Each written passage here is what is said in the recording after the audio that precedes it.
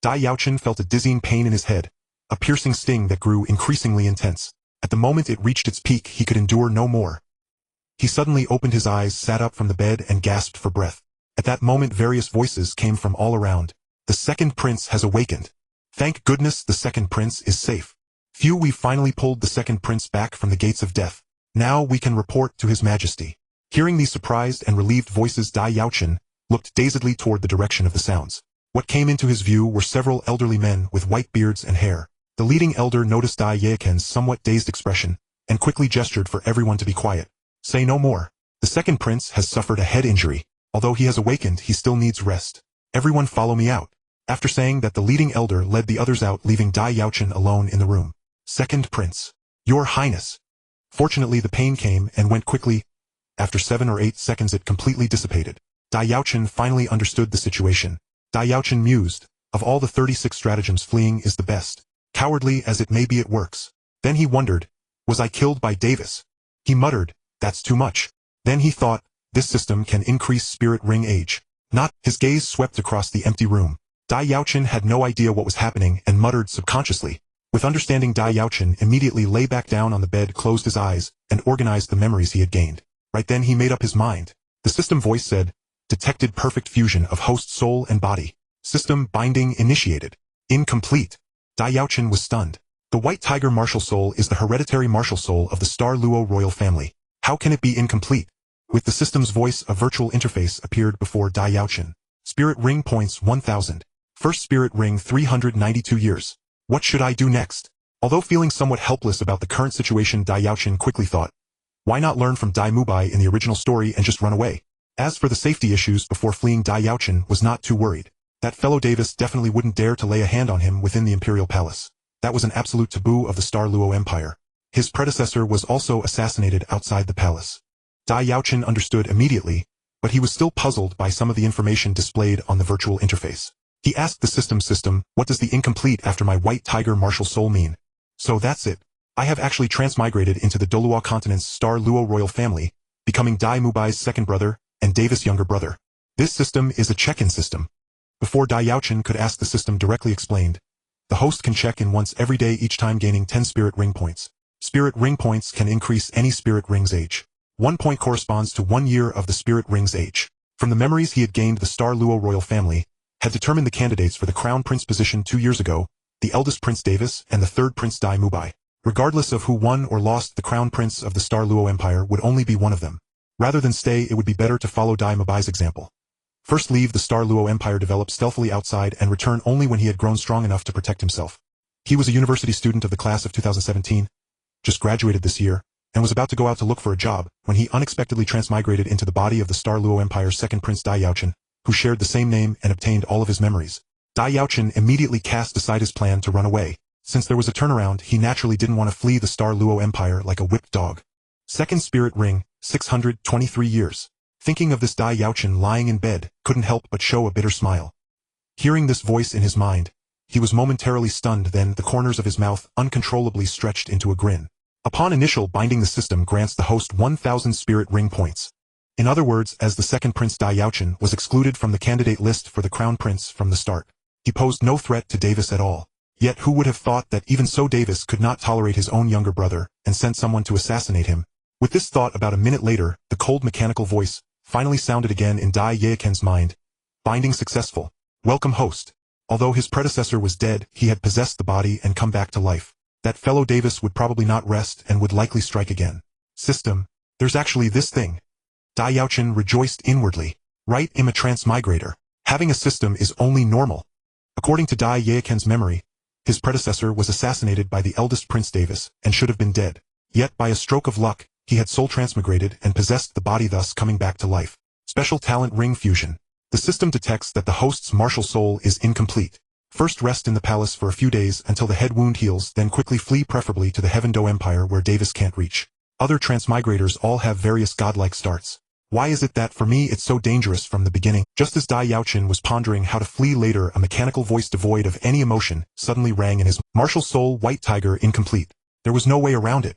The eldest Prince Davis was 4 years older, had nearly 10 levels higher spirit power, and countless supporters and lackeys. If Dai Yaochen stayed in the Star Luo Empire, he would only become more passive. The moment those words left his mouth, a loud boom seemed to explode in Dai Yaochen's mind. A flood of memories, not his own, surged wildly, flashing like slides, causing him splitting headaches. Host Dai Yaochen. Dai Yaochen's first thought was to flee. I wonder what abilities this system has. If it can make me strong quickly, then I won't need to run away. This question is not within the system's scope of answers. Alright. Hearing the system's reply, Dai Yaochen had to set aside the question for now and continue to ask. Then what about the ring fusion under special talents? I have the ring fusion talent. I have the ring fusion talent. According to system detection, the host possesses the ring fusion talent. The system confirmed Dai Yaochen had some impression of ring fusion. He recalled that Huo Wu of the Blazing Fire Academy and Ning Rongrong of the Seven Treasures Glazed Tile Sect both possessed this talent. After activating ring fusion, one could greatly enhance the effect of their own soul skills. According to the system, did he himself also possess the ring fusion talent? But from the memories he had obtained, his predecessor seemed unable to use ring fusion. How could he have this talent after his soul had crossed over? Dai Yaochen couldn't figure it out. But Dai Yaochen did not dwell on it. Since he couldn't figure it out, he stopped overthinking. For him, having an extra special talent was always a good thing. His attention was now more focused on the system's built-in features. Can I sign in once every day? He looked down, his gaze shifting to the sign in button at the bottom of the system interface. How should I sign in? Just press this button. No need for manual operation. The host only needs to use their mind to sign in.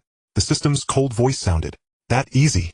Hearing the system's explanation, Dai Yaochen silently ordered a sign-in his mind. He saw the sign-in button on the interface turn gray, and his soul ring points increased by 10. Adding the 1,000 soul ring points given at the start by the system, Dai Yaochen now had 1,010 soul ring points.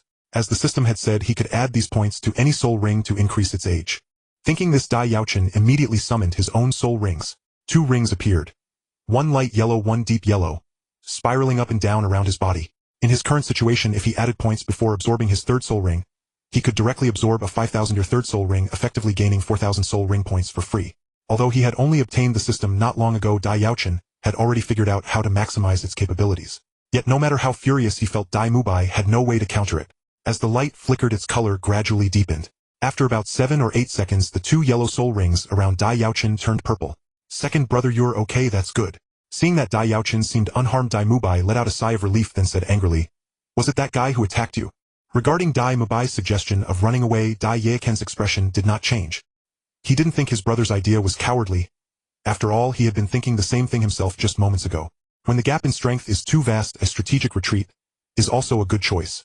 Simply signing in would only yield 36000 soul ring points over 10 years, upgrading the rings by 36000 years. But if he added points immediately after obtaining them, it would create a snowball effect. System, add 400 soul ring points to my second soul ring, and add the remaining points to my first soul ring. Dai Yaochen thought in his heart. Although Dai Mubai did not speak the exact name, they both knew who that guy was. Second brother, are you? With an anxious shout, a golden-haired youth with pupils in his eyes rushed in hurriedly from outside the hall. That guy tried to kill you. Even though he failed this time, there will definitely be more assassination attempts. If we stay in the Star Luo Empire, we'll both die. After experiencing the system's power, Dai Yaochen was brimming with confidence, and had completely abandoned the idea of running away. At worst, he would fight to the death with his cheap older brother Dai Yaochen. After all, he had already trained to level 30, and was about to absorb his third soul ring. If he held back from adding points to his first and second soul rings for the sake of concealment, his third soul ring would only be able to absorb a 1,000-year soul ring. Since he had so many soul ring points now, he might as well add them directly. Thinking of the huge gap between himself and Dai Yaochen, Dai Mubai was silent for a long time, his anger gradually turning into dejection. He said in a dry voice, "Second brother, let's leave the Star Luo Empire." Dai Yaochen nodded in agreement. This time was truly perilous. If I weren't lucky, I would have been killed by that guy. Dai Mubai was a full 6 years younger than Dai Yaochen. In terms of soul power cultivation, the gap was even wider.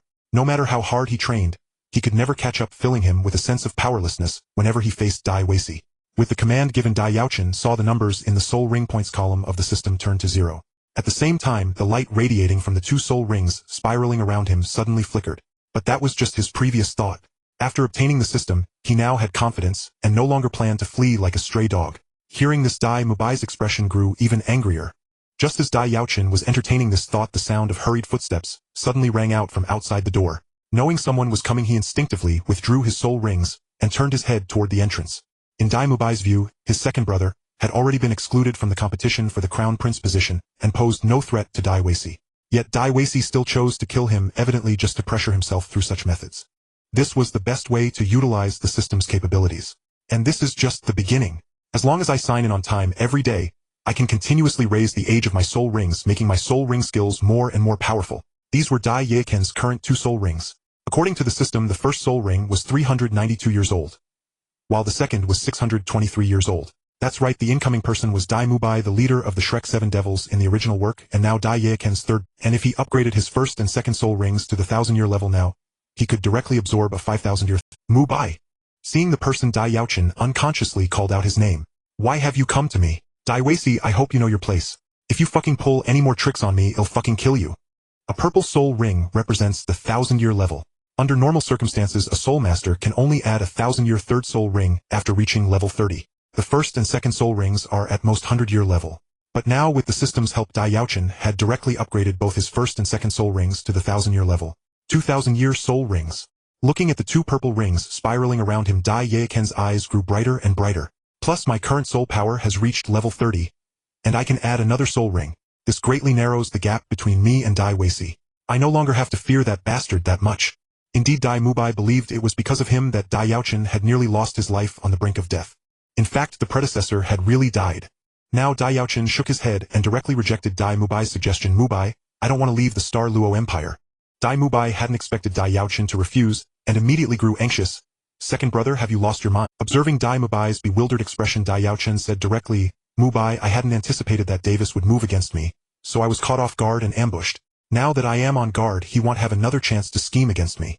After all, Davis and Dai Mubai were the officially designated contenders of the Star Luo royal family. Between them, a victor must ultimately be decided, so no matter how they fought, it was within the bounds of the rules. Dai Yaochen, however, was different. Since he had already been excluded from the competition for the Crown Prince's position, Davis could not openly suppress him. At most, he could only resort to covert tactics. But now that Dai Yaochen was on his guard against Davis, even if Davis tried to scheme against him again, it would be difficult to succeed. Hearing this, Dai Mubai pondered for a moment and found it quite reasonable. As long as his second brother remained cautious, there shouldn't be any major issues. With that in mind, Dai Mubai immediately stopped urging Dai Yaochen to flee the Star Luo Empire with him. Instead he said, in that case, second brother, take care of yourself. But I still have to leave. Dai Mubai was Davis' most direct competitor. Things had been slightly better before, but recently Davis had been intensifying his suppression, making it unbearable. Now that Davis had developed murderous intent, if he didn't flee, he would likely meet a violent death before long. You want to leave? That might be for the best. Dai Yaochen did not stop Dai Mubai's decision, but nodded. However, he suddenly thought of something and asked, Mubai, leaving the Star Luo Empire isn't a problem for you, but what about your fiancée? Indeed, at this moment Dai Yaochen suddenly remembered Zhu Zhuqing. If Dai Mubai simply ran away, her situation would become perilous. The leading spirit elder spoke, Your Highness the Second Prince, according to the royal family's accumulated experience over the years, the best third spirit ability for the White Tiger is the White Tiger Vajra transformation. So we captured a 1,000-year Vajra tiger that can produce this spirit ability. 99% of the people in the Star Luo Empire believed that the Crown Prince's position was already Davis for the taking. In their eyes, the third prince was a fleeing coward and the second prince was utterly unremarkable, posing no threat to the eldest prince whatsoever. She and I are both trapped by circumstances. I can barely save myself now, so I can no longer look at. Dai Mubai let out a self-deprecating laugh. Besides, if I flee the Star Luo Empire like a homeless dog, Davis will probably no longer see me as a threat.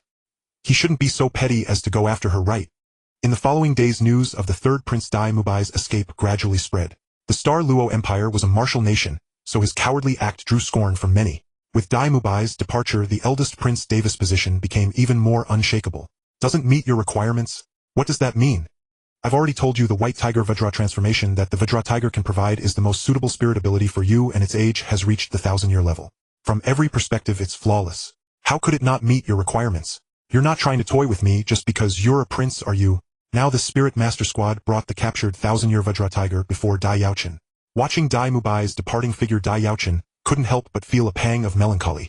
This parting left him wondering when they would ever meet again. Even if he tried to persuade Dai Mubai to stay, what good would it do?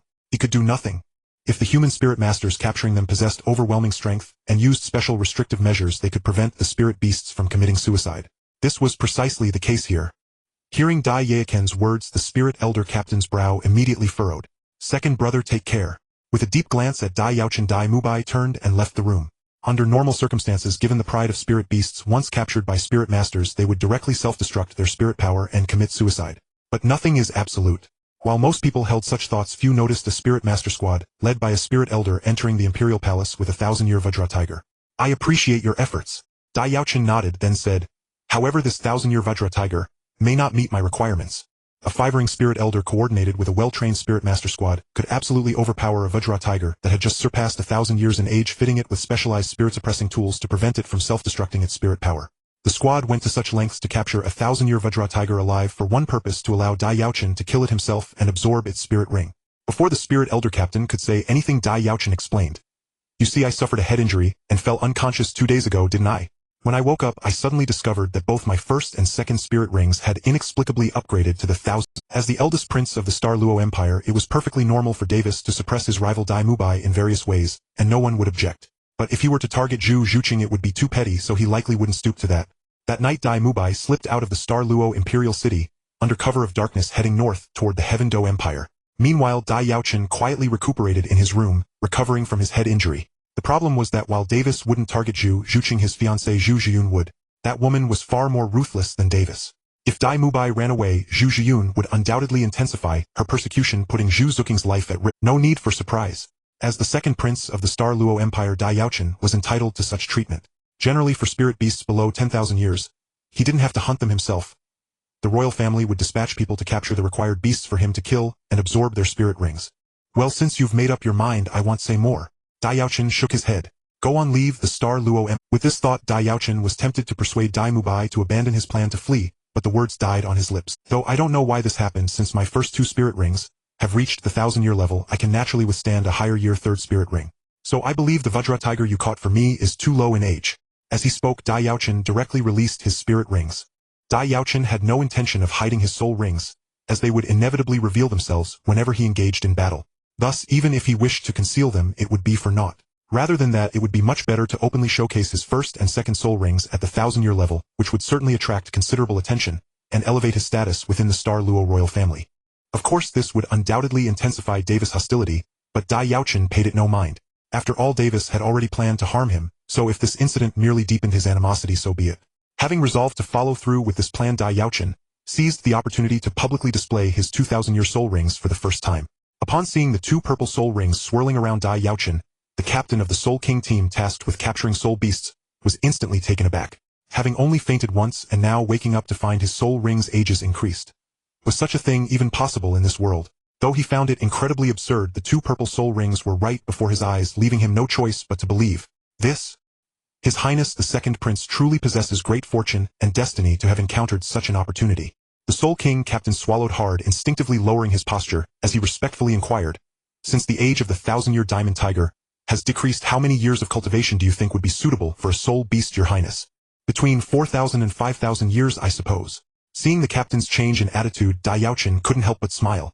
"I believe I can now bear such a level of soul ring." "Ah!" Upon hearing Dai Yaochen's words, a look of difficulty appeared on the captain's face.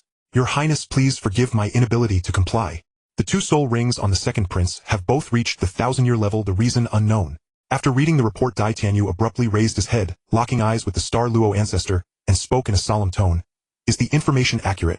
Unlike the divided power in the Heaven Do Empire, the Emperor of the Star Luo Empire held absolute authority, leading to a greater number of governmental affairs to manage. Dai Tianyu found himself working late into the night almost every day. After exiting Dai Yaochen's residence, the Soul King captain first signaled his team members to handle the 1,000-year diamond tiger, then hurried to report Dai Yaochen's situation to his superiors. "If the second prince's martial soul has returned to its ancestral form, it would be no small matter for our Star Luo Empire." Dai Tianyu's expression immediately shifted. In fact, not only did he hold a high status, but his strength was also the strongest within the Star Luo royal family. "With my strength, defeating soul beasts of 4 to 5,000 years would not be difficult. However, capturing one alive, preventing it from taking its own life, exceeds my capabilities." "I know that as well," Dai Yaochen replied with a smile. "So all you need to do is report my situation, and have the higher-ups dispatch a stronger soul master team. You can see for yourself." Without further explanation, the Star Luo ancestor flashed before Dai Tianyu and handed him a report. Dai Tianyu received the report with a puzzled expression, and began to read it, his surprise growing as he progressed through the White Tiger martial soul of the Star Luo royal family was once one of the most elite martial souls on Douluo Continent, not inferior at all to the Blue Lightning Tyrant Dragon, which is now claimed to be the strongest attack-type beast martial soul. I went to inquire. "Indeed," the Star Luo ancestor nodded, confirming. "Today a soul master team captured a 1,000-year diamond tiger for your second prince. However, he found the age of the diamond tiger too low, and showcased his soul rings on the spot, which were both purple. Everyone in that team witnessed it." Tianyu, do you understand what this means for your second prince? The age of a person's soul rings cannot inexplicably increase. There must be some catalyst behind it. Hearing the Star Luo ancestor's words, Dai Tianyu's heart stirred. Second granduncle, do you mean a mutation of the martial soul, or a return to its ancestral form? At that moment, as he was reviewing the last document, an aged voice suddenly echoed from the entrance of the hall. Tianyu, it seems your second prince has encountered some intriguing circumstances. To capture a soul beast of 4,000 to 5,000 years, at least a soul master team led by a 6-ring soul emperor must be deployed. It seems that is the only way forward. The Soul King captain pondered for a moment, realizing that this was indeed the only way to handle it. Then we won't disturb His Highness the Second Prince's cultivation. I will return to report and request a stronger soul master team to assist His Highness in capturing the most suitable soul beast within 3 days. As night fell, a certain hall in the Star Luo Imperial Palace remained brightly lit, where the nearly 50-year-old Emperor Dai Tianyu was burning the midnight oil attending to governmental affairs. That's right, the Star Luo ancestor smiled. I suspect your second prince is highly likely to have his martial soul returned to its ancestral form. However, regrettably, during the process of inheritance, due to certain special reasons, the source of the White Tiger martial soul of the Star Luo royal family has been weakened in each generation. By the time the royal family realized this issue, it was already irreparable, leaving the current White Tiger martial souls in the royal family's lineage incomplete. Upon hearing this voice, Dai Tianyu immediately set down the document in his hand and looked towards the entrance of the hall, where he saw an elderly man dressed in white robes exuding vitality. Second granduncle, what brings you here? As the emperor of the Star Luo Empire, Dai Tianyu had always maintained his composure. However, upon seeing the elderly man at the hall's entrance, a rare look of surprise crossed his face. My second prince, Yaochen, what has he done to stir even you? From Dai Tianyu's address, it was clear that this elderly man held an astonishingly high status within the Star Luo royal family, making it not an exaggeration to refer to him as an ancestor. Having spoken, the Soul King captain bowed to Dai Yaochen and left the premises with his team members. The incompleteness of the White Tiger martial soul had always been a pain for the Star Luo royal family. In such circumstances, should a royal descendant with a White Tiger martial soul returning to its ancestral form appear, its significance would be undeniable. To put it bluntly, a royal descendant with a complete White Tiger martial soul could even be more important than the emperor of the Star Luo Empire, as emperors are born in each generation, whereas a complete White Tiger martial soul has not been seen for many years. But don't celebrate too soon. The Star Luo ancestor shook his head. The return of the martial soul to its ancestral form is still uncertain. My assumption is based on the enhancement of your second prince's soul rings, but the specific circumstances need me to investigate personally. Having said this, he directly flashed away from the hall. Dai Yaochen was currently in his own room, planning his future development, based on his memories of the original story.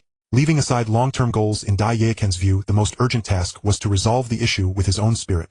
Every time he opened the system interface, he could see the glaring word incomplete in the spirit column, so conspicuous that he couldn't help but pay attention to it. The spirit was the most fundamental aspect of a soul master. If he didn't prioritize fixing the defect in his White Tiger spirit, no matter how well he planned for the future, a sudden mutation in his spirit would disrupt his entire strategy. Thus, the spirit problem had to be resolved as quickly as possible. However, even though Dai Yaochen wanted to resolve the defect in his White Tiger spirit, he had no idea how to go about it. The system only told him that the White Tiger spirit was incomplete and flawed, but it refused to reveal where the flaw lay, leaving Dai Yaochen completely clueless. Without even knowing the specific issue with the White Tiger spirit, how could he possibly find a way to solve it? Just as Dai Yaochen was feeling troubled about this, he failed to notice an elderly figure who had silently slipped in. This figure was none other than the Star Luo ancestor who had come to check on Dai Yaochen. Seeing him with a furrowed brow, the ancestor couldn't help but speak. Little one, what are you pondering? Who? A sudden voice in his room startled Dai Yaochen. He sprang to his feet, soul power surging as his White Tiger spirit instantly manifested. As the second prince of the Star Luo Empire, his former self had met the Star Luo ancestor a few times, so Dai Yaochen recognized him now. Indeed, seeing Dai Yaochen nod, the Star Luo ancestor revealed a knowing smile and continued, child, do it again. This time don't hold back. Unleash your White Tiger's blazing beam with the maximum power you can muster. Although he had anticipated that revealing 2,000-year spirit rings would attract some attention, Dai Yaochen never expected the Star Luo ancestor to personally visit him. A dense white light coalesced in Dai Yaochen's mouth, then shot forth, precisely striking a stone block. With a resounding blast, the block shattered completely. Suppressing his inner admiration, Dai Yaochen nodded in confirmation to the Star Luo ancestor's words. Are you, granduncle? Hearing the Star Luo ancestor's words, a memory flashed through Dai Yaochen's mind, and he blurted out instinctively. Dai Yaochen felt a dizzying whirl, and when he came to, he found himself no longer in his residence, but in a secluded training hall within the palace. The night was deep, and no one else was active in the hall. Fine, you're the elder, so you call the shots. You'll do it again if you say so. With that thought, the Star Luo ancestor continued, little one, did you hold back the power of your White Tiger's blazing beam just now? You should be able to make this soul skill even stronger. You should be able to make this soul skill even stronger. With a flash of white light, Dai Yaochen's muscles bulged dramatically, his fingers extending into blade-like claws. His entire being exuded a ferocious aura, as two purple spirit rings rose from beneath his feet, circling around his body. Though he recognized the ancestor, Dai Yaochen was filled with confusion about his arrival. In the past, the white tiger's blazing beam would at most leave a few cracks on a stone block. Now that his spirit rings had been elevated to the 1,000-year level, the beam's power had surged, capable of shattering the block entirely. Dai Yaochen was quite satisfied with this result. White tiger's blazing beam activate. Is this spirit ring fusion? But how did Granduncle notice I was holding back? So this is the caliber of a top-tier powerhouse in the Douluo Continent. Truly formidable. Releasing Dai Yaochen's shoulder, the Star Luo ancestor smiled and pointed at a stone block in the training hall. Little one, use your second soul skill, White Tiger's blazing beam, on that block. Is he testing the power of my soul skill now? Dai Yaochen thought as he casually aimed at the block. The ancestor had indicated and activated his second spirit ring. Even though Dai Yaochen was pleased, the Star Luo ancestor frowned. Just a pure surge of soul power with no trace of light attribute fluctuation. The ancestor was somewhat disappointed. Could it be that the child unconsciously restrained his light attribute, keeping it from manifesting in the skill? Dai Yaochen couldn't understand. There seemed to be something he didn't know about. Witnessing this, the Star Luo ancestor was taken aback. As the Star Luo ancestor had said when he unleashed the White Tiger's blazing beam, he did feel that he could amplify its power if he wished, but he hadn't done so earlier. And at that moment, a peculiar phenomenon occurred. Though Dai Yaochen intended only to use his second soul skill, both of his spirit rings lit up simultaneously. Taking a deep breath, Dai Yaochen held nothing back this time, channeling his soul power to its fullest to unleash the most potent White Tiger's blazing beam. Hearing the Star Luo ancestor's words, Dai Yaochen raised an eyebrow. His first two spirit rings had been elevated to the 1,000-year level, which, while not trivial, shouldn't have warranted a visit from his granduncle. Little one, I need to speak with you. Seeing that Dai Yaochen recognized him, the Star Luo ancestor reached out a hand and placed it on his shoulder. Come with me. Indeed, your first two spirit rings have been elevated to the 1,000-year level. Though he already knew, the Star Luo ancestor still examined the two purple spirit rings on Dai Yaochen with keen interest as he spoke. Don't be nervous, little one. Don't you recognize me? This little one actually possesses the talent for spirit ring fusion, a bloodline awakening of the light attribute through atavism coupled with fusion talent. This is truly extraordinary. A thought flashed through the Star Luo ancestor's mind. Meanwhile, Dai Yaochen's White Tiger's blazing beam, enhanced by the fusion state, shot forth and struck another stone block in the training hall. This time, without a loud noise, the block was simply annihilated. Compared to the previous strike, it was clearly more powerful, demonstrating that spirit ring fusion significantly amplified the soul skill's might. However, while spirit ring fusion amplified the skill's power, it also consumed much more soul power. This single strike drained a third of Dai Yaochen's soul power. Great uncle, how was it? Letting out a long breath to calm the surging soul power within him, Dai Yaochen withdrew from his White Tiger spirit possession and turned to look at the Star Luo ancestor beside him. You told me to unleash everything without holding back, didn't you? I did as you said. So what now? The Star Luo ancestor remained silent, his gaze fixed oddly on Dai Yaochen. After a long pause, he finally spoke. Since you possess the talent of ring fusion, why didn't you reveal it earlier? If you had shown your ring fusion talent sooner, the position of Crown Prince would have been unquestionably yours. Your elder brother and third brother wouldn't even have been worthy to compete with you. Ah! Hearing the Star Luo ancestor's words, Dai Yaochen was taken aback. Great uncle, I wasn't deliberately hiding it. My ring fusion talent only awakened a few days ago. And is it really that formidable? Although ring fusion could enhance the power of soul skills, Dai Yaochen felt it couldn't be as extraordinary as the Star Luo ancestor claimed. In your view, what is ring fusion? Seeing Dai Yaochen's doubt, the Star Luo ancestor countered immediately. What is ring fusion? Dai Yaochen pondered briefly before replying. Ring fusion is a special talent that amplifies the power of one's. That is merely the most superficial understanding of ring fusion. Hearing Dai Yaochen's answer, the Star Luo ancestor shook his head helplessly. It seems I must explain the specifics of ring fusion to you in detail. I appreciate your efforts. Dai Yaochen nodded, then said, however, this 1,000... With that, the Star Luo ancestor led Dai Yaochen to a seat beside the training hall. After organizing his thoughts briefly, he began his explanation. Dai Yaochen nodded to show his understanding, while also thinking about the check-in system bound to him. So that's it. Dai Yaochen realized. When a soul skill is activated under ring fusion, its power equals the sum of the years of all your soul rings. Do you understand? A soul master with the ring fusion talent can, when unleashing a particular soul skill, channel soul power through all their soul rings simultaneously, thereby vastly increasing the skill's potency. Let me put it this way. Seeing Dai Yaochen's bewildered expression, the Star Luo ancestor continued to explain. Take a concrete example. A two-ring great soul master with ring fusion has a first soul ring of 400 years, and a second of 600 years. By using ring fusion to activate a soul skill, They combine the 400 and 600 years, elevating the skill's power to the 1,000-year level. The Seven Treasures Glazed Tile sect is in the Douluo Empire, so it's not directly relevant to us. The Star Luo ancestor went on. I use this example only to show you how powerful ring fusion truly is. What matter of mine could involve the entire Star Luo Empire?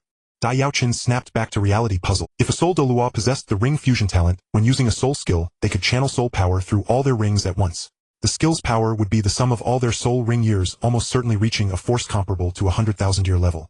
Take Ning Fengji, the current sect master of the Seven Treasures Glazed Tile sect. His first soul ring is only of the 100-year level, yet it provides an astonishing 80% power amplification. If not for ring fusion, how could an ordinary 100-year soul skill grant such a boost? As a one-ring soul master, the Seven Treasures Glazed Tile Pagoda only offered a 20% amplification, but with each additional soul ring the amplification effect increases by another 10% from the base. That is the work of ring fusion. Your possession of the ring fusion talent is indeed a tremendous surprise, but that is not why I came to find you tonight. After finishing his explanation of ring fusion, the Star Luo ancestor paused briefly before shifting the topic. As powerful as ring fusion is, it only concerns your individual combat strength. The matter I wish to discuss with you involves the entire Star Luo Empire. As a spirit that inherently carries the ring fusion talent, it's no wonder the Seven Treasures Glazed Tile Pagoda is cursed to never break through to level 80. Otherwise, a group of soul Douluos and title Douluos capable of ring fusion, even if only support type, would be outrageously overpowered under the effect of this talent. The Seven Treasures Glazed Tile Pagoda is related to ring fusion. Dai Yaochen couldn't help but ask. After listening to the Star Luo ancestor's introduction to ring fusion, Dai Yaochen was inwardly shocked. Ring fusion is actually this powerful. Your spirit. The Star Luo ancestor stated directly, your first and second soul rings have been elevated to the 1,000-year level. I believe this cannot be without reason, so I suspected your white tiger spirit might have reverted to its ancestral form, awakening the light attribute. That's why I came to examine you. If what the Star Luo ancestor said was true, then the ring fusion talent was indeed remarkable. It might not be too obvious in the early stages, but it would become incredibly absurd later on. So-called ring fusion is not a skill one can learn through practice, but a special talent possessed by only a very few soul. He had previously wondered why, after attaching soul rings, the resulting soul skills were usually fixed and shouldn't change. Yet the amplification soul skills of the Seven Treasures Glazed Tile Pagoda could continuously grow. It turned out to be the effect of the ring fusion talent. Dai Yaochen knew that ring fusion could enhance the power of soul skills, but the Star Luo ancestor's explanation was somewhat convoluted, leaving him even more confused. Of course, ring fusion is formidable. The Star Luo ancestor smiled. The Seven Treasures Glazed Tile Pagoda's status, as the strongest support type tool spirit on the Douluo Continent, is largely due to the ring fusion talent. The sole function of the check-in system was to increase the years of soul rings, and the ring fusion talent was closely tied to the age of soul rings. From this perspective, the combination of the two was indeed perfectly complementary. Spirit reversion to ancestral form, awakening the light attribute. Hearing the Star Luo ancestor's words, Dai Yaochen's heart stirred. What does that mean? The Seven Treasures Glazed Tile Pagoda spirit has a major flaw. Soul masters with this spirit can never break through level, the Star Luo ancestor said. But even so, the Seven Treasures Glazed Tile Pagoda remains firmly the strongest support type tool spirit on the continent, and the reason lies in ring fusion. The ring fusion talent is extremely rare, one in 10,000, yet the Seven Treasures Glazed Tile Pagoda inherently possesses this talent. Every soul master with this spirit can perform ring fusion, and that is its most formidable aspect. Think about it, how many title Douluos lack a single 100,000-year level soul skill, yet with the ring fusion talent one could unleash a power comparable to a 100,000-year level even at the soul Douluo stage. Tell me, isn't ring fusion powerful?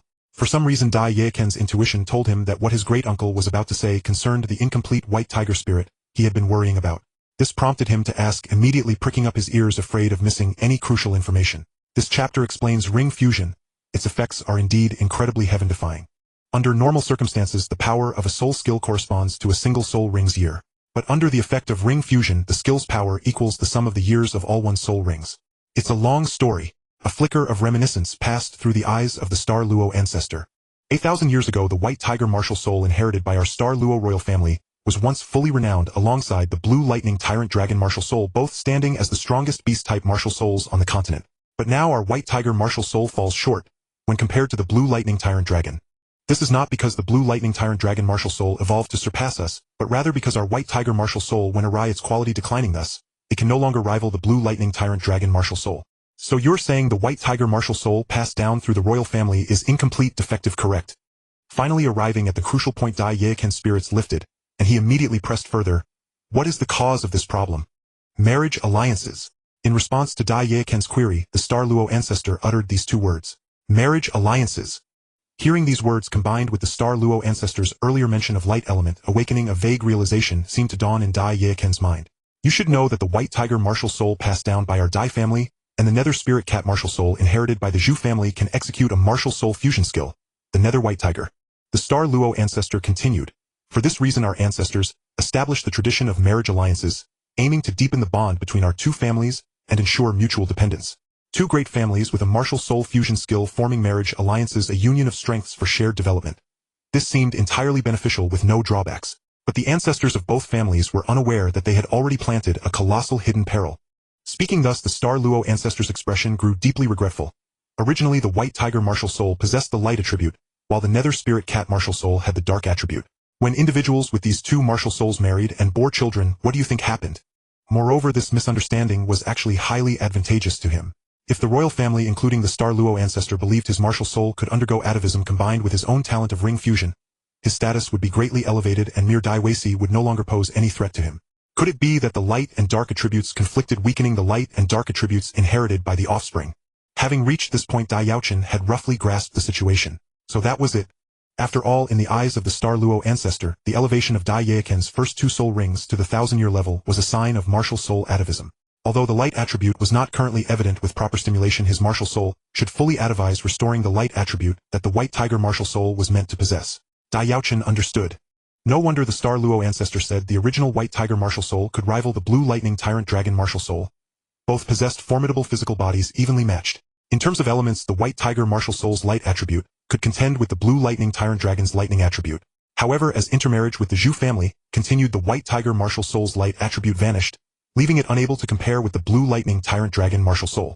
After speaking, the Star Luo ancestor led Dai Yaochen back to his room and then hurriedly left. Since you granduncle and the others were aware of this drawback, why have you persisted in marriage alliances to this day? This thought suddenly occurred to Dai Yaochen, and he couldn't help but ask.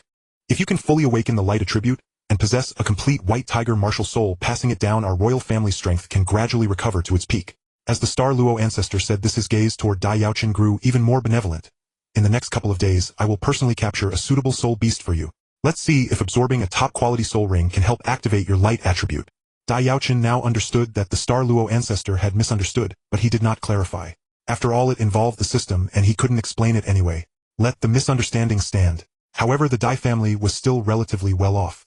Even without the light attribute, the white tiger martial soul's physical prowess remained formidable. Though no longer top tier, it was still a first-rate martial soul. Even if the marriage alliances ceased, the loss of the light and dark attributes in the two families' martial souls was already irreparable. Since that was the case, they might as well continue the alliances, as things couldn't get much worse. Moreover, the alliances would help stabilize their rule over the Star Luo Empire. Yet what the Star Luo ancestor did not know was that the increase in Dai Yaochen's soul ring age was entirely due to the system having nothing to do with so-called martial soul atavism. As for reawakening the light attribute, there was not the slightest sign of it. Correct. The Star Luo ancestor nodded. The conflict between the light and dark attributes led to their mutual cancellation. As a result of our two families' intermarriage, the light and dark attributes grew weaker and weaker. The light origin of the white tiger martial soul and the dark origin of the nether spirit cat were continuously eroded until they were completely lost, leaving only the physical aspects. The Star Luo ancestor explained. By the time our ancestors discovered this problem, it was already too late. The loss of the light and dark attributes in the white tiger and nether spirit cat martial souls could no longer be halted. Even if the marriage alliances were abandoned after 2 or 3 generations, the light and dark origins of both families' martial souls would have been utterly depleted. In the several hundred years since our royal family has not produced another person with a complete white tiger martial. At this point, the Star Luo ancestor looked directly at Dai Yaochen. Until now, when your martial soul has undergone atavism or at least shown signs of it. Although in the earlier test, the Star Luo ancestor had not sensed the slightest fluctuation of the light attribute in Dai Yaochen's skills, he did not outright dismiss the possibility of Dai Yaochen's martial soul atavism. As for now, it's getting late. Go back and rest well. The Zhu family was truly the one that suffered more. With the loss of the dark attribute, the nether spirit cat martial soul had fallen to a second-rate level, forcing them to focus on developing physical abilities evolving toward the agility attack type. Dai Yaochen didn't know how to judge the choice made by the ancestors of both families. He needed to go back and study what kind of soul ring Dai Yaochen should absorb to help activate the light attribute. The light attribute was lost. After the Star Luo ancestor left, Dai Yaochen sat on the bed looking down at his open hands. He unconsciously made a grasping motion as if trying to seize something. Since it's lost, he'll find a way to restore it. Knowing that the issue with his white tiger martial soul was the absence of the light attribute, Dai Yaochen could now strive toward reawakening it. As for how to proceed, he already had a vague plan in mind. However, before implementing his own plan, Dai Yaochen decided to first try the Star Luo Ancestor's method to see if it would succeed. Dai Yaochen had only waited 2 days before Luo Ancestor came calling once more, this time bringing along a tiger type. The tiger-type soul beast measured nearly 5 meters in length, its body adorned with mottled stripes. The most peculiar feature was its pair of violet eyes which blazed with hatred as Luo Ancestor held it firmly in check, suggesting an intelligence rivaling that of humans. This is a violet-eyed spirit tiger. After a brief search through his memories, Dai Yaochen quickly identified the tiger-type soul beast, and couldn't help but ask in confusion, isn't it a spiritual attribute soul beast? Dai Yaochen had assumed that Luo Ancestor would target soul beasts with light attribute to help him awaken his light attribute. But to his surprise, the ancestor had captured a spiritual attribute violet-eyed spirit tiger. What was going on? Did you think that awakening your light attribute necessarily required a light attribute soul beast? Seeing Dai Yaochen's puzzled expression, Luo Ancestor chuckled. Young one, you still have much to learn. Dai Yaochen's expression remained unchanged at Luo Ancestor's words, as he silently awaited the explanation. Luo Ancestor held the violet-eyed spirit tiger down with one hand, while pointing to his own head with the other, continuing, young one, remember, spirit is the foundation of all attributes. Only with a powerful spiritual force can one master various attributes. Your soul ring's age increased, indicating signs of your martial soul's atavism. But why hasn't your light attribute manifested yet? Clearly it's because your spiritual power is insufficient to control the awakening light attribute, which is why it remains. In this case, only by adding a spiritual attribute soul ring to enhance your spiritual power can we help stimulate your Luo Ancestor's reasoning seemed impeccable, yet Dai Yaochen felt utterly speechless inside. Without further ado, Dai Yaochen directly manifested his white tiger martial soul, using his sharp tiger claws to strike at the violet-eyed spirit tiger's throat. A white glow of soul power radiated from Dai Yaochen's right hand, but Luo Ancestor detected no trace of light attribute fluctuation within it. Clearly this attempt had not succeeded. Gazing at the violet-eyed spirit tiger before him, Dai Yaochen doubted that the soul ring it produced would significantly aid in awakening his light attribute, yet he did not refuse. No good. Luo Ancestor's expression showed a hint of regret, but he still asked, what's your current soul power level? Absorbing a soul ring beyond your rank should have granted more than just one level, right? And what is your third soul skill? Luo Ancestor's deduction process was sound, but it all rested on the premise that Dai Yaochen's white tiger martial soul had undergone atavism. The maximum absorption limit for a third soul ring was 1760 years.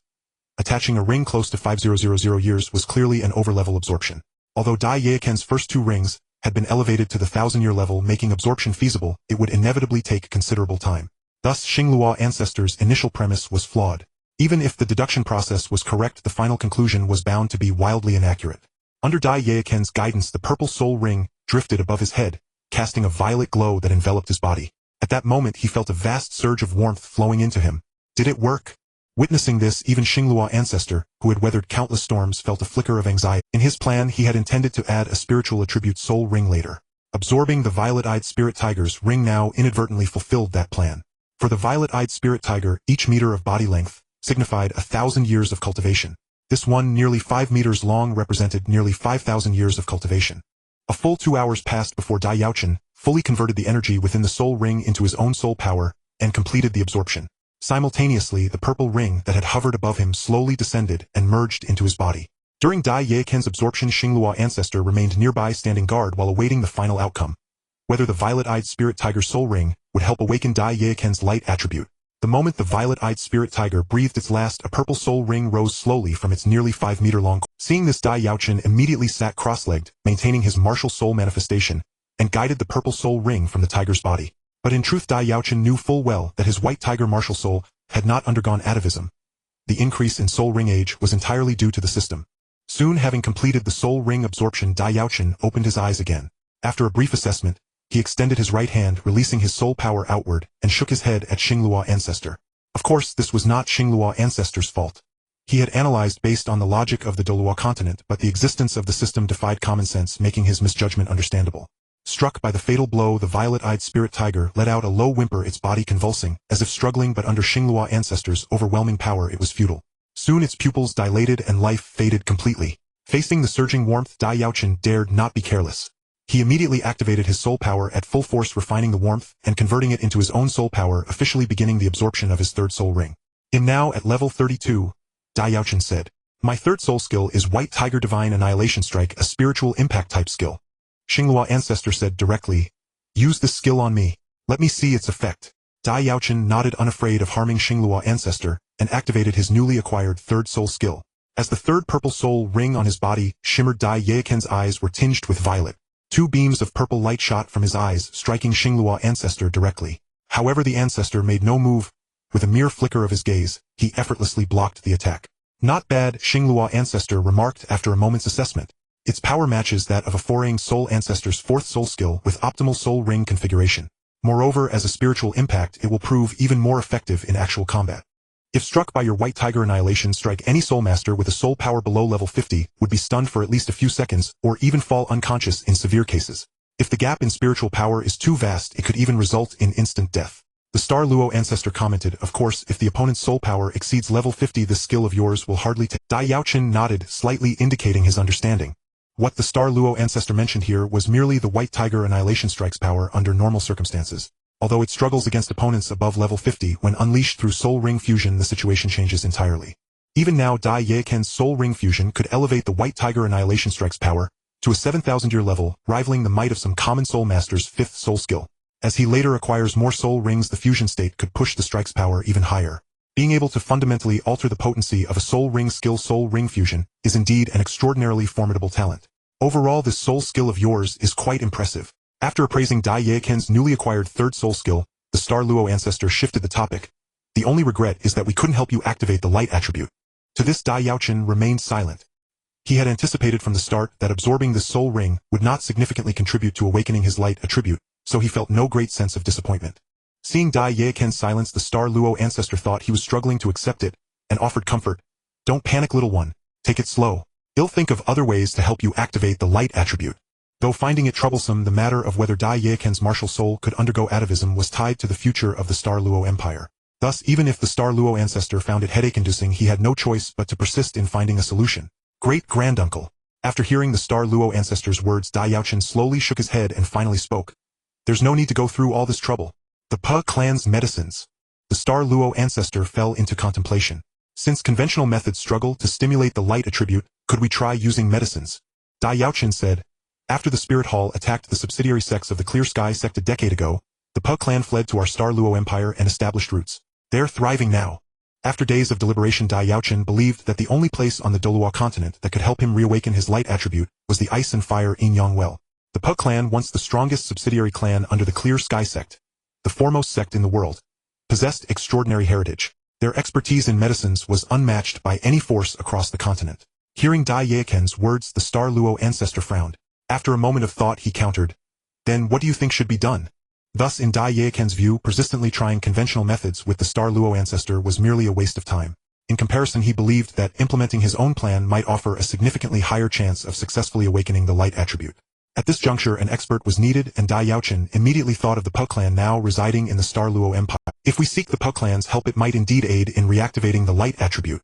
Unable to devise a good solution in the short term, the Star Luo Ancestor found Dai Yaochen's proposal worth trying. Very well, then I'll accompany you to the Pa clan. The Pa clan specialized in medicines. As its patriarch Yang Wudi in the original story recognized the mysterious fragrant Qilua immortal at a glance, so he definitely knew all kinds of immortal herbs.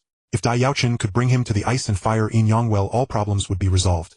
Every immortal herb could be identified, and Dai Yaochen would only need to consume the one most suited to him, likely reawakening his light attribute. As a transmigrator, Dai Yaochen would never overlook this place. In his view, only the immortal herbs from the Ice and Fire Yin-Yang Well possessed the power to seize heaven's creation and overturn fate. To restore the lost light attribute of his White Tiger martial soul, he had to consume a suitable immortal herb. After our Dai ancestors discovered the issue with the White Tiger martial soul, they must have tried every possible method, yet they ultimately could not halt the loss of the light attribute, helplessly watching the martial soul's quality decline. So I believe that to activate my light attribute now, conventional methods are useless. We must take an unorthodox path and employ special means. Could the Pa clan's medicines help him awaken the light attribute? Dai Yaochen held little hope for that. His suggestion to seek the Pa clan had a different purpose. However, regarding the immortal herbs in the Ice and Fire Yin-Yang Well, Dai Yaochen only knew their general names. If he had to identify them by name alone, he would likely make mistakes. Moreover, some herbs required special harvesting methods, like gold retrieval with jade or jade retrieval with gold, which he couldn't recall.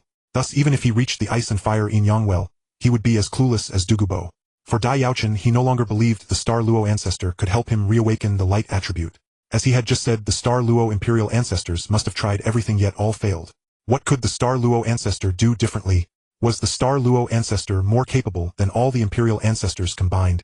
Upon gaining the Star Luo ancestors' consent, Dai Yaochen's spirits lifted. I've heard the Pa clan excels in medicines. Perhaps they can formulate a special concoction to help me activate the light attribute. This was the truly reliable method. Because Yongwudi's help was indispensable, Dai Yaochen proposed visiting the Pa clan to the Star Luo ancestor. Fortunately, the ancestor agreed. Had he refused, it would have been troublesome. After finalizing the plan to visit the Pa clan, the Star Luo ancestor waved his hand, and the stiffened corpse of the purple-eyed spirit tiger instantly disintegrated, leaving not even a speck of dust. Then he continued to Dai Yaochen. Now that you've acquired your third soul ring, take some time to rest and thoroughly comprehend your third soul skill. Every soul skill is profound. You'll return in 3 days and well set off together for the Pa clan. With that, the Star Luo ancestor vanished in a flash, departing the scene.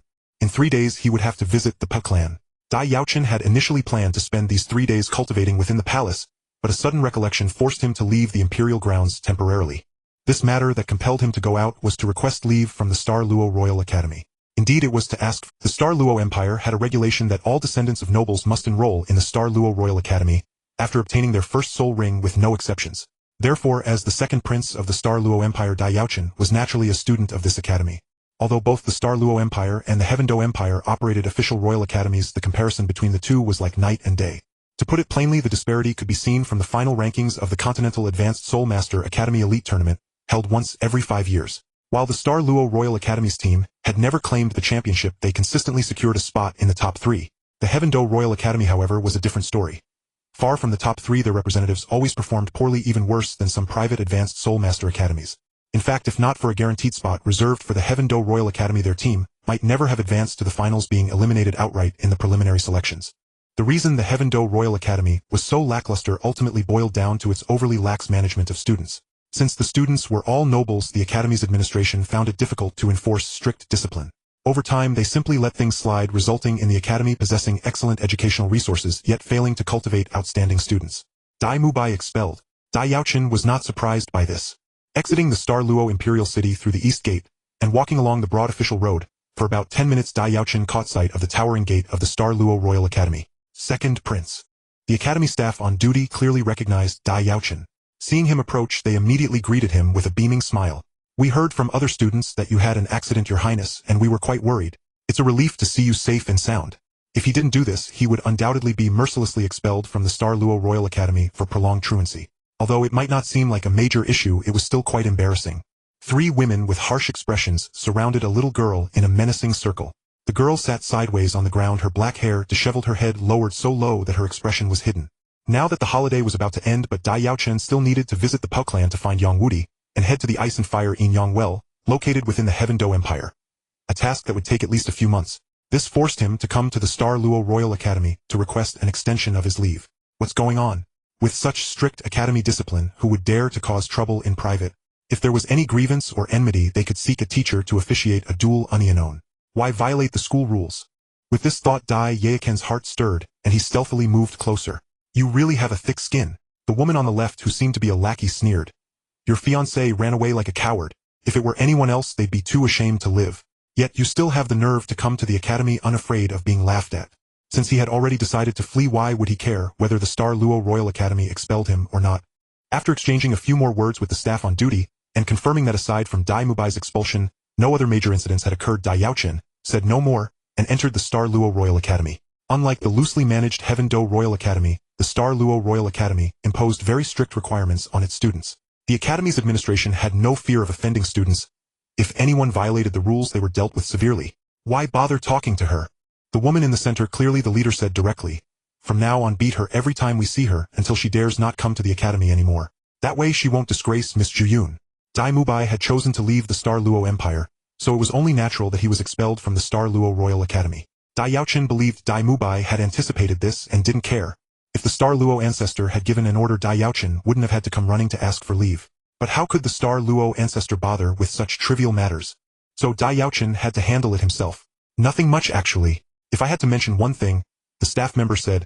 "A few days ago, the third prince left the Star Luo Empire, didn't he?" After confirming this news, the academy expelled him.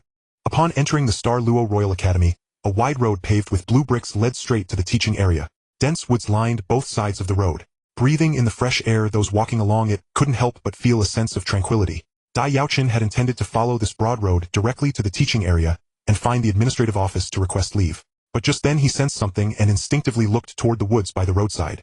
In response to the staff's deliberate flattery, Dai Yaochen merely offered a reserved smile and inquired, "Has anything major happened at the academy during my absence?" Having absorbed a 5,000-year spirit ring of the mental attribute Dai Yaochen's spiritual power had significantly increased, sharpening his senses.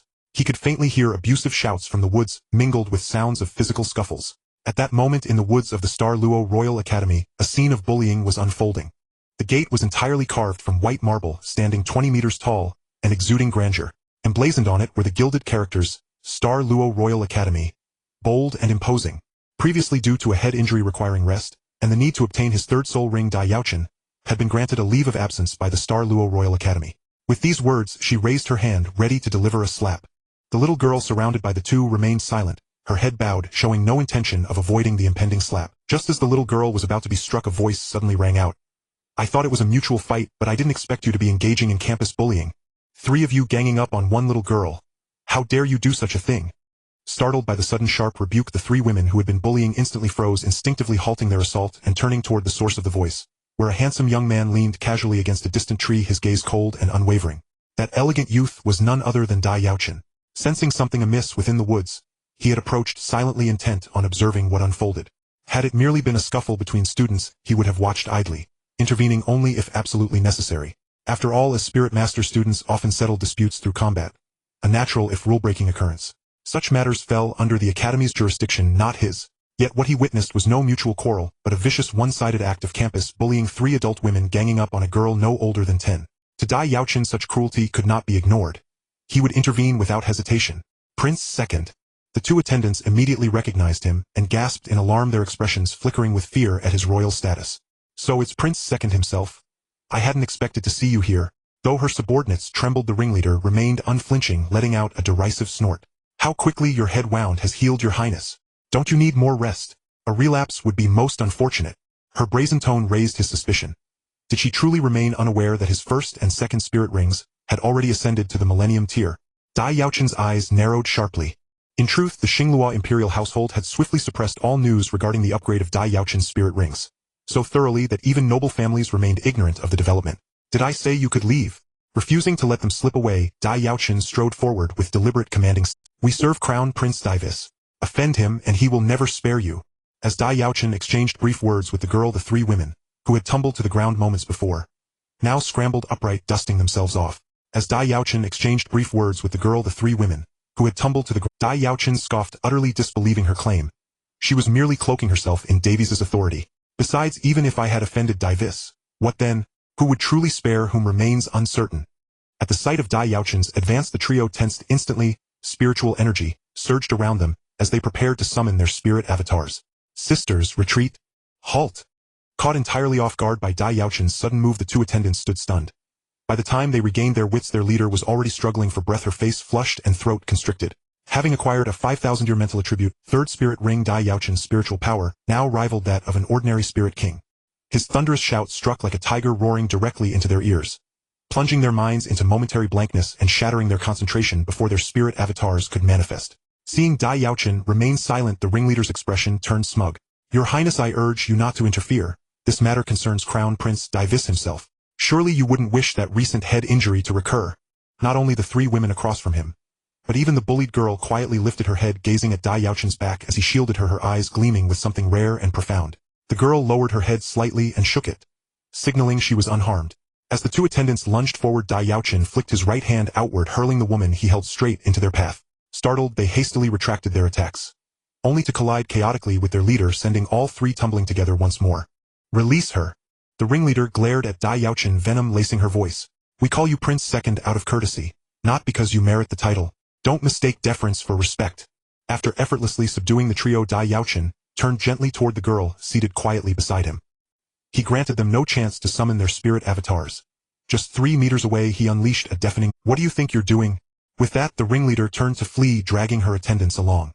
"You, truly insufferable." Cowed by Dai Yaochen's overwhelming aura, her bravado crumbled. Her voice wavered, defiant yet hollow. "I'll repeat your words to Crown Prince Daivis verbatim. He'll deal with you soon enough. Threatening me with Davies's name." At her words, Dai Yaochen's gaze turned glacial. In a blur of motion, before anyone could react, He closed the distance, his right hand snapping forward to seize the ringleader's throat. With chilling calm, he tightened his grip and lifted her clear off the ground. "Are you Davies's dog?" Seizing that instant, Dai Yaochen reappeared before her, not grasping her throat this time but locking his fingers firmly around her right wrist. The two attendants roared in unison, their bodies blazing with spiritual energy, as they launched a coordinated assault. His voice carried absolute, unshakable confidence, as though Davis held no weight in his estimation. The three women stood paralyzed, utterly subdued. The ringleader snapped back to awareness, only to feel her wrist seized. She recoiled instinctively, but before she could wrench free, searing pain erupted from her wrist. Dai Yaochen had snapped it clean. "This hand, you raised it to strike her, now it's broken. Consider it a modest lesson. Should you dare raise it again, a fracture will be the least of your worries. I'll sever it myself, blade in hand." He'd seen it from afar. The moment she lifted her hand to slap the girl, such brutality was unforgivable. Did they truly comprehend the lasting psychological wound a single brutal slap could inflict upon a 10-year-old child? Dai Yaochen snapped her wrist, causing the leading bully to break out in cold sweat from the pain. However, she clenched her teeth tightly and refrained from crying out, instead saying, "Dai Yaochen and Zhu Zhuqing, remember this. This isn't over. I will definitely seek justice from Lord Davis. Just you wait." After uttering this final threat, the three of them fled in disgrace, not daring to linger for a moment. Ordinarily, if someone dared to bluster after he had dealt with them, Dai Yaochen would have taught them another lesson. But this time he let it slide frozen in place. When he came to his senses, he immediately turned to look at the little girl sitting sideways behind him. After all this time, the girl they had been bullying was Zhu Zhuqing. Although the Star Luo royal family and the Netherworld Duke's household were very close, his previous self had never actually met Zhu Zhuqing. If the bullying girl hadn't finally shouted her name, he truly wouldn't have recognized her. Still, it wasn't Dai Yaochen's fault for not recognizing her. The little girl before him was far too different from the Zhu Zhuqing he remembered. Thinking this, Dai Yaochen couldn't help but cast a peculiar glance over the little girl. This kid looked utterly unremarkable. It was hard to imagine she was the same broad-minded Zhu Zhuqing. Well, she was probably not even 10 yet, so he couldn't be too demanding. After all, she still needed time to grow. A strange thought flashed through his mind, and Dai Yaochen felt something was off about himself. He shook his head vigorously, casting the notion aside, then helped Zhu Zhuqing up, saying, "So you're Zhu Zhuqing. I've heard of you. The fourth daughter of the Netherworld Duke, right?" Zhu Zhuqing nodded, tucking her disheveled strands of hair behind her ear. After a brief silence, she said softly, "They were sent by Zhu Zhuyun. Don't worry about their threats. They can't even get an audience with Davis." Hearing this, Zhu Zhuqing jerked her head up like a cat whose tail had been stepped on, her face resolute. "I will never run." To this, Zhu Zhuqing merely lowered her head and remained silent. Zhu Zhuqing said with a darkened expression, "Zhu Zhuyun can't act recklessly in the academy, so she only sends people to bully me. If I left the academy and returned to the Duke's mansion, I'd probably be dead by now. Davis wouldn't stoop to sending people specifically to bully Zhu Zhuqing. That would be too beneath him to spread around. So these three women were most likely sent by Zhu Zhuqing's sister Zhu Zhuyun." Dai Yaochen fell silent. The reason they had claimed to be Davis people was simply that Zhu Zhuyun's name alone wasn't enough to intimidate him, so they borrowed Davis' authority. Thinking this, Dai Yaochen felt a pang of sympathy for Zhu Zhuqing's plight and asked, "Even though I warned them just now, they probably won't take it to heart. If they come to bully you again, what will you do?" Seeing this, Dai Yaochen sighed and said, "How about this? I'm going on a trip in a couple of days and won't be back for a few months. Do you want to come along?" To Zhu Zhuqing, Dai Yaochen's proposal seemed like a way to take her away to hide for a while. A form of escape. But escape had never been her choice. "What's there to fear?" Dai Yaochen said nonchalantly. "Worst case, I'll just fight him. I've been wanting to see how strong I really am." Just based on his current strength, he was already stronger than Davis, not to mention the favor of the Star Luo ancestor. So naturally, he wasn't afraid of Davis. Even if his soul power level was behind, he had an overwhelming advantage in soul rings.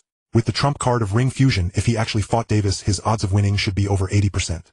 "I know they were just trying to bluff me," Dai Yaochen said with a grin. "But even if they really were Davis people, I wouldn't be afraid." "Aren't you afraid of him?" Seeing Dai Yaochen's confident smile, Zhu Zhuqing couldn't help but ask. "Davis poses no threat to me. I just don't have time for him right now. Once I finish what I need to do, I'll deal with him slowly." Dai Yaochen looked at Zhu Zhuqing and said, "As for you, your situation seems really dire. Those three were bullying you like that.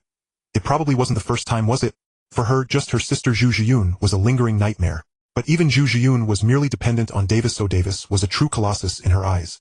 Without even needing to act against her, the shadow he cast plunged her into darkness, leaving her without a shred of hope. Yet now someone was telling her that Davis was nothing to fear. That confident smile was like a beam of hope tearing a crack in the shadow of Davis that enveloped her. Even his previous self, though ambushed outside and injured in the head, wouldn't have feared Davis acting recklessly once back in the palace. After all, home was always safer than the outside. Dai Yaochen had said that if it happened again, head cut off their hands, but those three definitely wouldn't take it seriously. they'd probably come back. When Dai Yaochen learned that the little girl before him was Zhu Zhuqing, he had already roughly figured out the situation. But Zhu Zhuqing was more dangerous at home than outside, leaving her unable to return. A girl not even 10 years old had to endure all this. That was truly tragic. They had thought invoking Davis' name would keep Dai Yaochen from interfering, but who knew he wouldn't buy it at all, completely disregarding Davis. According to Dai Yaochen's memories, that Guy Davis was now at level 13. Although his soul power was 7 levels higher, he was still within the same rank. Even though she was constantly bullied and faced deadly intent from Zhu Zhiyun, she never once considered running away. Even without hope, she gritted her teeth and fought Zhu Zhiyun to the end. So Zhu Zhuqing could only refuse Dai Yaochen's kindness. "I'm not telling you to run away." Misunderstood. Dai Yaochen looked a bit helpless, but he admired the determination Zhu Zhuqing had shown. So he said, "Don't you want to get stronger and defeat Zhu Zhiyun? If this trip goes smoothly, you might become strong enough to beat her." Dai Yaochen was determined to restore his light attribute. Once his White Tiger martial soul was complete, those incomplete Netherworld Spirit Cat martial souls probably wouldn't be able to perform the Spirit Fusion skill with him anymore. So to have a partner for the Spirit Fusion skill in the future, he had previously considered helping someone from the Zhu family awaken their dark attribute. As luck would have it, he happened to meet Zhu Zhuqing. Out of a bit of sympathy for her, and because her tenacious character made her an excellent partner for the Spirit Fusion skill, Dai Yaochen decided she was the one. However, while Spirit Ring Fusion amplified the skill's power, it also consumed much more soul power. As she spoke these words, a brilliant light named Hope seemed to bloom within Zhu Zhuqing's eyes. Seeing Zhu Zhuqing's decisive agreement, Dai Yaochen felt a flicker of surprise. It seemed her obsession with defeating Zhu Zhiyun ran deep indeed. Had the shadow Zhu Zhiyun cast over her reached such an extent? Just like that, he couldn't help but remark, "Aren't you afraid I might trick you out and sell you? As long as it helps me defeat Zhu Zhiyun, even selling me would be fine." Zhu Zhuqing answered without hesitation, "Don't make defeating Zhu Zhiyun your sole purpose in life." Hearing her words, Dai Yaochen shook his head, leaned down slightly to meet her gaze, and said earnestly, "She is nothing. Merely a small stumbling block on your path. You need more confidence in yourself."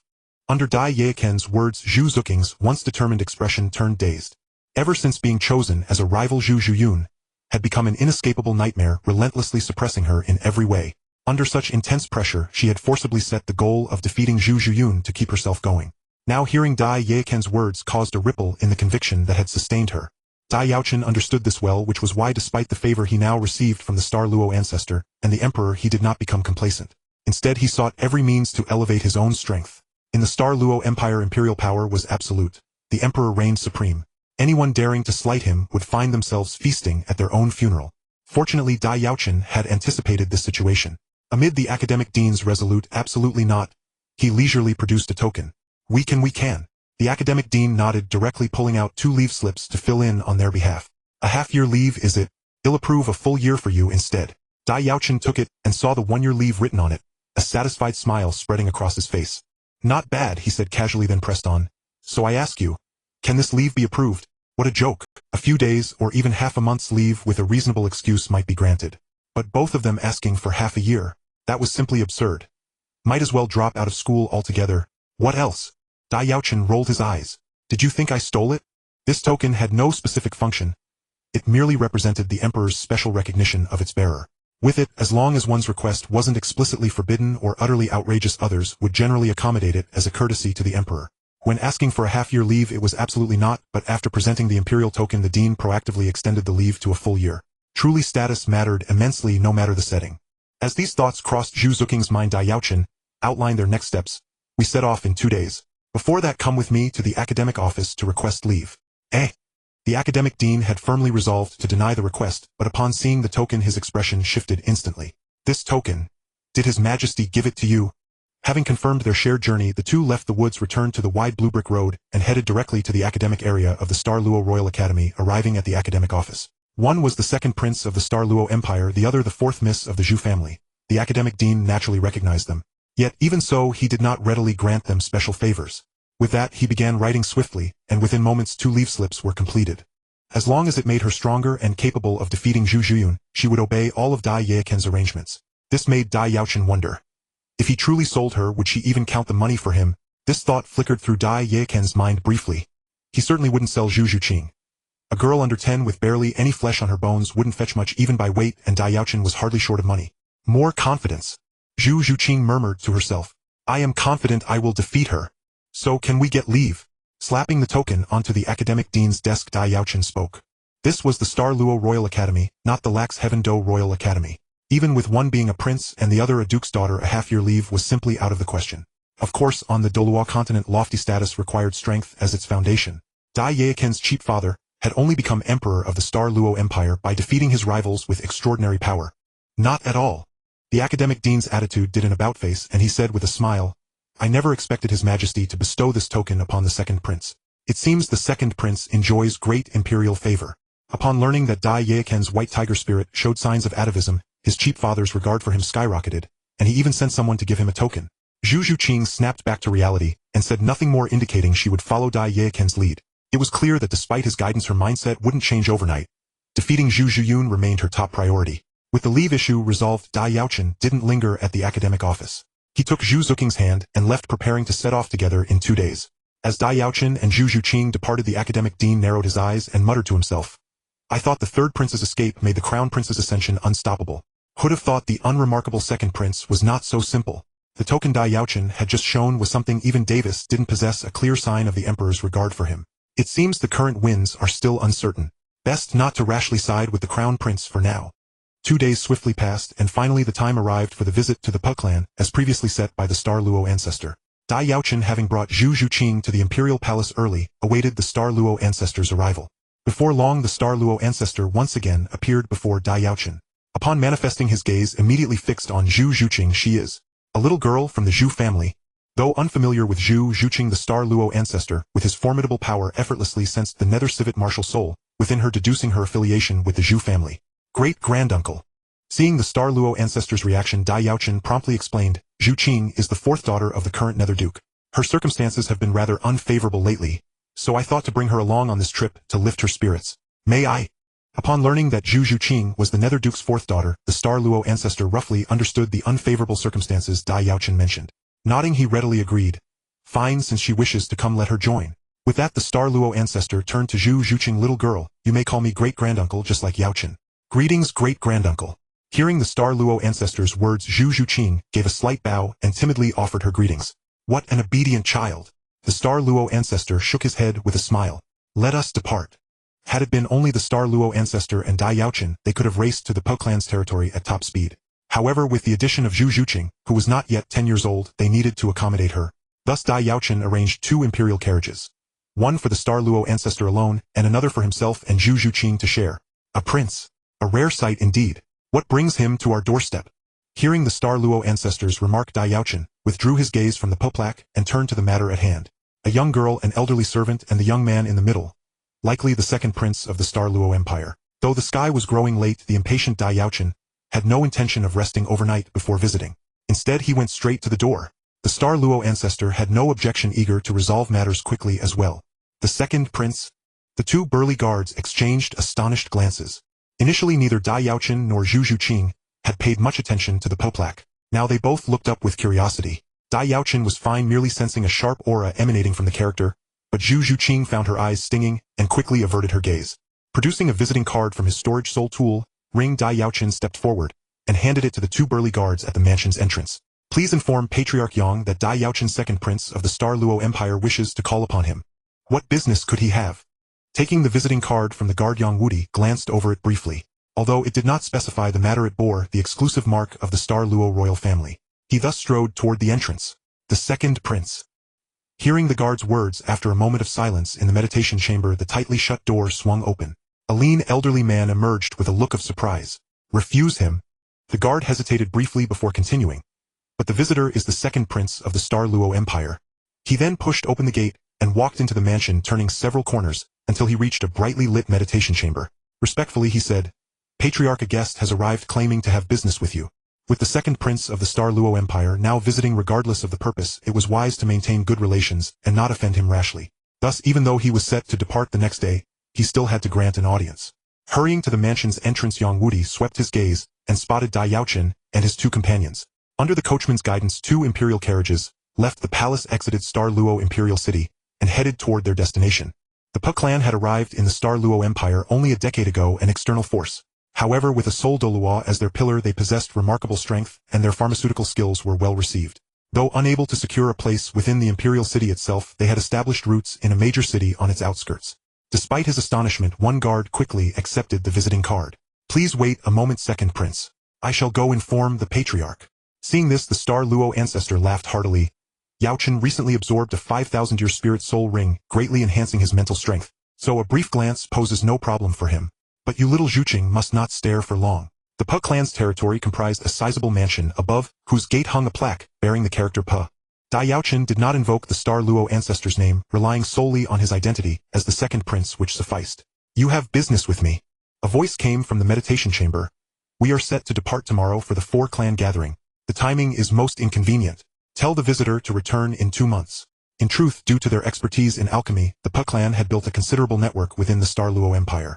Most factions maintained good relations with them, especially the Star Luo royal family. Though Yang Wudi was arrogant, he was no fool. The Pu clan had suffered greatly after the Spirit Hall's attack a decade ago, and now that they were rebuilding in the Star Luo Empire, they could not afford to act recklessly. Oh, quite intriguing. Seeing the plaque, the Star Luo ancestor remarked with some surprise, the rumors are true. The Pu clan indeed specializes in offense. This plaque must have been inscribed by their patriarch. It carries a spirit of piercing through all things. Being near the imperial city, the distance was not great, so they arrived at their destination that very evening. Well, since the Star Luo ancestor had completely concealed his aura, appearing as an ordinary man, Yang Wudi mistook him for an elderly servant. May I ask what business the second prince has with our Pu clan? Cupping his hands toward Dai Yaochen, Yang Wudi directly inquired about his purpose. This time I have a rather troublesome matter to entrust to Patriarch Yang, which cannot be explained in just a few words. Dai Yaochen returned the gesture. If it concerns pharmaceuticals, I should be able to assist. Yang Wudi made a welcoming gesture. Please come inside for a discussion. Under Yang Wudi's guidance, Dai Yaochen and his companions entered the residence of the Pu clan and proceeded to the meeting hall. After they took their respective seats as host and guests, Yang Wudi directly broached the subject. Your Highness the second prince, you may now elaborate. If there is anything I can assist with, I, Yang Wudi, shall not decline. Clan leader Yang is a senior while I am but a junior. There is no need for such formality, you may simply call me Yaochen. Since he was the one seeking assistance, Dai Yaochen did not put on the airs of a prince. Hearing Dai Yaochen's words, Yang Wudi felt considerably more at ease. With his temperament, as long as others showed him respect, anything could be discussed. After a brief exchange that slightly bridged the distance between them, Dai Yaochen began to address the main matter. It is like this, clan leader Yang. Our royal family and the Duke of Netherworld have been connected by marriage for generations. Thereupon Dai Yaochen narrated in detail the problem of the loss of attributes in the Dai and Zhu clans' martial souls and its cause. The issue of the loss of light and dark attributes in the White Tiger and Netherworld Spirit Cat martial souls was generally known among long-established powers, so it was not a secret that needed to be concealed. Telling Yang Wudi was of no great consequence. As Dai Yaochen continued his account, Yang Wudi's initially smiling brow gradually furrowed. He had not expected that the second prince would present him with such a troublesome problem right from the start. After explaining the problems afflicting the White Tiger and Netherworld Spirit Cat martial souls, Dai Yaochen finally stated the purpose of their visit. We have come to see you, clan leader Yang, to inquire whether you might be able to formulate special medicines to restore the lost innate attributes of our martial souls. Regarding the problem Dai Yaochen had raised, Yang Wudi furrowed his brow deeply and fell into contemplation. Dai Yaochen and the Star Luo ancestor did not urge him, allowing him ample time to ponder. Hearing Yang Wudi's response, Zhu Zuking's face was etched with disappointment, though Dai Yaochen and the Star Luo ancestor maintained calm expressions. Your Highness the second prince, who is he? Previously, Yang Wudi's attention had been entirely focused on Dai Yaochen, and he had regarded the Star Luo ancestor merely as an old servant. Now that the Star Luo ancestor suddenly spoke, he realized that this elderly man was no ordinary person, and so he asked Dai Yaochen. The Star Luo ancestor then spoke, Clan leader Yang, it is indeed beyond human power to remedy the complete loss of a martial soul's innate attributes. However, if the martial soul shows signs of atavism under such circumstances, is it possible to reawaken the lost attributes? This? Yang Wudi was uncertain and replied with some hesitation. If it is only to that extent, given some time and supplemented with various precious herbs, I believe there is a certain degree of confidence. This elder is the prince's granduncle.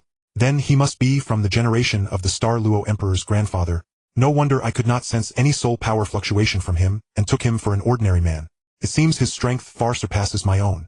No wonder Brother Yaochen said that if all went smoothly, he could help me defeat Zhu Zhiyun. If my Netherworld Spirit Cat martial soul could be restored to its full form, defeating Zhu Zhiyun, whose martial soul is incomplete, would be a matter of course. So the Netherworld Spirit Cat martial soul was originally meant to possess the dark attribute, but it has been gradually lost through generations of intermarriage. Zhu Zuking's heart surged like a tempestuous wave. The purpose of our journey is to seek someone's help to restore the lost attributes of our martial souls. Besides the Star Luo ancestor, the only ones who had come were Dai Yaochen and Zhu Zhuqing, so it was clear that the problem. However, to Zhu Zuking's disappointment, after a long period of deep thought, Yang Wudi slowly shook his head.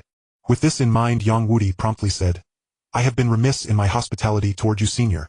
Dai Yaochen and the Star Luo ancestor were not impatient, but Zhu Zhuqing, who was learning of these matters for the first time, pressed her lips tightly together, her hands unconsciously clenching into fists. I hope this clan leader Yang can find a way.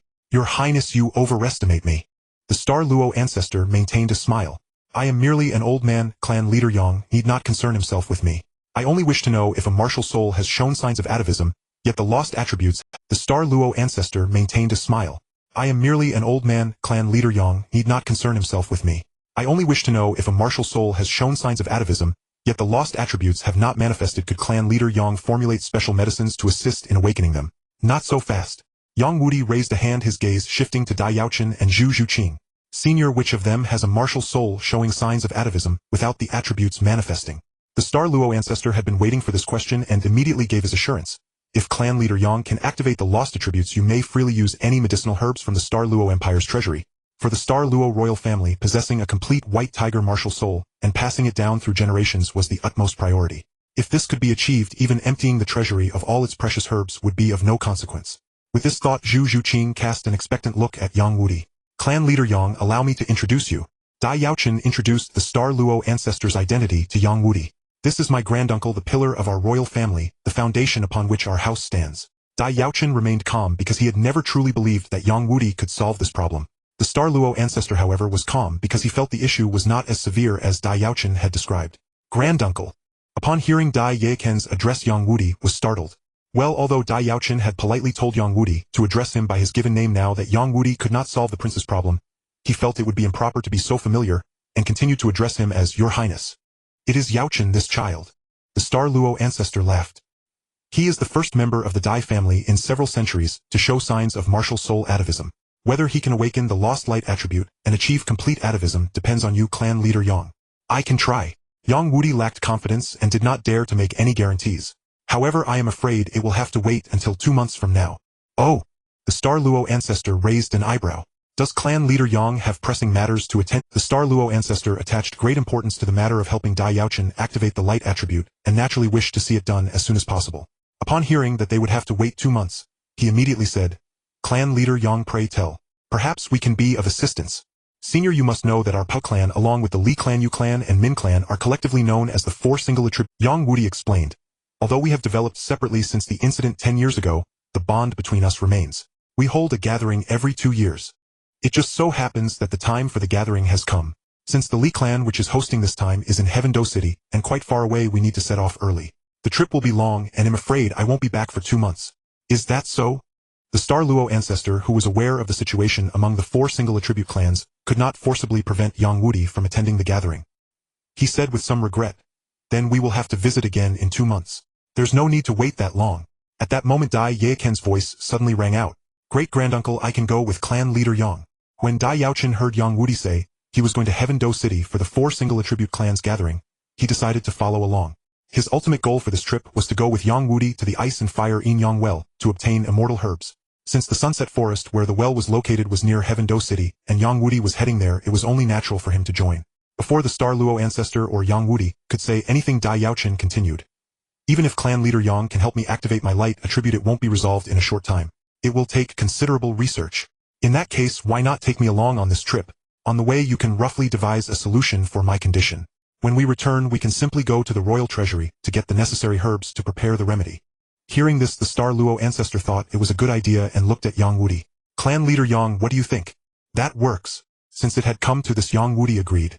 Although the Star Luo ancestor valued Dai Yachen's martial soul atavism greatly, he was not his full-time nanny needing to guard him every hour of the day. Even Ning Rongrong, whose martial soul evolved into the 9-treasure glazed tile pagoda in the original story, did not have 2 titled Douluo following her when she went out. The trip to Heaven-Do City would take at least 2 months. As the foundation of the Star Luo Empire, the Star Luo ancestor naturally could not be away for so long. He entrusted Dai Yaochen to Yang Wudi's care. With Yang Wudi's soul Douluo level cultivation, he could handle most situations, so the Star Luo ancestor was not worried about Dai Yachen's safety, and returned to the royal city that very night. Having taken on this hot potato, Yang Wudi was already troubled about how to solve Dai Yachen's problem. If he could spend 2 more months with Dai Yaochen to understand his specific condition, the chances of helping him activate his light attribute would likely increase. It was just 1 more person to look after. Since he had already decided to take Dai Yaochen to the 4 single attribute clans gathering, adding 1 more little girl was no issue. So Yang Wudi nodded, indicating that bringing another person was fine. Yang Wudi was silent for a moment before finally telling the truth. Less than 10%. It's just that such problems involving the essence of a martial soul are truly difficult to solve. Even if your royal treasury has all kinds of precious herbs at my disposal, I really don't have much confidence. The itinerary was thus decided. Dai Yaochen and Zhu Zhuqing would follow the Pu clan to Heaven Do City, while the Star Luo ancestor would return to the royal city to hold the fort.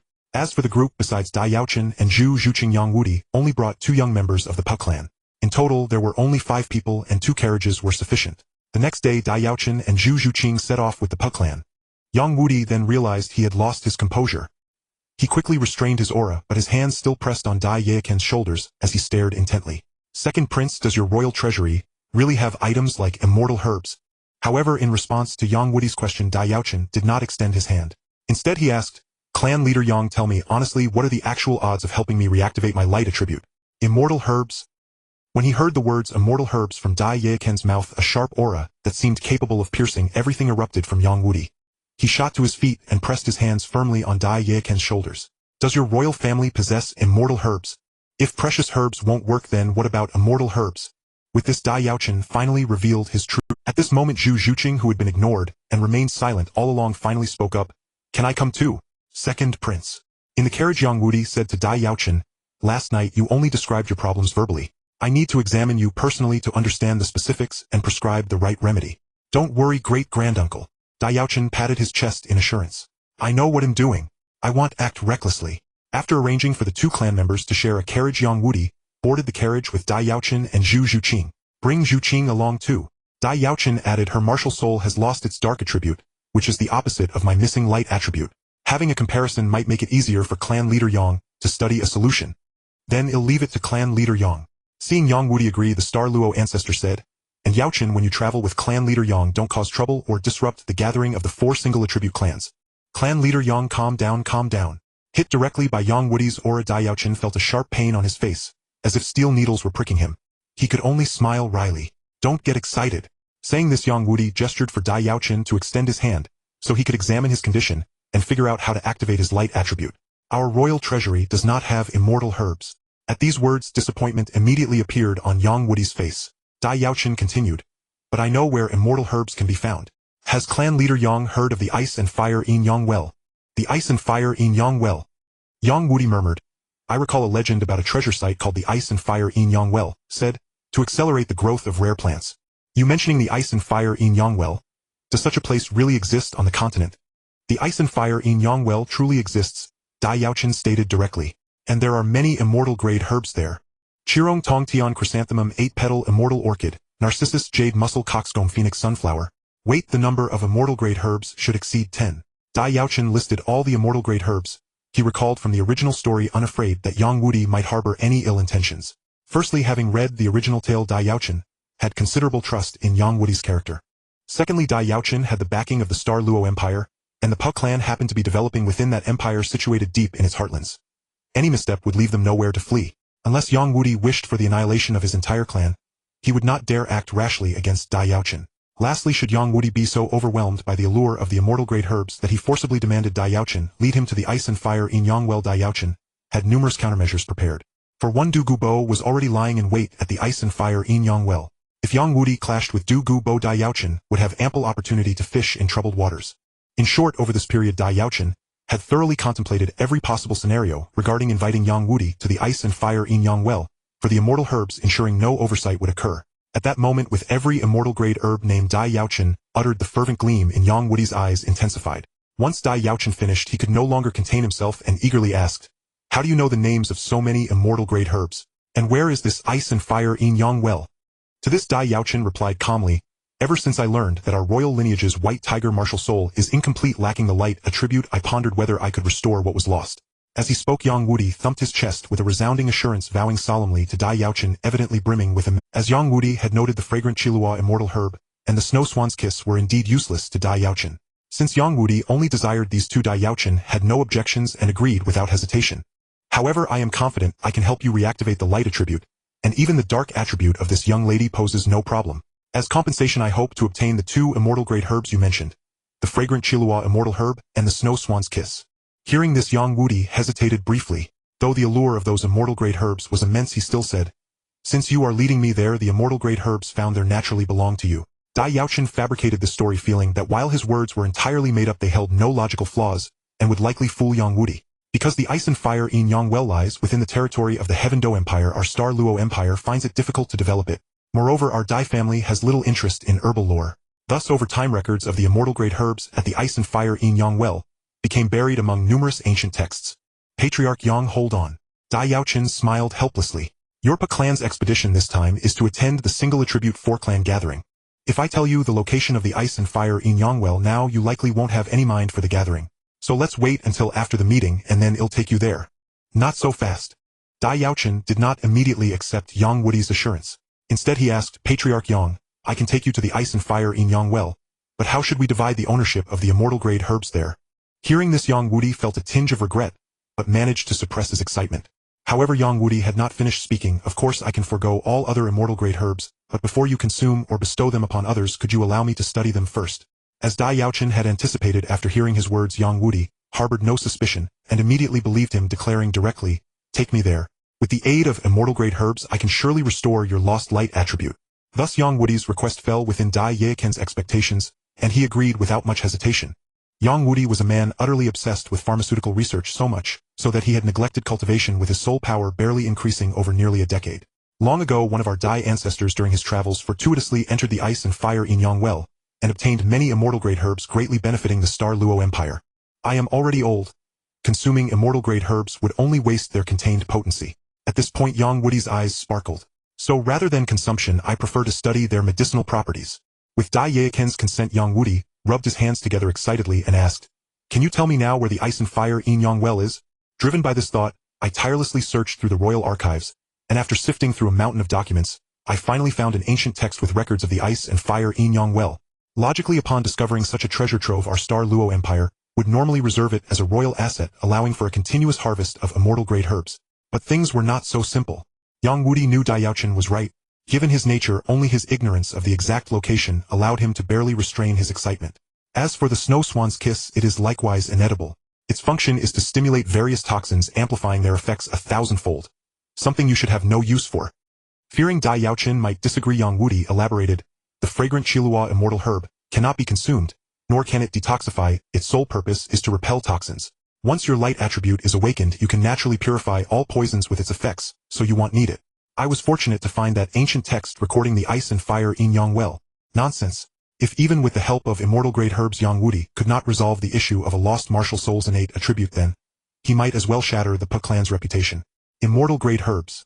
Such wonders are meant for the heavens, rarely found in the mortal realm. Each immortal grade herb is a miracle. With proper use, it can solve nearly any seemingly insurmountable problem on the Douluo Continent. If Dai Yaochen revealed the location of the ice and fire Yin Yang well right now, Yang Wudi would undoubtedly abandon all reason, plunge headlong into it, and conduct frenzied research on every immortal grade herb there, caring not for the single attribute 4-clan gathering, or even if the sky were to fall. If we must wait until after the single attribute 4-clan gathering to go to the ice and fire Yin Yang well, then let's speed up the journey. With that, Yang Wudi pushed open the carriage door and urged the driver, faster. Full speed ahead. First, let's stop by Longxing City to pick up the Yu clan.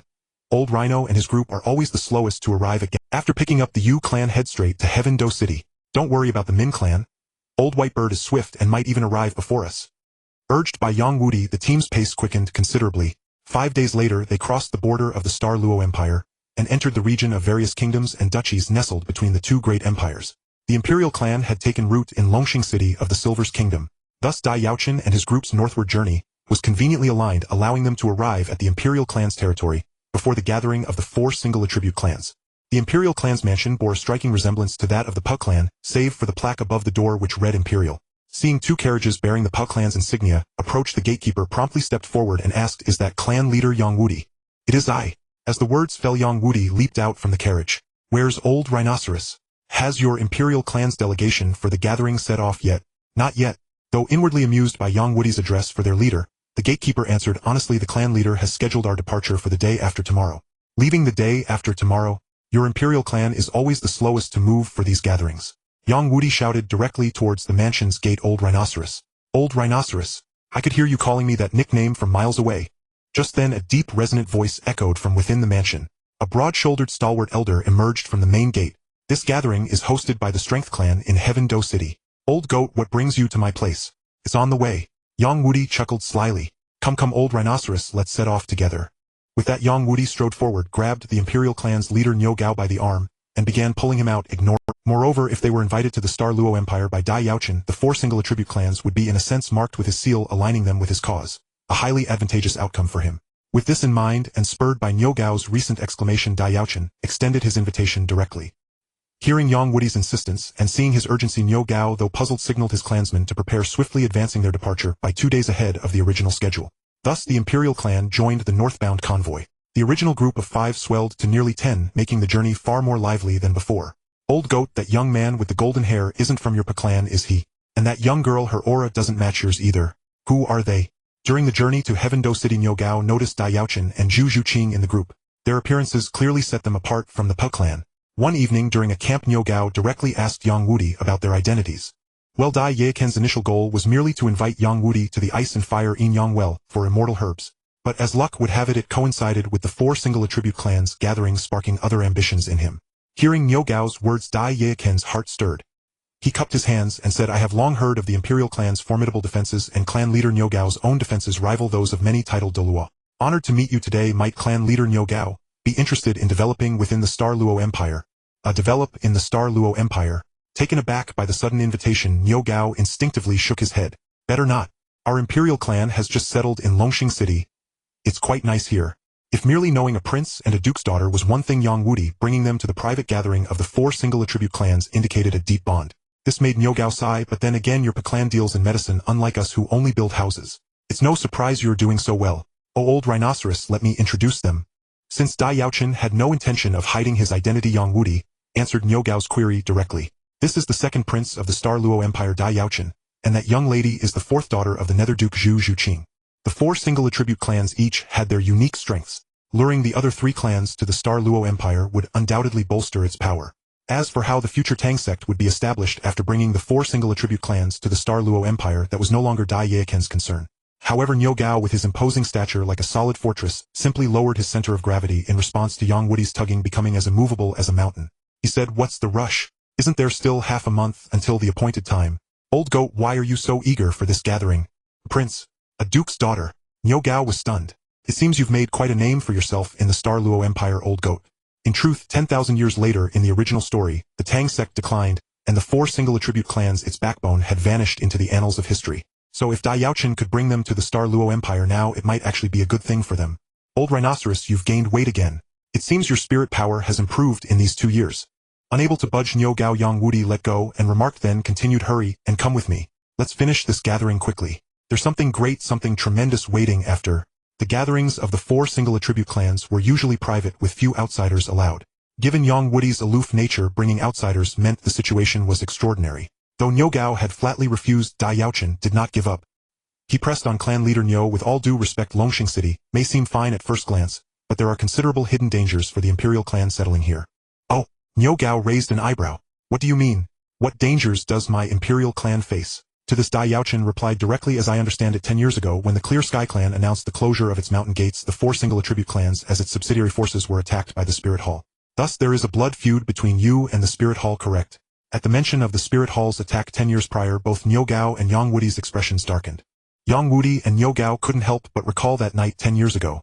The Spirit Hall dispatched a vast number of spirit masters, creating an overwhelming sea of people with no end in sight under the night sky, completely surrounding their 4 single attribute clans and some other affiliated forces of the Haoyin sect. Because the enemy's numbers were simply too great, gathering together would only lead to certain death, so they had no choice but to choose to disperse and break through, fighting through the entire night. Only then did the 4 single attribute clans barely manage to break through the encirclement and survive. This was still due to the fact that the 4 single attribute clans employed extreme strategies, each with their own strengths. The Yu clan had formidable defense, and was hard to defeat. The Pu clan had astonishing offensive power, making it relatively easy to tear through the encirclement, and the Li clan and Min clan were similar. In contrast, the affiliated forces of the Haoyin sect, which operated on a balanced approach, although lacking weaknesses and possessing comprehensive abilities, similarly did not stand out in strengths. Thus, under the absolute numerical advantage of the Spirit Hall, they didn't even have the chance to escape, all perishing within the encirclement. Although compared to those forces that were completely annihilated, the 4 single attribute clans managed to break through and barely survive. The losses they suffered were still immense, with at least more than half of their clansmen dying on the road to the breakout. Therefore, it can be said that there is indeed a blood feud between the 4 single attribute clans and the Spirit Hall, one that can never be reconciled. At this moment, hearing Dai Yaochen bring up the situation from 10 years ago again, Niu Gao frowned, saying, of course there is a deep-seated blood feud between our 4 single attribute clans and the Spirit Hall, one that is unending. But what does this have to do with the hidden dangers of my Yu clan developing in Longxing City that you mentioned? Of course it is related, and it is a significant connection. Chief Niu, please listen to me explain. With that, a hint of embarrassment appeared on Dai Yaochen's face as he continued, although it is somewhat embarrassing to speak the truth, in recent decades the control of our Star Luo Empire over the major kingdoms and principalities under its name has been declining. Those kingdoms and principalities are essentially in a semi-independent state now. As our 2 empires' control over the various kingdoms and principalities has decreased, correspondingly the influence of the Spirit Hall in these kingdoms and principalities has been gradually rising. This can be seen in Longxing City, and it is likely the same situation for the entire Silvis Kingdom. With this, Niu Gao cupped his hands towards Dai Yaochen, saying, since the second prince does not reject us, our Yu clan is willing to go to the Star Luo Empire. After Dai Yaochen finished this statement, Yang Wudi and Niu Gao immediately exchanged glances. After all this time, they finally managed to persuade Niu Gao, and Dai Yaochen couldn't help but show a satisfied smile, saying, welcome Yu clan. Your addition will certainly enhance the strength of our Star Luo Empire. Seeing Niu Gao silent, Dai Yaochen immediately said, our Star Luo Empire is indeed very sensitive to this situation. The Spirit Hall is continuously strengthening its influence in the major kingdoms and principalities, with ambitions that are evident. Clearly, they are no longer satisfied with their current status, and wish to take further steps. Unfortunately, it seems the Spirit Master community has yet to realize this. At this point, Niu Gao roughly understood Dai Yaochen's insinuation. Are you saying that the Silvis Kingdom, where our Yu clan resides, has already fallen under the control of the Spirit Hall? No matter when, the number of Spirit Masters is extremely important to any force, including nations, and the Yu clan has over 200 Spirit Masters, with Chief Niu Gao being a Spirit Douluo, which indeed constitutes a considerable force. The Spirit Hall still needs to conceal this, so they are only secretly strengthening their influence over the various kingdoms, and, however, in a decade or so the Spirit Hall will no longer hide this. At that time, if the Spirit Hall directly rules the Silvis Kingdom openly while the Yu clan remains in Longxing City, what kind of outcome would that lead to? I need not elaborate further, right? Previously he hadn't paid much attention to it, but now hearing Dai Yaochen say this, he began to reflect on it. And it seemed that the influence of the Spirit Hall in Longxing City had indeed been continuously increasing over the past 10 years. Niu Gao remained silent. Oh, had it not been for Dai Yaochen's reminder, he might not have realized this situation. Thinking of this, Niu Gao immediately made a decision. I did not expect the young second prince to have such a profound understanding of the situation. Today's conversation with you truly enlightens me. Although the Spirit Hall does not officially rule these kingdoms and principalities, in reality these kingdoms and principalities have already become the dogs of the Spirit Hall. As long as the Spirit Hall issues an order, they will obey. Not just us, but the situation is actually the same over at the Douluo Empire. Hearing Dai Yaochen's detailed analysis of the future situation, Niu Gao couldn't help but feel the hairs on his body stand on end. In response, Dai Yaochen directly countered, Chief Niu, you have lived in Longxing City for 10 years? Did you not notice anything at all? Moreover, once the 4 single attribute clans unite, the number of Spirit Masters could approach 1,000, and all 4 clan leaders are Spirit Douluo. Although in terms of strength they may not be as strong as the top 3 sects, they are certainly stronger than any of the bottom 4 sects. With the support of our Star Luo Empire, it is not impossible for us to contend with the Spirit Hall in the future. Upon hearing this, Niu Gao fell silent. However, Dai Yaochen was not merely satisfied with bringing the Yu clan into the fold. His target was the 4 single attribute clans, so the Min clan and Li clan were also part of his plans. The reason I say all this is to ask both clan leaders if it would be possible to bring the Min clan and Li clan into our Star Luo. Moreover, since the Yu clan has been invited by Dai Yaochen to join the Star Luo Empire, they naturally carry his mark and can be considered his people. I believe Niu Gao is aware of this, which certainly pleases Dai Yaochen immensely. If it indeed turns out as Dai Yaochen said, then for the Yu clan no kingdom or principality would be safe anymore. Continuing to develop in Longxing City would lead to a dead end, and only moving towards the 2 great empires would offer an escape. At this moment, Dai Yaochen took the opportunity to speak openly. Chief Yang and Chief Niu, although the 4 single attribute clans each have their strengths, once they are scattered their shortcomings become apparent. Developing separately is not a long-term solution. Only by uniting can they form a truly perfect combination. Regarding the reunification of the 4 single attribute clans, both of them were indeed quite tempted. Upon hearing Dai Yaochen's words, they immediately began to contemplate the possibilities. Dai Yaochen did not rush them, simply smiling as he looked at Yang Wudi and Niu Gao, waiting for their response. As for the old gorilla of the Power Clan, I can't say for sure, but if we show a united front, the old white bird of the Agility Clan will definitely agree. After a moment's thought, Yang Wudi chuckled. The Agility Clan doesn't have much of a livelihood. They've been struggling for the past decade. The moment he hears about reuniting the 4 single attribute clans, he'll absolutely raise both hands in approval. Among the 4 clan leaders, Yang Wudi had a relatively better relationship with Bai He, the leader of the Agility Clan, and thus understood his thoughts more deeply. Since Yang Wudi said it was no issue, bringing the Agility Clan into the Star Luo Empire was practically secured.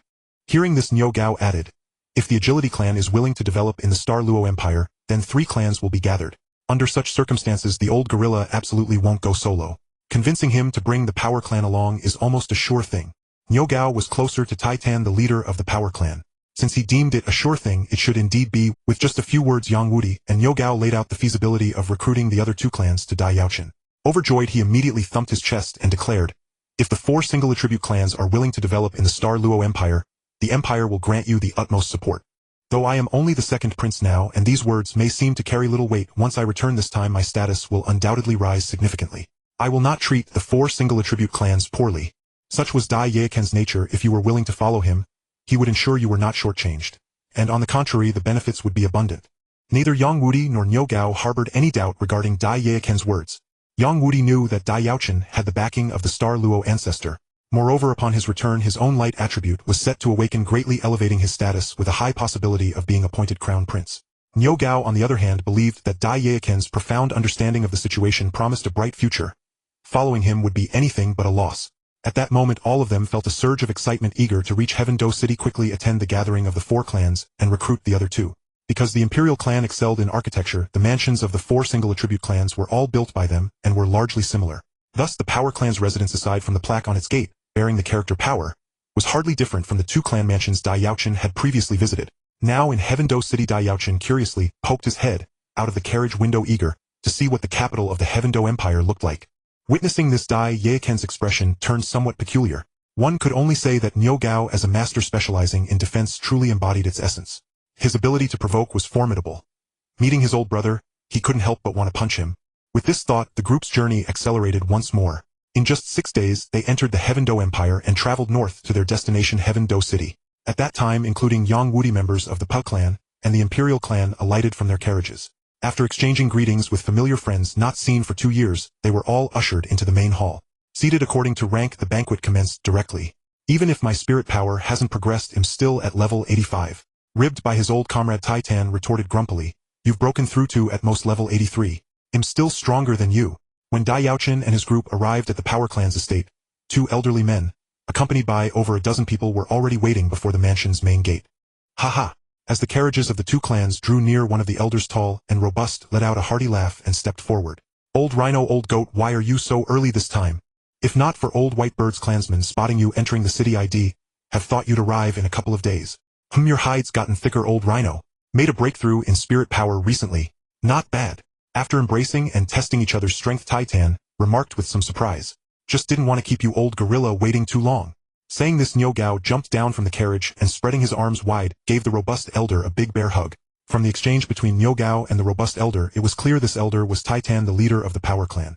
The other, a lanky elder behind him, was naturally by he the leader of the Agility clan. In response to Titan's unyielding words, Niu Gao said nothing more, merely chuckling at him, which prompted Titan to give him another punch. "Isn't a breakthrough in spirit power perfectly normal?" Though Niu Gao feigned a nonchalant expression, his tone was quite smug. "Old gorilla, you're slipping. Haven't seen much improvement in your spirit power in 2 years." Being situated in 2 nations at opposite ends of the continent, the Heaven Do Empire and the Star Luo Empire differed significantly in many aspects. The Star Luo Empire's style was more bold and grand, while the Heaven Do Empire was more refined and elegant. While Dai Yaochen continuously observed the scene in Heaven Do City, several carriages belonging to the Pu clan and the Imperial clan entered the city, heading directly southward, where the Power clan's estate was located. During these 6 days, though they were busy traveling, they still experienced the distinct customs of the Heaven Do Empire, different from the Star Luo Empire. Thus Dai Yaochen and Zhu Zhuqing felt no fatigue from the journey. Instead, they were brimming with interest. It could be seen that at the moment of their embrace, Niu Gao and Titan's muscles suddenly bulged, producing a loud bang as they exerted their full strength. Watching the members of the 4 single attribute clans interact with such warmth, Dai Yaochen did not steal the spotlight. Instead, he led Zhu Zhuqing to an inconspicuous seat and silently observed the proceedings. Titan and Niu Gao had the loudest voices. While drinking heartily from large bowls and eating great chunks of meat, they continuously recounted amusing anecdotes from their respective clans over the past 2 years, occasionally boasting, creating a lively atmosphere. The exchange between Yang Wudi and Bai He was far less boisterous. Though they too drank glass for glass, a troubled expression frequently crossed by his face, reminiscent of the classmates in Dai Yaochen's past life who wanted to borrow money but were too embarrassed to ask. With just a cursory glance, Dai Yaochen had a clear picture of the situation. After several rounds of wine and a multitude of dishes, the reminiscing was nearly complete and the bragging had concluded. It was time to get down to business. Old gorilla, old white bird, days like this gathered together eating and drinking every day are truly nostalgic. Niu Gao let out a sigh. "If only we could keep this up forever." "You can say that again." Hearing Niu Gao's words, Bai He, deeply moved, couldn't help but chime in. Their Min clan had no decent source of income, so life had always been rather tough. Naturally, they were more prone to yearning for such carefree and unrestrained days. Bai He agreed without much thought, but Titan was different. He knew his old comrade too well. Hearing his lament, he set down his wine bowl, his brow furrowing slightly. Old Rhino, it sounds like there's something more on your mind. We've been brothers for so many years. If you have something to say, just say it. Don't beat around the bush. Since Titan had put it that way, Niu Gao stated his plan directly. To be honest, old brother, I've been thinking about this for the past 10 years. Our 4 single attribute clans are each formidable in our respective fields, but our weaknesses are just as prominent, making us easy for enemies to exploit. Developing separately like this is not a sustainable solution. How about we unite, establish a sect, support each other, and grow together? What do you think? The moment Niu Gao uttered these words, the once lively hall fell silent. Members of the 4 single attribute clans instinctively turned their gazes toward their respective clan leaders. Unite to establish a sect. It sounded quite appealing.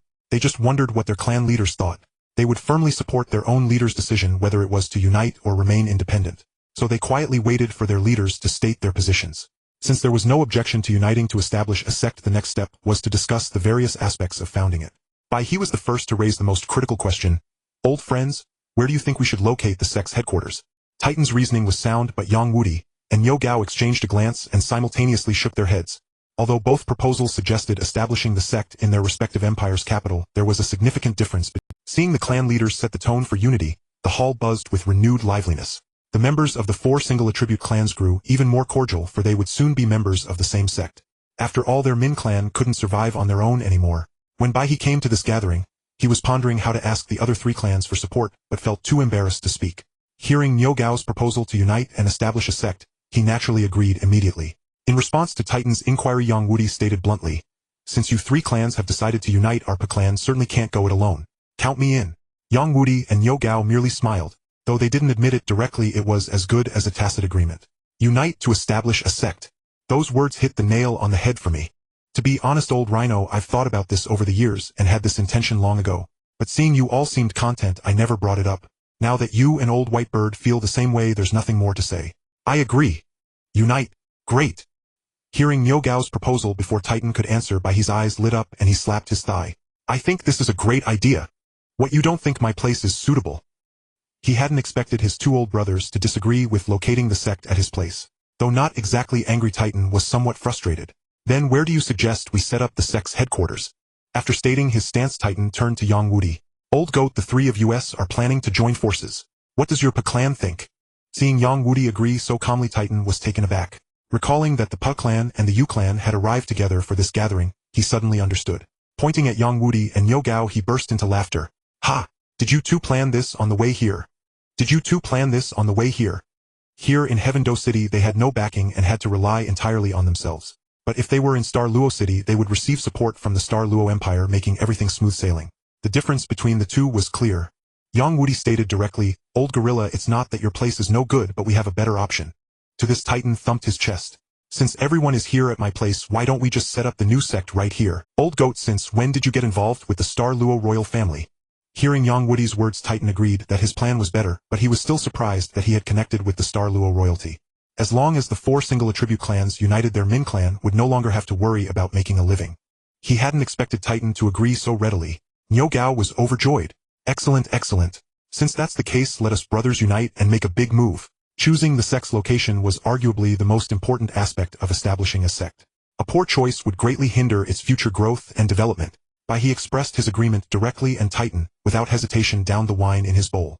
I have already secured the support of the Star Luo royal family, so we can move our new sect to the Star Luo Imperial City. It will be much more convenient for development there. With that said, it was finally Dai Yaochen's turn to appear. Having observed the situation from the sidelines, as if uninvolved, Dai Yaochen rose from his seat and walked to the center of the hall, instantly drawing everyone's attention. My power clan is located in a very advantageous position in Heaven Do City. Once I acquire and expand the surrounding civilian houses, it can naturally serve as the new sect's headquarters. Under everyone's gaze, Dai Yaochen with a composed expression cupped his hands towards Titan, and Bai He introducing himself directly. Greetings, clan leader Titan, and clan leader Bai He. I am Dai Yaochen, the 2nd prince of the Star Luo Empire. I came here with clan leaders Yang Wudi and Niu Gao this time to persuade your 2 clans to develop in my Star Luo Empire. If you are willing to come, I guarantee on my honor that the Star Luo Empire will give you its utmost support. Upon hearing Dai Yaochen reveal his identity, everyone present turned their gazes toward him, a flicker of astonishment evident in their eyes. The second prince of the Star Luo Empire had actually ventured to the capital of the Dou Empire, openly declaring his identity and attempting to recruit them to Star Luo. Leaving aside all else, the sheer boldness Dai Yaochen displayed at that moment earned him a newfound respect from the members of the 4 single attribute clans. Although Dai Yaochen had revealed his identity, Titan did not readily accept his words.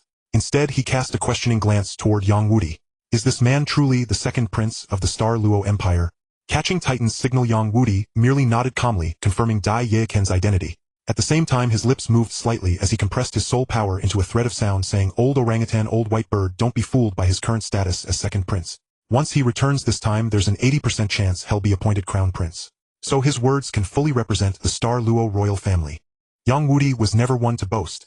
Hearing this, Titan and White Crane immediately rose from their seats and declared to Dai Yaochen, "Since the Star Luo Empire is willing to support us, our 2 clans are also ready to develop within the Star Luo Empire." The 4 clans had already agreed to merge and establish a sect, and the optimal location for the sect was naturally one of the 2 imperial capitals. Now that Star Luo had extended its support, their best choice was undoubtedly to develop in the Star Luo capital. Sometimes matters were not so complicated. With mutual willingness, Dai Yaochen sought to recruit more strength to his side, while the 4 single attribute clans desired greater backing. Each took what they needed, making negotiation a simple affair. And so, with Dai Yaochen acting as the linchpin, the 4 single attribute clans finalized their plan to unite and establish a sect, setting their sights on development in the Star Luo royal city. The clan leaders were all decisive individuals. After a night of celebration, early the next morning, Nyogao and White Crane led their clansmen back to their respective territories to arrange the relocation, while Titan also had his people begin packing for the move. While the Strength clan was bustling with activity for the upcoming relocation, Yang Wudi, impatient as ever, departed Dou City with Dai Yaochen and Zhu Zhuqing heading toward their ultimate destination, the Ice and Fire Yin Yang Well. Because of the Ice and Fire Yin Yang Well, Dugubo had treated the Sunset Forest as his personal stronghold. Being a poisonous man plagued by his own Jade Phosphor Serpent Emperor toxicity, he had inevitably left numerous traces of the poison throughout the forest. At that moment, Dai Yaochen instructed Yang Wudi to track the scent of the Jade Phosphor Serpent Emperor poison within the Sunset Forest, which would lead them directly to the Ice and Fire Yin Yang Well. With Dai Yaochen's guidance, they no longer had to stumble around aimlessly like headless flies in the Sunset Forest. Yang Wudi immediately began searching for traces of the Jade Phosphor Serpent Emperor poison nearby, and it didn't take long before he found a lead. This is a trivial matter. Upon hearing this, Yang Wudi retrieved 3 sachets from his storage soul tool. He tucked one into his own bosom and handed the remaining 2 to Dai Yaochen and Zhu Zhuqing. Under Dai Yaochen's lead, the trio traveled eastward out of Dou City for over 100 li, soon arriving before a vast soul beast forest. Yang Wudi added, of course, even with these sachets, they only greatly reduce the chance of being attacked by soul beasts, not guarantee it entirely. So once we enter the Sunset Forest, don't stray too far from me to avoid any mishaps. Dai Yaochen only knew that the Ice and Fire Yin Yang Well lay within the Sunset Forest, but its exact location eluded him. The Sunset Forest was vast, and if they recklessly searched everywhere, even a year might not suffice to find it. To this, Dai Yaochen and Zhu Zhuqing nodded seriously. Venturing into a soul beast forest teeming with high-level beasts, they had no intention of risking their lives recklessly. The Ice and Fire Yin Yang Well is indeed in the Sunset Forest. Dai Yaochen smiled. Zhuqing and I are of meager strength. Once we enter the forest, if any soul beasts trouble us, well, have to rely on you, clan leader Yang. Indeed, Dai Yaochen did not know the precise location of the Ice and Fire Yin Yang Well, but Dugubo did. Moreover, Dugubo had set up a ring of poison arrays around the well.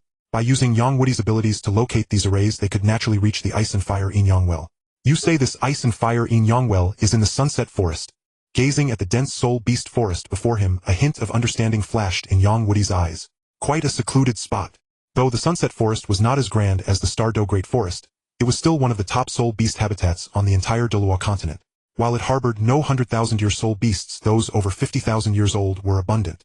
These are special medicines I concocted. Besides masking our auras, they emit a scent imperceptible to humans, but highly repulsive to soul beasts.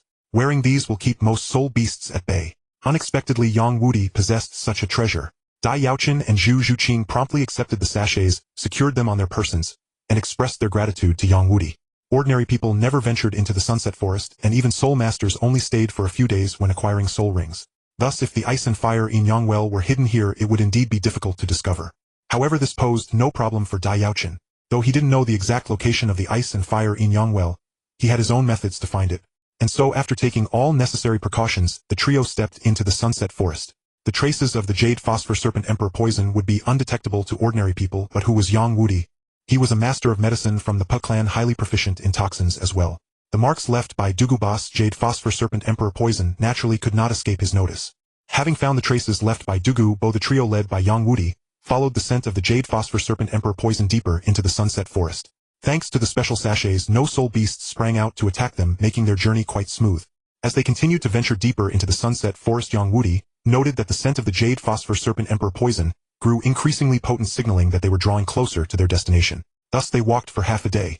By the time night had deepened and the moon hung high in the sky, Yang Wudi finally, halting his steps, Yang Wudi spoke. The density of the Jade Phosphor Viper Emperor's venom here has reached a critical point. I'm afraid there is a poison formation composed entirely of this venom ahead. Judging by the aura emanating from this poison formation, any soul master below the 70th rank who dares to step into it would perish instantly. Even a 7-ring soul saint could only endure for a short while before succumbing. Only soul sages and titled Douluo above the 80th rank can rely on their abundant soul power to isolate themselves from the disturbance of the Jade Phosphor Viper Emperor's venom here. So you found the poison formation? Hearing Yang Wudi's words, Dai Yaochen's spirits lifted immediately. He quickly said, "This is the place. The ice and fire in Yang Well lies just beyond the poison formation. The royal family truly has a grand vision," Yang Wudi remarked with a sigh, "to set up a poison formation to guard the ice and fire in Yang Well. No wonder no news of it ever spread in later years." It seemed Yang Wudi believed the poison formation was set up by Dai's ancestors. Dai Yaochen knew he was mistaken but offered no further explanation, simply saying, "Though this poison formation is formidable with Patriarch Yang's skills, you must have a way to neutralize its effects and enter. Of course, if it were a mixed poison it might cause some trouble. But this formation contains only one toxin, the Jade Phosphor Viper Emperor's venom. Though potent, it is too singular. It cannot hinder me." Yang Wudi smiled confidently. He retrieved 2 black pills from his soul tool storage and handed them to Dai Yaochen and Zhu Zhuqing, instructing, "Place these in your mouths but do not swallow." Before these pills dissolve completely, aside from a few exceptionally lethal poisons, no other toxins will affect you in the slightest. You'll be practically immune to all poisons. This mere Jade Phosphor Viper Emperor's venom will pose no problem. Following Yang Wudi's instructions, Dai Yaochen took the pill, and along with Zhu Zhuqing placed one each into their mouths. Feeling the faint coolness spreading through his mouth, Dai Yaochen couldn't help but feel a sense of admiration. At that moment Yang Wudi also spotted Douluo charging toward him. Sensing the dense killing intent emanating from the man, Yang Wudi had no time to think. He let out a fierce roar, signaling Dai Yaochen and Zhu Zhuqing to move aside. Then with a surge of black light, a 12-foot-long spear appeared in his hand. Although Douluo did not recognize most of the herbs in the medicine garden, he was well aware of their preciousness. In fact, his ability to cultivate to the level of a titled Douluo was largely due to this very garden. Thus he valued it immensely and absolutely refused to let its secret leak out. 2 yellow, 2 purple, and 4 black soul rings. The optimal configuration of 8 rings materialized and spiraled around the 12-foot spear in Yang Wudi's hand. This was his martial soul, the soul-breaking spear. Dai Yaochen was not overly surprised, a glint of understanding merely flickered in his eyes. Having resolved to silence the intruders, Douluo pushed off the ground with his toes, soaring into the air like a massive bird and swooping down toward the trio below. "Fall back." Dai Yaochen and Zhu Zhuqing relied on the pills to ward off the poison, while Yang Wudi, backed by his soul sage level cultivation, showed no fear. The 3 quickly crossed the poison formation set by Douluo. During this trip to the ice and fire in Yang Well, Yang Wudi had contributed immensely. Not only had he protected Dai Yaochen and Zhu Zhuqing from the soul beasts lurking there, but he had also tracked the scent of the Jade Phosphor Viper Emperor's venom to locate the correct spot. During this trip to the ice and fire in Yang Well, Yang Wudi had contributed immensely.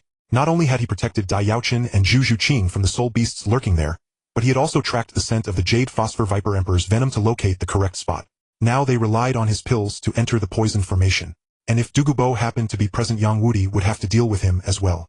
If not for Dai Yaochen revealing the location of the ice and fire in Yang Well, Yang Wudi would have had no chance of ever coming here, no matter how great his abilities. Thus Dai Yaochen's information was the foundation of their success. As expected, Douluo was indeed here.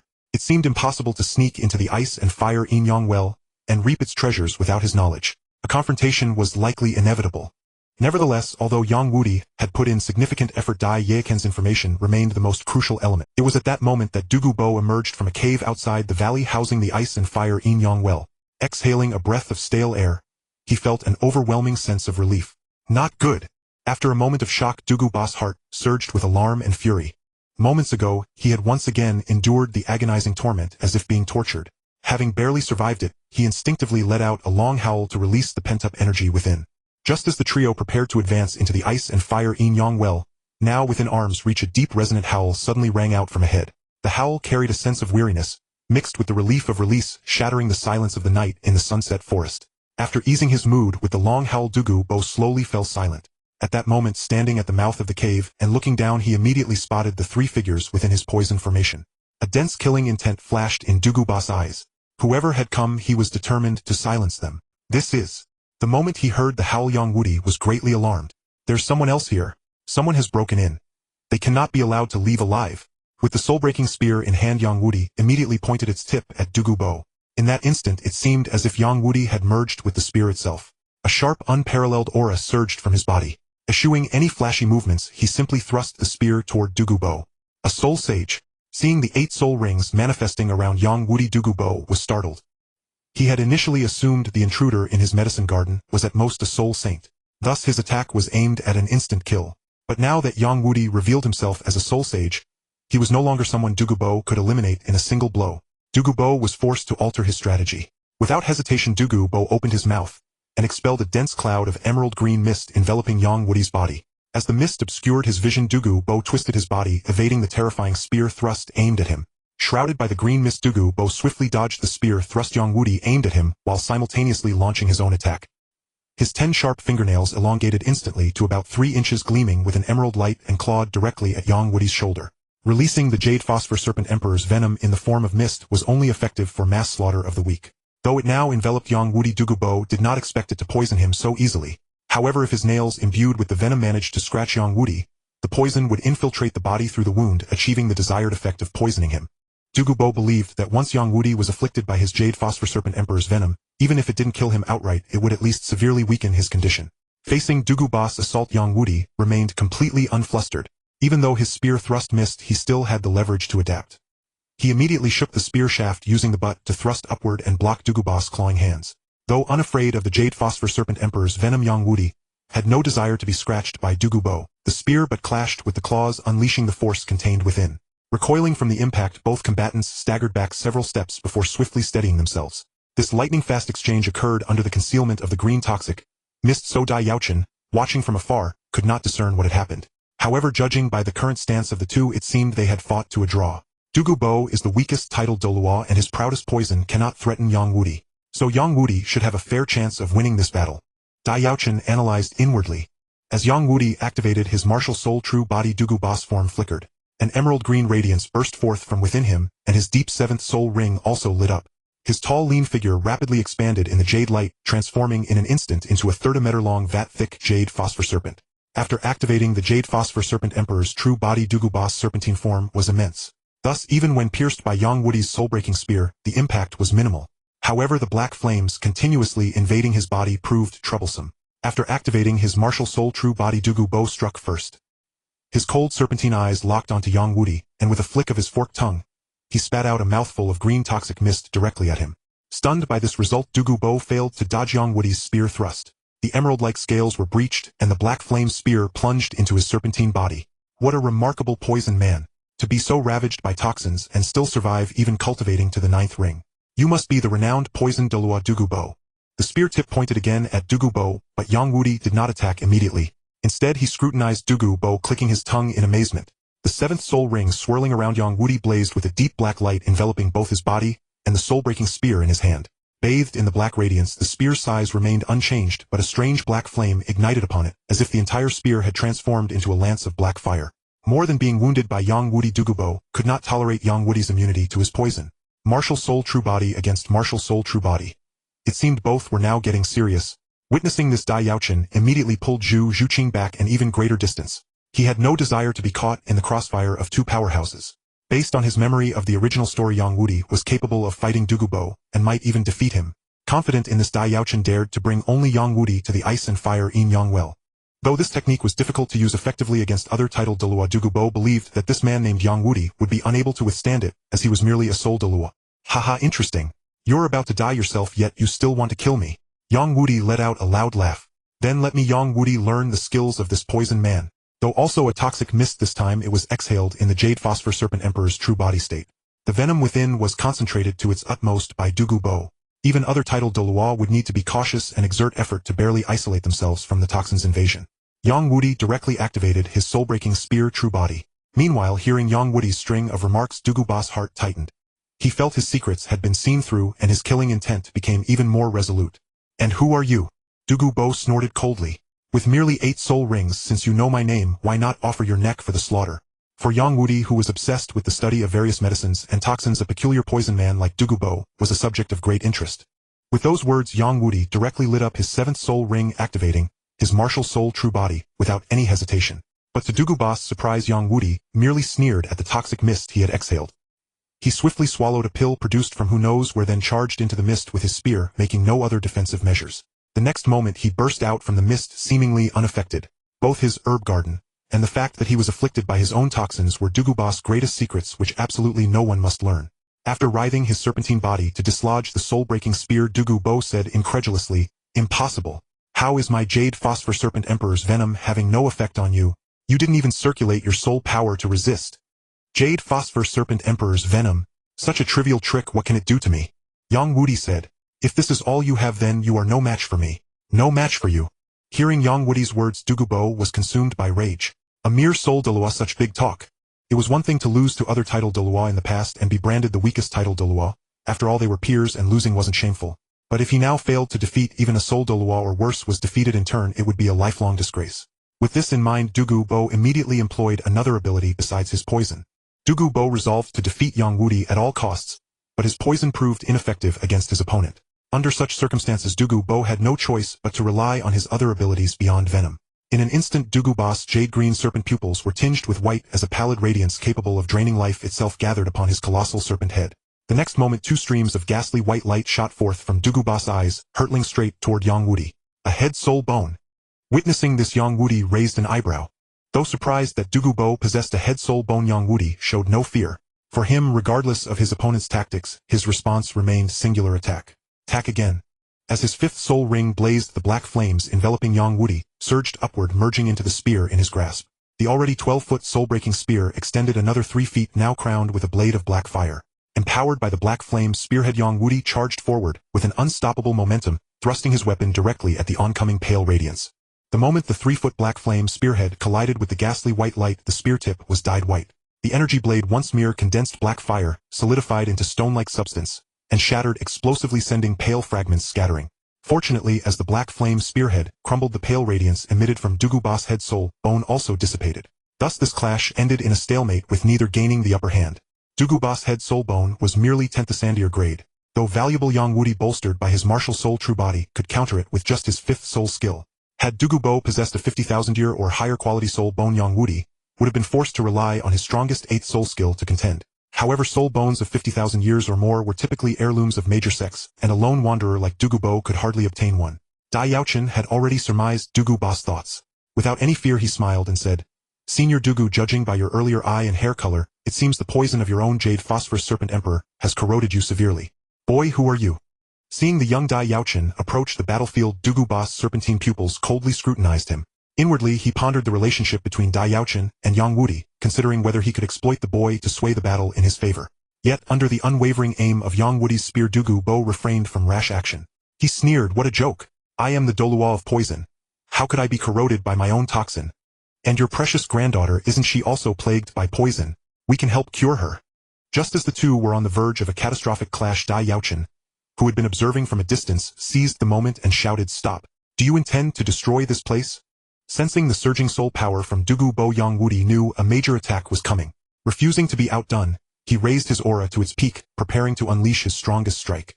Yang Wudi, who had been observing from afar, sensed Douluo's surging soul power and knew a major attack was imminent. Refusing to be outdone, he elevated his own aura to its peak, ready to unleash his most powerful strike. At Douluo's denial, Dai Yaochen shook his head with a wry smile and revealed his trump card. "Enough, Senior Douluo of poison, there's no need to deny it. I've pointed out your problem because we can solve it." Hearing Dai Yaochen's words, Yang Wudi looked at him with surprise, realizing that the boy had also seen through Douluo's. Thus Dai Yaochen only needed Yang Wudi to display enough strength to earn Douluo's respect, not necessarily defeat him, lest the latter be driven to destroy the ice and fire in Yangwell in desperation. With this in mind, Dai Yaochen pondered briefly before swiftly making his way to the confrontation. With his poison nullified and his soul bone skill ineffective, Douluo could only take a deep breath and channel his soul power, preparing to unleash his 8th soul skill. His 9th soul skill was more suited for wide area destruction and less effective in unknown combat. Facing the current situation, the more controlling 8th soul skill was the better choice. His 9th soul skill was more suited for wide area destruction and less effective in unknown combat. Facing the current situation, the more controlling 8th soul skill was the better choice. Then the massive serpentine body of the Jade Phosphorus Serpent Emperor dissolved into transparency, revealing Douluo boss figure. His eyes flickered with uncertainty. You can cure me and Yen. Dai Yaochen's words struck Douluo so deeply that he indirectly admitted that indeed if they unleashed their ultimate attacks here, the nearby ice and fire in Yangwell would be destroyed. A result neither could accept. If even the 8th soul skill failed, Douluo would be helpless against Yang Wudi today. Upon hearing Dai Yaochen's words, Douluo's expression shifted, and his serpent tail curled slightly, as if preparing to strike the boy. As for how to obtain the immortal herbs from Douluo later, that was simple. Just as both were building their power, Dai Yaochen's sudden voice startled both Yang Wudi and Douluo. Realizing this, both Yang Wudi and Douluo suppressed their urge to erupt, calming their surging soul power, while maintaining their martial soul true bodies in a tense standoff. Though Douluo doubted that his toxin affliction could be easily resolved, the fact that Dai Yaochen had seen through it, and accurately pinpointed his problem, suggested there might indeed be a solution. He cared little for himself, but his granddaughter Douluo Yen weighed heavily on his heart. If there was even a sliver of hope to cure her, he would grasp it. Watching Douluo's ever-changing expression, Dai Yaochen nodded and confirmed. That's right, we can help you and Douluo Yen detoxify. However, the process will require many rare medicinal herbs. Upon hearing Dai Yaochen mention that the antidote required numerous rare herbs, Douluo snorted coldly. So this is your true intention? Using the pretense of helping me detoxify to actually extort precious medicinal plants from me? Young man, I have eaten more salt than you have eaten rice. Do you think you can fool me with such petty tricks? Unfazed by Douluo's words, Dai Yaochen replied calmly. Since Lord Douluo suspects me, why not first hear my detoxification method before judging whether I speak the truth? Let's hear how you plan to deceive me. Douluo sneered. Yang Wudi, standing nearby, remained silent, retracting his post-soul spear. He was also curious to see whether Dai Yaochen, the second prince of the Star Luo Empire, was merely bluffing or truly had a solution. After a moment of deliberation, Dai Yaochen spoke. Lord Douluo, the reason your body is being corroded by toxins is that your Jade Phosphorus Serpent Emperor spirit constantly merges its venom with your physique, correct? That's right. Having pinpointed the root cause, Dai Yaochen earned some credibility from Douluo. If it were an instrument spirit, I could store the venom within it, sparing myself the harm. But my spirit is a beast spirit fused with my body. The venom inevitably erodes me. This is unavoidable. Even with a beast spirit, must the venom be stored within your body. Dai Yaochen guided him. Lord Douluo, have you considered finding something specifically to contain the venom, thereby sparing your body from erosion? You mean? With Dai Yaochen's hint, Douluo seemed to have an epiphany. He had finally arrived at the ice and fire in Yangwell, a place truly capable of reversing one's fate. When the topic turned to his granddaughter, Douluo reacted, his brow furrowing slightly. I must admit your method of storing venom in a spirit bone is excellent, but executing it is not so easy. Under normal circumstances in the original story, only Tang San with his twin spirits had the potential to become a god among the Shrek's 7 monsters. The other 6, including Xiao Wu, could at most reach the level of titled Douluo. Yet after consuming the immortal herbs from the ice and fire in Yangwell, all of them eventually ascended to godhood. If we talk about talent, the golden generation of the Spirit Hall was no weaker. Yet none of them became gods. And Yen too. Though she hasn't trained long, she was immersed in my venom even in the womb. Even if I find her a spirit bone, expelling the poison will be far from easy. Soon Dai Yaochen went to fetch Zhu Zhuqing, who had been hiding nearby. Together with Yang Wudi, they followed Douluo to the mouth of the valley. A spirit bone. Dai Yaochen stated the answer directly. Lord Douluo, during your fight with Patriarch Yang, I noticed you used a spirit bone skill. You could force the Jade Phosphorus Serpent Emperor venom into that spirit bone. Problem solved, no. Yang Wudi looked at Dai Yaochen with astonishment. He hadn't expected the young prince to actually provide a viable solution for Douluo. Gazing at the 2 distinct pools of spring water, shrouded in mist, even Dai Yaochen felt a surge of excitement. But if it could truly resolve the toxin issue for himself and his granddaughter Douluo, didn't mind Dai Yaochen having some. Seeing that Douluo was willing to lead them into the ice and fire in Yangwell, it seemed he had temporarily gained their trust. A promising start. Hearing this, Douluo finally understood. After all this talk, Dai Yaochen was still after those rare herbs. And your precious granddaughter. Observing Douluo's expression, Dai Yaochen knew the deal was as good as sealed. He said slowly, just get her a spirit bone, force the venom into it, and the problem is solved. And that girl hiding over there, come along too. After a brief silence, Douluo gave Dai Yaochen a deep look, then turned and strode toward the valley ahead. You need a large quantity of rare herbs, don't you? Follow me. So we return to my earlier point. Dai Yaochen smiled faintly. To help you detoxify, a variety of rare herbs are needed as aids. I have cultivated for over 70 years. All these years enduring the corrosion of the Jade Phosphorus Serpent venom, my body has long become one with the toxins. If I forcibly expel it, the backlash alone could kill me. That's right. A spirit bone. As if awakened by a revelation, Douluo's eyes lit up. Why didn't I think of that before? Using those rare herbs to prepare specific medicines can guide the detoxification process, reducing backlash and greatly increasing the chances of success. This was the power of immortal herbs, containing the hope of godhood now right before Dai Yaochen's eyes, so close, he could almost touch it. How could he not be excited? Sensing Dai Yaochen's intense emotions, Douluo, though curious, didn't show it. Instead he introduced, "This is my herb garden filled with all kinds of rare plants. If you can solve the problem for me and Yen Yen, you may take whatever herbs you need." Seeing this, a smile crept onto Dai Yaochen's face. "You said it yourself. Don't go back on your word." Eagerly Dai Yaochen rushed toward the valley, but Douluo grabbed him back. "Didn't you say I could take whatever herbs I wanted? Why are you stopping me now? What are you stopping me for?" Meeting Dai Yaochen's puzzled gaze, Douluo said irritably, "Do you see those two pools in the valley? They constantly release extreme ice and fire spiritual energy. With your puny strength, venturing into the valley, without protection, would cause the opposing energies to tear you apart in moments." Hearing this, Dai Yaochen slapped his forehead. "I was so fixated on the immortal herbs that I forgot the ice and fire in Yangwell's environment is not something an ordinary person can withstand." Dai Yaochen's mind was now entirely occupied by the celestial medicinal herbs, causing him to momentarily overlook the environmental hazards of the ice and fire in Yangwell. Only upon hearing Douluo's warning did he recall the peril. The surging currents of extreme cold and heat within were indeed beyond his current capacity to endure. Yet this did not mean he could not enter the ice and fire in Yangwell. As long as a formidable expert helped him withstand those two opposing forces of primordial spiritual energy, all would be well. Yang Wudi had evidently anticipated this as well. Without waiting for Dai Yaochen to speak, he released his own sharp, piercing aura enveloping Dai Yaochen and Zhu Zhuqing within it. In this manner he isolated them from the two extremes of celestial spiritual energy. "Your approach is feasible," Douluo remarked, raising an eyebrow at Yang Wudi's maneuver. "But can you sustain this for the entire duration?" Maintaining an outward aura to shield others would inevitably drain Yang Wudi's energy. It was manageable for a short while, but prolonged exertion would prove unsustainable. Were Dai Yaochen and Zhu Zhuqing to rely solely on Yang Wudi's protection throughout? "Are there not many precious herbs in this valley?" Dai Yaochen replied, "Those herbs are born and raised here, thus they have adapted to the valley's extreme environment. If Zhuqing and I each consume one, we will be shielded by the herb's aura and can acclimate to this place." With these words, Dai Yaochen turned to Yang Wudi beside him. "But until we take the herbs, I must trouble you, Patriarch Yang, for your protection." "No matter.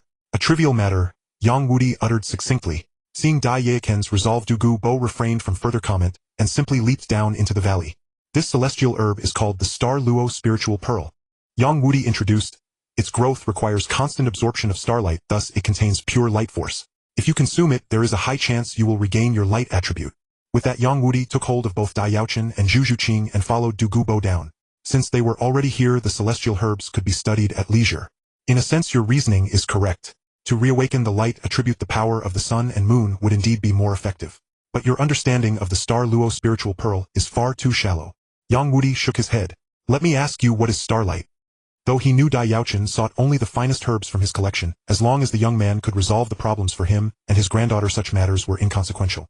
Dai Yaochen was currently the second prince of the Star Luo Empire, and this celestial herb was named the Star Luo Spiritual Pearl. Judging by name alone, the two seemed somewhat fated. "This?" Dai Yaochen was momentarily stumped. "Patriarch Yang, do you mean that the Star Luo Spiritual Pearl also contains the light force of the sun and moon?" Yet Dai Yaochen would not make a choice based solely on a name. He pressed, "Does the Star Luo Spiritual Pearl only grow by absorbing starlight? Is mere starlight not too meager? Is there a celestial herb that gathers the radiance of the sun and moon? I believe the power of the sun and moon might offer a greater chance of restoring my light attribute." "Starlight is naturally the light emitted by the stars," Dai Yaochen answered without hesitation. Earlier at the mouth of the valley, the dense mist had obscured their view, revealing only the most conspicuous pair of springs. Now that they had descended into the valley, Yang Wudi's gaze swept around, and he stood frozen in place, his body trembling uncontrollably. Indeed, so many celestial herbs. One particularly magnificent plant caught his eye. Its branches were black, but at the tip grew a golden fruit the size of a palm, resembling a pearl. Upon closer inspection, the gold seemed to be an aggregation of thousands upon thousands of tiny points of light, presenting an exceedingly peculiar sight. Douluo frowned. "The medicinal properties of the herbs here are astonishing. Many I do not recognize. It would be best not to consume any you are uncertain about. That is, the 8-petal immortal orchid, and the Qitong celestial chrysanthemum." Upon hearing Dai Yaochen's words, Yang Wudi drew a deep breath. Though his heart still pounded with excitement, he managed to restrain himself. "Correct," Yang Wudi stated directly. "Star Luo means to net all stars. Besides the starlight force, you presume the Star Luo Spiritual Pearl also possesses the light force of the sun and moon." Sensing Yang Wudi's agitation, which caused his protective aura to fluctuate violently, Dai Yaochen quickly urged, Patriarch Yang, these herbs are right before us. They won't run away. Calm yourself, calm. Rest assured, Senior Douluo Dugu, we will not act recklessly. Dai Yaochen merely smiled at Dugu Ba. Yang Wudi's gaze swept over the multitude of celestial herbs surrounding the ice and fire Yin Yang well, with an almost obsessive fascination. Though he yearned to begin his research immediately, he did not forget their primary purpose. After identifying all the herbs, he led Dai Yaochen directly toward a singularly extraordinary one. Seeing that Yang Wudi had regained his composure, Dugu Bo spoke. All my herbs are here. How do you propose to concoct the antidote for my poison? Then do the sun and moon count as stars? Yang Wudi countered. If Yang Wudi became too excited and released his protective aura, Dai Yaochen and Zhu Zhuqing would be subjected to the assault of the valley's extreme celestial spiritual energy. Then please proceed as you wish, Dugu Bo said. But be quick. Patience, Senior Douluo Dugu. Dai Yaochen replied. First let Zhu Qing and me consume one of the herbs here to gain the ability to withstand this extreme environment. Otherwise, constantly relying on Patriarch Yang's protection will hinder our subsequent operations. With Dugu Bo's permission, Dai Yaochen immediately turned to Yang Wudi. It was now up to him to identify the celestial herbs and select the one most suitable for himself. The light of the sun, moon, and stars converge within it, which is why I say the Star Luo spiritual pearl contains the purest light force. After consuming it, your chances of reawakening your light attribute are well over 70%. So that's it. With Yang Wudi's explanation, Dai Yaochen finally understood. If it was truly, as he said, the Star Luo spiritual pearl was indeed the most suitable celestial herb for him. In that case, I will choose the Star Luo spiritual pearl. Dai Yaochen made his decision on the spot. Seeing that Dai Yaochen had no further questions, Yang Wudi continued. The Star Luo spiritual pearl is rather unique. Only the person who personally picks it can benefit from its effects. If given to another, its medicinal properties will dissipate instantly. Therefore, you must do it yourself. Simply touch the golden fruit with your hand. Is it really that miraculous? Upon hearing Yang Wudi's introduction, Dai Yaochen couldn't help but look at the Star Luo spirit pearl before him with some astonishment. And it must be picked and consumed by oneself. No wonder Tangsan hadn't given this immortal herb to the other 6 freaks in the original story. With such a thought flashing through his mind, Dai Yaochen now acted according to Yang Wudi's instructions, extending his right hand and gently touching the golden fruit before him. The moment Dai Yaochen touched it, the golden fruit seemed to tremble slightly, and then its surface burst forth with myriad golden rays enveloping Dai Yaochen, who was close at hand. Bathed in the golden light, Dai Yaochen felt a wave of warmth all over his body, accompanied by a faint sense of fulfillment, as if some inherent flaw within him was being mended. Yet this feeling of fulfillment came and went quickly. After a moment, the golden light enveloping him retracted back into the Star Luo spirit pearl, which then fell from the branch into Dai Yaochen's hand. This is the feeling! Dai Yaochen exclaimed with some excitement. In that instant, I felt a sense of completeness. This Star Luo spirit pearl can definitely help me reawaken my light attribute. Having this sensation indicates that the Star Luo spirit pearl is indeed effective for you. Yang Wudi smiled. It seems your problem is as good as solved. As Dai Yaochen pondered, Yang Wudi continued. Although the night bloom epiphyllum grows with difficulty, it contains the purest dark power.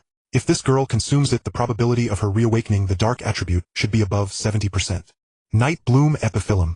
Dai Yaochen had traveled a great distance bringing Zhu Zhuqing here, precisely to procure an immortal herb for her to awaken the dark attribute, so that he could have a partner for a spirit fusion skill in the future.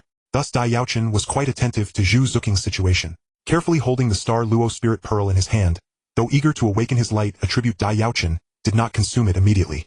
Instead he looked at Yang Wudi and said, "Since my immortal herb is settled, what about Zhuqing's?" As he swallowed the Star Luo spirit pearl, Dai Yaochen immediately felt a warm current surge within his body. This energy was even more abundant than when he had absorbed the 5,000-year spirit ring, but fortunately the medicinal properties of the immortal herb were gentler than the spirit ring's energy. This is the night bloom epiphyllum. Yang Wudi introduced. This immortal herb can only absorb the purest dark power to grow on the night when the moon is smallest each month. Hence the night bloom epiphyllum grows extremely slowly. It was an entirely pitch-black epiphyllum devoid of any other color and seemed to emit no fragrance. It grew alone in a corner, easily overlooked if one wasn't paying close attention. Only a treasure land like the ice and fire Yin Yang well can accelerate the growth of various rare plants. Otherwise, even 1,000 years might not be enough to see a night bloom epiphyllum mature. Hearing Dai Yaochen's words, Zhu Zhuqing also raised her head, looking nervously at Yang Wudi.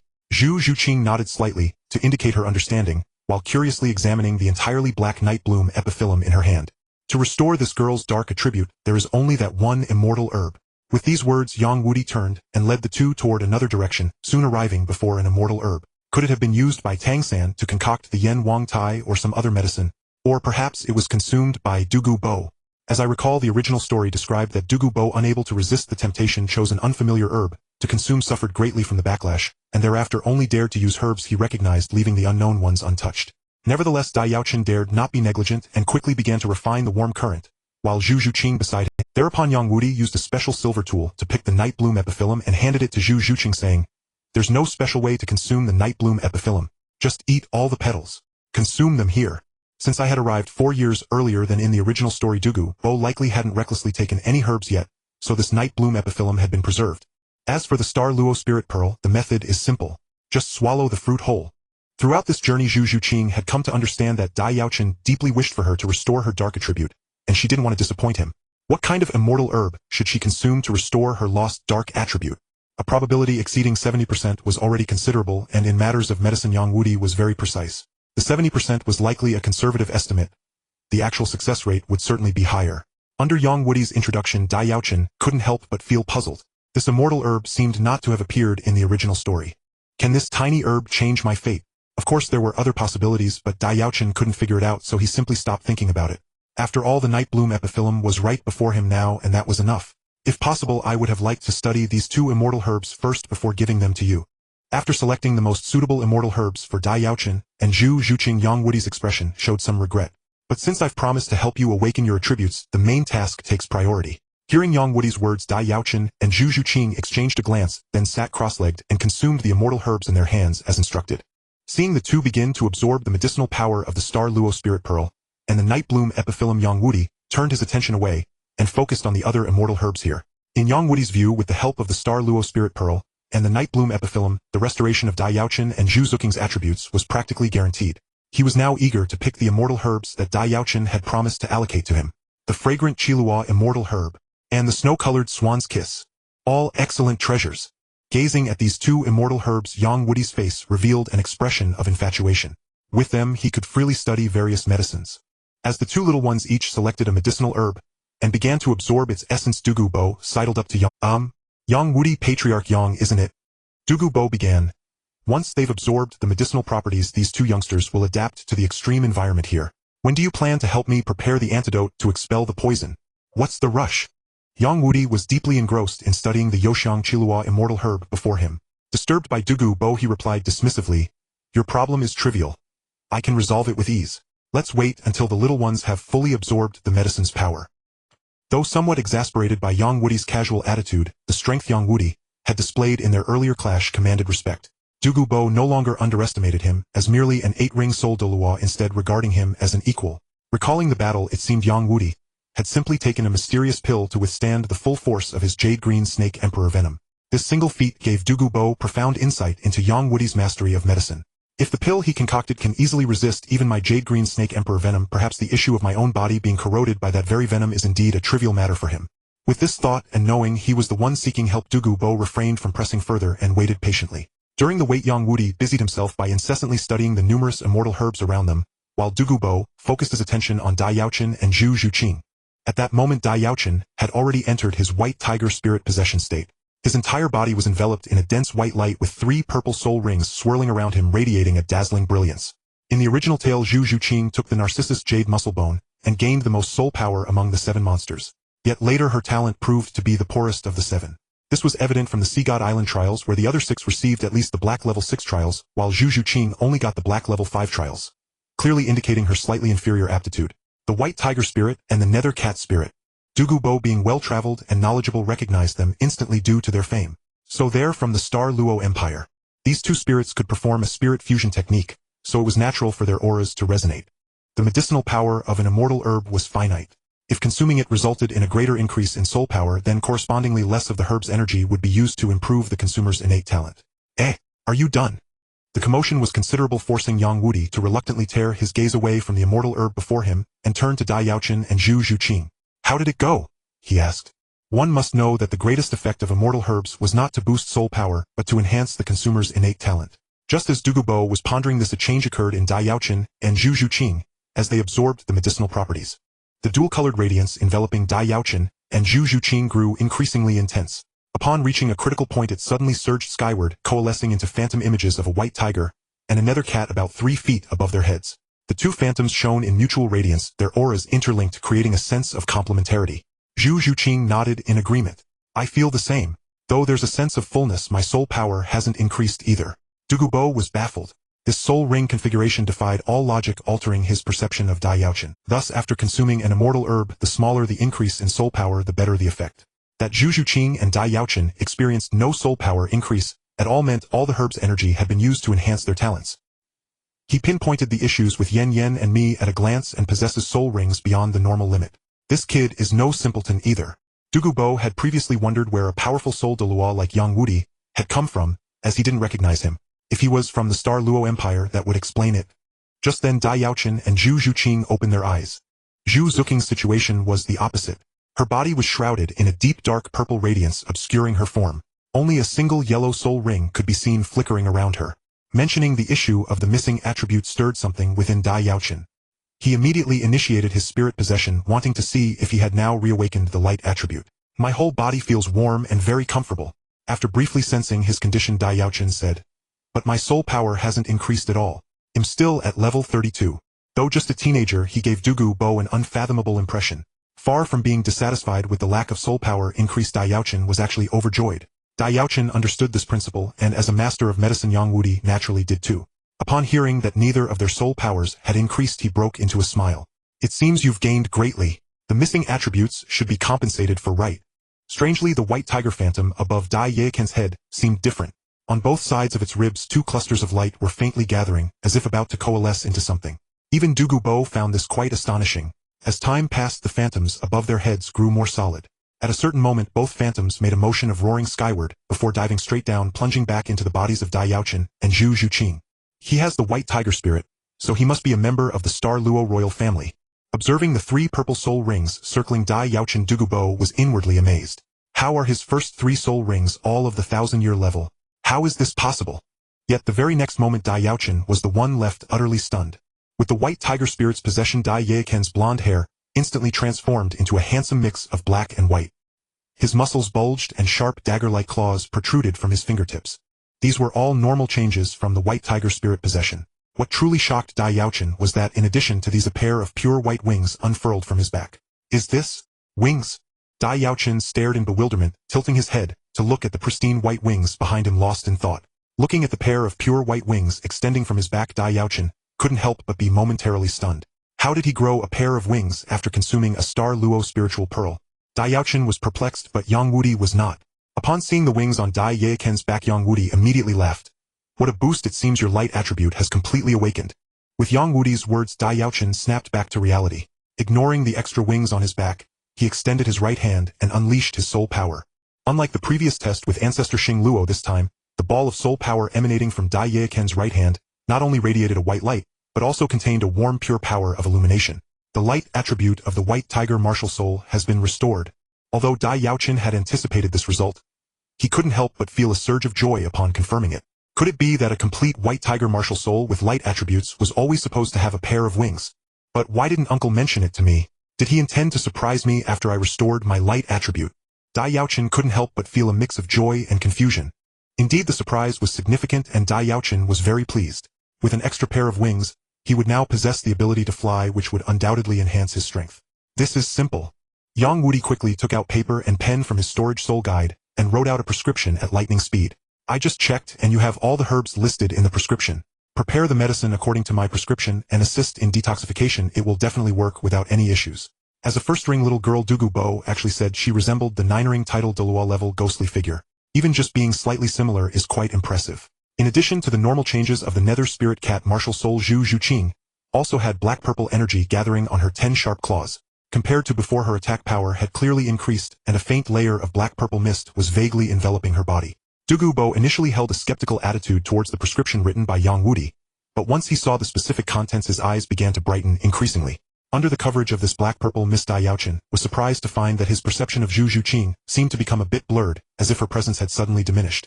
When Dai Yaochen inquired, Zhu Juqing said nothing more and directly manifested her martial soul. Is this the dark attribute that Juqing has awakened?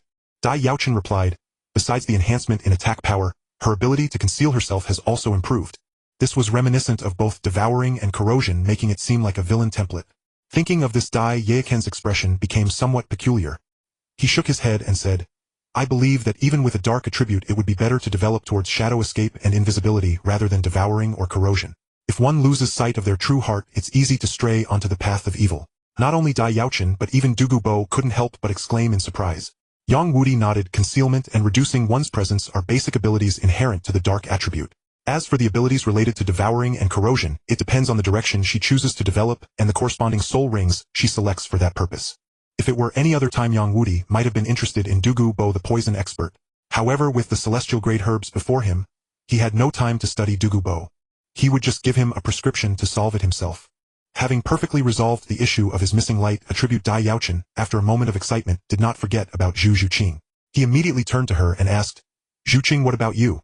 After speaking, Yang Wudi continued to study the celestial grade herbs. How could he not? Yang Wudi was a top-notch master of medicine on the Douluo Continent, and his research on various medicines was unparalleled. This prescription is simply amazing. I see now.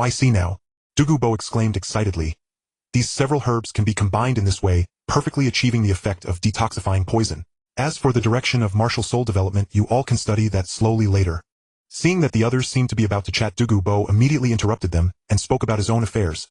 What are you all planning for the medicine needed for me and Yen to detoxify? Seeing Dai Yaochen display his light attribute, Yang Wudi couldn't help but nod appreciatively. This time he promised Ancestor Xing Luo to help Dai Yaochen reactivate his light attribute, and he finally fulfilled his promise. It should be noted that not long ago Dai Yaochen had just absorbed a 5,000-year level spiritual attribute soul ring. His spiritual power was already approaching that of a typical 5-ring soul king, yet even so a mere first ring Zhu Zhuqing could give him such a feeling. This little girl's state is quite interesting. Douluo couldn't help but say, her aura is naturally restrained, somewhat similar to that old ghost from the spirit hall. If one is not particularly cautious, even if their cultivation is 2 levels higher than hers, it is easy to subconsciously overlook her. I'll listen to Brother Yaochen. Zhu Zhuqing nodded earnestly. Even after reaching the level of a title Douluo, one could fly, but a title Douluo with wings would clearly fly faster than one without. Therefore, having an extra pair of wings was always a good thing for Dai Yaochen. It could be seen that in her martial soul manifestation state, Zhu Zhuqing's body did not undergo significant changes, only her eyes had turned into a dark green, and a bright blue heterochromatic gaze along with sharp claws extending from her fingers. Immediately Douluo eagerly began to gather the necessary herbs, according to the prescription written by Yang Wudi.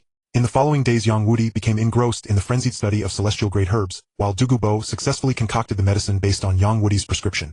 After taking it proved to be effective, making him extremely happy, and his gaze towards Dai Yaochen and the others became much gentler. As for Dai Yaochen and Zhu Zhuqing, they had little to do aside from occasional sparring. During the rest of the time, both were focused on cultivating their soul power. Although continuous soul power cultivation was somewhat monotonous, both found joy in the rapid increase of their soul power. As for Zhu Zhuqing, Dai Yaochen was unsure, but he knew that his current cultivation speed was at least 3 times that of before. If he could only increase 2 levels in a year previously, he felt that now he could rise 6 levels in a year. Advancing 1 level per year, even within the 3-ring stage, was an exceedingly extraordinary cultivation speed. At this pace, Dai Yaochen was confident he could break through to the 40th level by the age of 15, first matching the record of the fastest 15-year-old to reach the 40th level among the golden generation of the Spirit Hall and then surpassing it. With Dai Yachen's cultivation speed already so rapid in the 3-ring stage, one could only imagine how fast Zhu Zhuqing, who had also consumed a celestial herb but remained at the 1-ring stage, was progressing. In fact, it took only 2 months. By the time Dai Yaochen had cultivated to the 33rd level, Zhu Zhuqing had already broken through the 20th level bottleneck and was ready to acquire her 2nd spirit ring. Upon learning that Zhu Zhuqing needed a 2nd spirit ring, Douluo, who had grown familiar with them, patted his chest and volunteered to capture a suitable spirit beast for her to absorb the ring. Over these 2 months, Yang Wudi typically left matters unattended, engrossed in his research on celestial herbs. Hence Dai Yaochen and Zhu Zhuqing interacted more with Douluo, naturally growing acquainted through their frequent exchanges. Thanks to the prescription provided by Yang Wudi, Douluo had begun attempting to expel his poison and achieved considerable results. His once cyan hair had started to fade. This lifted his spirits immensely, prompting him to take the initiative to find a suitable 2nd spirit ring for Zhu Zhuqing, telling Dai Yaochen and Zhu Zhuqing to name their requirements freely. As Douluo put it, he had an intimate knowledge of the spirit beast distribution in the Sunset Forest. As long as they specified their needs, he could capture the desired beast. Since Douluo was willing to help, Dai Yaochen expressed his gratitude, and then explained the type of spirit ring. Having confirmed Dai Yachen's requirements, Douluo wasted no time, and hurriedly left the ice and fire Yin-Yang well, diving into the Sunset Forest in search of a suitable target. Other celestial herbs could be packed up and taken away upon departure, but the blazing fire apricot and the octagonal mysterious ice grass were different. They respectively bore the power of extreme heat and extreme cold, making them impossible to carry. Thus, rather than leaving these 2 herbs behind, it was better to find someone to consume them. Clan leader Yang, you mean to give these 2 celestial herbs to Douluo? Dai Yaochen finally grasped Yang Wudi. During Duguba's absence, Dai Yaochen sought out Yang Wudi, who was still studying the celestial herbs. Clan leader Yang Duguba's condition can be resolved completely in a few months. The matter of expelling the poison for his granddaughter should also be brought forward as soon as possible. His meaning now was to ask Yang Wudi to find time to examine Duguba's beloved granddaughter Dugu Yen, and then prescribe a targeted auxiliary prescription to help expel her poison. Indeed, although Duguba's mastery of poison gave him an aura of aloofness, Dai Yaochen had found his character quite amiable through their recent interactions. Giving celestial herbs to his granddaughter would be fine, and it could deepen their bond, potentially drawing Douluo to the Star Luo Empire. Dai Yaochen and Zhu Zhuqing had already consumed celestial herbs of light and dark attributes. If they were to also ingest the octagonal mysterious ice grass and blazing fire apricot, possessing ice and fire attributes, the conflicting energies would likely prove fatal. Initially, Dai Yaochen thought Yang Wudi could take them, but Yang Wudi instead proposed giving them to Duguba's granddaughter. Oh, there's a better method. Dai Yaochen's interest was piqued. Clan leader Yang do tell. The extent of poison erosion differs between the two. The prescription you provided likely won't be effective. Dai Yaochen's sudden concern stemmed from his increasingly harmonious relationship with Dugubo. Now that Dugubo was even willing to venture out to capture a spirit beast for Zhu Zhuqing, Dai Yaochen felt obliged to reciprocate by attending to the issues concerning Duguba's precious granddaughter. Yang Wudi asked, "What's the matter? Are you reluctant? Look over there." Yang Wudi rose and pointed to two herbs at the center of the ice pool and the fire pool respectively. "Do you know what those two celestial herbs are called?" As for these two celestial herbs, Dai Yaochen was not truly reluctant to part with them. Based on their appearance and growing locations, Dai Yaochen guessed despite not recognizing them, are they the blazing fire apricot and the octagonal mysterious ice grass? Following Yang Wudi's gesture, he saw by the fire pool a fiery red herb resembling a cabbage and by the ice pool an octagonal white flower. Duguba's granddaughter shouldn't be deeply eroded by the poison. Expelling it would be easier. Duguba's granddaughter, huh? Having studied the celestial herbs for 2 months, Yang Wudi was no longer as fanatical as at the start. Even interrupted by Dai Yaochen, he felt no displeasure, and instead pondered over Dai Yaochen's words. "I am old now. Even if I consume these two celestial herbs for the ice and fire body tempering, what difference would it make? It's better to give the young ones a chance." Yang Wudi smiled. "After 2 months together, I find Dugubo quite a decent fellow. Why not just give these two herbs to his granddaughter?" "Exactly." Yang Wudi nodded in confirmation. Though Dai Yaochen lacked expertise in pharmacology, he knew there was no universal prescription. Even for the same issue, different severities required adjusted formulas. "I'm not reluctant at all," Dai Yaochen replied. "But clan leader Yang, don't you wish to consume these two celestial herbs yourself? However, aside from the spirit bone poison storage method you initially proposed to Dugubo, I now have a better method. It depends on whether you're willing to part with them." Well, that possibility was slim. Prince Xuexing of the Douluo Empire had a favor over Dugubo, so winning him over was unlikely. Still, Dai Yaochen wanted to try. With that thought, Dai Yaochen continued, "Giving them to Duguba's granddaughter is fine, but if she consumes these two herbs and undergoes the ice and fire body tempering, all the toxins within her will be dissolved. Will Dugubo agree to that? Her granddaughter only carries ordinary jade phosphor serpent venom. Even if it evolves into the emerald phosphor serpent emperor venom in later stages, it's nothing special. Dissolving it is no great loss." Yang Wudi said, "In comparison, after consuming these two celestial herbs, she will gain the extreme heat and extreme cold as two potent toxins. Isn't that far superior to the jade phosphor serpent venom?" Well, Dai Yaochen had to admit Yang Wudi had a point. So he said, "In that case, when Dugubo returns, I'll tell him about this method and see what he chooses."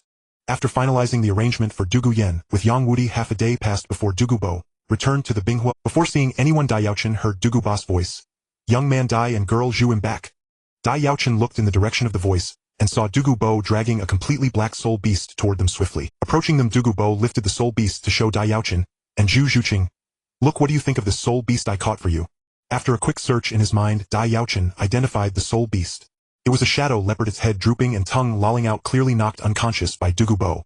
Based on its size, its cultivation was around 700 years, making it perfect as Zhu Zhuqing's second soul ring. A shadow leopard indeed. Recognizing the soul beast, Dai Yaochen couldn't help but say, "This type of soul beast is renowned for its elusive nature. Though its cultivation is only around 700 years, it's probably harder to catch than some 2,000 or 3,000 year soul beasts. Senior Dugu, you've gone to great trouble." Dugubo laughed heartily. "It's nothing. Didn't you want to get a soul skill like shadow dodge for girl Zhuqing? I thought this shadow leopard fit the bill perfectly, so I grabbed it on a whim." Though Dugubo said that Dai Yaochen knew it wasn't as simple as he made it sound. Shadow leopards were rare and troublesome to catch, yet Dugubo had managed to find one with cultivation right at the limit for a second soul ring. A clear sign of effort. Given Dugubo's attitude, Dai Yaochen felt that giving his precious granddaughter 2 immortal herbs was absolutely worth it. A better method. Dugubo brightened. "Tell me." Mentioning the issue of the missing attribute stirred something within Dai Yaochen. He immediately initiated his spirit possession, wanting to see if he had now that impressive. Hearing Dai Yaochen's explanation, Dugubo's eyes lit up. In that case, let Yan Yan take those 2 herbs. What do you mean? Dugubo frowned. Zhu Zhuqing nodded slightly, and without hesitation summoned her spirit. Using her cat claws now sharper after awakening her dark attribute, she pierced the shadow leopard's left eye, destroying its brain and ending its life. Don't rush, Senior Dugu.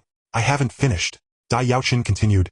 The effects of those 2 herbs are excellent, but for Dugu Yen, taking them means she'll have to give up something. Just a small favor, no need to thank me. Dugubo waved his hand and placed the shadow leopard before Zhu Zhuqing. Kill it, girl Zhu. Its soul ring is yours. Taking these 2 herbs will dissolve all the toxins in Dugu Yan's body, Dai Yaochen said. In other words, she'll no longer be able to use the emerald viper's venom. Soon a deep yellow soul ring rose from the shadow leopard's body. Having absorbed a soul ring before Zhu Zhuqing immediately sat cross-legged and began the absorption process. You mean those 2 poisonous herbs? Dugubo looked toward the blazing fire apricot and the octagonal mysterious ice grass, puzzled. What do they have to do with solving Yan Yan's problem? If it were a 1,000-year soul bone, Dugubo could easily obtain it. But he didn't want his granddaughter to absorb something so mediocre, wasting one of her 6 soul bone slots. In his view, he needed to get her at least a 10th Sandier soul bone. Of course they do. Dai Yaochen stated directly. The better method I mentioned compared to the soul bone toxin storage method is for Dugu Yen to take those 2 herbs. After taking them, the ice and fire power within will reshape her body, making her immune to both water and fire and impervious to all poisons. The erosion from the emerald viper's venom will be resolved in an instant. Yan Yan. Dugubo was taken aback, then said, that might take a while. I need time to find a suitable soul bone for her. Hearing this, Dugubo fell silent for a moment before sighing. Let Yan Yan take them. If the emerald viper's venom is dissolved, so be it. Once Zhu Zhuqing's absorption was underway, Dai Yaochen turned to Dugubo and brought up the main matter. Senior Dugu, your condition is improving steadily. It's time to address your granddaughter's problem. So a special method is needed. Dai Yaochen explained patiently. Alone, neither herb can be consumed. But when combined, their ice and fire forces counteract each other, making them safe to take. Thank you, Senior Dugu. Zhu Zhuqing also expressed her gratitude.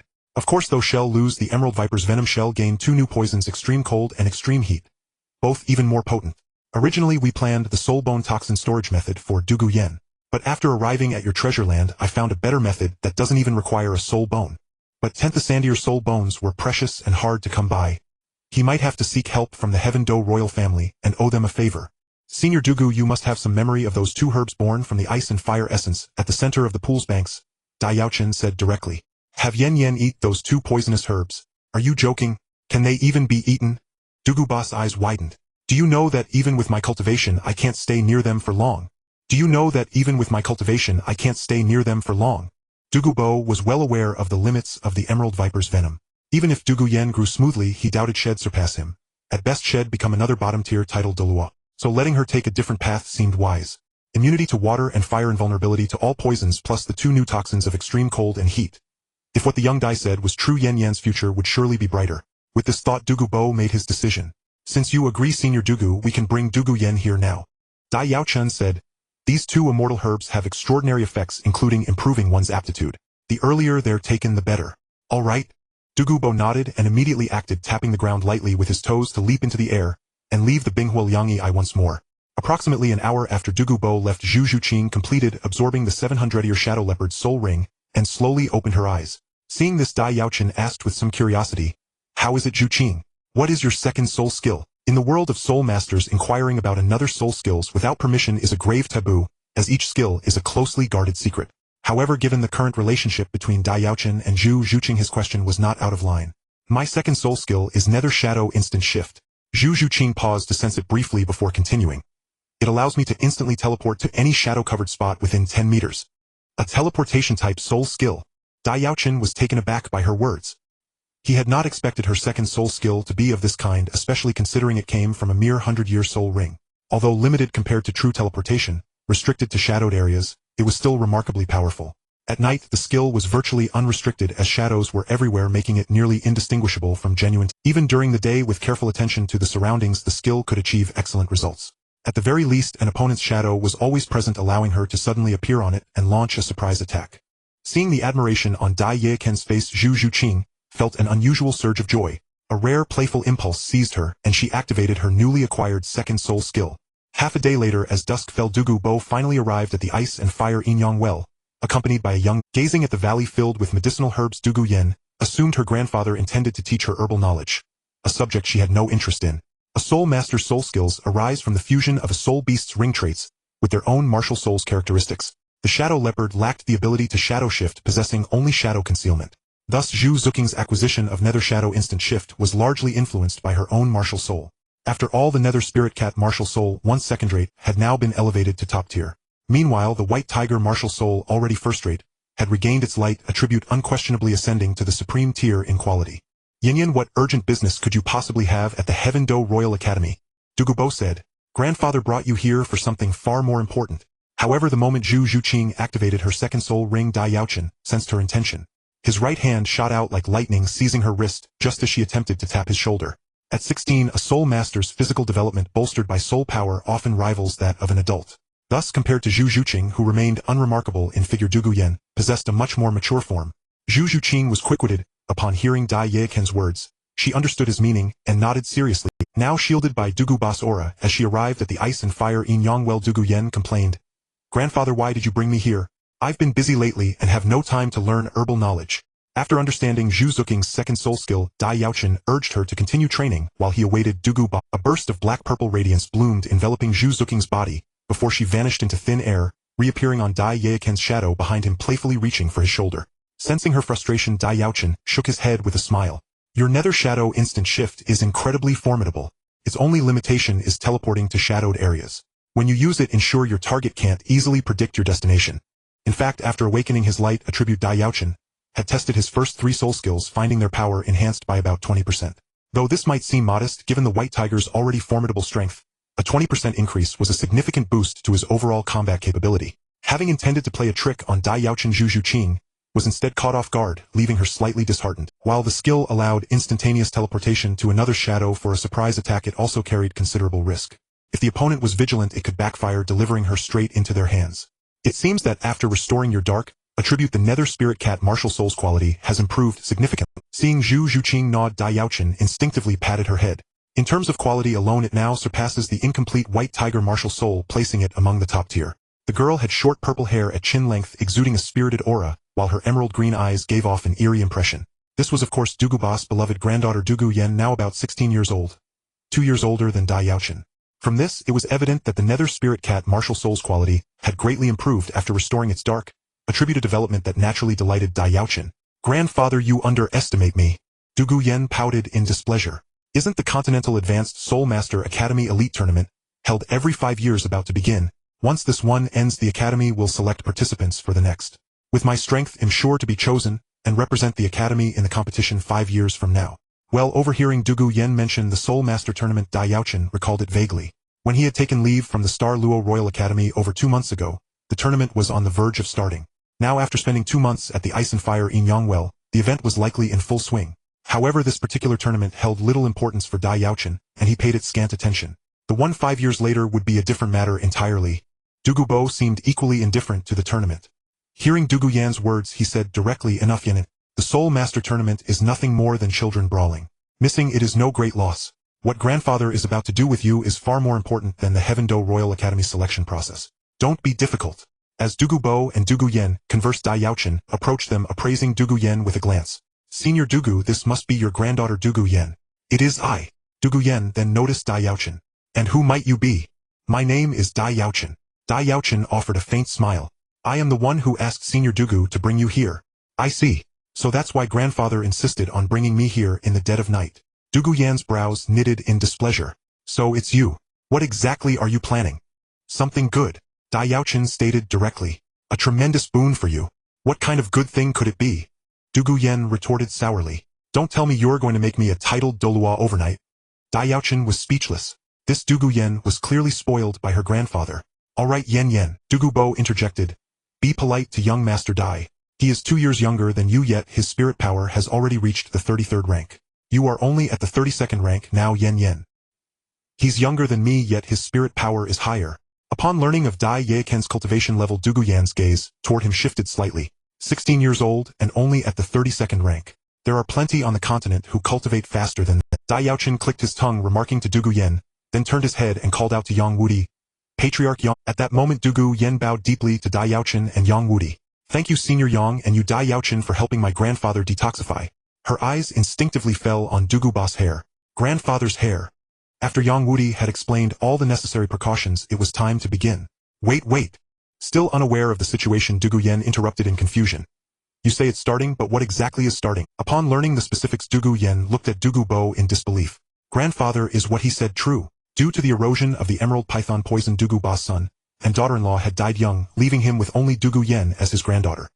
He doted on her excessively to the point where she was now somewhat beyond his control. The octagonal mysterious ice grass must be picked with gold, and the blazing fire apricot blossom with jade. Yang Wudi said. After picking them, place these two herbs together. Their auras will neutralize each other. They must be consumed within 10 breaths, or all their effects will be lost. Dugu Bo, standing nearby, shook his head helplessly. A thought flashed through his mind. If only young Master Dai could keep Yen in check. Initially, when Yang Wudi mentioned the risk of death from chi deviation, Dugu Bo's heart had clenched, and he was about to refuse. It was only after hearing Yang Wudi's subsequent turn of events that he breathed a sigh of relief, though he cast a somewhat exasperated look at Yang Wudi. Dai Yaochen knew about the effects and consumption of the blazing fire apricot blossom and the octagonal mysterious ice grass, but he had no memory of the proper method for picking them. You haven't told her yet?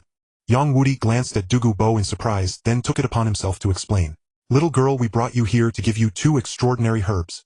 We had Senior Dugu bring you here today to solve this problem. Dai Yaochen said. Don't you notice that Senior Dugu's hair color has lightened?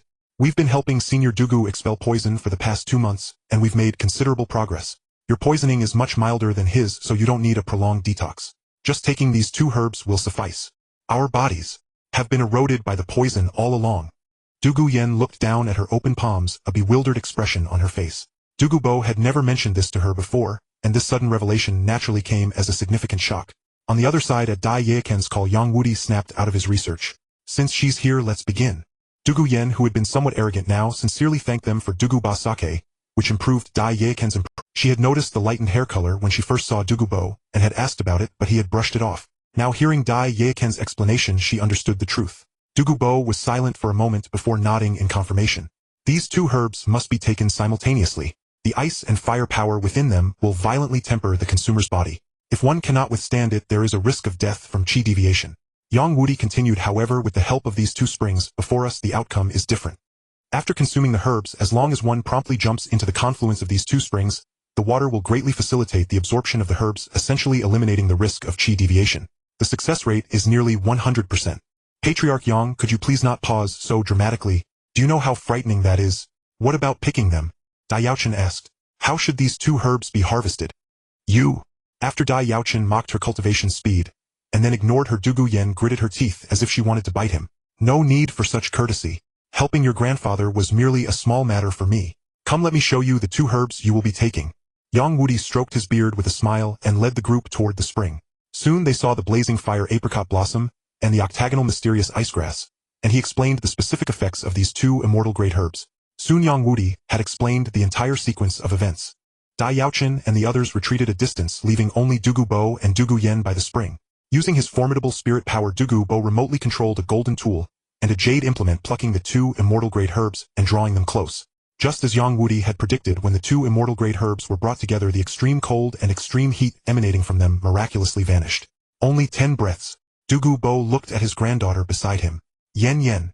Dugu Yen took a deep breath, said nothing, and swiftly picked up the two immortal great herbs before quickly swallowing them. He quickly consumed 2 immortal great herbs.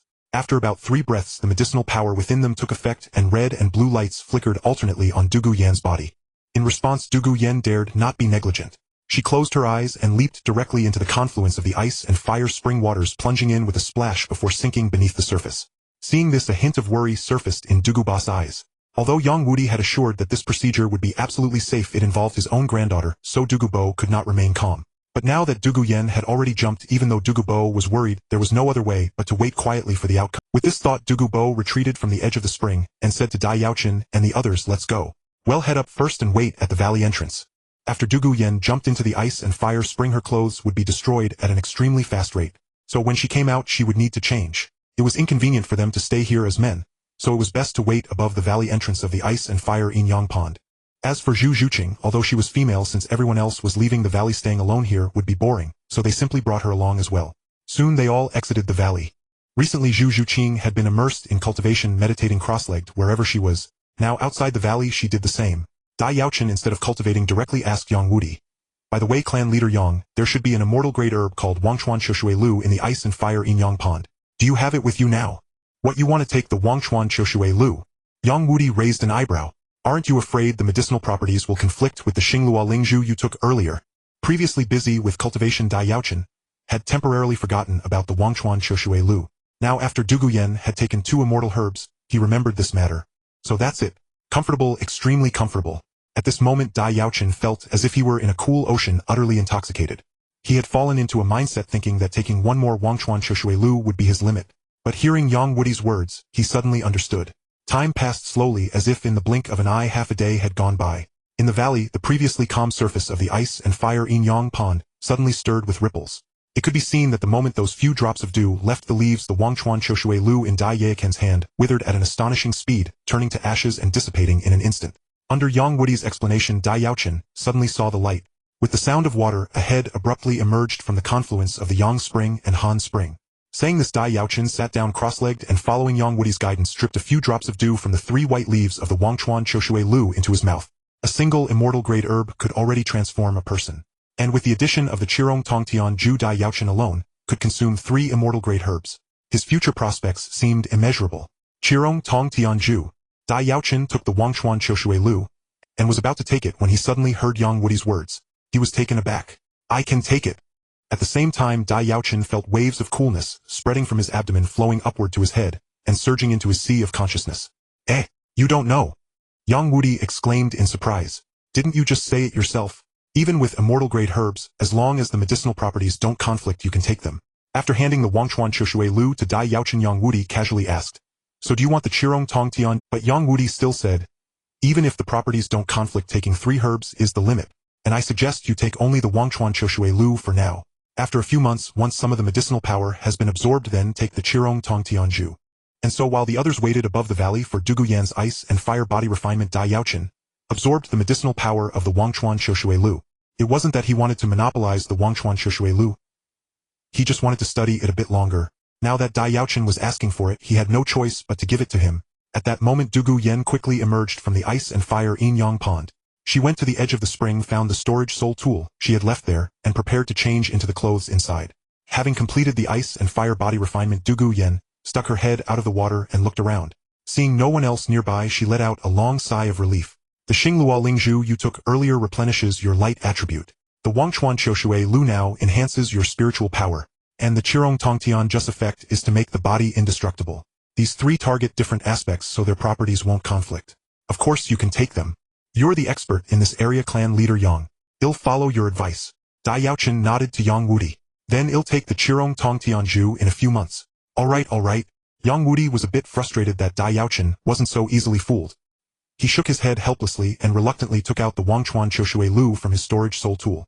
Since the Wangchuan Shoshui Lu, which enhances spiritual power, could be taken, why couldn't the Qirong Tongtian Ju, which makes the body indestructible, be taken as well? In the original story, the reason each of the other 6 monsters got only 1 herb was purely because there weren't enough immortal grade herbs.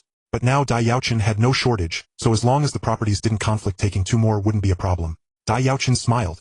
The Xingluo Lingzhu I took earlier is an attribute type immortal herb, while the Wangchuan Shoshui Lu's effect is to enhance spiritual power. Their properties shouldn't conflict, right? These 3 immortal grade herbs corresponded to the body, spirit, and attribute respectively, covering all aspects of a person. If he were to take other immortal herbs, later conflicts would certainly arise, which is why Yang Wudi said 3 was the limit. From an outside perspective, Dai Yaochen's head was now shrouded in a reddish-golden light which was seeping in strands. Witnessing this scene, even Yang Wudi, with all his experience, couldn't help but sigh in admiration. Just then Dai Yaochen finished absorbing the medicinal power of the Wangchuan Shoshui Lu. The reddish-golden light enveloping his head completely retracted into his sea of consciousness. Seeing this, Du Gubo spoke up. Young Dai, are you done? Dai Yaochen nodded and slowly opened his eyes. In an instant it was as if 2 bolts of lightning shot from his eyes. At that moment Dai Yaochen felt his vision vastly enhanced. The dense mist in the valley could no longer obstruct his sight, and he could see everything clearly. The Autumn Dew Elixir could enhance one's spiritual power, particularly manifesting in visual acuity. Coupled with the previous absorption of the 5,000-year purple-eyed spirit tiger soul ring, which also fortified his eyesight, the moment Dai Yaochen opened his eyes, his spiritual power erupted uncontrollably. His vision sharpened to its utmost limit, allowing him to directly perceive Du Guyan in the valley. Her figure undulated with graceful curves. Dugu Yan's physique was indeed impressive. The thought flashed through his mind involuntarily. Recovering himself, Dai Yaochen quickly averted his gaze. One must not gaze upon impropriety. He considered himself a man of integrity. The earlier incident was an unforeseen moment of surprise, but to continue staring would be deeply discourteous. Yen took the medicinal herbs before you did. Why is she still unresponsive while you've already recovered? Dugu Bo asked anxiously beside him. I think Dugu Yen should be about done as well, Dai Yaochen replied, a hint of guilt creeping into his voice after glimpsing something he ought not to have seen. As they spoke, Dugu Yen in the valley had already dressed, though her expression was far from pleasant. Moments ago she had felt an inexplicable sensation of being watched. Instinctively she looked up and locked onto a certain direction. Though she could not see clearly, her woman's intuition told her someone was spying on her from that spot. Thus Dugu Yen dressed with unprecedented haste and immediately headed toward the direction where she sensed the peeping presence. She swiftly reached the cliff face and called upward, "Grandfather, are you up there?" With a single glance Dugu Yen understood the situation. She clenched her teeth inwardly, but replied calmly to Dugu Bo's inquiries, "Rest assured, grandfather. The faint oppressive feeling I used to have is completely gone. I've never felt better. The jade phosphor snake venom within me has been fully neutralized." Both of them nodded, though Dai Yaochen's expression betrayed a twinge of unease.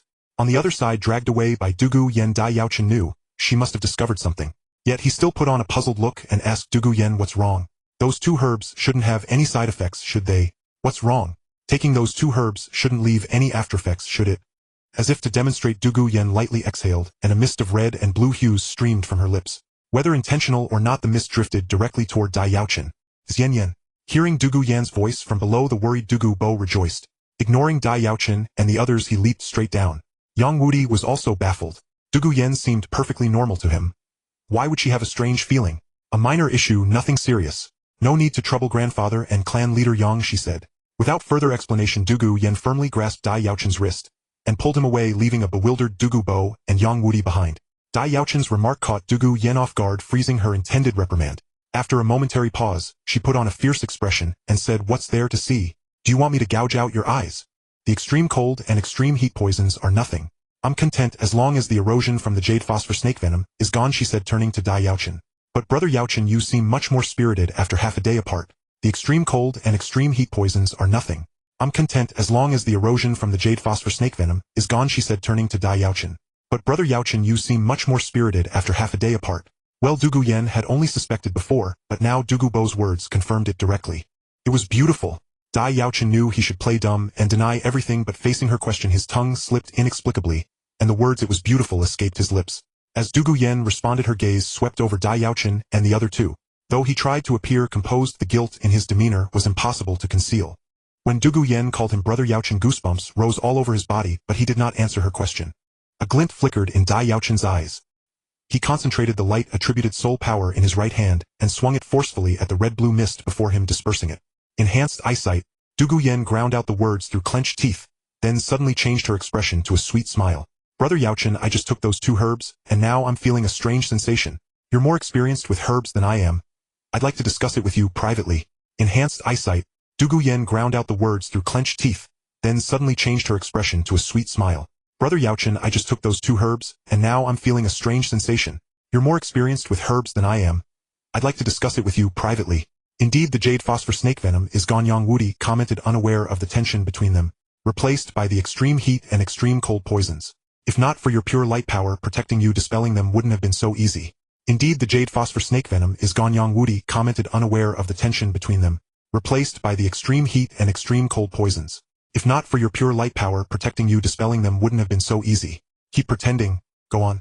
Dugu Yen shook off his wrist and sneered, "Was it a good view just now?" Dai Yaochen remained silent, but Dugu Bo explained for him, "Young Dai just took a herb that seems to enhance eyesight. Look how bright his eyes are. Of course he looks spirited." Zhu Zhuqing seemed to notice something, her brow furrowing slightly. After returning to the valley, Dai Yaochen saw Dugu Bo questioning Dugu Yen about her current condition. Hearing Dugu Yen mention a strange feeling, Dugu Bo immediately grew anxious. Could those 2 herbs have side effects? "Clan leader Yang, what do you think?" Hearing Dugu Yen mention a strange feeling, Dugu Bo immediately grew anxious. "Could those 2 herbs have side effects? Clan leader Yang, what do you think?" "I don't think so," Dai Yaochen replied bluntly. Since the matter was already exposed, he had to explain, "I'm terribly sorry about what happened, but it was truly an accident. I didn't mean to.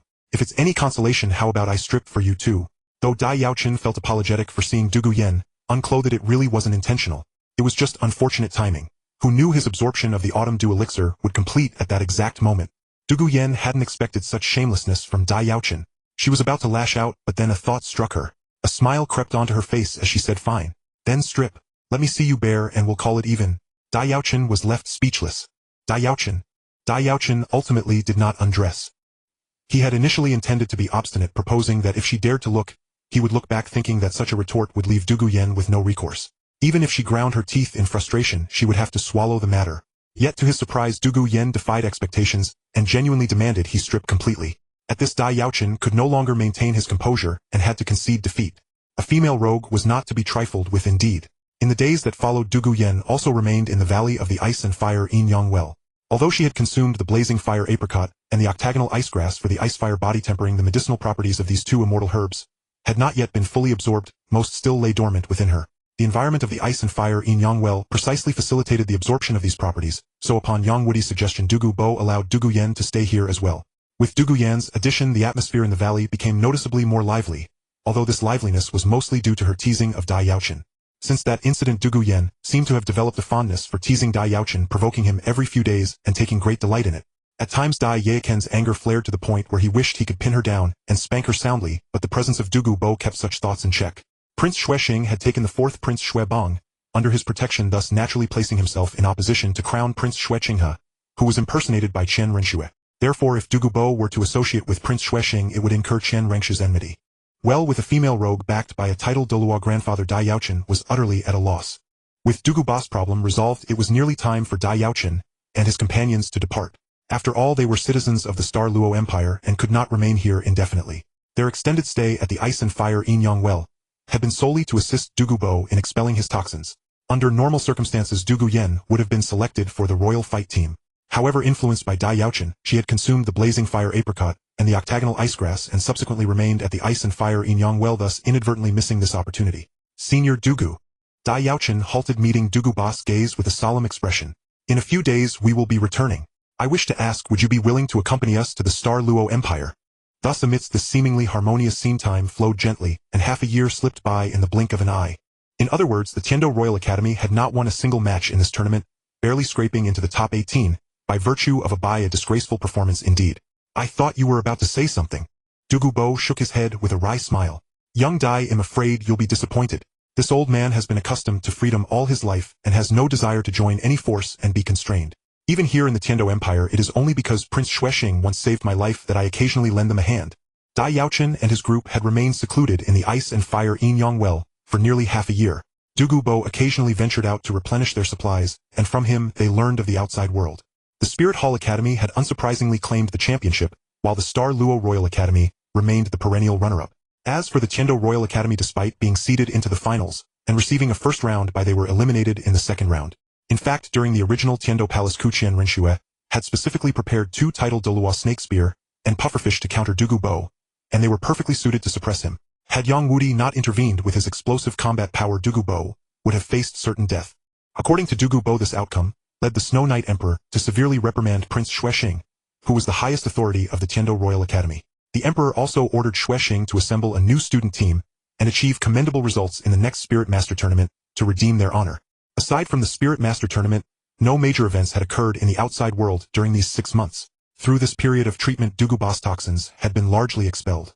A slight residue remained, but complete removal might prove harmful. Thus, Dugu Bo's problem could be considered essentially resolved. On the eve of their departure, sensing the opportune moment, Dai Yaochen approached Dugu Bo for a private conversation. "Young lad, what brings you to seek out this old codger today?" Strolling along the periphery of the valley, Dugu Bo asked with interest. "And you wish to speak with me alone? If you are willing to come to the Star Luo Empire, we can offer you the highest treatment, even appointing you as a royal guest." Dugu Bo's refusal was entirely within Dai Yaochen's expectations, so he promptly stated, "Senior Dugu, it is precisely for this reason that I hope you will accompany us to the Star Luo Empire. Your closeness to Prince Xuexing will place you in grave danger in the future." The Continental Advanced Spirit Master Academy Elite Tournament had concluded and the final results were announced. After half a year together, Dai Yaochen and Dugu Bo had developed a strong rapport. Dai Yaochen did not wish to see Dugu Bo meet such a fate, hence his persuasion. Dugu Bo's area effect capabilities on the battlefield were secondary to Dai Yaochen's concern. Dugu Bo seemed to understand Dai Yaochen's words, yet also appeared perplexed. He merely replied, "My entanglement with Prince Xuexing is not deep, and I will not meddle in the internal affairs of their imperial family. Moreover, I am a titled Douluo. Even if danger arises as you suggest, it is nothing to me and I can retreat unscathed. Not deep. Perhaps that was true now, but when the Snow Knight Emperor is poisoned and requests your help to detoxify him, you will no longer be able to remain aloof. Moreover, a titled Douluo. Out of respect for Douluo, Dai Yaochen's expression was somewhat peculiar, but he refrained from voicing the fact that Douluo was considered the weakest titled Douluo. In summary, Douluo was currently in a quagmire without realizing it, overly confident in his own strength. To convince him, it seemed he would have to be straightforward. At that moment, Dai Yaochen explained to Douluo the internal situation of the Douluo imperial family, including the poisoning of the second and third princes, emphasizing that the sole surviving fourth prince Xuebong was a thorn in Xue King's side, and that Xuebong now sought refuge under Prince Xue Xing, making him realize the gravity of the matter. As for the fact that Xue Qinghe was actually Chen Renxue in disguise, Dai Yaochen did not reveal this to Douluo. If he knew, he would likely be unable to resist investigating and verifying it, which could easily alert the enemy. If Chen Renxue felt her identity was exposed, she would probably secretly dispatch the two titled Douluo Serpent Lance and Pufferfish to ambush and silence Douluo. However, even though Dai Yaochen deliberately concealed the matter of the false prince, the information he shared at this point was still enough. Douluo's ties with Prince Xue Xing were not yet deep, so he was unaware of these imperial secrets. Upon hearing Dai Yaochen's words, his expression grew increasingly grave. You mean to say that the second and third princes of the Douluo Empire were both poisoned to death by Xue Qinghe? How do you know this? As a power standing alongside the Star Luo Empire, we naturally keep a close watch on all matters of the Douluo Empire, especially those involving princes. We have our own special channels of information. Dai Yaochen said in a deep voice. So Senior Douluo, do you understand now? Continuing to deepen your ties with Prince Xue Xing will only put you in danger. Senior, you possess the cultivation of a titled Douluo, which is indeed formidable. However, Xue Qinghe has become a disciple of Ning Fengji, the sect master of the Seven Treasures Glazed Tile sect. That sect has two titled Douluo and they stand on Xue King's side. To persuade Douluo, Dai Yaochen even dragged in the Seven Treasures Glazed Tile sect, casting them in the role of, and even if you senior are fearless, what about Douluo Yen? If Xue Qinghe uses Douluo Yen as leverage, what? Seeing Douluo silence, Dai Yaochen continued. For these reasons, I wanted to invite you, Senior, to the Star Luo Empire. Once you arrive there, we will not restrict you. You may continue as you always have. Let me think. Douluo had never before realized that such dangers lurked beneath the calm surface of the Douluo Empire. His brow furrowed deeply as he sank into contemplation. Dai Yaochen did not rush in, quietly waiting for Douluo to sort through the matters. I wonder if he has taken it. Dai Yaochen muttered to himself, then shook his head. He walked to the valley's edge, spread a pair of pure white wings from his back, and flapped them as he flew downward. In response to Dai Yaochen's words, Douluo merely laughed heartily. He strode to the valley's edge, leaped off, and disappeared from Dai Yaochen's sight.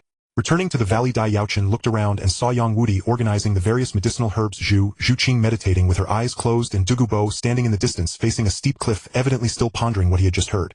Only Douluo Yen approached him. I've heard something about the competition on your side, Douluo said. But with your strength, boy, I'm sure you'll come out on top. I don't think anyone can surpass you, and trusting Yen to you gives me great peace of mind. Normally Dai Yaochen would have joked around with Douluo Yen, but now his gaze toward her was somewhat complex. Instead of directly answering her question, he said, Douluo Yen, I look forward to your guidance from now on. Hey Dai Yaochen, what did you talk to my grandfather about when you called him out just now? Douluo Yen shook her delicate fist at him, a hint of threat in her tone, feeling that the two must have discussed something unpleasant. After a long silence, Douluo finally let out a deep breath, his furrowed brow relaxing, as he had evidently made a decision. That's the way it is. Douluo laughed heartily, and began walking back into the valley. Dai Yaochen was stunned, not expecting this to be Douluo's plan. As for the Star Luo Empire, they would certainly be willing to accept Prince Xue Xing and Xuebong. After all, once Chen Rengshu's identity was exposed, their status might prove unexpectedly useful. Senior Douluo. Watching Douluo's retreating figure, Dai Yaochen hesitated for a moment before calling out to him. If any great upheaval occurs in the future, come to the Star Luo Empire. Even if you bring Prince Xue Xing and Xuebong along, it's fine. If Douluo remained in the Douluo Empire and clashed head-on with Chen Renxue, he would only meet his doom. But if he could timely flee with Prince Xue Xing and Xuebong to the Star Luo Empire, when things became hopeless, the danger would naturally be greatly reduced. Senior Douluo. Having said so much and still failing to convince Douluo, Dai Yaochen grew anxious. What about Douluo Yen? Over the past 6 months, Dai Yaochen had fully mastered the pair of wings on his back and could fly with considerable skill. Upon understanding Douluo's intention, Dai Yaochen smiled bitterly and said, Senior, you trust me, but do you not know that the internal competition for the throne in our Star Luo Empire is also fierce? Little one, say no more. Douluo said, Prince Xue Xing saved my life. If not for his rescue back then, I would have died long ago. Look forward to your guidance. What do you mean? Douluo Yen raised an eyebrow. Aren't you leaving in a few days? Seeing that Douluo was not going to change his mind, Dai Yaochen had no choice but to comply. Very well, since you've made up your mind, senior, I won't say more. Leave Dugu Yen to me. I promise to take good care of her. To repay the debt of gratitude for saving his life, Dugu Bo refused to abandon Prince Xuexing and leave the Douluo Empire. However, with the perilous environment there, he decided to entrust Dugu Yen to Dai Yaochen's care, freeing himself from worry. Yen must be your responsibility. Dugu Bo waved his hand to cut off Dai Yaochen's words and said directly, You must take good care of Yen for me. I, Dugu Bo, may not be a good man, but I always repay kindness. If Prince Xuexing's situation is as dangerous as you say, I cannot abandon him and leave. Thinking that Dai Yaochen would leave in a few days, Dugu Yen felt an inexplicable sense of irritation rise within her. It's nothing. You'll know when the time comes. Dai Yaochen felt that Dugu Bo should be the one to tell her, so he said no more. Instead, he turned and headed toward Yang Wudi to help organize the herbs, taking everything they could carry. Of course, Dai Yaochen and Yang Wudi did not strip the place bare. Besides the herbs they left behind seeds of various plants, ensuring that in a few decades or centuries the area would flourish once again. The reason for this was that Dai Yaochen believed the ice and fire in Yangwell might one day become territory of the Star Luo Empire, so it was only natural not to drain its resources completely. 3 days later, after sorting through the medicinal herbs in the ice and fire in Yangwell, and packing everything they needed to take, Dai Yaochen and his companions finally reached the time to return. The group departed from the ice and fire in Yangwell and headed toward the outskirts of the Sunset Forest. Along the way, Dugu Yen occasionally revealed a hint of melancholy on her face, clearly reluctant about the impending farewell. Yet she seemed unaware of whom she would be parting with. Due to Dugu Bo's presence, the soul beasts in the Sunset Forest appeared to fear him greatly. Thus the group walked all the way out of the forest without encountering any attacks from soul beasts. Dugu Bo's effect in the team was even better than the beast-repelling sachet given by Yang Wudi. Leaving the Sunset Forest, they halted on an official road outside. Let us part ways here. Our paths diverge from this point onward. Dai Yaochen said, Senior, you head west to Heavendo City, while we travel south back to the Star Luo Empire. Perhaps sensing the imminent separation, Dugu Yen refrained from teasing Dai Yaochen this time. Instead, she expressed her gratitude earnestly. Thank you for helping my grandfather and me resolve the poison that had been eroding our bodies. I truly appreciate it, and I hope we have the chance to meet again. Though she spoke thus, Dugu Yen knew that after this farewell, they would be in 2 different empires, and the likelihood of meeting again. No need to wait for a future meeting. Just then Dugu Bo suddenly spoke. Yen, I have decided to let you go to the Star Luo Empire with that Dai lad. Go to the Star Luo Empire. Dugu Yen was stunned, then a trace of inexplicable joy arose in her heart. Is grandfather coming along? He wouldn't dare. Dugu Bo glared. If he dares to bully you, we'll hang him up and beat him to vent your anger. Forget it. Dugu Yen merely muttered a complaint without any intention to pursue the matter. She said to Dugu Bo, Grandfather, you must keep your word and come see me soon. That Dai Yaochen is a prince of the Star Luo Empire. Who knows how he might bully me over there? I won't have anyone to help me then. Thus they set off on the journey to the Star Luo Empire. During the return trip, Dai Yaochen chose one night under Yang Wudi's protection to consume the last immortal herb he could take, the Chirong Tong Tian Chrysanthemum. But now Dugu Bo wanted her to go to the Star Luo Empire, while he remained in the Heavendo Empire, separated by great distance, possibly unable to see each other for years. This was unbearable for Dugu Yen. Hearing Dugu Bo's words, Dugu Yen felt somewhat relieved. If it was only this, she could accept it. Dugu Yen looked up at Dugu Bo, still appearing somewhat unconvinced. Dugu Yen's parents had passed away early, and she had depended on Dugu Bo since childhood. Although they did not spend much time together, as she grew older, Dugu Bo would always find time to visit her regularly, so she had never felt the pain of separation. Meanwhile, Yang Wudi stood guard beside Dai Yaochen, protecting him, while also observing the changes in his body after consuming the Chirong Tong Tian Chrysanthemum. Grandfather, what do you mean? Unexpectedly, Dugu Bo did not intend to go with her. The brief joy in Dugu Yan's heart vanished. Are you abandoning me? Seeing this, Dai Yaochen patted her shoulder. Don't worry, Senior Dugu. After successfully expelling the poison, his soul power has broken through to level 92. With his speed, it won't take much time to come to the Star Luo Empire. He will definitely visit you. Immediately, Dugu Yen turned to look at Dai Yaochen with some irritation. Did you know about this all along? No wonder you said things like, please take care of me a few days ago. Humph, I don't need your consolation. Dugu Yen snorted. Since I'm going to the Star Luo Empire, why not set off now? Yang Wudi had already studied the Chirong Tong Tian Chrysanthemum thoroughly, and the only remaining aspect was the reaction after consumption. Naturally, he wanted to complete this final part of his research. Dai Yaochen had to explain. I wanted Senior Dugu to tell you personally, so I kept it from you. Yen. Dugu Bo sighed and ruffled Dugu Yan's hair. I have many matters to attend to recently, and might not be able to look after you. That's why I thought of letting you go to the Star Luo Empire to spend some time with that Dai lad. Once I finish my affairs, I'll come to see you soon. If you wish, I can bring you back then. You two had already discussed it and kept it from me. When they came, only Dai Yaochen and his group were present, and they brought little. Now on the return, not only did they have Dugu Yen with them, but they also carried all the herbs from the ice and fire in Yangwell. This trip could be considered a bountiful harvest. Although Dai Yaochen had already consumed 2 herbs earlier over the past 6 months, he had absorbed much of their medicinal properties. Moreover, the Qirong Tongtian chrysanthemum did not conflict with the previous 2, so it was now nearly time to take it.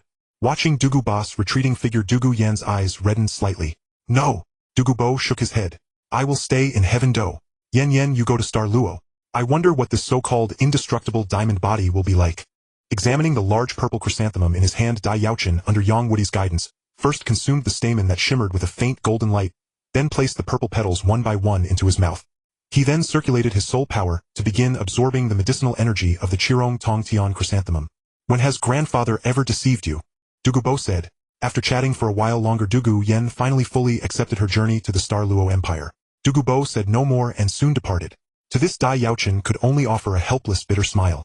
Before long it could be seen that although Dai Yaochen had not undergone spirit possession, a layer of white fur from the white tiger spirit grew on his skin. Simultaneously his torso and limbs began to swell, and every bone in his body emitted cracking sounds as if firecrackers were going off. This is the effect of the Qirong Tongtian chrysanthemum. Seeing the changes in Dai Yaochen, Yang Wudi murmured, "Truly an indestructible diamond body." Meanwhile, the commotion from Dai Yaochen drew the attention of Dugu Yen and Zhu Zhuqing, who were gathered around the campfire. Seeing this, Dugu Yen was somewhat awed and whispered to Zhu Zhuqing, "Look at that cracking noise. Is Dai Yaochen going to explode?" "No," Zhu Zhuqing said, lowering her head. With Patriarch Yang watching over him, Brother Yaochen will not encounter any problems. It was not until the dead of night that the crackling sounds of Dai Yaochen's bones finally subsided. His swollen torso and limbs gradually returned to normal, and the layer of white fur on his body shimmered with a crystalline luster under the glow of the fire. Is it done? Although it was already late, Dugu Yen and Zhu Zhuqing had not gone to sleep, waiting instead. Seeing that the commotion on Dai Yaochen had ceased, Dugu Yen asked instinctively. In response to Dugu Yan's inquiry, Yang Wudi merely nodded to confirm. The moment Yang Wudi nodded, a tiger's roar that pierced the heavens erupted, suddenly carrying a majestic world-swallowing momentum. It startled countless beasts in the ordinary forest, causing them to tremble in fear. What's all that roaring for in the middle of the night? Though she complained aloud, a smile tugged at the corner of Dugu. Before long the tiger's roar gradually faded. The crystalline white fur covering Dai Yaochen's body receded, and at the same time his eyes opened once more. How do you feel? As a master of medicinal research, Yang Wudi was the first to inquire about Dai Yaochen's current state. Feel? Dai Yaochen tilted his neck and shrugged, eliciting another series of cracking sounds from his bones. I feel like my entire body is brimming with strength. Even without using my martial soul or soul power, I could kill a bull with one punch. A thick-skinned rhinoceros at that. Kill a thick-skinned rhinoceros with one punch. Yang Wudi's expression turned peculiar. He couldn't help but wonder if Dai Yaochen was indirectly taunting the Imperial One clan. While that was pure speculation on Yang Wudi's part, Dai Yaochen had merely spoken casually with no target in mind. The effect of the Qirong Tongtian chrysanthemum is an indestructible body. Compared to strength, the enhancement to defense is the greatest. Since you feel such an increase in strength, the boost to your defense must be even higher. Saying this, Yang Wudi grinned. How about it? Care to test the limits of your defense now? A defense test? Dai Yaochen was also curious about the extent of this so-called indestructible body, so he agreed without hesitation. Alright, clan leader Yang, go ahead. It can also accelerate wound recovery. Yang Wudi's eyes lit up as he dispersed the sharp energy swirling around his index finger. I didn't discover this when I studied the Qirong Tongtian chrysanthemum. They'll have to make a note of it. Watch out. Seeing Dai Yaochen's agreement, Yang Wudi wasted no time. After a brief warning, he extended his right index finger. As his words fell, the sharp energy condensing on Yang Wudi's right index finger suddenly increased by about 30%. Dai Yaochen felt a sharp sting and saw that his skin had been cut by the force. After jotting down the discovery that the Qirong Tongtian chrysanthemum accelerates wound recovery, with some excitement Yang Wudi suddenly remembered another matter and asked. However, Dai Yaochen showed no fear. His intuition told him that this strike would not harm him. By the way, did your soul power increase this time? Seeing Yang Wudi disperse the energy at his fingertip, Dai Yaochen knew the test was over and likewise withdrew from his martial soul fusion state. Not yet. Dai Yaochen said, my 15th birthday is still half a month away. Dai Yaochen had been at level 32 when he arrived at the Ice and Fire Yin Yang Well, where he stayed for half a year. In that time he had increased his soul power by 3 levels, reaching level 35. Now, by consuming the Qirong Tongtian chrysanthemum, he had jumped 5 levels in one go, breaking through the bottleneck of level 40, and becoming eligible to add his 4th soul ring. As expected, when Yang Wudi's finger touched Dai Yaochen, it only left a faint white mark without breaking the skin, and Dai Yaochen felt only a slight tickling sensation. According to Yang Wudi, his defense was now superior to that of a disciple of the Imperial One clan at the same cultivation level. Additionally, his strength had increased significantly, and he had gained the ability to accelerate wound recovery. Indeed, the Qirong Tongtian chrysanthemum had brought him immense improvement. Previously, the medicinal power of the Starlight Spirit Pearl had been used to help Dai Yaochen activate his light attribute and improve his cultivation aptitude, so his soul power had not increased then. This time, after the Qirong Tongtian Chrysanthemum's power had finished strengthening his body, there was evidently some left over which was then added to his soul power. Although it was just a single finger wrapped in a sharp, penetrating energy, it gave Dai Yaochen the sensation of facing the soul-breaking spear. Seeing this, Dai Yaochen let out a low shout and channeled his soul power. The white tiger martial soul instantly fused with his body, his muscles swelling and tightening abruptly. He once again blocked Yang Wudi's finger, and the skin that had been cut by Yang Wudi healed at a visible rate, returning to normal in the blink of an eye as if it had never been injured. Interesting, Yang Wudi said with keen interest. Even a three-ring disciple of the Imperial One clan would be cut by this finger without their martial soul. It seems your defense is slightly stronger than that of a same-level Imperial One clan disciple. It increased. Dai Yaochen nodded with a smile. I've gone up 5 levels this time, just breaking through the bottleneck at level 40. The Starlight Spirit Pearl had restored his light attribute. The Wangchuan Qiushui Du had greatly enhanced his spiritual power, and the Qirong Tongtian Chrysanthemum had made his body indestructible. In a sense, Dai Yaochen's current state was perfectly balanced with no weaknesses. But that's to be expected given it's a celestial herb that grants an indestructible body. After this compliment, Yang Wudi continued, "Now I'm going to increase the force." Already at level 40, Yang Wudi was somewhat surprised. "Are you even 15 yet?" In other words, Dai Yaochen was still technically 14. Reaching level 40 at this age, as long as he obtained a soul ring within half a month and advanced to the soul ancestor stage, he could break the fastest cultivation record set by the golden generation of the Spirit Hall. "In that case, let's speed up our journey," Yang Wudi said. "Our route south to the Star Luo Empire will pass through the Star Luo Forest. We'll go in there to find you a suitable soul ring, striving to make you a full-fledged foraying soul ancestor before you turn 15. Hu Liena of the Spirit Hall had become a foraying soul ancestor at the age of 15. Although this had only happened recently, it had caused quite a stir because it set the fastest cultivation record on the continent on the surface. Yang Wudi had heard of it, and since he harbored a deep hatred for the Spirit Hall, he naturally hoped Dai Yaochen would break that record. The protagonist does not have a twin martial soul, and cannot level up quickly in the later stages by adding soul rings to a second martial soul. After reaching level 70 or even 90, the protagonist's cultivation speed will slow down, so he should be allowed to progress faster in the early stages. Driven by the desire to break the Spirit Hall's fastest cultivation record, and to salvage some pride, Yang Wudi was brimming with motivation. He planned to help Dai Yaochen obtain his 4th spirit ring within half a month, ensuring he officially advanced to the spirit ancestor level before turning 15. Thus the group quickened their pace, traversing the border of the Douluo Empire in just a few days, and arriving at the edge of the Star Luo Forest. Though the first few days were rushed, once they reached the outskirts of the Star Luo Forest, Yang Wudi slowed down. He led the group into a small town at the forest's edge to rest and adjust their condition, knowing that a well-sharpened axe makes for an easier cut. After a casual meal and booking rooms, Yang Wudi got down to business, asking Dai Yaochen, "What are your requirements for the 4th spirit ring?" "A 10th Sandier spirit beast with light attribute will suffice," Dai Yaochen replied. "As for other requirements, I have none for now. We'll decide when we encounter a suitable spirit beast.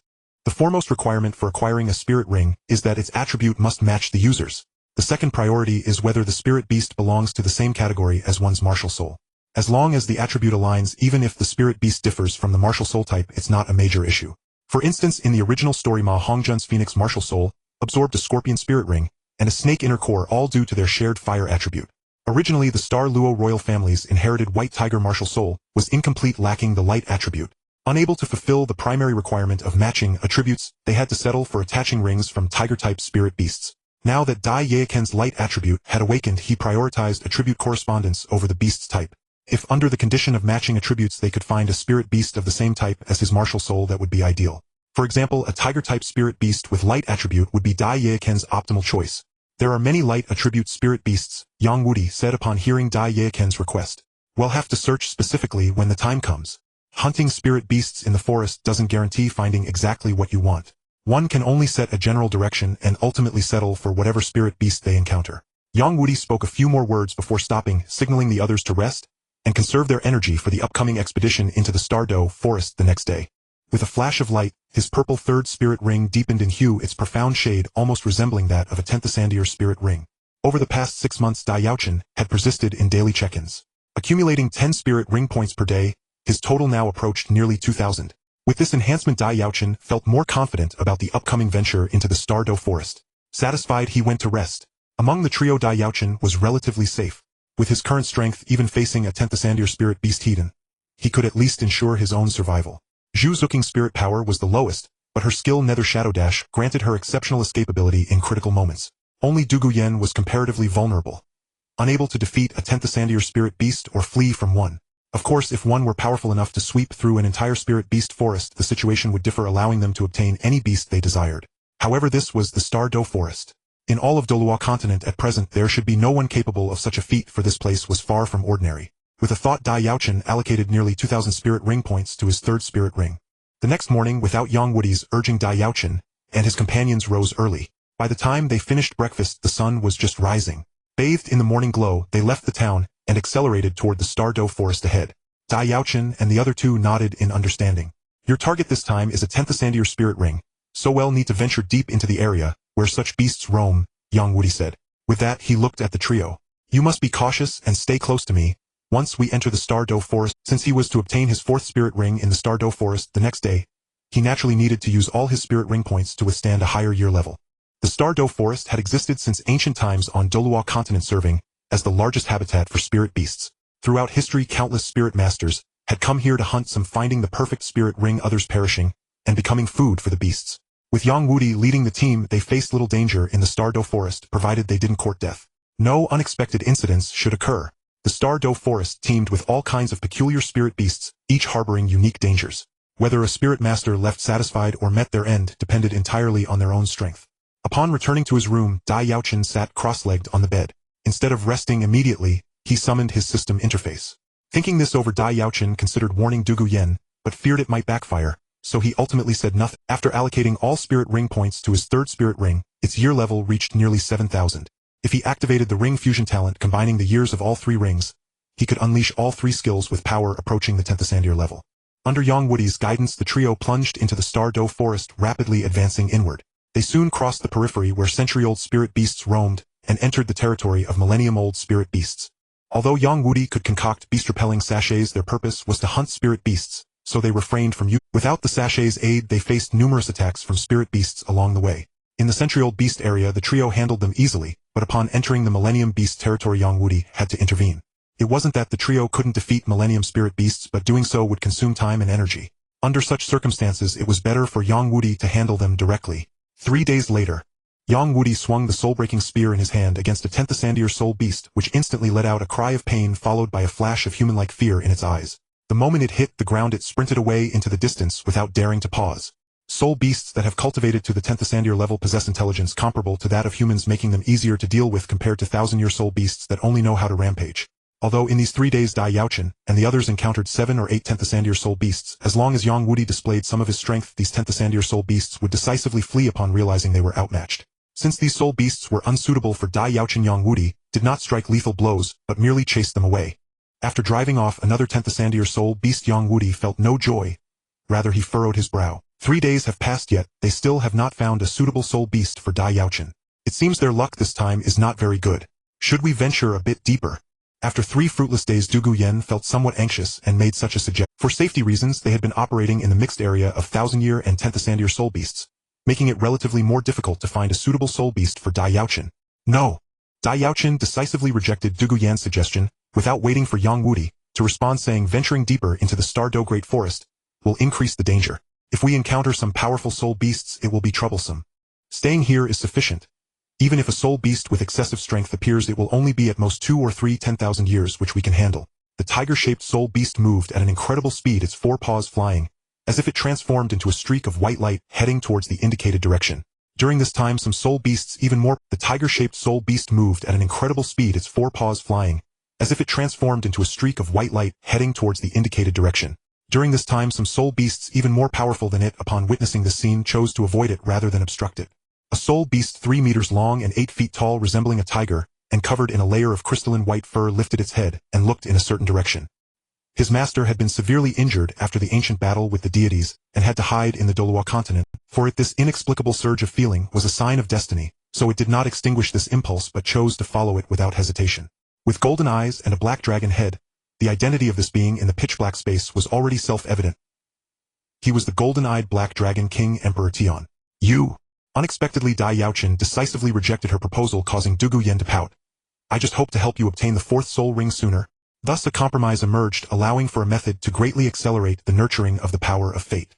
This involved letting the Beast of Fate perish at the hands of human soul masters, allowing human soul masters to absorb everything from the Beast of Fate, thereby transferring the power of fate to the human soul masters, which would gradually strengthen as their cultivation advanced. Through this method, his master had successfully gathered 7 strands of power of fate. The current tiger-shaped soul beast named Holy Spirit Bien harbors the 8th strand of power of fate, and is about to head towards its destiny under the guidance of fate. Is Bien also about to face its destiny? Although they were quite far apart, Emperor Tian could clearly sense the actions of the tiger-shaped soul beast. That's good. My master is one step closer to recovery. Under the illumination of golden light, it could be seen that the source of these 2 golden lights was actually a pair of eyes beneath which lay a massive fearsome black dragon head. All right, Yang Wudi interrupted their conversation. Let's continue searching in the mixed area. Safety comes first. This process seems quite good, but there is a problem. The growth cycle of soul beasts is excessively long. Although it did not fully grasp the situation, it absolutely believed in the guidance of fate. To nurture the power of fate to its peak, one must wait until these beasts of fate grow to nearly 1,000,000 years of age. How long will that take? It's simply a waste of time. The tiger-shaped soul beast's eyes were blood red, and just a moment ago, for some unknown reason, a sudden impulse to head towards the outskirts of the Star Luo Great Forest arose in its heart. While he also wanted to help Dai Yaochen quickly obtain a suitable soul ring, Yang Wudi also needed to ensure the safety of Dai Yaochen, and the others, knowing that there was still a second ring little one like Zhu Zhuqing in the team. However, what kind of existence is his master? The injuries he sustained are not so easily recovered. With the low-level spiritual energy of the Douluo Continent, it has no effect on his master, and he cannot obtain high-level celestial spiritual energy to evade the search of the divine realm. At this moment, the group continued to search in the mixed area of 1,000-year and 10,000-year soul beasts. Thus his master used the fallen blood of the 9 great dragon clans from the ancient Dragon God War as a guide to create 9 unique soul beasts, embedding part of his fate power within these peculiar soul beasts. As these soul beasts grow, the power of fate gradually strengthens. Once the power of fate reaches its limit, it can be reclaimed to heal his injuries. One must know that human soul masters cultivate much faster than soul beasts, and those human soul masters endowed with the power of fate can progress smoothly. As long as they wait until their cultivation peaks before striking to kill, this portion of the maximized power of fate will automatically return, significantly accelerating the nurturing of the power of fate. Meanwhile, in a certain location deep within the Star Luo Great Forest, as the tiger-shaped soul beast swiftly advanced towards the sense direction, 2 dazzling golden lights suddenly flickered in a certain dark space beneath the core of the Star Luo Great Forest. Why does fate guide me to that place? The tiger-shaped soul beast followed the mysterious guidance towards a certain direction while pondering. Could it be that there is something I must do there? After Bien, it should be the final golden Li, right? Once the power of the golden Li returns, my master's injuries will be completely healed. A thought like this flashed through his mind, and Emperor Tian no longer focused on the Holy Spirit Bien, which was destined, slowly closing his golden eyes. If Bien dies, then so be it. However, the final golden Li is the auspicious beast. If my master allows the golden Li to live a little longer, I can take the opportunity to be born and break through my bottleneck using the power of the auspicious beast, the golden Li. The power of fate has positive, negative, and neutral aspects. Thus, the 9 fate beasts created by his master can be categorized into 3 types: auspicious beasts, calamity beasts, and judgment beasts. The fate power within a calamity beast would have the cultivation speed of all soul beasts in the Star Luo Great Forest. Therefore, whenever a calamity beast emerged, Tian would expel it from the forest, immediately hoping that human soul masters would hunt it down as quickly as possible. In contrast, an auspicious beast doubled the cultivation speed of all soul beasts in the Star Luo Great Forest.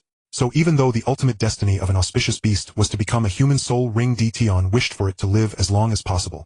As for the third type, the judgment beast, its fate power was neutral, exerting neither a beneficial nor a detrimental influence on the Star Luo Great Forest. Thus Tian generally ignored it, allowing it to grow until its destined time of death arrived. The current sacred spirit Bien carried neutral fate power, marking it as a judgment beast. Therefore, when its destiny came to pass, Tian would not intervene.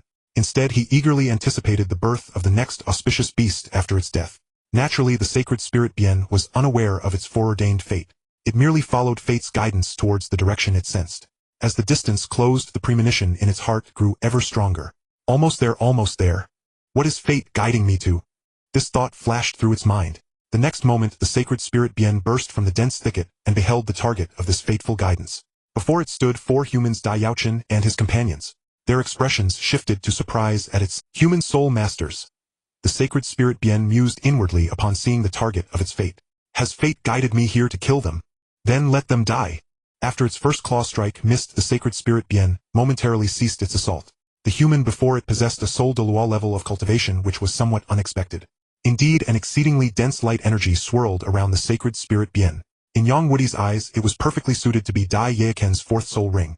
Yang Wudi had not anticipated that this tiger-shaped soul beast could block his attack. Fortunately, he was in a state of unity between man and spear, his heart remaining as tranquil as a still lake.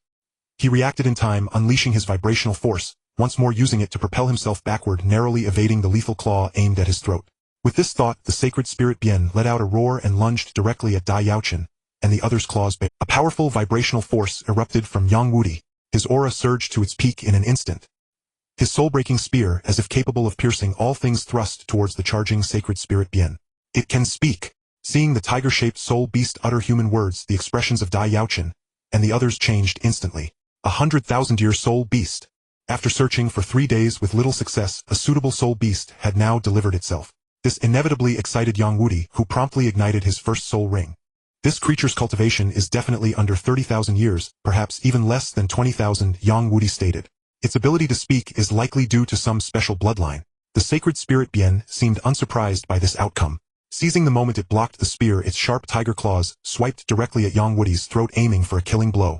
Hearing Yang Wudi's words, Dai Yaochen calmed down. Trusting Yang Wudi's judgment, he immediately entered his martial soul fusion state, extending his right hand to shield Du Guyan and Zhu Zhuqing. They too rapidly activated their martial souls, their gazes locked warily on the sacred spirit Bien ahead. But matters were not as simple as Yang Wudi thought. Meanwhile, the moment the sacred spirit Bien appeared, Yang Wudi had summoned his soul-breaking spear. Such dense light energy. This is the one. In their experience, only soul beasts that had reached the 100,000-year level could speak. No, it is not a 100,000-year soul beast. Yang Wudi was also astonished that the sacred spirit Bien could speak, but he quickly recovered and barked. If it were a 100,000-year soul beast, I would not have dodged that claw just now. Now facing the spear thrust towards it, the sacred spirit Bien's blood-red eyes gleamed. Its entire crystalline white coat radiated a brilliant light. These rays converged, forming a peculiar light shield that enveloped its body. When Yang Wudi's spear, carrying an unstoppable momentum, struck the shield, the barrier merely rippled like water, yet remained. Human soul masters who come to the Star Luo Great Forest to kill soul beasts all deserve to die. Staring at Yang Wudi, the sacred spirit Bien's eyes flashed red as it opened its fearsome maw and uttered these words. Nevertheless, even with a human soul Douluo present, it was determined to fulfill fate's guidance. Upon seeing the 8 soul rings on Yang Wudi, a flicker of surprise crossed the sacred spirit Bien's eyes, but there was no sense of panic. Of course, intending for the sacred spirit Bien to become Dai Yaochen's 4th soul ring, Yang Wudi's spear thrust was not aimed at a vital point. Still, he believed that if it landed, the strange tiger-shaped soul beast would be incapacitated, leaving it at Dai Yaochen's mercy. Cultivation under 20,000 years. More than enough to kill you all. The sacred spirit Bien also heard Yang Wudi's words. With a roar, it charged at Yang Wudi again, shielded by the strange barrier. Yang Wudi, his expression grave, raised his spear to meet the attack. Man and beast were soon locked in fierce combat. From Dai Yaochen's perspective as an observer, Yang Wudi was clearly the stronger one. Yet as the fight progressed, Yang Wudi inevitably fell into a disadvantage, suppressed and increasingly harried by the tiger-shaped soul beast. The reason was the utterly unreasonable light shield enveloping the beast. For some unknown reason, despite Yang Wudi's terrifying offensive power, he repeatedly failed to breach the barrier, let alone injure the soul beast. The peculiar light shield on this tiger-shaped soul beast even gave one the feeling of absolute defense. Yang Wudi had dedicated his entire life to the art of offense, and thus his offensive power had reached a terrifying degree, so formidable that even Niu Gao, the patriarch of the Yue clan, could not withstand it. It was well known that Niu Gao's defensive capabilities surpassed even those of some titled Douluo, yet Yang Wudi's offensive might could still overwhelm them, a testament to its sheer horror. Yet even with such devastating power, he found himself unable to breach a mere protective light shield, a reality that nearly made Yang Wudi question his very existence. The peculiar tiger before him could effortlessly deflect his assaults, while launching its own counterattacks at will, forcing Yang Wudi, who was ostensibly the stronger combatant, into a constant state of frustration. Absolute defense. Break for me. The more Yang Wudi fought, the more his fury swelled. Finally, unable to bear it any longer, he ignited his 6th soul ring. Under the influence of his 6th soul skill, black flames wreathed the soul-breaking spear, imbuing it with a peculiar aura. The sacred Bixia initially dismissed this, recklessly relying on its protective light barrier, but the next moment the barrier was pierced by the spear. Had the sacred Bixia not reacted swiftly, its body would have been impaled. A true damage skill that dodging the strike with all its might, the sacred Bixia's expression twisted, as if it had swallowed a fly. Its protective light barrier had always been invincible, only breached by true damage skills that bypassed defense. Even now, the sacred Bixia did not doubt the guidance of fate. To it, Yang Wudi was an existence it could not kill under any circumstances, so fate's direction must be to slay the other 3 weaker humans. Thus it resolved to kill Dai Yaochen's trio and then swiftly retreat. As for the additional enhancement to its resistance against abnormal states, that was an effect of awakening its light attribute. The tables had turned, and now it was the sacred Bixia that was desperately parrying. Its raw strength was inherently inferior to Yang Wudi's, making its situation appear even more precarious. It seemed it would not be long before Yang Wudi subdued it. The original White Tiger body shield could not provide such a formidable boost.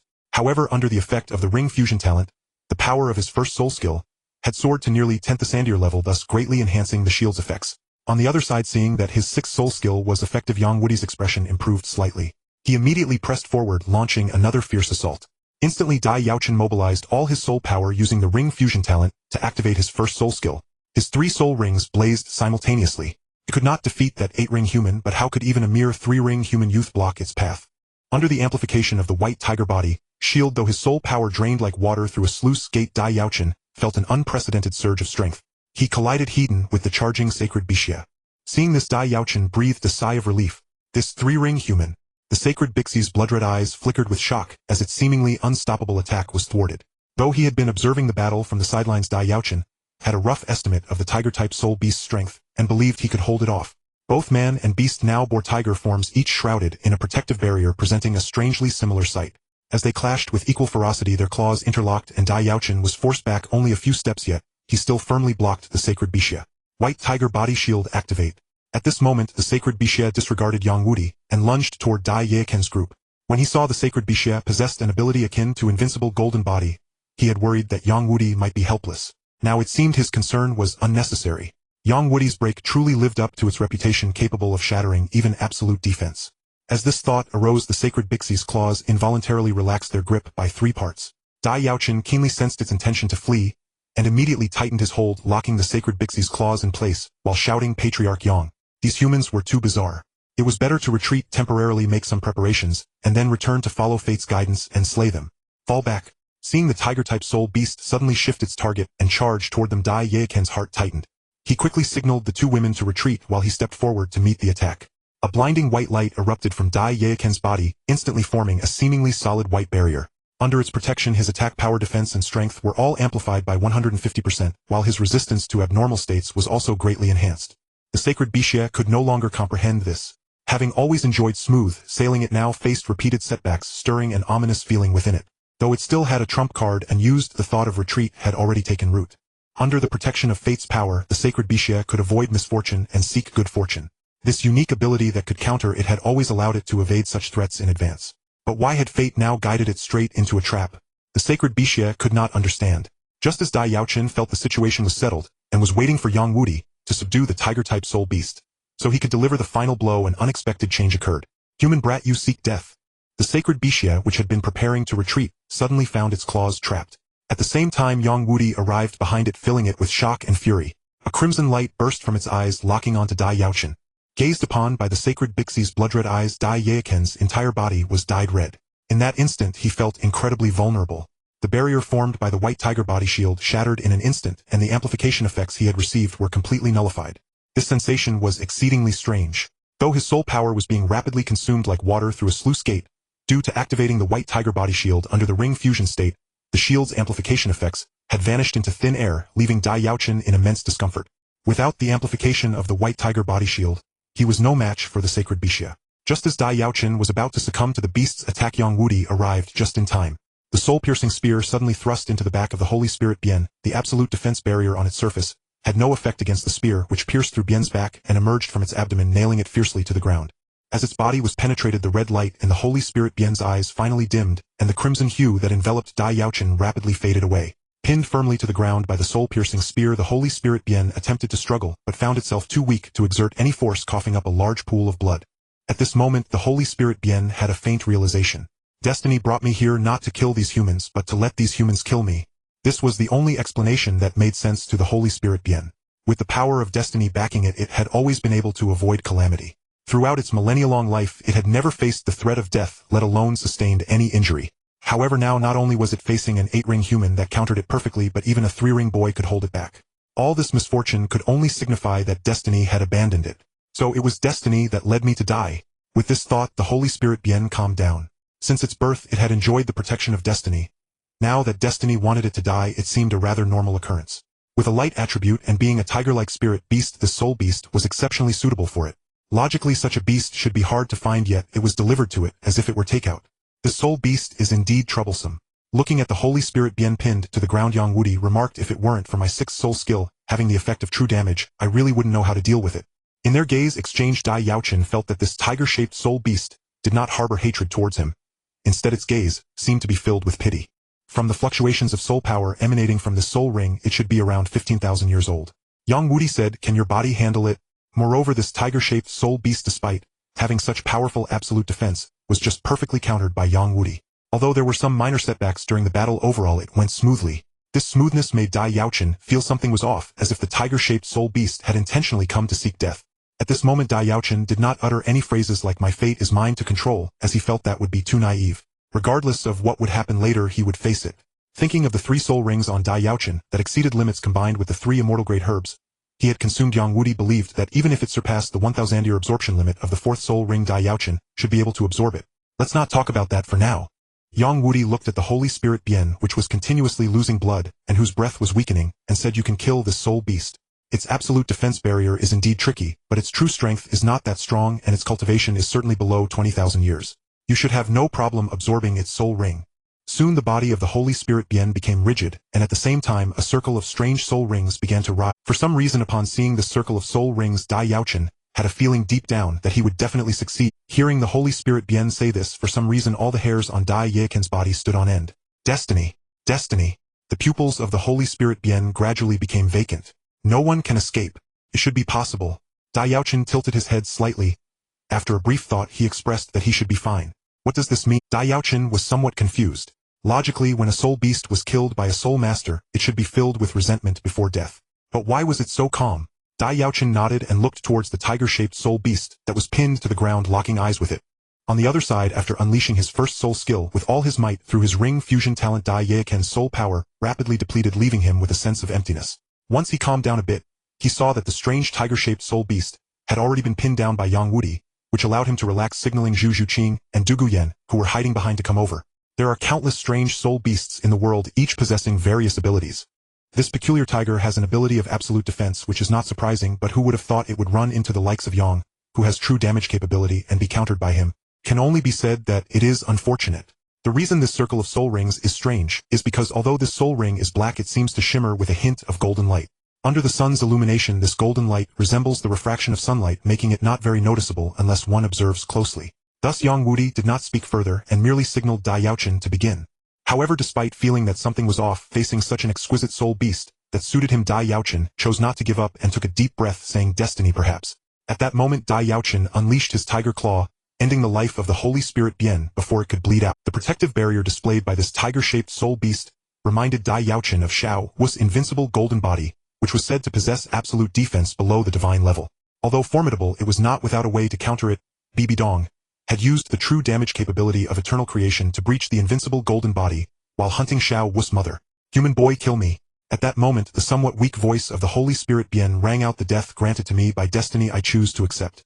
But don't rejoice too early, human boy. Chosen by destiny, you cannot escape. One day you will meet the same fate." Dai Yaochen directly sat cross-legged, beginning to sense the circle of black and gold shimmering soul rings. The black and gold soul rings responded to Dai Yachen's call, and soon floated above his head, cascading down strands of black and gold light. As these black and gold beams of light surged into his body, Dai Yaochen officially began the absorption of his form. In Dai Yachen's perception, this circle of black and gold soul rings contained a significant amount of energy, yet it did not exceed his current limits. Furthermore, for some reason, the tiger-shaped soul beast had no resentment before death, which did not interfere with Dai Yachen's absorption of the soul ring, allowing him to methodically mobilize his soul power to refine the energy flowing into him.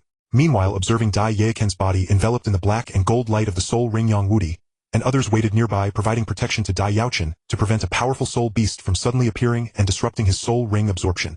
3 hours later, as the black golden light slowly converged into his body, Dai Yaochen finally completed the absorption of this peculiar soul ring and reopened his eyes. At that very moment, the corpse of the deceased sacred spirit Bien suddenly dissolved into countless specks of light that vanished into thin air, leaving behind only a fist-sized crystalline white skull. Is this a soul bone? Yang Wudi, who had intended to inquire about Dai Yaochen's soul power, was taken aback at the sight. Dai Yaochen also noticed this head soul bone. For some reason, he felt a peculiar connection had formed between him and the bone. With a mere thought, the head soul bone levitated on its own and drifted toward him. Dai Yaochen caught it in one hand. The moment it touched his palm, he felt the bond with the head soul bone deepen even further. This tiger soul beast had a cultivation base of less than 20,000 years, yet it produced a soul bone. It seems it indeed possessed a powerful bloodline. Yang Wudi had no objections to Dai Yaochen taking the head soul bone directly. You're quite fortunate. When the soul bone and soul ring from the same soul beast are absorbed by one person, the effect is optimal. I owe it all to clan leader Yang, Dai Yaochen said.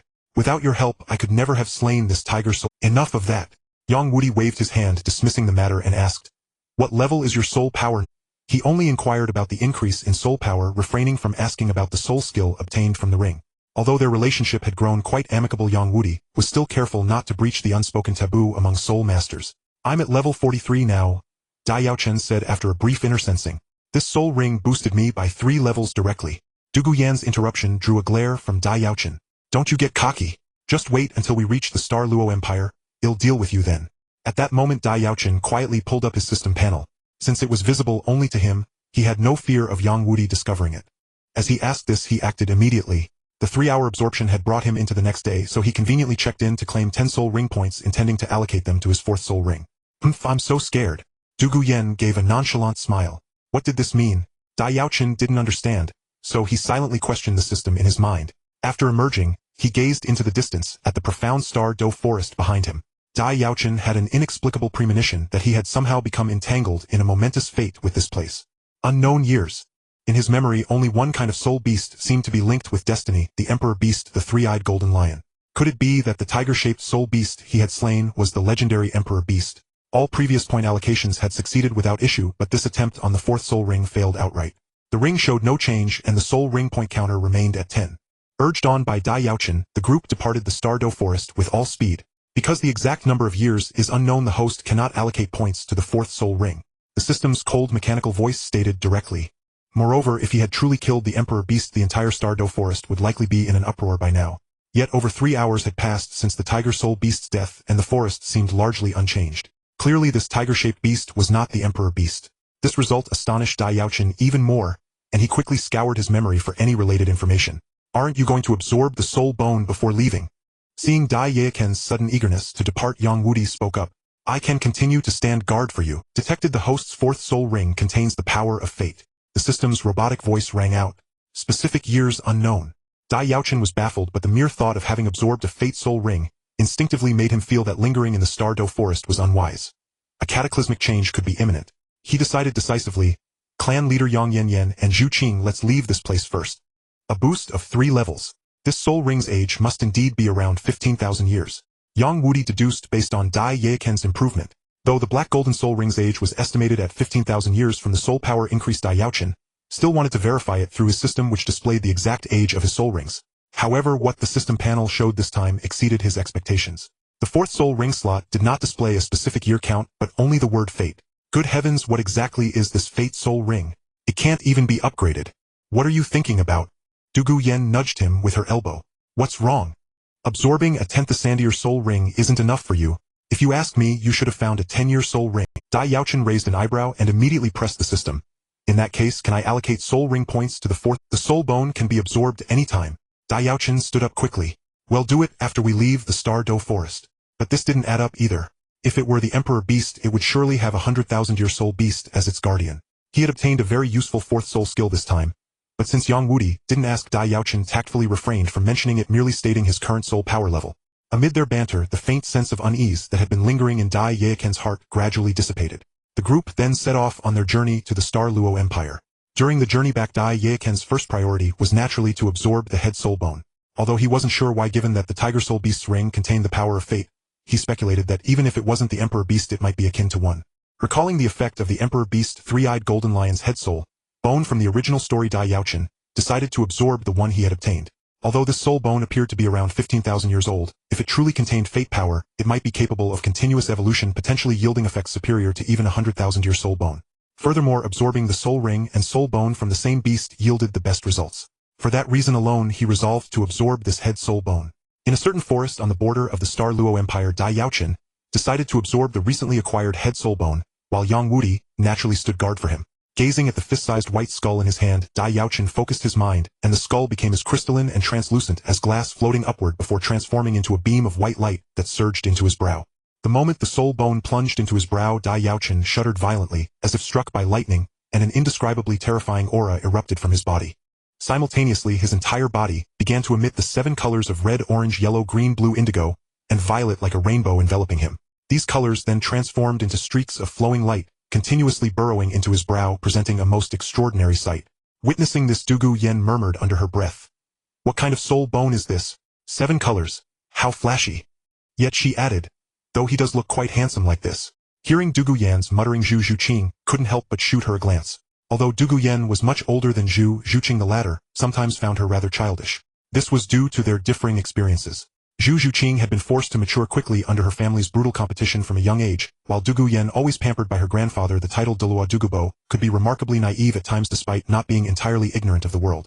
Having absorbed the head soul bone, and sensing his immense improvement, Dai Yaochen looked at Yang Wudi, and expressed his gratitude. "Thank you for the trouble of guarding me these past few days, Patriarch Yang." The multicolored light enveloping Dai Yaochen all burrowed into his brow. Just as it was about to vanish, it flared up, intensely spreading rapidly outward. In that instant, the entire forest seemed to be bathed in a layer of rainbow hues, appearing magnificently resplendent. Returning to the Star Luo Imperial City, after half a year, Dai Yaochen looked upon the familiar yet strange place, feeling a surge of emotion. Having completed all necessary tasks during this journey, Dai Yaochen found little purpose in wandering further. Thus it was better to return home. With the 2 leaders of the group in agreement, they promptly set off.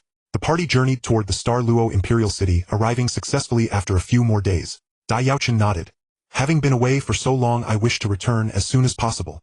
As they were about to return to the Star Luo Imperial City, despite Zhu Zhuqing having awakened her dark power, her cultivation levels still lagged far behind Zhu Zuyan's, which naturally prevented her from relaxing her training. As for why the absorption of the soul bone had taken so long, could it be due to its exceptional quality? Yang Wudi pondered this, and just then Dai Yaochen finally showed signs of movement.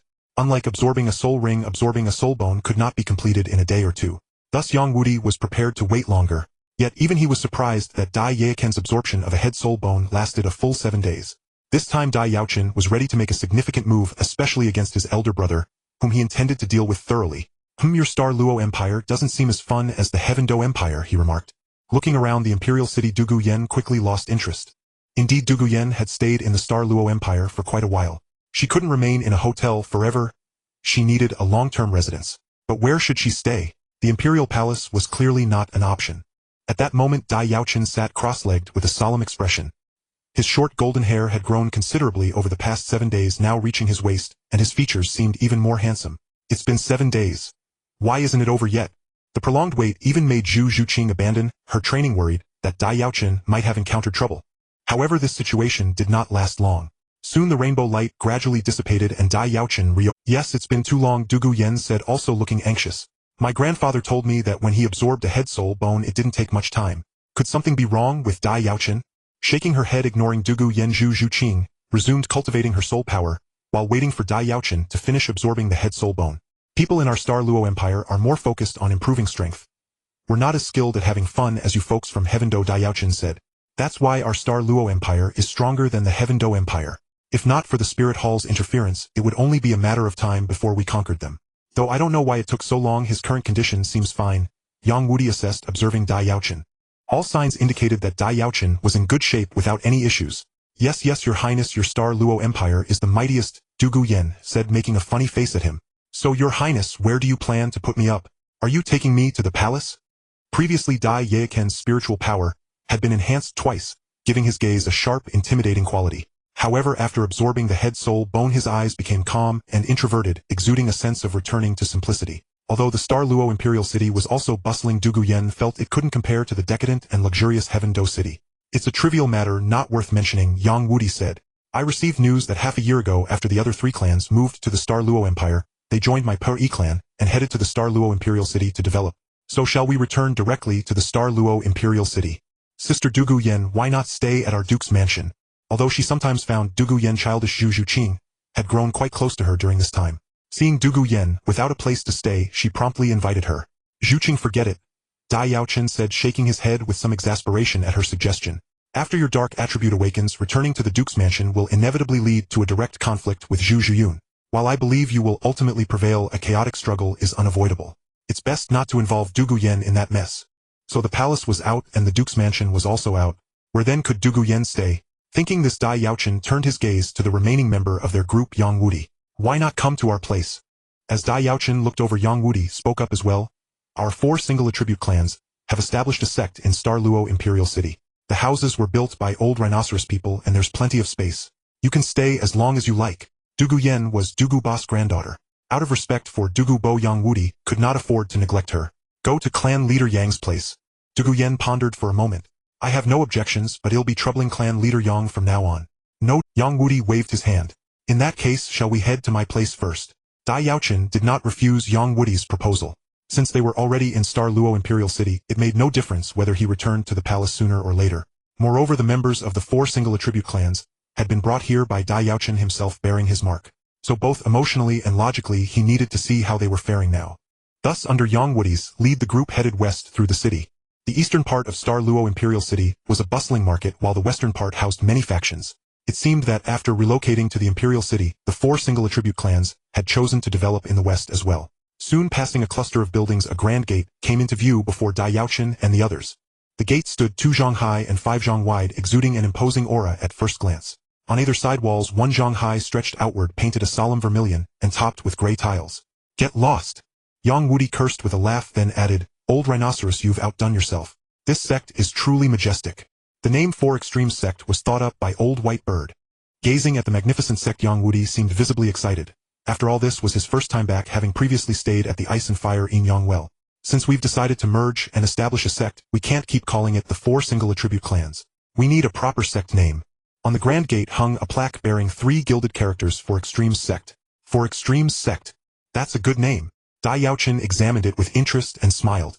Dai Yaochen had no intention of meddling in the internal affairs of another sect, as long as the 4 Extremes sect's strength could serve his purposes. So regarding the arrangement of 4 co-leaders, he said nothing more, instead stating, Honorable clan leaders, I have a friend who wishes to lodge here for a while. I hope you can grant this request. The newcomer had displayed such astonishing speed, likely possessing extraordinary strength. Unsure whether friend or foe, the 3 clan leaders immediately went on guard. Hey old goat, you finally deigned to return. Niu Gao immediately teased upon seeing him. If you'd stayed away any longer, we were about to change the 4 Extremes sect plaque to 3 Extremes sect. This girl is Dugu Bo's granddaughter. Yang Wudi then spoke up, over the past 6 months Dugu Bo and I have built a decent rapport. His granddaughter has come to Star Luo Empire for a visit, so I thought I'd have her stay with us. Interestingly, at the head of the assembly hall were not a single grand seat for a sect master, but 4 chairs placed side by side. From this arrangement, it seemed the 4 Extremes sect did not intend to elect a single leader, but rather have the 4 clan leaders govern together. Our Yu clan specializes in construction. It's only natural that it's well built. Niu Gao boasted, then noticed Dai Yaochen beside him, and continued, of course we also owe thanks to the Star Luo royal family. Without their support, building the sect this quickly within half a year would have been no easy feat. Dugu Bo's granddaughter had come to the Star Luo Empire. That was quite a rarity. Dai Yaochen smiled. After a brief exchange of pleasantries, they entered the gate together and arrived at the assembly hall, where they took their seats as guests and hosts. Though slightly surprised, the 3 clan leaders immediately assured him that accommodating her was a trivial matter. You rascal, since you're in Star Luo City, why didn't you return to the palace first? An elderly figure appeared before Dai Yaochen like a phantom, flicking his forehead with mild displeasure. For Extremes, offense, defense, strength, speed, the 4 ultimate limits. The name was indeed fitting. Not only had Yang Wudi agreed, but out of respect for Dai Yaochen they would not refuse. Seeing this, the 3 clan leaders other than Yang Wudi immediately rose from their seats, entering a state of alert. Understandably, Yang Wudi had promised to help Dai Yaochen reawaken his light attribute, a major event for the entire Star Luo Empire. So after the 4 single attribute clans moved to the Imperial City, the Star Luo ancestor, repaying the favor, would surely have his subordinates support their development. Having settled the matter of Dugu Yan's accommodation, Dai Yaochen was about to speak further of mutual support, when suddenly an elderly figure appeared at the entrance of the 4 Extremes sect's assembly hall. Royal support. Hearing Niu Gao's words, Yang Wudi was taken aback, then burst into laughter and clapped Dai Yaochen on the shoulder. It seems I must thank your elder, but I have fulfilled my promise to him. Royal support from Star Luo. It must be granduncle's doing. Given his status, a word from the Star Luo ancestor would have ensured the 4 single attribute clans had a very comfortable time. Dai Yaochen and Zhu Zhuqing were known to the other 3 clan leaders, but Dugu Yen was a stranger. They had been wondering who this young girl was, but now hearing Yang Wudi's explanation they understood at once. As the group stood before the 4 Extremes sect's gate, taking in the sights, the guards recognized them and immediately rushed inside to report. Before long, the 3 clan leaders, Tai Tan, Niu Gao and Bai He, came out to greet them. However, Yang Wudi waved his hand, signaling that there was no need for alarm. The newcomer was not an enemy. At that moment, Dai Yaochen rubbed his forehead and identified the newcomer. Granduncle, I only just returned to Star Luo City. How did you know? Indeed, the elder was the Star Luo ancestor. Ever since he had ordered his subordinates to grant the 4 single attribute clans certain privileges in establishing their sect, he had also kept an eye on their situation. So when Dai Yaochen and Yang Wudi arrived together at the Four Extremes sect, the Star Luo ancestor received word and rushed over as quickly as possible. Senior. Yang Wudi stood up at this moment and cupped his hands towards Ancestor Xingluo, saying, I have already heard from my old brothers. Our sect has achieved its current state within half a year thanks to your assistance, Senior. This is all trivial. Ancestor Xingluo seemed not too concerned about this but looked at Yang Wudi and said, I wonder how the matter that clan leader Yang agreed to with me half a year ago is progressing. I have lived up to my promise. Yang Wudi smiled and said, I have completed the matter you entrusted to me, Senior. Oh! Upon hearing Yang Wudi's words, Ancestor Xingluo's eyes suddenly brightened, and he turned to examine Dai Yaochen from head to toe. Seeing this, Dai Yaochen also smiled and immediately extended his right hand, releasing his soul power. Feeling the rich power of light contained within Dai Yaochen's soul power, Ancestor Xingluo's body trembled slightly. Good thanks to clan leader Yang. Suppressing the excitement in his heart, Ancestor Xingluo spoke. From now on, the Sujaizong will be our royal family's best friend. Clan leader Yang, if you need anything, just speak up. You flatter me, Senior. Yang Wudi said with a smile, my gains this time are also quite significant. I should be the one thanking you. Seeing Yang Wudi being polite, Ancestor Xingluo did not say much more but said, if there is nothing else, then Yaochen and I will take our leave first. Upon learning that Dai Yaochen had regained his light attribute, he could hardly wait to take Dai Yaochen back. If Dai Yaochen's martial soul had merely reverted, it would be a good thing, but then the major foundation of the Luo Empire, the martial soul fusion technique, the ghostly white tiger, would likely disappear. After all, if the royal family had a complete white tiger martial soul, while the Zhu family had a flawed ghostly spirit cat martial soul, they clearly would not be able to activate the martial soul fusion technique. The previous three clan leaders, being outsiders and not fully understanding the situation, had not said anything, allowing Yang Wudi to handle things. Now that no one else was around, Titan couldn't help but ask, I say, old goat, you just called that person Senior and thanked him. What is his identity? But now that Zhu Zuking's dark attribute had also been restored, it meant that both their families could pass down complete martial souls, so they could naturally use the martial soul fusion technique again. Let's not talk about that for now. Yang Wudi said, first tell me what has happened in the sect during the past 6 months while I was away. At this point, Ancestor Xingluo could hardly wait to say, Yaochen and the Zhu girl, release your martial souls for me to see. Please, Senior. Yang Wudi gestured for him to proceed. Although Dai Yaochen had surpassed his cheap older brother in many aspects, his status remained the same as before. On the other side, after leaving the Sujaizong, Dai Yaochen and Zhu Zhuqing quickly entered the royal palace, with Ancestor Xingluo arriving at a relatively remote training hall within the palace. Hearing Ancestor Xingluo's words, Dai Yaochen and Zhu Zhuqing both nodded in agreement and released their martial souls. I see now. The other three clan leaders nodded knowingly, with by his expression even more invigorated. Since we have the support of that Senior, the future development of our Sujaizong will surely go smoothly. What is going on with this generation? Not only has my Dai family produced a child with a reverted martial soul, but the Zhu family also has a little girl whose attributes have awakened. Could this be a precursor to the great prosperity of our Luo Empire? With this thought flashing through his mind, Ancestor Xingluo immediately stepped toward the entrance of the Sujaizong, signaling for Dai Yaochen and Zhu Zhuqing to follow. Looking at the pair of pure white wings that had appeared behind Dai Yaochen compared to his previous incomplete state, and the faint black mist enveloping Zhu Zuking's body, Ancestor Xingluo could no longer suppress the excitement in his heart and laughed heartily. Haha. White tiger wings. Ghostly protection. I never expected that after 1,000 years my Dai family and the Zhu family would finally regain their complete inherited martial souls. Heaven bless Xingluo. On the other side, seeing that they were about to part ways with Dai Yaochen and Zhu Zhuqing upon arriving at Luo Imperial City, Dugu Yen felt a bit at a loss. Humph. Hearing Dai Yaochen's words, Dugu Yen couldn't help but smile and lightly punched him. Don't keep me waiting. As Dai Yaochen and Zhu Zhuqing left, Yang Wudi also motioned for a clan member to take Dugu Yen to the backyard to help her settle in. Soon only the 4 clan leaders at the Seoul Douluo level remained in the Sujaizong's conference hall. Zhu girl. Ancestor Xingluo looked at Zhu Zhuqing in some surprise. Although he was somewhat astonished, he still said, in that case, let the Zhu girl come along too. Dai Yaochen also noticed Dugu Yan's slightly disappointed expression and leaned over to her ear, whispering, you should stay with clan leader Yang for a while. After I finish handling the matters I need to take care of in the next few days, I will arrange a separate place for you to live. The 4 clan leaders then continued their discussion. After temporarily bidding farewell to Dugu Yen, Dai Yaochen and Zhu Zhuqing chased after Ancestor Xingluo, leaving the Sujaizong. He is of royal lineage, and in terms of seniority he is of the same generation as the Luo Emperor. Moreover, his soul power cultivation is definitely above level 95, so it is only proper to call him Senior. Yang Wudi explained to his old companions, as for the gratitude, you have mostly received the support of the Luo royal family during these past 6 months, because this Senior had spoken on your behalf. Aside from Ancestor Xingluo's patronage, most people have not regarded him highly, so Dai Yaochen needs some time to showcase his strength, completely shatter Davis, and let everyone in the Luo Empire know that he is the most formidable one, thereby elevating his status. Just as Ancestor Xingluo was about to take Dai Yaochen back, Dai Yaochen tugged at his clothing corner, signaling him not to hurry, and said, Great uncle, not only have I awakened but Zhuqing has also awakened her dark attribute this time. This was the reason for Ancestor Xingluo's uncontainable excitement. After laughing for a while, and calming his excited heart, Ancestor Xingluo stopped, and looked at Zhu Zhuqing saying, "Zhu girl, if I remember correctly, you should have been chosen to be the fiancé of the third prince, and have gotten involved in the royal competition, right?" Zhu Zhuqing bit her lip and nodded slightly, indicating that it was indeed as Ancestor Xingluo had said. "Since your ghostly spirit cat martial soul has completely awakened, now you will naturally inherit the title of Duke of the Ghostly Spirit, and pass down the complete martial soul inheritance in the future." Ancestor Xingluo said, "Your situation is no longer suitable for a union with our Dai family. I will go speak with Tianyu later and see when we can annul the engagement." "The engagement is cancelled. Am I truly liberated from this nightmare?" Upon hearing the words of the Ancestor Xingluo, Zhu Zhuqing felt no overwhelming joy but rather a sense of confusion. Even after awakening her dark attribute in the Eye of Ice and Fire, she had not relaxed her training for the past 6 months, preparing to return and continue competing with Zhu Zhuyun. However, now Ancestor Xingluo informed her that with the restoration of her dark attribute she no longer needed to compete. Her only task was to inherit the title of Duke of the Underworld, and pass on the complete Underworld Spirit Cat martial soul. This naturally plunged Zhu Zhuqing into confusion, for her previous goal had been to defeat Zhu Zhuyun, yet now, without a fight, she had simply won, leaving her at a loss for direction. Additionally, upon hearing Ancestor Xingluo say that she was no longer suitable for a marriage alliance with the Dai family, for some reason Zhu Zhuqing felt an ache in her heart. "Don't think too much about it." Detecting Zhu Zhuqing's unease, Dai Yaochen softly reassured her.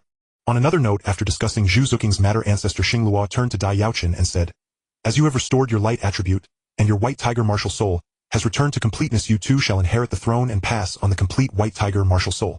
I will inform Tianyu of your situation shortly, so he can appoint you as the crown prince." Well then, not only Zhu Zhuqing but Dai Yaochen would also win effortlessly. However, this is quite normal. The so-called competition for the throne in the Luo Empire merely serves to select those royal offspring with better talents. Clearly, the restoration of the complete white tiger martial soul is of greater importance, so as long as the light attribute is awakened, this competition loses much of its significance. Dai Yaochen had no objections to becoming the crown prince. After all, once he was crowned, his status within the Luo Empire would rise significantly, making everything much easier. Dai Yaochen paid little mind to the curious gazes of the soldiers, and soon arrived at the platform in front of the Grand Council. As they walked through the palace, both remained silent for a moment, and it was Dai Yaochen who broke the silence first, saying, "Zhuqing, you should not return to the Duke's residence for now. Wait until the granduncle and your father have spoken before going back to avoid any unforeseen incidents in the meantime." Even in front of the attendants, Dai Yaochen could not be bothered to pretend to call Davis brother.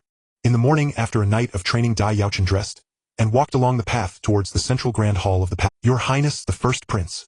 That direction must lead to the Grand Council Hall. Why is the second prince heading there at this time? Could it be that the second prince is attending court? How peculiar. 3 days is neither short nor long." Dai Yaochen did not feel that much time had passed, and soon 3 days had arrived. Combining the previous words of Ancestor Xingluo, Dai Yaochen had guessed what the court meeting in 3 days would entail, hoping that Davis would be able to accept this outcome without collapsing. As for whether he could inherit the throne in the future, that remained uncertain. Who knows, Dai Yaochen might become a deity before inheriting the Luo throne. The second prince, rarely noticed, is ordinary. How could the emperor allow him to attend court? Under countless gazes, Dai Yaochen remained unperturbed, merely greeting a few familiar faces before quietly waiting. With Ancestor Xingluo's departure, the vast training hall was left with only Dai Yaochen and Zhu Zhuqing, and they did not linger long before leaving. After a while, as the court meeting had yet to begin, another person arrived. Unlike Dai Yaochen, this individual caused quite a stir upon arrival, with several nobles and ministers actively greeting him. The court meeting was about to start. Irrelevant individuals could not casually enter.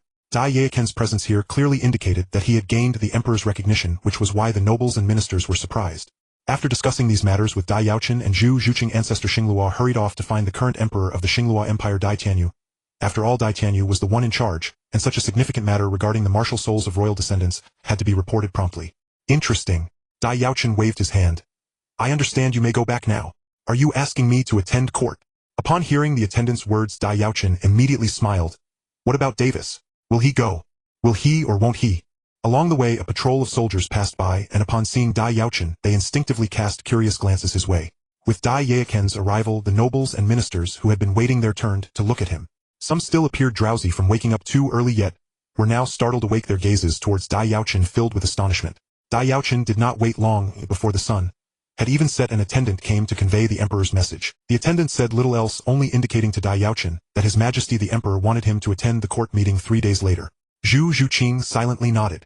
"Naturally, the first prince will also attend." The attendant slightly bowed and spoke softly.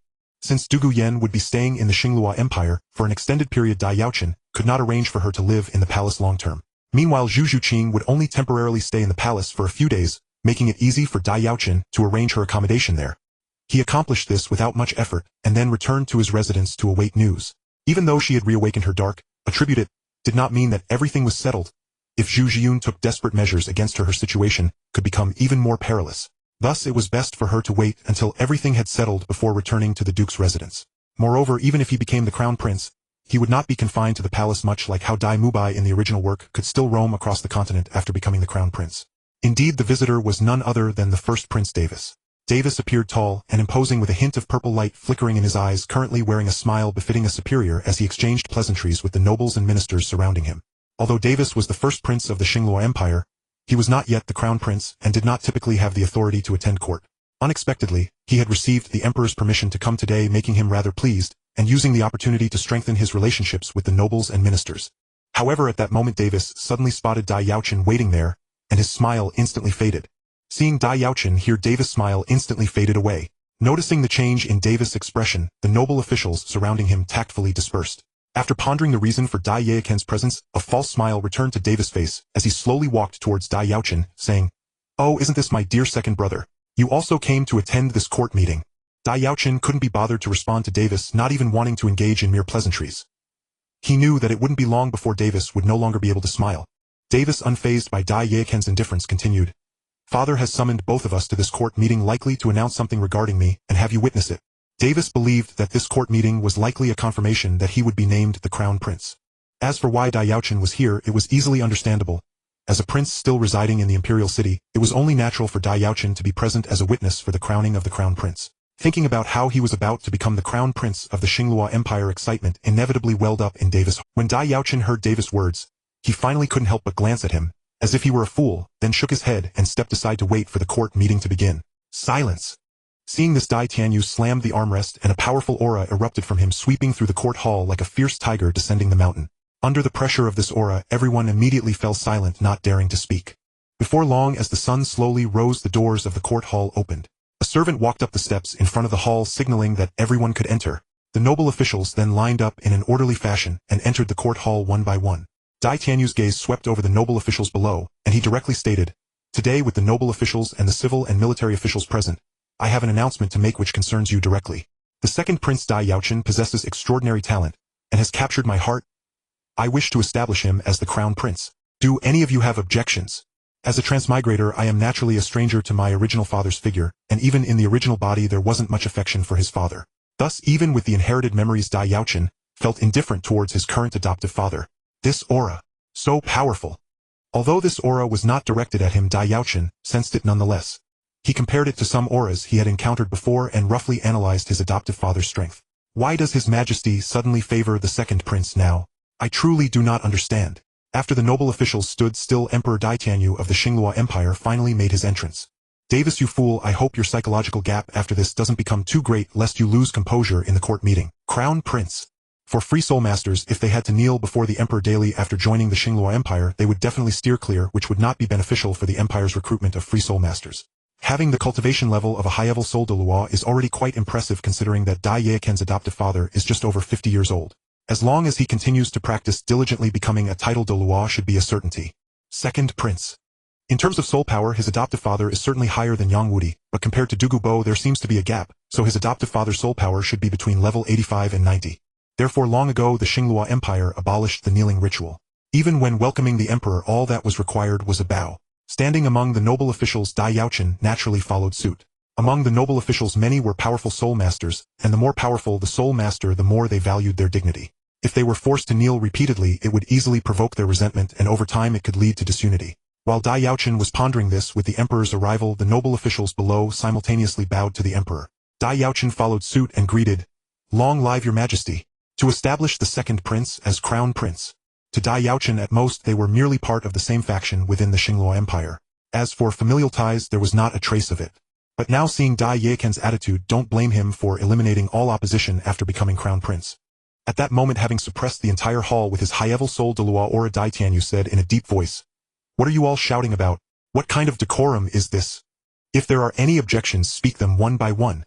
Seeing Dai Yaochen ignore him again, Davis finally felt a surge of anger, his eyes narrowing as he said, "Second, As soon as Dai Tianyu finished speaking, the vast court hall fell into silence, as if a needle could be heard dropping, and after a moment it erupted into chaos. After this person voiced his opinion, a chorus of agreement immediately arose from both sides. Looking up at the emperor who sat high above with an imposing aura, this was the first time Dai Yaochen had seen his adoptive father since his transmigration, and honestly he felt little. Hearing the emperor's words, the noble officials were all astonished, some even thinking they had misheard. The entire court hall was in uproar, resembling a bustling market. You all need not be so formal. Emperor Dai Tianyu raised his right hand, lightly signaling everyone not to stand on ceremony. His gaze quickly locked onto Dai Yaochen among the crowd, and he said, "Yaochen, come forward." Hearing his adoptive father's words, Dai Yaochen maintained a calm expression as he stepped out from the line and walked forward slowly. Since Dai Tianyu had said so, one of the noble officials in the crowd immediately voiced his opinion. "Your Majesty, if I remember correctly, 2 years ago, when selecting candidates for the crown prince, it should have been determined that the first prince and the third prince would compete. Even if your Majesty wishes to establish a crown prince now, it should be chosen from among the first prince and the third prince." Davis believed he was about to be crowned as the crown prince, so he had been in a good mood these last few days. When he saw Dai Yaochen earlier, he even had the notion of showing mercy and letting him off. That's right. It should be either the first prince or the third prince. What does the second prince count for? The second prince is out of the question, and the third prince has long since run away. In my opinion, the only choice is to establish the first prince as the crown prince. When the Star Luo Empire determined the candidates for the crown prince, the choices were set upon the eldest Prince Davis and the third Prince Dai Mubai. Davis, being the eldest, had always held a commanding lead in soul power cultivation. Dai Mubai, though the youngest, displayed the fastest cultivation speed, at least surpassing Davis by a margin. In other words, even though Dai Mubai's soul power was the lowest given enough time, he held a faint hope of surpassing Davis, which is why he was chosen as Davis' rival. As for Dai Yaochen, caught between the two, he was naturally overlooked. Dai Yaochen's previously displayed cultivation speed was at best on par with Davis, and he was 4 years younger. Thus, barring any unforeseen circumstances, his soul power would never catch up to Davis in his lifetime, disqualifying him from the competition. Based on this, it was only natural that when the current Emperor Dai Tianyu declared his intention to appoint Dai Yaochen as crown prince, a wave of opposition arose. Of course, much of this opposition likely stemmed from those who had already placed their bets on the eldest Prince Davis. Hearing the clamor of dissent, Dai Yaochen remained composed, unconcerned, for everything was already fated, and Dai Tianyu tapped the armrest rhythmically with his fingers. "You wonder why I choose to appoint Yaochen as crown prince? Very well, I shall tell you now. Yaochen's martial soul has undergone atavism, reawakening the light attribute. He now possesses the purest white tiger martial soul.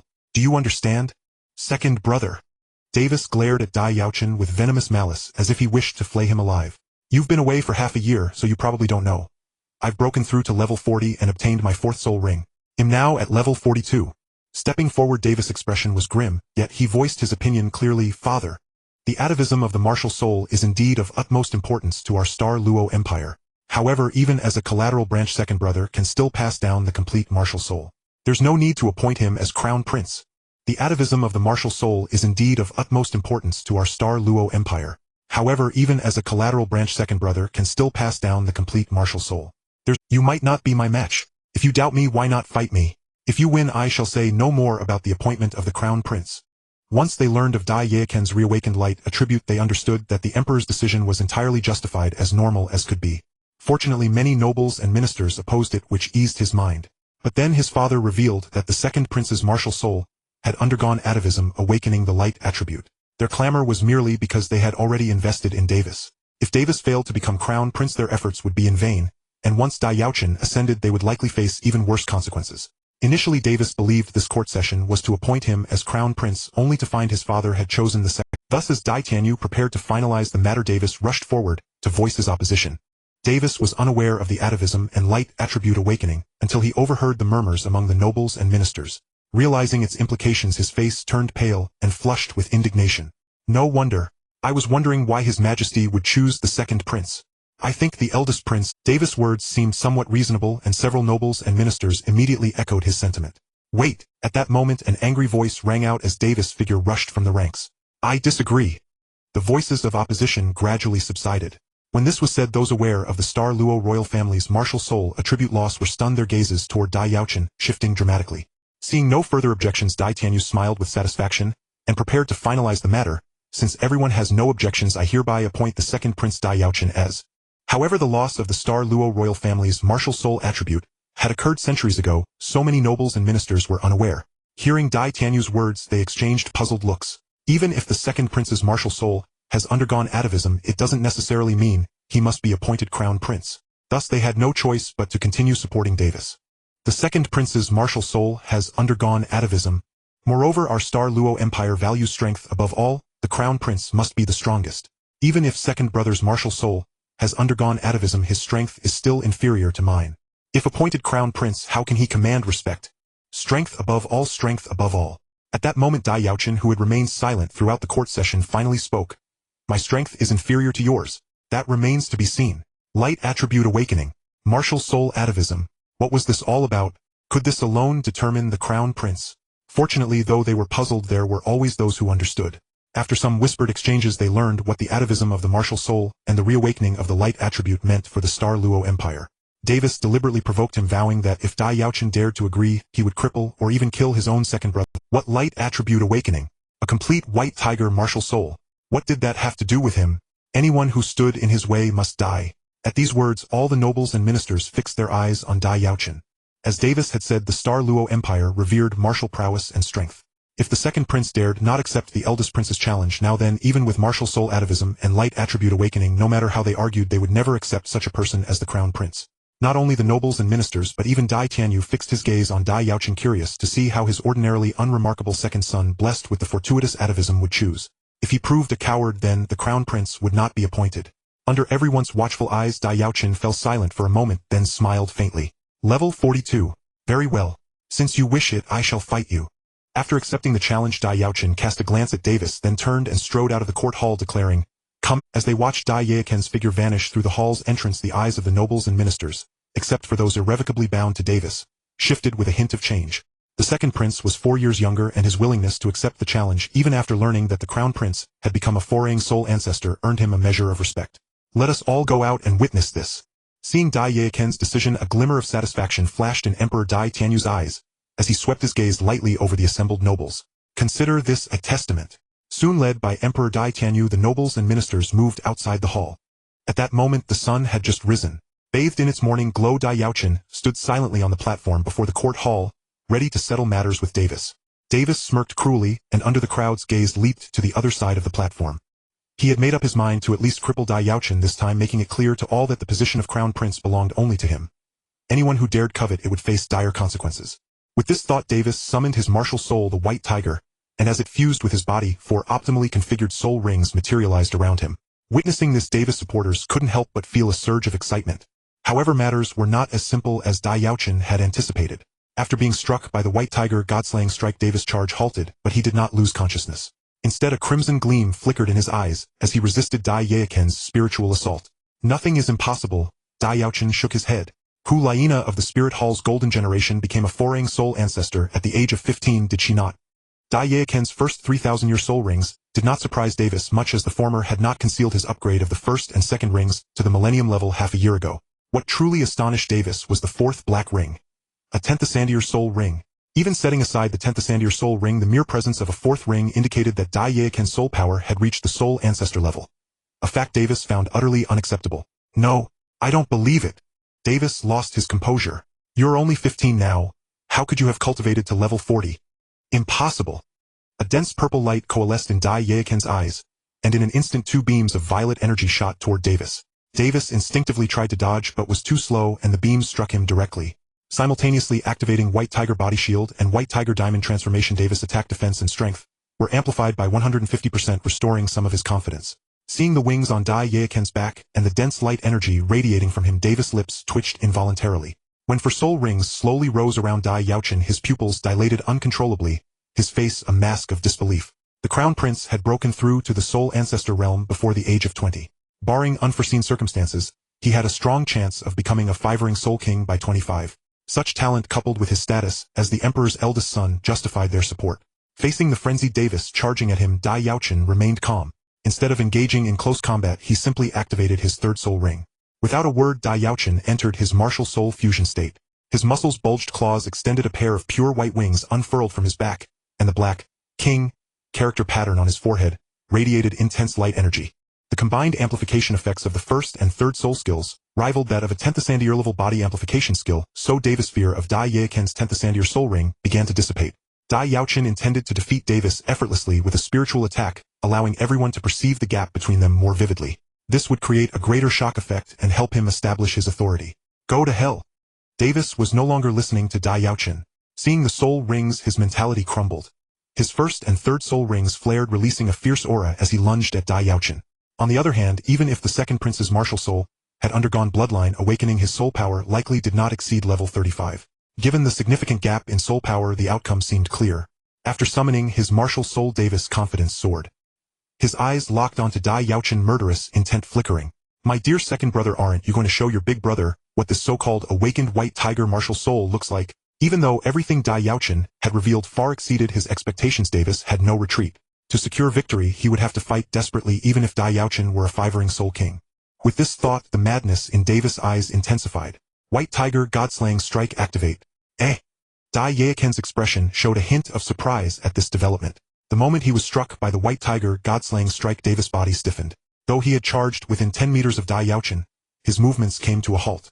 After all, most people still viewed him as the unremarkable second prince. Without a proper display of authority, even if he became crown prince, few would readily accept him in the short term. Davis still had the strength to resist. His spiritual power must not be low. Ah! At that moment, Davis let out a sudden roar. Though he barely maintained consciousness, without fainting, resisting Dai Yaochen's spiritual assault placed immense pressure on him. Disregarding caution, he activated his fourth soul ring. A crimson light blazed in his eyes as his spiritual power erupted, attempting to repel Dai Yaochen's attack. So Davis' fourth soul ring is also spirit attributed. No wonder he can struggle a bit, but even so you won't turn the tide.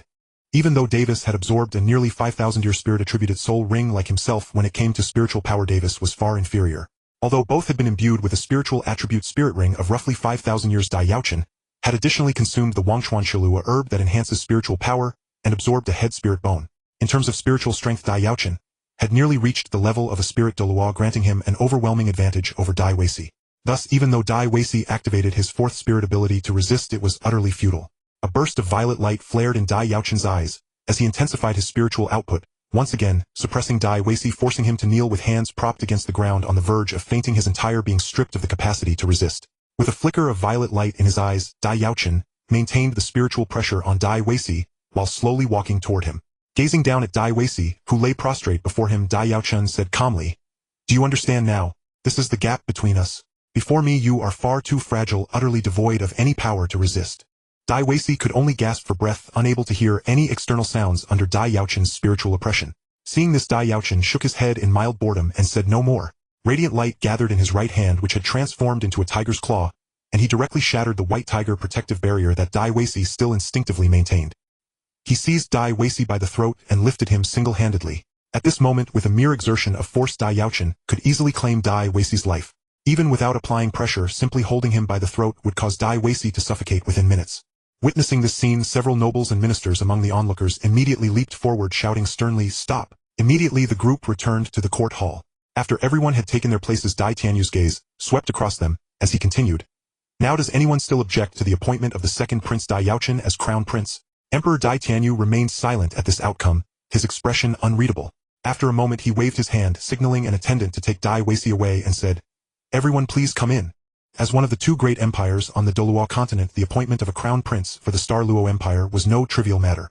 This heir to the empire required a grand ceremony with invitations extended to major powers across the continent to witness the occasion. Yes, everyone including Dai Yaochen acknowledged the command. At this moment, before the court hall, the nobles and ministers who had witnessed the outcome fell into silence. The steps were utterly still, and the few who had spoken for Dai Weici earlier turned pale, their lips trembling uncontrollably. In the competition for the Star Luo Empire's crown prince, most losers were directly eliminated, with only a rare few having their spirit power sealed and being confined. Thus Dai Weici was fortunate merely to have his spirit power crippled. "You should count yourself lucky," Dai Yaochen said calmly. "Killing is forbidden within the palace, so I have only crippled your spirit power. Take care of yourself from now on."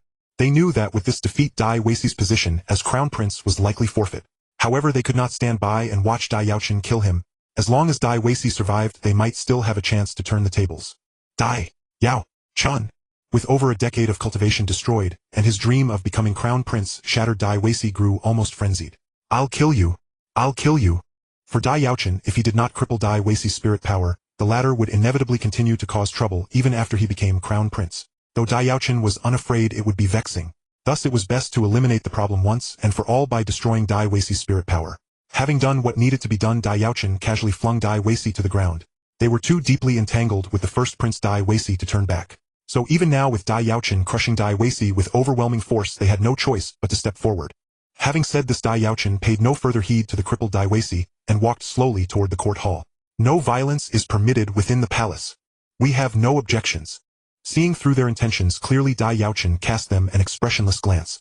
Still holding Dai Yaochen with his right hand, he gathered light energy in his left hand and struck Dai Yaochen's abdomen with force. Very well, Dai Tianyu nodded. Since there are no objections, the appointment of the second Prince Dai Yaochen as Crown Prince is settled. The formal ceremony will take place in 2 months. No objections. It was over. They had hoped to help Dai Yaochen turn the tables later, but now that his spirit power was crippled, there was no hope left. Light energy erupted, surging from Dai Yaocen's abdomen through his entire body. His aura visibly and rapidly declined, and the 4 optimally matched spirit rings on him quietly faded as he was forcibly forced out of his martial soul fusion state. Release the first prince. Cough cough. You. Thrown to the ground, Dai Yaochen coughed violently, his eyes bloodshot as he glared at Dai Yaochen. You crippled my spirit power. Kill me. Haven't you done this before? Dai Yaochen said. This is the outcome now. Cease your pathetic howling. Do not bring shame upon the royal family. Dai Yaochen had originally been the frontrunner for the position of Crown Prince, but was overwhelmingly defeated by Dai Yaochen.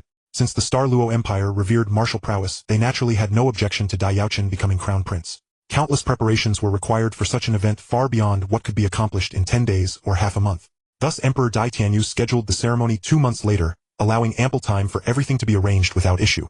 With the matter of the Crown Prince settled, the court hall turned to other affairs. Nobles and ministers stepped forward to report issues, others offered opinions, and the emperor made final decisions. Dai Yaochen stood quietly listening without interjecting. However, as the presumptive Crown Prince, his status had risen significantly. Several people nearby took the initiative to whisper explanations of the political matters to him, clearly seeking to curry favor and build a connection. Such was the reality of this world. With a newly minted Crown Prince before them, missing the chance to latch onto his coattails would never come again. The establishment of the Star Luo Empire's Crown Prince spread across the continent like a whirlwind, swift and unstoppable. As the mightiest nation on the Douluo Continent, every aspect of the Star Luo Empire drew unyielding attention, especially a monumental event like the appointment of a Crown Prince. Moreover, the notoriously brutal competition within the imperial family meant that the new prince, having emerged victorious, was undoubtedly extraordinary. Many factions swiftly began gathering intelligence on the Star Luo Empire's new Crown Prince, yet they could only ascertain that he was the second prince named Dai Yaochen, with little else known. Previously, the Star Luo Empire's first Prince Davis had commanded far greater attention, while the second Prince Dai Yaochen remained an obscure figure, a mere passerby. The factions had paid him scant heed, amassing minimal information. Now, with Dai Yaochen's unexpected rise to the position of Crown Prince, they found themselves utterly ignorant of this new sovereign. Yet it mattered not. Though they knew little of the new Crown Prince, now the Star Luo Empire would soon hold the investiture ceremony in 2 months, would it not? When that time came, the new Crown Prince of the Star Luo Empire would naturally make his appearance. Thus numerous factions turned their attention to the forthcoming ceremony. Within the Heavenly Dou Empire's palace, Emperor Shui casually set down the documents before him and addressed Shui Qinghe nearby. Qinghe, what are your thoughts on the Star Luo Empire's impending appointment of a Crown Prince? Shui Qinghe smiled faintly. Father, from what I know, the second prince of the Star Luo Empire is now merely around 15 years old. According to their customs, to ascend as Crown Prince, he must have defeated the first Prince Davis. Davis is about my age, nearly 20. For the second prince to overcome a gap of several years and claim victory speaks volumes of his extraordinary prowess. However, I am truly unaware of the specifics. Such circumstances increasingly tested Emperor Shui's patience. Thus he resolved to dispatch a diplomatic mission on the occasion of the Star Luo Empire's investiture, led by Shui Qinghe, not only to probe the new Crown Prince's background, but also to reach certain agreements with the Star Luo Empire, aligning their steps against the Spirit Hall. After Shui Qinghe departed to seek Ning Fangji, Emperor Shui shook his head, testing their stance toward the Spirit Hall. It seems that old fellow Shui harbors some thoughts. Yet to have me undertake such a task. Shui Qinghe nodded. I shall go and speak with my teacher at once. Emperor Shui concurred. The new Crown Prince of the Star Luo Empire is indeed exceptional. Is the Star Luo Empire not hosting the investiture ceremony soon? I plan to send a mission to offer congratulations and incidentally to gauge the situation. You shall lead this mission. How does that sound? Emperor Shui believed that the Star Luo Empire likely shared similar thoughts, making the mission relatively smooth. Under such circumstances, even dispatching the Heavenly Dou Empire's Crown Prince on a diplomatic mission posed little risk of mishap. The Star Luo Empire would not act recklessly. With Bibi Dong's ascension, the Spirit Hall began blurring the boundaries with the empires. For instance, subsidies for soul masters, though funded by the state and merely distributed by the Spirit Hall-led recipients through deliberate or inadvertent misdirection to credit only the Spirit Hall. Meanwhile, en route to the Seven Treasures glazed tile sect, Shui Qinghe glanced back at the palace behind him, a peculiar smile creeping across his face. The hunting forests were no different. Except for a few private ones, the vast majority of hunting forests on the continent were jointly established by the state and the Spirit Hall. Yet, under the Spirit Hall's manipulation, ordinary soul masters seeking spirit rings in these forests had to first obtain a permit from the Spirit Hall. No wonder he wished to probe the Star Luo Empire's stance toward the Spirit Hall. The Spirit Hall's encroachments had become increasingly intolerable. The Spirit Hall's expansion must be curbed. They could not be allowed to continue unchecked. Seeing Shui King's agreement, Emperor Shui Yi pondered further, and added, for safety, Sake Qinghe, you may invite Sect Master Ning to accompany you. You recently became his disciple, and I believe Sect Master Ning would also be interested in the Star Luo Empire's affairs. Moreover, the Spirit Hall's growing power increasingly threatened both empires, fostering a more ambiguous relationship between them. Though unspoken, a tacit understanding had formed to unite against the Spirit Hall, viewing it as the greatest threat. Though the Star Luo and Heavenly Dou empires were once hostile long ago, over the past century both had infested numerous kingdoms and duchies along their borders, leaving them virtually non-contiguous. Thus not only wars but even skirmishes had ceased. Hearing Emperor Shui Yi's final instruction, Shui Qinghe paused momentarily before quickly responding, I understand. Shui Qinghe bowed his head, slightly accepting without hesitation, since Father commands, I am willing to go. Also, as Shui Qinghe prepared to withdraw, Emperor Shui Yi's eyes flickered, and he murmured, Qinghe, once there you may probe the Star Luo Empire's attitude toward the Spirit Hall. If he did not bring Ning Fengji along, his private interactions with the Star Luo Empire during the investiture might raise suspicions. Hence it was better to have him accompany the mission. Though he found this utterly absurd, he had no intention of defying, for he was now the Heavenly Dou Empire's crown prince, and must play the part well. As for Emperor Shui Yi, let him do as he pleased. Given time, the Heavenly Dou Empire's throne would fall into his hands, rendering all of Emperor Shui Yi's actions meaningless. With this thought, Shui Qinghe suppressed the odd smile on his face, adjusted his demeanor slightly, and donned a refreshing grin before continuing toward the Seven Treasures Glazed Tile sect to invite Ning Fengji to join the mission for the Star Luo Empire's investiture. Ning Fengji was deeply calculating, so Shui Qinghe approached his visit with caution, wary of revealing any flaws. Starfall Royal City. Ever since Dai Yaochen was confirmed as the crown prince a month ago, although the formal ceremony has yet to be held, he has already moved out of the palace and taken residence in the long-vacant crown prince's mansion. In addition to himself, the royal family has assigned him 200 attendants to manage the crown prince's mansion. Not only that, but they also specially provided him with a squad of royal knights. Dai Yaochen didn't mind the attendance, but he was quite satisfied with this squad of royal knights. The Royal Knight Corps is the elite force of the Starfall Empire. Although the common knights within the Corps are ordinary people without soul power, they are well-trained and equipped with exceptionally fine gear. The uniform bright silver armor effectively enhances their defensive capabilities, and with the carefully selected heavenly soul horses possessing some soul beast bloodlines as mounts, their speed is also astonishing. Thus, even a 100-man squad made up of ordinary people without soul power under the leadership of a soul master captain can effortlessly encircle and slay thousand-year soul beasts. When facing human soul masters, even a typical foraying soul sect is generally no match for this squad of royal knights. With such a squad of royal knights guarding his crown prince's mansion, Dai Yaochen no longer has to worry about petty disturbances, allowing him to focus on his cultivation and enhance his soul power. Since moving into the crown prince's mansion, Dai Yaochen has hardly gone out, spending most of his time waiting for the upcoming coronation ceremony. However, even if he rarely goes out, others will seek him out. In this month, the threshold of his crown prince's mansion has nearly been worn down. At the Ice-Fire duality, Dai Yaochen learned from Yang Wudi that his granduncle's soul power should be above level 95, but the exact level was unclear to Yang Wudi, which naturally piqued Dai Yaochen's curiosity. Shui Qinghe, Ning Fengji, and Chen Xian are coming. Hearing these three names, Dai Yaochen's eyes instantly lit up. This delegation from the Tiandou Empire carries quite a weight. The ancestor of Starfall explained their delegation is led by Crown Prince Shui Qinghe, and includes Ning Fengji, the leader of the Seven Treasures Glazed Tile School, and Jian Douluo Chen Xian.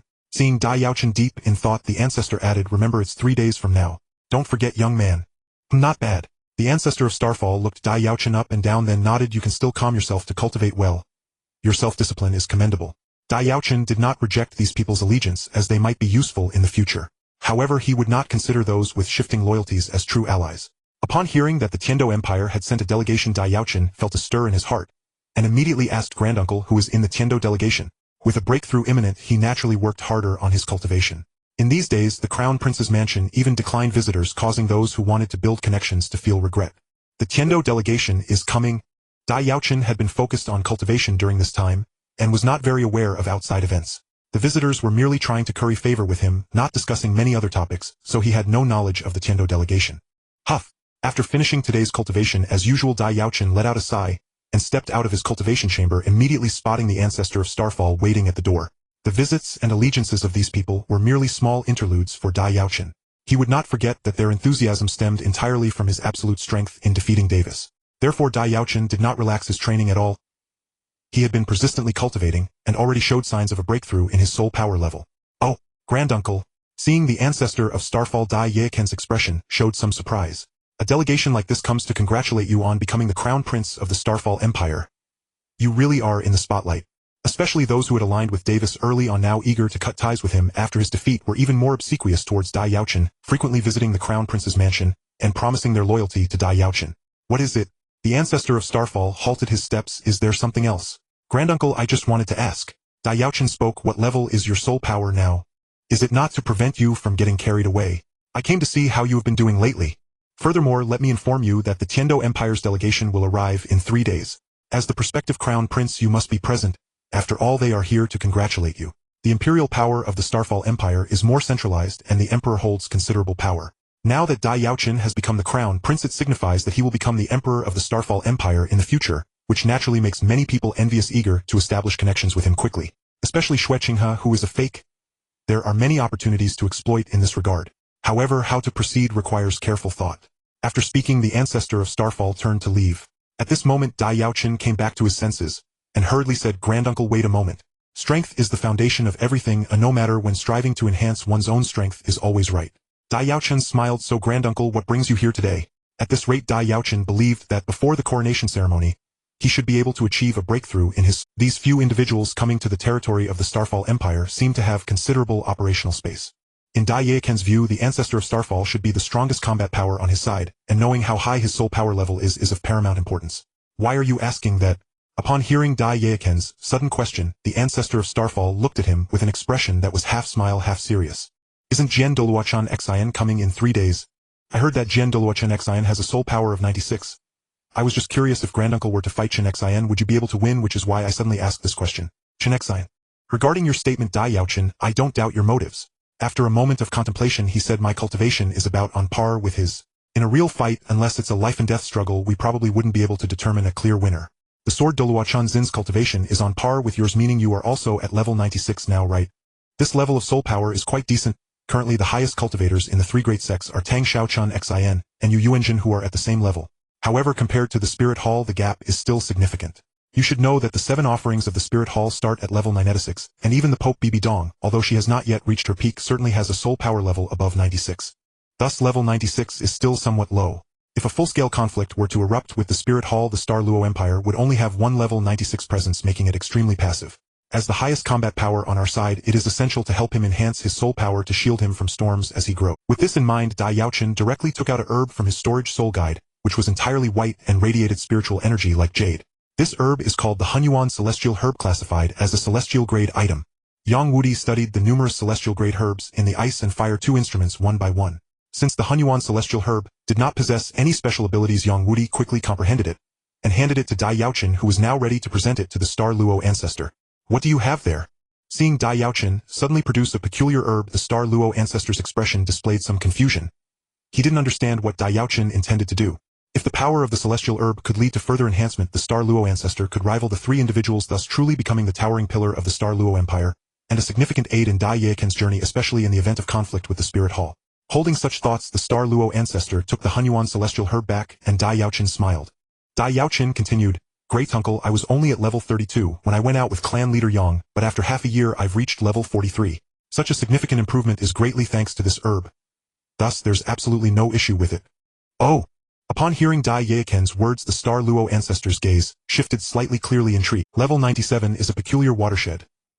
There is currently no one on this continent at level 97. Most are clustered around level 96, including the 3rd, 4th, 5th, 6th, and 7th offerings of the Spirit Hall, as well as Tang Xiaochan Xian and Yu Yuanjin from the 3 great sects, all of whom exist at this level. Considering the future strength of the Star Luo ancestor, Dai Yaochen pondered briefly, and then shifted his thoughts to the matters concerning the Tiando embassy. As Dai Yaochen's great uncle, the Star Luo ancestor actually belongs to the generation of Tang Chun Chen Daoliu and Chen Xin's father. He is very old, yet remains at level 96, having been stuck at this bottleneck for decades without any progress. Clearly, barring any unexpected events, level 96 is likely his limit. Yet now Dai Yaochen confidently claimed that he could help him break through this bottleneck. Although the Star Luo ancestor remained somewhat skeptical, it wouldn't hurt to try. Even if he failed, it would still be fine. If he were to succeed, it would be a tremendous blessing. Thus, if the Star Luo ancestor could break through to level 97, he would surpass these people in terms of pure soul power, second only to the great offerings of the Spirit Hall, Bibi Dong and others. As long as you consume it, Great Uncle, the possibility of breaking through to level 97 is extremely high, and there may even be future potential for further progress. Reaching level 99 might not be out of the question. Using the power of the Hunyuan Celestial Herb to help the Star Luo ancestor break through to level 97 should pose no problem, and level 97 is considered barely at the top tier across the continent. Just as Dai Yaochen was contemplating his approach towards the Tiando Embassy, 3 days swiftly passed, and the Tiando Embassy arrived at Star Luo City, greeted by the Minister of Foreign Affairs, and proceeded directly to the Royal Palace. This time the Tiando Embassy dispatched the fake Xue Qinghe along with Ning Fengji and Chen Xian from the Seven Treasures Glazed Tile School. The attitude towards them must be determined promptly. Great Uncle Dai Yaochen said directly. This is the Hunyuan Celestial Herb, a treasure that enhances soul power. With its assistance you should be able to break through to level 97. That's not the same. Ordinary medicines certainly don't have such effects, but this Hunyuan Celestial Herb is the best of the best. Its medicinal properties are gentle with a long-lasting effect lacking any other attributes. Its dedicated purpose is to enhance soul power and assist in soul power compression. Given the luxury of this Tiando Embassy, which even includes leaders from the 3 great sects and titled Douluo level figures, the Star Luo Empire's reception is quite grand. Emperor Dai Tianyu has personally intervened, and as the heir apparent, Dai Yaochen naturally accompanies the emperor. You little rascal! With Dai Yaochen reaching this point, the Star Luo ancestor could only give him an annoyed glance, but still accepted the Hunyuan Celestial Herb from Dai Yaochen's hand, saying, "Since you say so, I will try it out. If it proves ineffective, I will come back and deal with you properly. Moreover, Great Uncle, you have been stuck at level 96 for many years, right? To be blunt, without external assistance, your hopes of breaking through in the future are slim. Rather than that, why not give my herb a try? You want to help me break through?"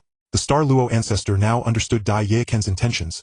Breaking through the bottleneck of level 97 is no simple task. Can this herb really do it?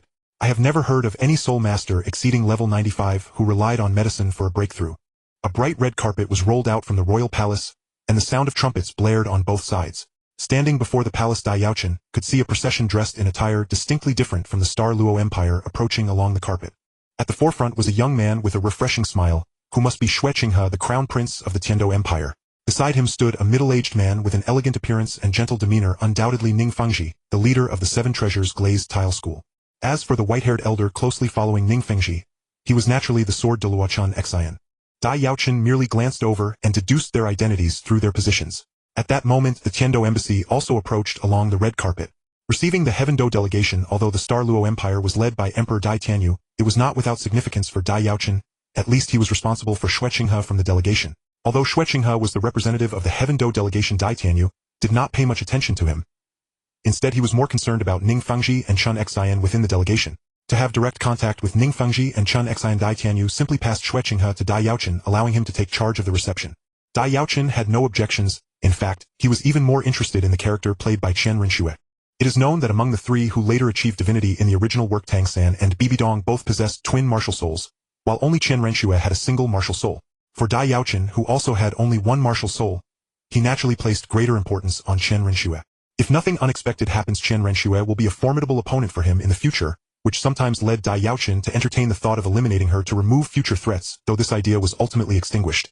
There was no way around it. Chen Rengshu's grandfather Chen Daoliu was still alive. Thus, even if Chen Renxue was currently disguised as Xue Qinghe and came to the territory of the Star Luo Empire, it could be considered delivering herself to his doorstep, making it difficult for Dai Yaochen to take action. After Chen Xuandao's death, Chen Daolu had frantically hunted down Tang Hao for a period. If he were to eliminate Chen Renxue, who had better talent and was the only descendant, it would spell great trouble for the Star Luo Empire. Previously, Dai Yaochen had inquired about the soul power of the Star Luo Elder, wanting to know if the Elder could withstand Chen Daoliu's strength. If so, then eliminating Chen Renxue would be feasible.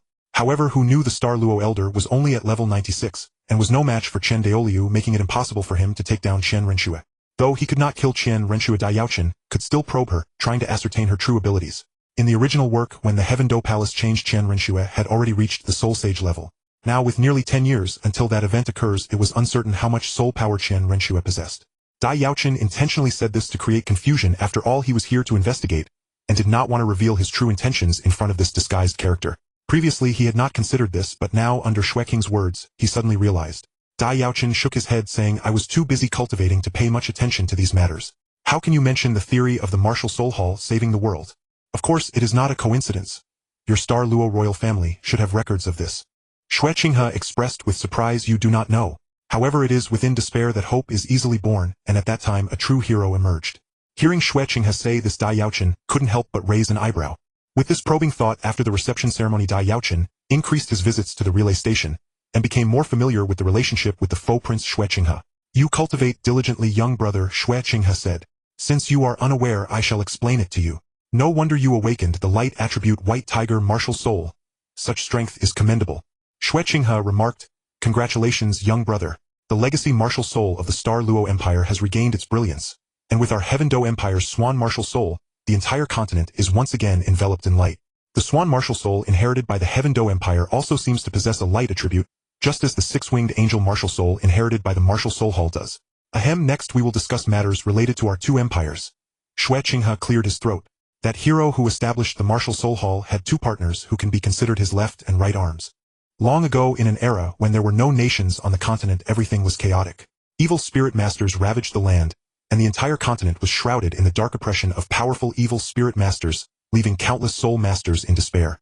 These two partners also possessed light attributes, and during the process of pacifying the evil spirit masters, they established great prestige. Thus, after the continent regained its light, these two partners established nations under the support of their respective followers, which is the origin of our two empires.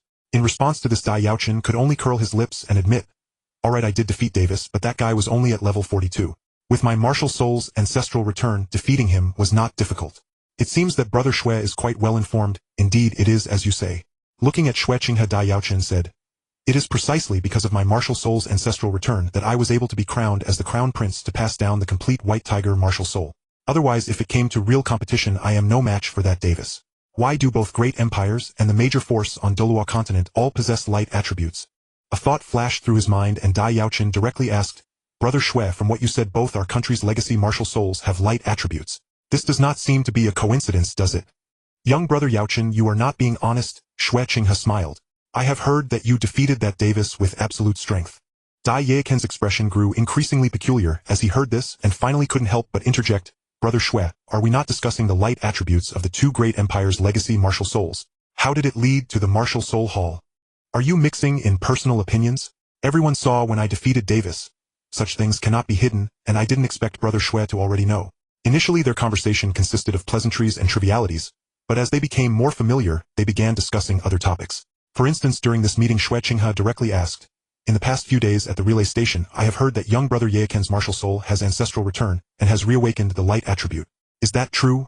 That hero washed away the darkness on the continent with his own light, and countless evil spirit masters perished at his hands. He brought light back to the continent, and to maintain this hard-won light, that hero ultimately established a force, the Martial Soul Hall. At that time, the Martial Soul Hall established by that hero was responsible for managing soul masters, while the two partners who established the two great empires managed the ordinary citizens without soul power. Xue Qinghe continued, under this model, the entire continent thrived and developed, continuing to this day. Dai Yaochen exclaimed in amazement. He had already determined that this person in front of him was using his youth to deceive him, trying to instill the theory of the supremacy of the Martial Soul Hall in him, the crown prince of the Star Luo Empire. Do I look like someone so easy to deceive? Brother Xue, what you mentioned, I will look into the literature when I return. Dai Yaochen shook his head, not wanting to discuss much further with Xue Qinghe on this matter, and instead said, Could you possibly enlighten me on the light attribute? I only recently awakened my martial soul, and I'm just starting to grasp the light attribute. There are still many aspects I do not understand. Brother Xue, you also possess the light attribute, and have immersed yourself in it for many years, so your understanding must be profound. Light, you say? Xue Qinghe smiled. The essence of light is not complex. You only need to remember two words: purification. Purification is the essence of light, Xue Qinghe explained. This purification is not just for oneself, but can also be used on others. Dai Yaochen connected this to the abilities displayed by Chenren Xue in the original work and began to understand somewhat.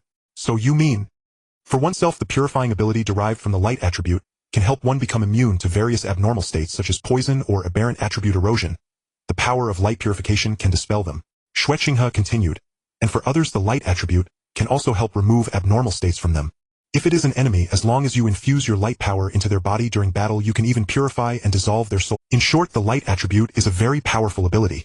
Upon hearing Xue Qinghe say this, Dai Yaochen's eyes suddenly lit up. Having become immune to abnormal states after acquiring the light attribute, Dai Yaochen could certainly relate, but he had not considered the aspect of purifying and dissolving enemy soul power, only realizing it at Xue Qing's reminder. Is that so? Dai Yaochen immediately took action, placing his hand on Xue Qing's shoulder, and infusing his own soul power, which contained the light attribute, into Xue Qing's body. Xue Qing's eyes flickered, but he did not resist. He quietly activated the camouflage ability of his soul bone to conceal his true cultivation level. After injecting his soul power into Xue Qinghe, Dai Yaochen pretended to experiment with the purifying and dissolving ability of the light attribute, but his real intention was to probe into Shui King's soul power. However, through Dai Yaochen's probing, he could distinctly sense that Shui King's soul power was only slightly over level 40, not much different from his own. Only a little over level 40. How is that possible? By age Chenren Shui and the disguise of Shui Qinghe should be about the same, both nearly 20 years old, while Hu Laina from the Spirit Hall had already become a 5-ring Soul King at 20. In terms of talent, Chenren Shui was certainly above Hu Laina, meaning she should at least be a 5-ring Soul King now, if not potentially a 6-ring Soul Emperor. In this situation, Dai Yaochen could only sense the fake before him as being just over level 40, clearly indicating that Chenren Shui had not only disguised herself as Shui Qinghe excellently, but even her soul power level was perfectly concealed. It could only be said that the camouflage ability of the angel's divine outfit was indeed impressive. Even directly injecting soul power for inspection could not uncover any clues. Since he could not ascertain the details of the individual before him, Dai Yaochen withdrew his soul power, sighing. The light attribute indeed has the effect of purifying and dissolving soul power, but why do I feel that the effect on Brother Shui is not significant? I also possess the light attribute so naturally I have a high resistance to such purifying and dissolving power, Shui Qinghe replied calmly. However, Brother Yaochen, it was quite unexpected that you would suddenly inject your soul power into my body. Given our relationship, it's not a problem, but if it were with someone else, it would be quite disrespectful. I was indeed presumptuous, Dai Yaochen said apologetically. I just didn't expect Brother Shui's cultivation to be so remarkable. To be a 4-ring soul master before 20 is quite impressive. Shui Qinghe looked deeply at Dai Yaochen, saying, I am merely at the same cultivation level as Davis. Since Brother Yaochen can defeat Davis, your strength must naturally surpass mine. Dai Yaochen replied, Brother Shui is too humble. In terms of understanding the light attribute, you are indeed above me. I must thank you for your guidance, Brother Shui. Since he could not uncover Shui King's secrets, Dai Yaochen did not linger much longer. After exchanging a few more words, he took his leave under the pretext of being busy with the prince's enthronement ceremony. However, after leaving Shui King's room, Dai Yaochen did not immediately depart from the inn, but instead turned and headed to Ning Fengzi's room. After all this time, it was time to make contact with Ning Fengzi. Upon entering the room, Dai Yaochen saw Ning Fengzi leisurely enjoying tea, and at the same time he felt a flash before his eyes as Chun Xin's figure appeared beside Ning Fengzi. Ning Fengzi also noticed Dai Yaochen's arrival, standing to greet him. The enthronement ceremony is imminent. Your Highness must be busy. What brings you here? Dai Yaochen replied, the 7-treasure glazed tile school is quite renowned in the spirit master community, and I have long admired sect Master Ning. Now that I have finally found the time, I naturally had to come to pay my respects. Dai Yaochen cupped his hands, then not hiding his intentions, he got straight to the point. I wonder if sect Master Ning is interested in developing in my Star Luo Empire. My Star Luo Empire will certainly provide great support to your esteemed sect. Yes, it was indeed an attempt to woo. Dai Yaochen felt that the Star Luo Empire would likely become enemies with the Spirit Hall in the future, and given the many strong individuals in the Spirit Hall, he needed to recruit more powerful allies.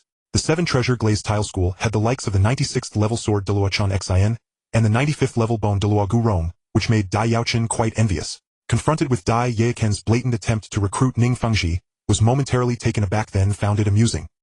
He raised his teacup to refuse, saying, We appreciate the prince's kind intentions, but our 7-treasure glazed tile school has a substantial foundation in the Heaven Do Empire. It would not be easy to relocate here. Develop in the Star Luo Empire. What a joke.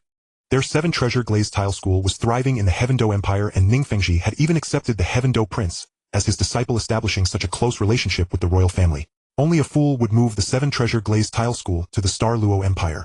Thus Ning Fengzi refused without a second thought, even thinking that Dai Yaochen was somewhat naive to propose such an unreal. Sect Master Ning, please don't be too quick to refuse, Dai Yaochen said with a smile as he sat down in the room. I believe our offered conditions will be enticing to you. Oh, Your Highness the Crown Prince, please speak your mind. Watching Dai Yaochen's confident demeanor, Ning Fengzi shook his head with a dismissive smile, feeling that Dai Yaochen was completely oblivious to the situation.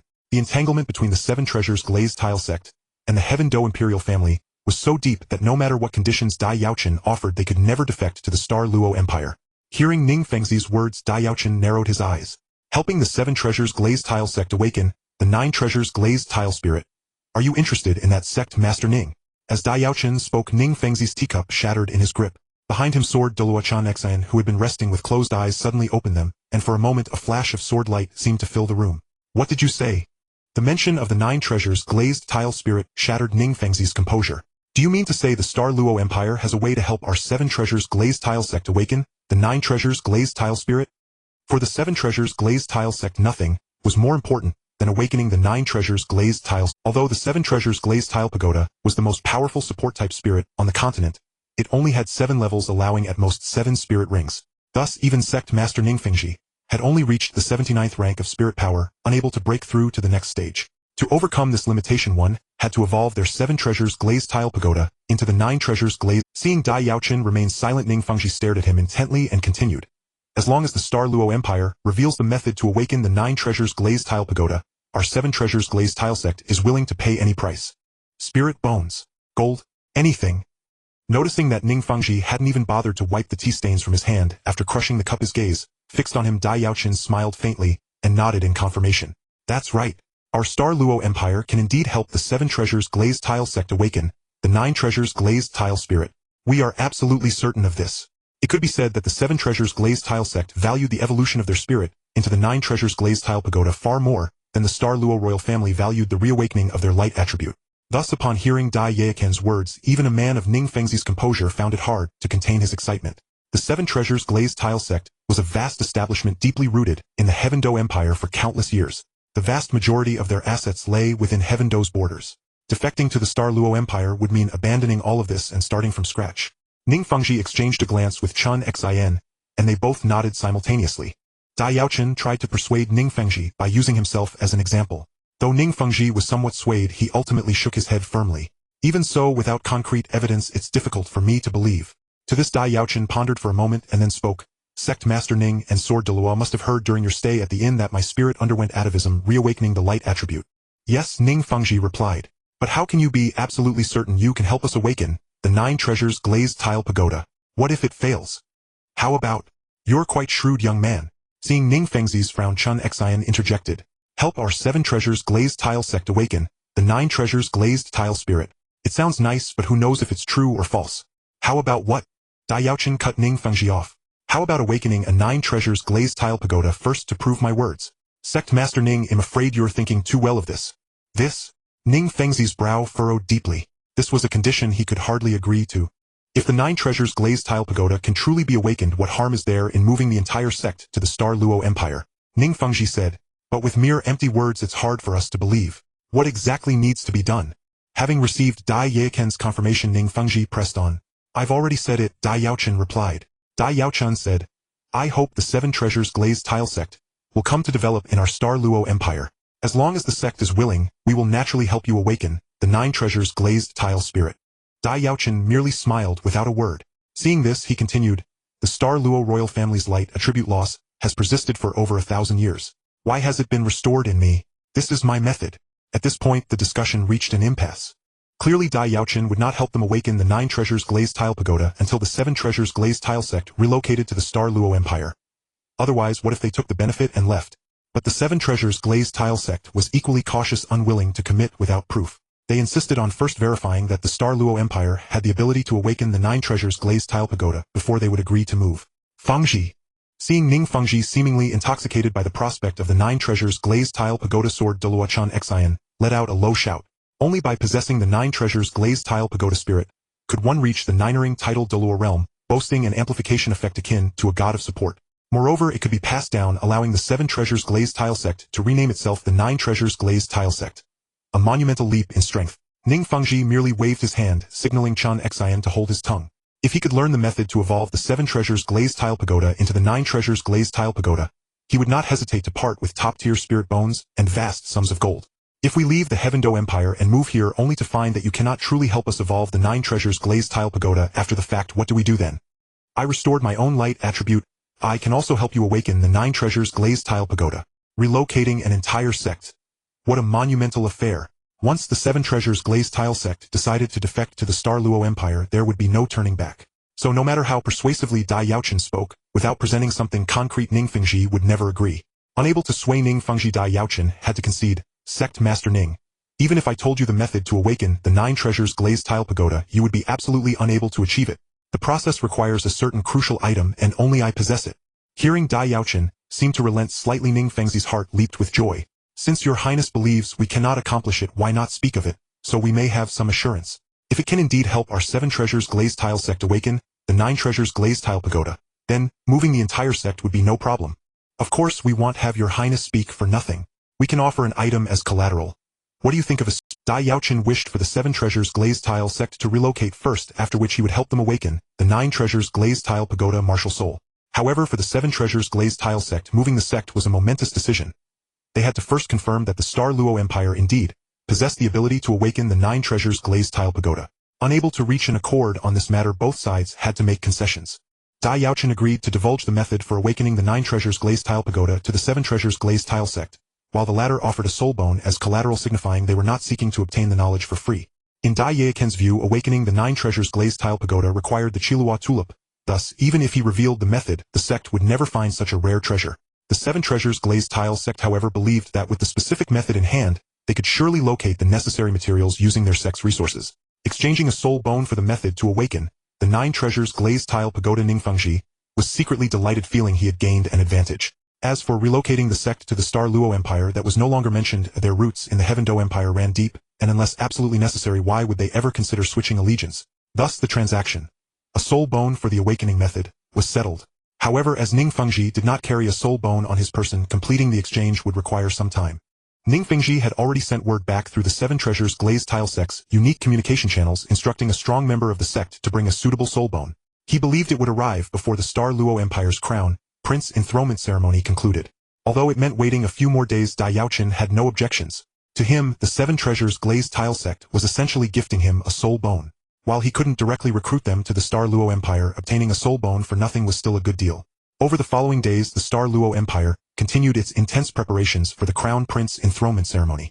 Meanwhile, other powers from the continent began to arrive one after another. Besides the envoys sent by the kingdoms and duchies nominally under the Star Luo Empire, representatives from several major sects in the Soul Master world also came. Even the Spirit Hall dispatched a team from its headquarters lodging in the cathedral-level branch within Star Luo City. To this, Dai Yaochen naturally agreed without hesitation. With his current soul ring configuration, if he couldn't win, then he might as well forget about becoming a god and just go to bed early. After all, even her brother Xia Yu and friend Yan only held a slight lead in soul power cultivation due to being older. In terms of cultivation speed, neither Xia Yu nor Yan could match her. By defeating the heirs of major powers, the Spirit Hall could effectively suppress the prestige of these forces, while greatly enhancing its own reputation, further solidifying its unshakable position on the continent. Among the 3 of the Golden Generation, only Hu Laina had broken through to the Soul Ancestor level at 15. Xia Yu and Yan both reached this level at 16. Thus, Augusta's statement was not without merit. For instance, the Blue Lightning Tyrant Dragon Clan had suffered a similar fate a few years ago. During the 10th birthday celebration of their young master Yu Tianheng, the Spirit Hall orchestrated an event where their genius challenged Yu Tianheng. He lost, and the Blue Lightning Tyrant Dragon Clan suffered a humiliation. Now it seemed the Spirit Hall intended to do the same to the Star Luo Empire. From Augusta's words, it was clear that the 3 young men and women before them were the golden generation of the Spirit Hall, Hu Laina, Xie Yue, and Yan. Dai Yaochen's so-called cheap father had already decreed that during the Crown Prince enthronement ceremony, if the Spirit Hall sought a sparring match with him, he absolutely must not lose. At the very least, he must secure a draw to avoid shaming the Star Luo Empire. This matter is beyond doubt. The old man named Augustus nodded affirmatively. In terms of cultivation speed alone, this Dai Yaochen can rival little Nana. Compared to Xia Yu and Yan, he is even a step faster.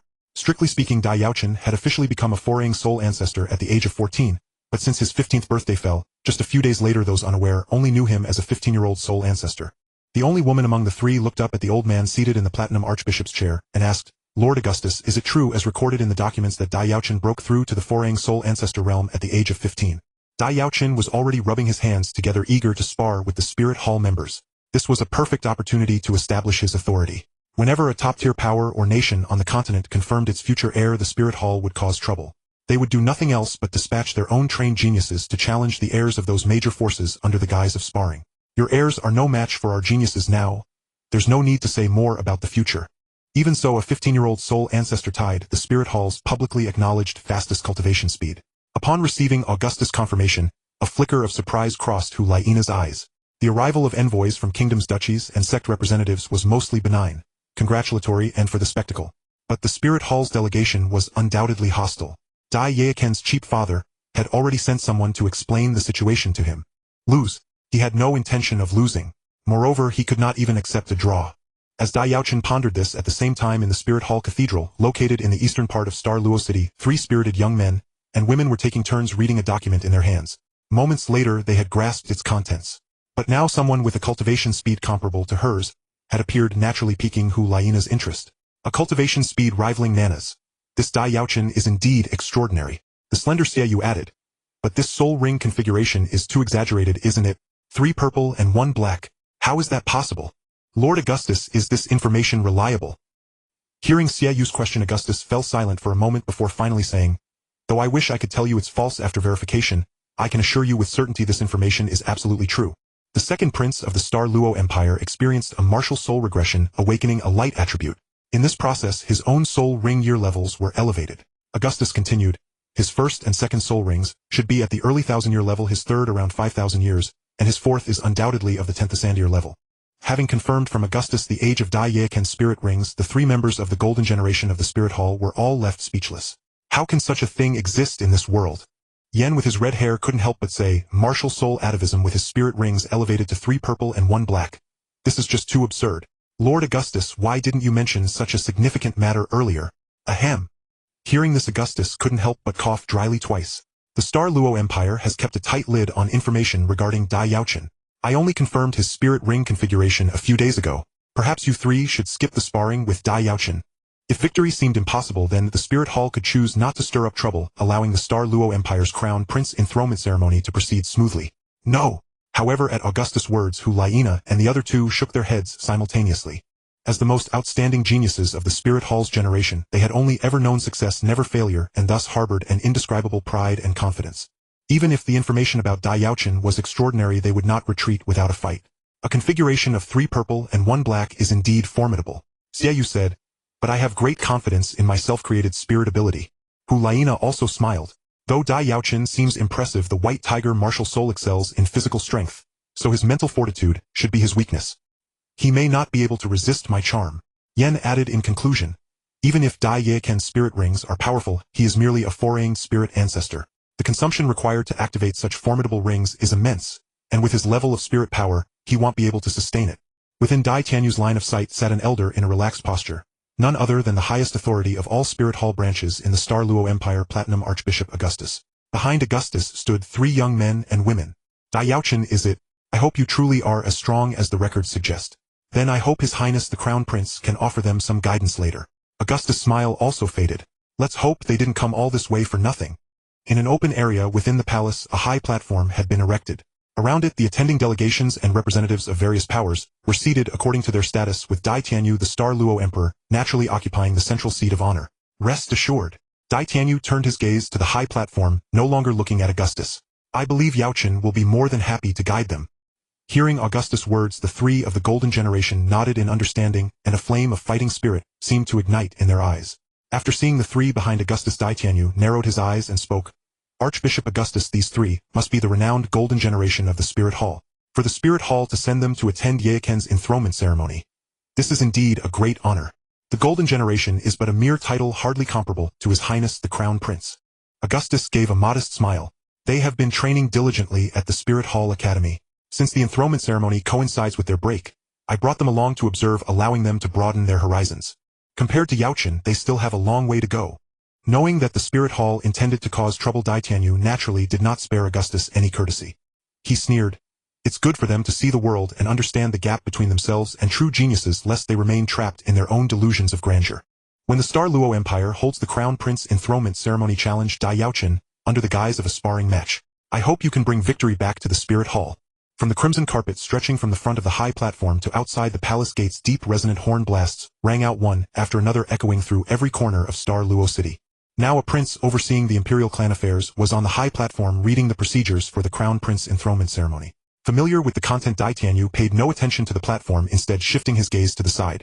In the past, their competitors had always been weaker, making their victories effortless. But now this sudden emergence of Dai Yaochen, who even surpassed them according to the records, had rekindled a long-lost thrill of facing a formidable opponent. Amid this exchange fraught with tension, the prince on the platform finished reading the procedures, and the Star Luo Empire's Crown Prince enthronement ceremony officially began. In the midst of the earth-shaking horn calls, Dai Yaochen, dressed in the magnificent attire befitting a crown prince, walked slowly from outside the palace gates along the red carpet. His every step exuded an imposing dignity, earning silent nods of approval from many in attendance. In such a setting, once they issued a challenge, Dai Yaochen would have no choice but to accept, for refusing would be more disgraceful than defeat, especially in the martial-oriented Star Luo Empire. If he refused, he could not secure his position as crown prince. Thus, facing the challenge, he had no alternative but to accept. You! Upon hearing Dai Tianyu's words, Hu Laina and Xiaoyu showed little reaction, but Yen was provoked, his brows shooting up as he prepared to step forward. However, Augustus reached out and stopped him, preventing a direct confrontation with Dai Tianyu. It seems you three have made up your minds. Though Augustus was the Platinum Archbishop of the Spirit Hall, Hu Liena and the others held considerable status due to their talents, so he could not easily override their decision. He could only say, "Since you are all so confident, then prepare well." However, some were less impressed by this. As both sides sharpened their skills in preparation for the coming battle, time passed swiftly. Soon the 2-month deadline set by Dai Tianyu arrived, and the Grand Crown Prince enthronement ceremony of the Star Luo Empire commenced. Watching the composed Dai Yaochen, Dugu Yen couldn't help but pout. This guy, just because he's become Crown Prince, look at how smug he is. Since the Four Extremes sect was located within the Star Luo Imperial City, and boasted 4 sole Deluo powerhouses, the Star Luo Empire had extended an invitation to the enthronement ceremony. Dugu Yen had come along with Yang Wudi. A crown prince must naturally carry himself with authority.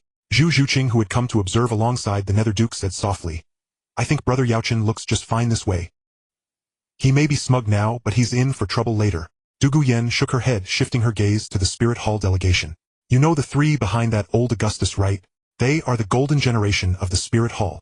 I once heard from my grandfather that those 3 are no ordinary individuals. They've already reached the 4th ring spirit ancestor realm at such a young age, and even the Pope of the Spirit Hall praised them as the golden generation."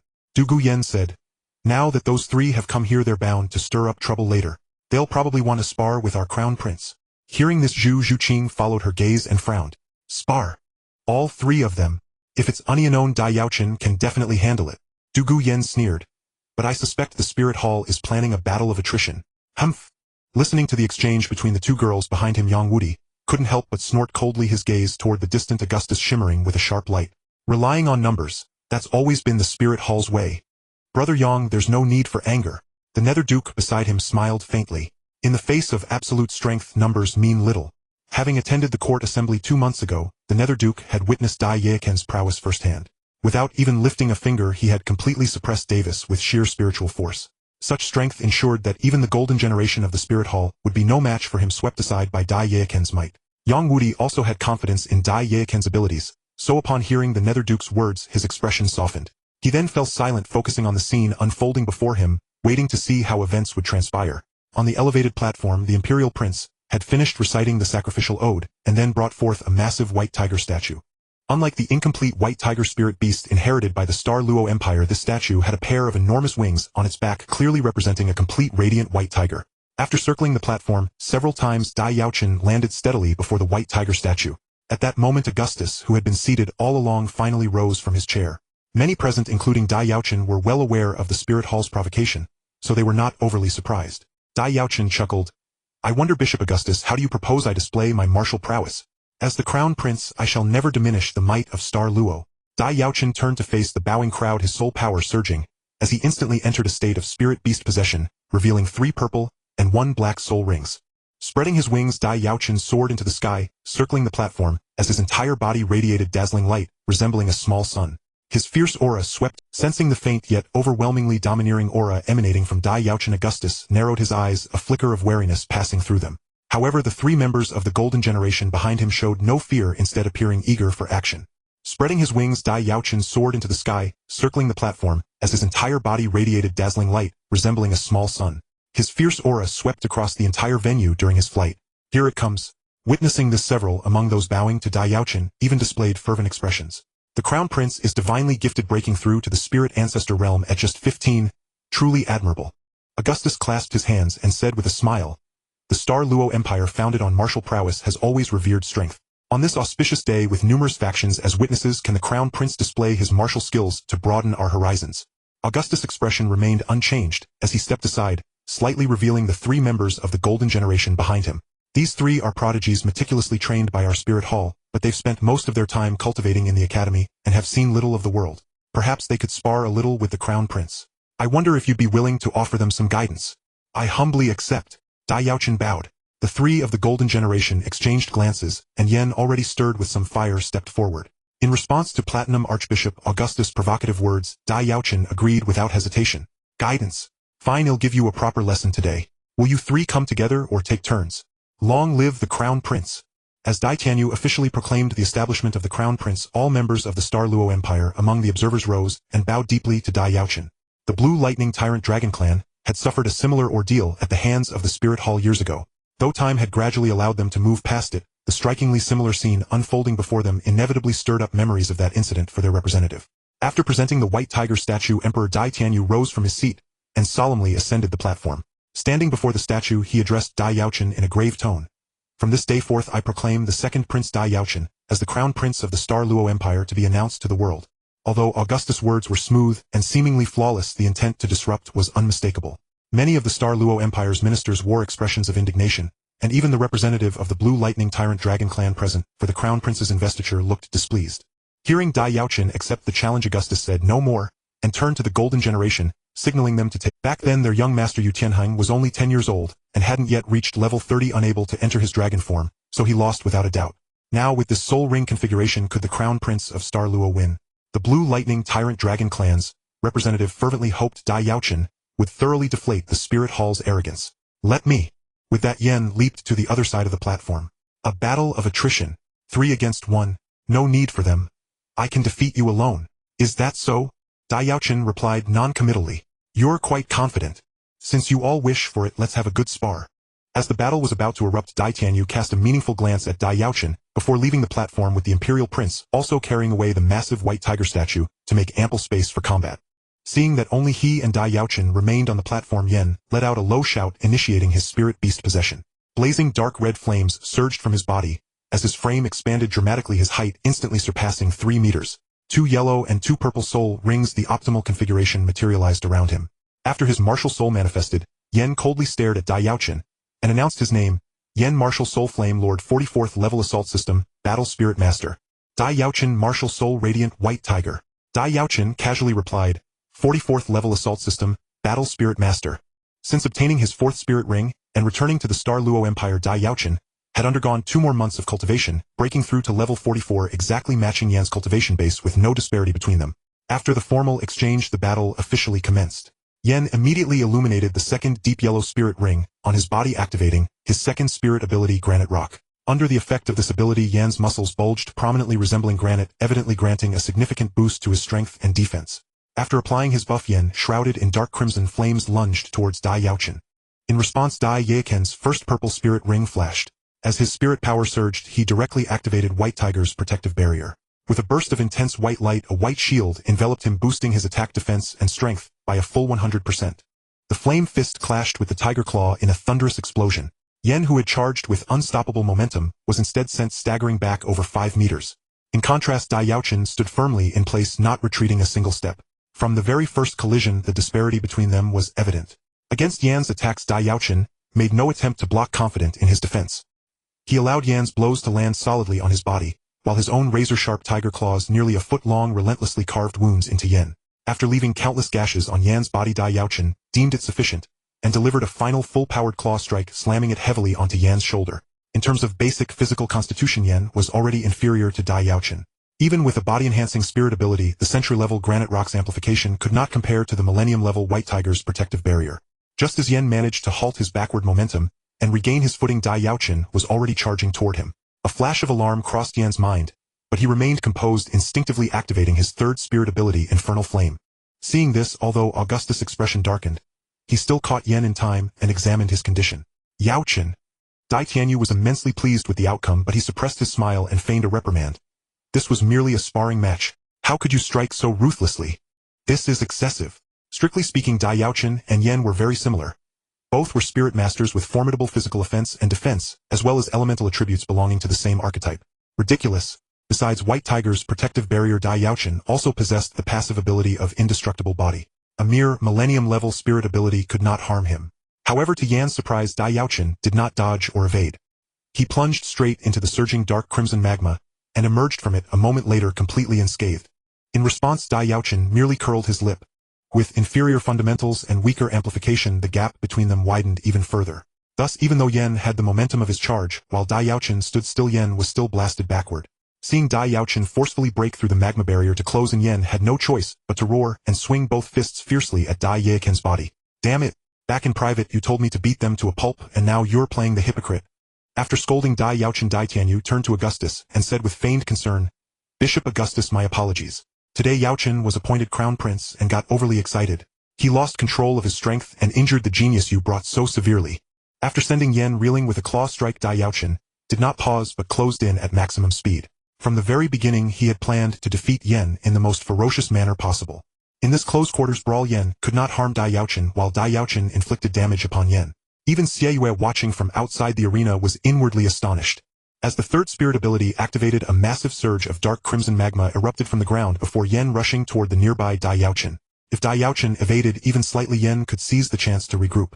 Precisely because they were of the same archetype, once a gap existed between them, the weaker party would be overwhelmingly suppressed with no hope of turning the tide. This was exactly the case as Yen was utterly crushed by Dai Yaochen. The moment the claw struck Yen's right shoulder, bone shattered completely, and 5 deep bloody grooves were left on the impacted area. Reeling from such a severe injury, Yen could no longer hold on. He flew backward, deactivated his martial soul spirit, and fell unconscious. He only needed to buy a little time with his third spirit ability. Once he stabilized himself, he could naturally launch a counterattack.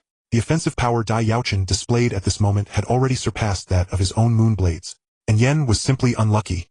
It was not that he did not wish to use his stronger fourth spirit ability, but activating it required some time to channel his spirit power, whereas the third ability could be unleashed instantly. Under these circumstances, the instant cast third ability was clearly more effective. Given the sharpness of his moon blades, it was already difficult to wound Yen. In past sparring sessions, his blades had mostly left only white marks on Yan's body. Unlike Dai Yaochen now, whose tiger claws drew blood wherever they passed. Fortunately, Elder Yang of the Four Extreme sect is here. Elder Yang is well versed in medicine, and must have medicine to quickly treat external injuries. I will ask him for some, and it will surely restore the genius you brought to his original state. Saying this, Dai Tianyu looked up at Yang Wudi, who was not far away, and asked, Elder Yang, what do you think? Hearing Emperor Dai Tianyu's words, Yang Wudi's expression was very peculiar. After a moment of deliberation, he took a small white porcelain bottle from his storage spirit tool, summoned an attendant, and had it presented to the emperor. Soon the small white porcelain bottle reached Dai Tianyu's hands. He directly handed it to Augustus, signaling that he could apply the medicine to Yen. The medicine from the Four Extreme sects, Elder Yang, gazing at the small white porcelain bottle in his hand, the corners of Augustus' mouth twitched uncontrollably. Augustus knew all too well the true nature of the Four Extreme sect. Half a year ago, a new sect had suddenly emerged within Star Luo City, one that boasted not just one but several Soul de Luo as its guardians. Naturally, the Star Luo Martial Soul Holy Hall launched an investigation, and it took little effort to uncover the Four Extreme sect's background. This was the very force formed by the union of the 4 single attribute clans, once under the banner of the Clear Sky sect. A decade prior, the Star Luo Martial Soul Holy Hall had even dispatched some of its own joining forces with the main headquarters to besiege these 4 single attribute clans. Thus, the Four Extreme sect's current stance toward the Spirit Hall was abundantly clear. Could Elder Yang of the Four Extreme sect truly be so benevolent as to offer him medicine for treating external injury? With this thought, Augustus pulled out the stopper and sprinkled a tiny bit of the white powder onto the ground right where a drop of Yan's. The moment the white powder touched the blood, with a faint sizzling sound, the blood was instantly corroded away. Witnessing this, Augustus immediately raised his head and stared at Dai Tianyu with an expressionless face. Medicine for treating external injuries. This was fucking corpse-dissolving powder, wasn't it? The golden generation of the Spirit Hall, was it? If you want to fight, then it'll just take you all down. With the power of that one move, even if this crown prince of the Star Luo Empire unleashed his 10th Ascendier level 4th soul skill, he probably wouldn't be able to block it. Arrogant talk. Xie Yu took a deep breath, then began to move. His body whirled like a cyclone, and in an instant it seemed as though he and the 2 moon blades in his hands had vanished, leaving only a colossal blood-red disc spinning at a terrifying speed. Dai Yaochen said, Dai Yaochen, I've already stated my martial soul and spirit power earlier. Offense and defense as one without a single flaw. No wonder he was the current leader of the Spirit Hall's golden generation, able to create such a self-created soul skill. It seems Xie Yu truly had some skill after all. It's just defeating a soul king. Dai Yaochen said nonchalantly. With my current strength, defeating a soul king is a trivial matter.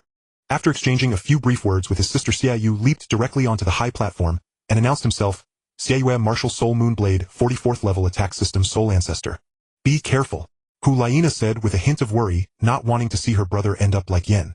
Don't, Xie Yu smiled. I have that move. Although Dai Yaochen had already announced it during their previous match, saying it now, when facing Xie Yu, was still somewhat discourteous. After assuming this peculiar stance, Xie Yu looked at Dai Yaochen and said in a deep voice, what I'm about to unleash is my self-created soul skill, Full Moon. Even a Soul King instructor from the Spirit Hall Academy has fallen to this move. I hope you won't be too surprised. Let me take this one. Xie Yu stepped forward directly, his expression now more solemn than before. Clearly the strength Dai Yaochen had just displayed had put considerable pressure on him. Summoning his martial soul, Xie Yu slowly extended his arms to either side, merging the 2 moon blades into a single circle. Wasn't he about to use that self-created soul skill of his? Let's see just how formidable your self-created soul skill really is. Fine. Seeing Dai Yaochen agree, Xie Yu immediately summoned his martial soul. Two blood-red crescent-shaped moon blades appeared in his hands, and the best possible spirit ring configuration of 2 yellow and 2 purple rose around him. Ahem! Even Dai Tianyu couldn't hold it in anymore, nearly laughing out loud. He quickly coughed twice to mask his amusement, then continued. This must have been a mistake by Elder Yang, right? I'll ask Elder Yang for another bottle. This time it will definitely be the real medicine. No need. We appreciate your Majesty's kind intentions, but we the Spirit Hall will handle Yan's injuries ourselves. Saying this, Augustus signaled his men to take Yan back for treatment, then asked, I wonder if the Crown Prince is still able to fight. Thinking of her brother's ultimate move, Hu Laina relaxed a little. Yaochen. The smile on Dai Tianyu's face gradually faded as he said to Dai Yaochen on the high platform, Archbishop Augustus is asking if you are still willing to offer some guidance to the geniuses of the Spirit Hall. During his fight with Yan, Dai Yaochen had only used 1,000-year soul skill, the White Tiger's protective barrier. Given his current 44th level spirit power, he hadn't actually expended much. Still, since Xie Yu proposed settling it in one move, he didn't refuse. Moreover, the skill was not only powerful in attack but also excellent in defense. Xie Yu's true body was within the high-speed rotating blood-red disc. Unless one could break through it, they couldn't harm him. Hearing Dai Tianyu's words, Dai Yaochen's gaze instinctively turned toward Augustus. Game. Settle it in one move. Fine. Dai Yaochen had already guessed Xie Yu's intention, and directly nodded. Xie Yu didn't seem to mind this and looked directly at Dai Yaochen, saying, Dai Yaochen, you must have consumed quite a bit of spirit power in your fight with Yan. I don't want to take advantage of you. How about we settle this in one move? In terms of sheer power, the skill seemed to be several notches above an ordinary 10th Ascendier soul skill. No wonder Xie Yu had defeated a 5-ring Soul King with just this one move. As it spun, the disc sliced through the surrounding air at an incredible speed, emitting a sharp, piercing whistle. The sheer power of the skill was evident from the grating sound alone. To counter a skill with no weaknesses, one either had to wait for his spirit power to deplete and stop on its own, or shatter it with an even greater force. Watching the blood-red disc hurtling toward him, Dai Yaochen narrowed his eyes and made an immediate decision. The 4 spirit rings on his body all lit up simultaneously, and using his innate ring fusion talent, he activated his second soul skill. Under the effect of the ring fusion talent, the power of the activated soul skill was equivalent to the sum of the ages of all spirit rings. This meant that the power of his second soul skill, the White Tiger's intense light beam, would now be firmly elevated to the level of over 20,000 years, even approaching the might of a 30,000-year soul skill. All of his spirit power surged wildly into his mouth, coalescing into a terrifyingly powerful milky white orb. When it had condensed to its limit, a laser as thin as a chopstick shot forth from Dai Yaochen's mouth, heading straight for the rapidly spinning blood-red disc ahead. The next moment, the instant the white laser struck the blood-red disc, there was no stalemate. A dazzling white light erupted, and the blood-red disc shattered in an instant. Then everything was engulfed by the white radiance. Only when the light faded did Xie Yu's figure reappear. Xie Yu had undoubtedly fallen unconscious by now, his body enveloped in a dense radiant white glow, clearly indicating severe erosion by Dai Yaochen's light attribute. Aside from the luminous white energy coursing through him, Xie Yu bore no other external injuries, appearing slightly better off than Yan had been moments ago. Yet in truth his condition was far more troublesome. Having been eroded to such a degree by Dai Yaochen's light attribute, if it were not promptly cleansed, his soul power cultivation might regress. Even if incompletely purged, his future training speed could diminish, his soul power circulation growing sluggish and leaving severe aftereffects. The Spirit Hall held profound knowledge of the light attribute, so Augustus, as a Platinum Archbishop, immediately discerned Xie Yu's predicament, his expression turning grim. Nevertheless, since the sparring proposal had originated from the Spirit Hall, even with Xie Yu in such a state, Augustus had no ground to protest. He simply waved a hand, signaling his Spirit Hall attendants to carry Xie Yu down from the platform, and promptly purge the light attribute to prevent lasting damage. After having Xie Yu taken away, Augustus sneered. Your Majesty, I never expected the Crown Prince to possess the exceedingly rare talent of ring fusion. Truly astonishing. But I wonder if the Crown Prince can still fight now. We still have one more person awaiting his guidance. Augustus, that's enough. Dai Tianyu shot Augustus a glance. Yaochen has fought 2 rounds and even activated ring fusion just now. As everyone knows, ring fusion consumes immense soul power. He has at most 10 to 20% left. If you send someone to spar with him now, even if you win, what does it prove? It would only reveal the Spirit Hall's shamelessness. A round-robin battle was already excessive. Now that Dai Yaochen's soul power was depleted, if the Spirit Hall sent another challenger, it would be truly disgraceful. With representatives from all major powers present as witnesses, such a blatant act would only invite disdain. Is that so? You seem quite confident. Hu Laina smiled faintly as she released her martial soul. Bathed in a hazy pink radiance, she appeared even more beautiful while a fluffy tail materialized behind her. Since his soul power is exhausted, it'll compete with him solely in spiritual power. Just then Hu Laina, standing behind Augustus, spoke with a charming smile. Though he's fought 2 battles, this Crown Prince's spiritual power shouldn't have been much depleted, should it? A contest of spiritual power. Only spiritual power, what does your Majesty think? Augustus asked impassively. If your majesty disagrees, we have nothing more to say. Those familiar with Hu Laina knew that the angrier she grew, the more radiant her smile became. Upon seeing her brother Xiaoyu reduced to such a state, potentially with lasting aftereffects, her fury peaked. She was determined to teach Dai Yaochen a harsh lesson. That may not be true, Du Guyan sneered. Perhaps he's deliberately using the charm as an excuse to reveal his true nature and let loose. With Dai Tianyu's consent, Hu Laina said no more and gracefully ascended the platform. Yang Wudi, finding it futile to argue further, sighed inwardly. Women could be utterly irrational at times. The combination of her affectionate gaze and sultry voice instantly left Dai Yaochen stupefied, a look of infatuation flickering across his face as he stood frozen in place. The Spirit Hall's purpose in sparring with Dai Yaochen during the Crown Prince's investiture ceremony in the Star Luo Empire was to undermine the Empire's prestige. Yet not only had Dai Yaochen not lost, he had won 2 rounds. A complete backfire. Augustus could only hope Hu Laina would turn the tide in the 3rd round. Brother Yaochen, that's going too far. Zhu Zhuqing, usually so compliant with Dai Yaochen, made a rare jab. A contest of spiritual power only. Hearing Augustus' proposal, Dai Tianyu's expression turned peculiar before he nodded. Very well, let it. This time Hu Laina did not announce her martial soul or soul power. Instead she said, Dai Yaochen, your soul power is less than 1/10 of its peak, so well compete only in spiritual power. That's fair, isn't it? One of her short blades aimed for Dai Yaochen's thigh but failed to pierce it. Despite his complete lack of defense, the blade was deflected by his leg. At this sight, Du Guyan and Zhu Zhuqing, who had been brought to observe, simultaneously curled their lips. Dai Yaochen's eyes glinted. As you wish. The outcome will be the same regardless. 2 months earlier, Dai Tianyu had witnessed Dai Yaochen's formidable spiritual power. He doubted this young girl. Ultimately, Hu Laina placed great faith in her charm abilities. Even after witnessing Dai Yaochen's strength in the previous 2 battles, she believed he could not resist her allure. Am I beautiful? With pink light flickering in her eyes, Hu Laina locked gazes with Dai Yaochen, using her spiritual power combined with her martial soul's traits to enchant him. Though confident, Hu Laina opted for caution. She retrieved 2 short blades from her storage soul tool and hurled them at Dai Yaochen, her gaze fixed on him to see if he would react. Enough, Yang Wudi said, helplessly defending Dai Yaochen. With his spiritual power, he's obviously faking it. Don't take it seriously.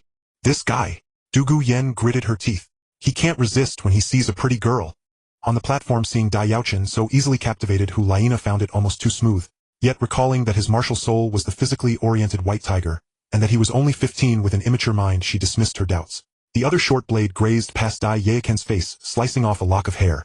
Throughout this, he didn't blink, his eyes devoid of any ripple, still wearing that infatuated expression. This guy really is thick-skinned and tough. No wonder Yan's attacks couldn't harm him. Seeing Dai Yaochen block her thrown blade with just his physical defense, Hu Laina muttered under her breath. After this test, Hu Laina grew more certain that Dai Yaochen was completely under her charm. She turned to Emperor Dai Tianyu and Archbishop Augustus. I should have won, right? Just when Hu Laina thought she had won, a dazzling purple light suddenly burst from Dai Yaochen's eyes. As the purple radiance erupted, Hu Laina instantly felt a sharp needle-like pain piercing her mind. Is this a backlash of spiritual power? Hu Laina was startled. She had never expected Dai Yaochen's spiritual power to surpass her own, so brutally shattering her charm and inflicting a spiritual backlash. Amidst the intense stabbing pain, Hu Laina had no time to think. She instinctively retreated swiftly while her furry tail lashed forward. Yet swift as her retreat was, Dai Yaochen was even faster. The next moment, Hu Laina felt her neck seized. However, just as her neck was gripped, her furry tail also coiled around something. From the sensation, it felt like a human form.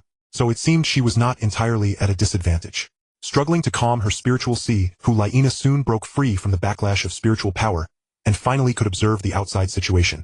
She could see Dai Yaochen wearing a detestable smirk, one hand gripping her neck, while her foxtail tightly bound him. Thus the two were locked in a stalemate.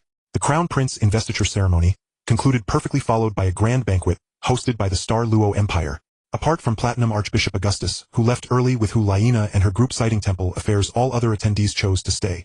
Seeing the pink light return to Hu Laina's eyes, Dai Yaochen chuckled, recovering from the backlash so quickly.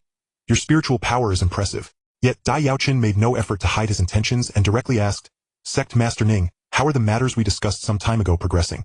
Make me admit defeat. Hu Laina snorted coldly, tightening her foxtail around Dai Yaochen. It's uncertain who has subdued whom. With Hu Laina's concession, the sparring session during the Star Luo Empire's Crown Prince investiture ceremony concluded. Dai Yaochen, with absolute dominance, defeated the Golden Generation trio of the Spirit Hall, single-handedly establishing his authority thoroughly. Such a grand banquet gathering major powers was an excellent opportunity for networking, except for the Spirit Hall, which would only suffer disgrace by staying. No other faction wished to miss it. Regardless, once these people dispersed and returned to their respective homes, Dai Yaochen would undoubtedly become renowned across the continent. The title of the greatest genius of this generation in Douluo Continent would surely fall upon him. Just toying with you. You didn't think those affected looks and that sultry voice could actually charm me, did you? Dai Yaochen teased. Of course, if you were to perform a striptease, or something that would be different. Maybe then I'd be charmed. In many eyes, even the legendary Tang Hao of yesteryear might not have been as formidable as Dai Yaochen. With such a monstrous prodigy now in the Star Luo Empire, it would surely lead the empire to greater heights. Oh, Dai Yaochen said. Then tonight it is. After the banquet I shall visit Sect Master Ning. I hope both parties will be satisfied. So tingly and pleasant. Dai Yaochen feigned comfort. A bit more pressure. Your furry tail massage is quite delightful. But if you think this can threaten me, you're overthinking. You? Hu Laina's face turned cold. Dai Yaochen had her neck in his grasp. He could end her life at any moment. Hu Laina only managed to coil her foxtail around Dai Yaochen. She was not an assault-type soul master, so this obviously posed no lethal threat to him. The victor was clear. Your Highness, this is Sect Master Ning Fengji of the Seven Treasures Glazed Sect. And this is Sword Deluochan Xian. The Minister of Foreign Affairs introduced with a smile. You met them a month ago when welcoming the Heaven Do delegation. The items have been brought. Although a bit exasperated by Dai Yaochen's blunt reference to their dealings, Ning Fengji still said, Whenever your Highness has time, the transaction can proceed. Hoping to win next time. A nice thought, but perhaps that opportunity would never come. Now you are completely in my control. Seeing Hu Laina's indignant expression, Dai Yaochen remained unfazed. Admit defeat. After exchanging a few words with the representative of the Blue Lightning Tyrant, Sect, the Minister of Foreign Affairs guided Dai Yaochen toward the Seven Treasures Glazed Sect. You were faking it all along? Hu Laina exclaimed coldly. I underestimated you. Your spiritual power is indeed stronger than mine. At this banquet, Dai Yaochen was the absolute center of attention. Under the minister's introduction, he met and greeted representatives from various major powers. Truth be told, such socializing was utterly exhausting. Contemplating the potential future, this implied the Star Luo Empire's affiliates were elated, while others couldn't help but. Dai Yaochen's current soul power level was already on par with Xiaoyu and Yen, meaning it surpassed Hu Laina's. Moreover, having consumed a celestial herb, his future cultivation speed would utterly eclipse the golden generation. The gap between them would only widen. Despite having secretly met and struck a deal before, Ning Fengji now acted as if none of that had occurred, remarking, Your Highness' triumph today has greatly enhanced your prestige. Congratulations. Dai Yaochen. Hu Laina knew she had lost this round. Though filled with reluctance, she did not cling stubbornly. Instead, she gave him a long, hard look. You win this time. But next time I will definitely win. With that, Hu Laina voluntarily released her foxtail from around Dai Yaochen. Seeing this, Dai Yaochen also let go of her neck. I won't disappoint, Your Highness. Ning Fengji nodded with a smile. Despite their blatant exchange, the Minister of Foreign Affairs remained composed, showing no change in expression, as if he had heard nothing. Having climbed to the position of Foreign Minister, he knew well what was best left unknown. He neither listened further nor asked questions. He simply did his duty. After Dai Yaochen finished conversing with Ning Fengji, the minister continued to guide him to meet others. Though the banquet was lively, it eventually came to an end. After it concluded, Dai Yaochen did not immediately seek out Ning Fengji. Instead, he first returned to the Imperial Palace, intending to find the Star Luo ancestor. For the upcoming transaction, Dai Yaochen could not simply speak empty words to Ning Fengji. He needed to present physical evidence of a celestial herb called Chilua Tulip, which could help them awaken the 9 treasures glazed tile pagoda martial soul. If Ning Fengji harbored any ulterior motives, he might have Chun Xian seize the herb upon its display, and consume it on the spot, later offering apologies and generous compensation. Dai Yaochen would be left helpless. Thus he deemed it best to bring the Star Luo ancestor along to intimidate Chun Xian. As the cornerstone of the imperial family, the Star Luo ancestor always resided in the palace, and no one dared to disturb him on ordinary days. However, Dai Yaochen had no trouble seeking him out. After taking a few turns through the palace, Dai Yaochen soon arrived before a humble wooden hut that stood in stark contrast to the majestic surroundings.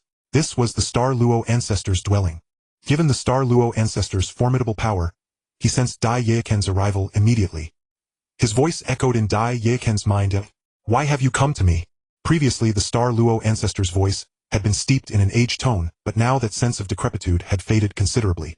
Dai Yaochen keenly detected the change in the Star Luo ancestor's voice and quickly asked, Granduncle, have you broken through? The door swung open and the Star Luo ancestor stepped out of the wooden hut. Dai Yaochen felt a blur before his eyes, and in the next instant the elder appeared directly before him. I never imagined that herb you gave me would possess such miraculous effects. The Star Luo ancestor studied Dai Yaochen with a peculiar gaze. With the aid of that herb, the vast soul power within me was compressed. After the compression, my body could accommodate even more soul power, allowing me to break through to level 97 in one fell swoop. The Star Luo ancestor was momentarily speechless. You know how to awaken the 9 treasures glazed tile pagoda. Stop your nonsense, boy. The Star Luo ancestor did not believe Dai Yaochen's absurd explanation at all. With a playful scold he said directly, "Since it's a soul bone transaction, it'll go with you. Given the wealth of the Seven Treasures glazed tile sect, the soul bone they offer will surely be no less than 10,000 years old. You've struck gold this time, boy." Upon arriving at the inn, Dai Yaochen did not deliberately conceal his movements. He openly entered Ning Fengzi's room with the Star Luo ancestor, a scene that did not escape the notice of certain observant individuals. Having successfully secured the Star Luo ancestor's presence to oversee the proceedings, Dai Yaochen chuckled, and without further ado led the way as they left the palace and arrived at the inn. "Moreover, I sense that even level 98 is no longer a bottleneck for me. I need only accumulate soul power steadily, and in a few more years of cultivation I will break through." "A soul bone transaction?" the Star Luo ancestor asked in surprise. "What matter could compel the Seven Treasures glazed tile sect to part with a soul bone in trade with you? Congratulations, granduncle." Hearing the Star Luo ancestor's words, Dai Yaochen felt a surge of joy. "I see." Ning Fengzi also received a soul power transmission from Chen Xian behind him, learning that the elderly man was a formidable expert. He had no choice but to abandon his minor schemes and clasped his hands in greeting. "Greetings, senior. As for the final level Ninetinin, I have little confidence. This soul bone seems to be of no low grade. I know the method to awaken the 9 treasures glazed tile pagoda," Dai Yaochen said. "This matter is enough to warrant a soul bone from the 7 treasures glazed tile sect. Though level 98 is not as formidable as Ninetinin, as long as one is not intent on death and focuses on escape, even a level 99 limit Douluo cannot slay a level 98 peak Douluo. Thus, once the Star Luo ancestor broke through to level 98, the Star Luo Empire would truly have a stable and mighty pillar." "Granduncle." Dai Yaochen did not conceal the matter and directly stated his plan. "I have privately struck a deal with Ning Fengzi of the 7 Treasures glazed tile sect. They will trade a soul bone for a piece of knowledge I possess. The transaction is set for tonight, which is why I sought you out, granduncle. I wish for you to help me maintain control of the situation." "Ahem." Dai Yaochen coughed dryly and began to speak with a straight face, spouting nonsense. "The 7 Treasures glazed tile pagoda's auxiliary method is to release 7 colored light. The 9 Treasures glazed tile pagoda builds upon that by adding 2 more hues. It is closely related to light, and since I have reawakened my light attribute, I have considerable insight into this." Ning Fengzi had been waiting for some time. Seeing Dai Yaochen arrive with an elderly man, his eyes flickered as he asked, "Your Highness, may I ask who this is? I have recently broken through, and was planning to stabilize my cultivation over the next few days when you boy came knocking." Having finally broken through a bottleneck that had plagued him for decades, and with the prospect of further advancement, the Star Luo ancestor was in excellent spirits. "What brings you to me so late at night?" Dai Yaochen said. "I ventured out late at night, and granduncle being concerned accompanied me to have a look." "You flatter me, sect master," Dai Yaochen said. "I ventured out late at night, and granduncle being concerned accompanied me to have a look." "You flatter me, sect master Ning," the Star Luo ancestor said. "I am merely here to observe. You and Yaochen may conduct your business without minding me." Ning Fengzi nodded, and without hesitation retrieved a jade box from his storage soul tool. Even through the white jade, Dai Yaochen could sense the powerful fluctuations emanating from within. Having now cultivated to level 97 with a sure path to level 98, and lacking confidence only in the final level Ninetinin, Dai Yaochen was already more than satisfied. Placing the jade box on the table, Ning Fengzi introduced it. "This is a 30,000-year-old diamond saber-toothed tiger's left leg bone from the treasury of my 7 treasures glazed tile sect. I trust it will meet your highness expectations." It seemed Ning Fengzi was genuinely sincere, having deliberately chosen a soul bone from a tiger-type soul. Since the soul bone came from a 30,000-year-old diamond saber-toothed tiger, it likely contained a powerful attack-type skill, making it a fine treasure. After his introduction, Ning Fengzi opened the jade box, revealing the soul bone within, and fixed his gaze intently on Dai Yaochen, awaiting his response. A 30,000-year golden saber-toothed tiger's left leg bone. Examining the golden glowing jade box emanating a sharp soul power fluctuation, Dai Yaochen nodded with satisfaction. Acceptable. Merely selling a piece of information, Dai Yaochen hadn't expected to obtain a soul bone over 50,000 years from the 7 treasures glazed tile sect. On the current Douluo Continent, a 100,000-year soul bone was a legend, while those exceeding 50,000 years were considered supreme treasures. Even the inherited soul bones of the top 3 sects were of this caliber. Demanding the 7 treasures glazed tile sect to part with a sect-inherited soul bone was unrealistic. 30,000 years was reasonable enough. The quality of soul bones had a clear threshold at 10,000 years. Bones below this mark were highly attractive to those beneath the title Douluo level, but were practically useless to title Douluo themselves. Only soul bones exceeding 10,000 years could benefit a title Douluo. Given that it could provide considerable aid even to a title Douluo, this 30,000-year golden saber-toothed tiger's left leg bone was indeed quite commendable. The Crown Prince's satisfaction is my relief. Seeing Dai Yaochen wasn't deliberately finding fault, Ning Fengzi breathed a slight sigh of relief, then said, "Then may I ask if the Crown Prince will fulfill what he promised us?" "Rest assured." Dai Yaochen smiled. "Since we've agreed, I won't break my word. With that, he directly retrieved a peculiar medicinal herb from his storage soul guide. Seeing Ning Fengji had made his decision, Dai Yaochen said no more. Before his eyes, he handed the Qiluo tulip to the Star Luo ancestor for safekeeping lest Ning Fengji be tempted by ill intentions. Then Dai Yaochen collected the jade box containing the 30,000-year golden saber-toothed tiger's left leg bone from the table. Wait a moment. Seeing Dai Yaochen about to withdraw the Qiluo tulip, Ning Fengji quickly asked him to pause, speaking earnestly. Could the crown prince sell this Qiluo tulip to us? Even if it costs an ultimate soul bone over 50,000 years, I'd agree. A soul bone over 50,000 years. The stems and leaves of this herb resembled a vine canopy, while its top bore a golden tulip exuding a rich fragrance that radiated elegance and nobility. This herb is called the Qiluo tulip. Sect Master Ning, take a good look. Dai Yaochen explained. If Sect Master Ning can find an identical herb, gently inhale the essence from its stamens, circulate your soul power to spread the medicinal effect throughout your limbs and bones, and absorb it fully, you will awaken the 9 treasures glazed tile pagoda. Thus the transaction concluded. Dai Yaochen gained a soul bone, while the 7 treasures glazed tile sect learned the method to awaken the 9 treasures glazed tile pagoda. Who profited more was hard to say. I wouldn't deceive Sect Master Ning over a mere 30,000-year soul bone. Dai Yaochen said. If Sect Master Ning truly finds a Qiluo tulip and follows my method without awakening the 9 treasures glazed tile pagoda, I'd have no complaint even if you came with 2 title Douluo to confront me. The Qiluo tulip's properties perfectly align with the 7 treasures glazed tile pagoda. Taking it will surely awaken the 9 treasures glazed tile pagoda. After explaining the Qiluo tulip's effects, Dai Yaochen prepared to store it away. I've told you the method, Sect Master Ning, but the Qiluo tulip is extremely rare. Perhaps only this one exists on the entire continent.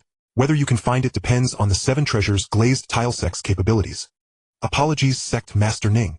However, Dai Yaochen didn't hesitate to refuse. If the 7 treasures glazed tile sect is willing to relocate to our Star Luo Empire, I'd gladly gift you this Qiluo tulip. But as for trade, let's forget it. After Dai Yaochen left, Shan Xian couldn't help but ask, Fengji, is the sect's situation really as dire as that? With the transaction complete, Dai Yaochen didn't linger. Before leaving with the Star Luo ancestor, he paused briefly and said, Sect Master Ning, for the 7 treasures glazed tile sect, relocating to Star Luo Empire is truly the best choice. The 7 treasures glazed tile sect may seem thriving on the surface, but hidden dangers lurk in many places. Disaster will strike in the future, and only coming to Star Luo Empire can avert it. I see. What a pity. Refused outright by Dai Yaochen, Ning Fengji could only say, still, I'm deeply grateful to the Crown Prince for revealing the method to awaken the 9 treasures glazed tile pagoda. The Qiluo tulip. Ning Fengji gazed infatuatedly at the celestial herb in Dai Yaochen's hand. Is this true? Hearing Ning Fengji's words, the Star Luo ancestor, who accompanied Dai Yaochen, couldn't help but flash a sharp glint in his eyes. Even to him, an ultimate soul bone over 50,000 years held considerable allure. It seemed Ning Fengji was truly ready to go all out. I've said all I can. I hope Sect Master Ning will act wisely and not regret when disaster strikes. Ultimately, Ning Fengji still believed that the 7 treasures glazed tile sect's resources could locate another Qiluo tulip, so the matter of relocating the sect was dropped. Since Dai Yaochen refused to sell, they would search on their own. Relocating the sect was a monumental decision one Ning Fengji would only make if left with no other option. Though a soul bone over 50,000 years was precious, it paled in comparison to awakening the 9 treasures glazed tile pagoda. As a competent sect leader, Ning Fengji swiftly weighed the pros and cons. Although the pressure has indeed increased since the Haoyan sect retreated, I've actively strengthened ties with the Heaven Do imperial family. Backed by the Heaven Do Empire, no matter how turbulent the Soul Master world becomes, the disaster that Dai Boy spoke of won't happen.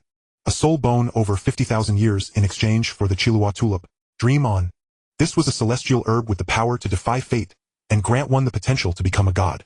In true value, even a 100,000-year soul bone paled in comparison, so trade was out of the question. Having said this, Dai Yaochen left, directly returning to the Crown Prince's residence with the Star Luo ancestor. Ning Fengji smiled. That young man wanted to pull our 7 treasures glazed tile sect onto Star Luo Empire's war chariot, so he deliberately exaggerated the danger. So, Uncle Sword, don't overthink. The sect's priority is to spare no effort in searching for that peculiar herb, the Qiluo tulip. The 9 treasures glazed tile pagoda. You guess how this 30,000-year soul bone will be handled later? I bet you can't guess. On the other side, after returning to the Crown Prince's residence, Star Luo ancestor gazed at Dai Yaochen and sighed. You actually want the 7 treasures glazed tile sect to pledge allegiance to our Star Luo Empire? That notion is far too unrealistic. Not unrealistic at all. Dai Yaochen shook his head. Barring any unforeseen events, the 7 treasures glazed tile sect will inevitably find it impossible to thrive in the Heaven Do Empire. Their only viable path is to come to our Star Luo Empire. Not to mention the spirit hunting campaign the Spirit Hall will launch in the future. Even the Heaven Do royal family, whom Ning Fengji deems reliable, will eventually deal them a heavy blow. Ning Fengji has taken Xue Qinghe, the Crown Prince of the Heaven Do Empire, as his disciple, and is likely quite proud of this. Yet no matter how hard he racks his brain, he will never realize that Shueqinghe is actually Qian Rinxue in disguise. Once Qian Rinxue ascends to power, how could the Seven Treasures Glazed Tile sect possibly have a favorable outcome? As for whether Qian Rinxue can take the throne, there should be little doubt. In the original story, the failure of Qian Rengshu's Heaven Do Palace coup was primarily due to Tang San's intervention with Yang Wudi, which disrupted her plans. However, now that Dai Yaochen has transmigrated under his influence, the plot has long deviated from its original course. Yang Wudi has already brought the 4 single-attribute clans to the Star Luo Empire to establish a sect, so they will certainly not interfere in the Heaven Do Palace coup. As for Tang San, without the aid of the immortal herbs from the Ice and Fire Yin Yang Well, his strength by the time of the coup will undoubtedly be insufficient. Even if he intervenes, he cannot stop Qian Rinxue. Thus Qian Rengshu's ascension to the throne of the Heaven Do Empire faces virtually no obstacles. Dai Yaochen in fact has no intention of stopping it and even welcomes it to some extent. After all, if Qian Rinxue cannot become the Heaven Do Emperor, she would have to return to inherit the angel god position.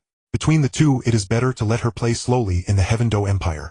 When Dai Yaochen deems the time ripe, he can expose Qian Rengshu's identity and lead an army to conquer the Heaven Do Empire.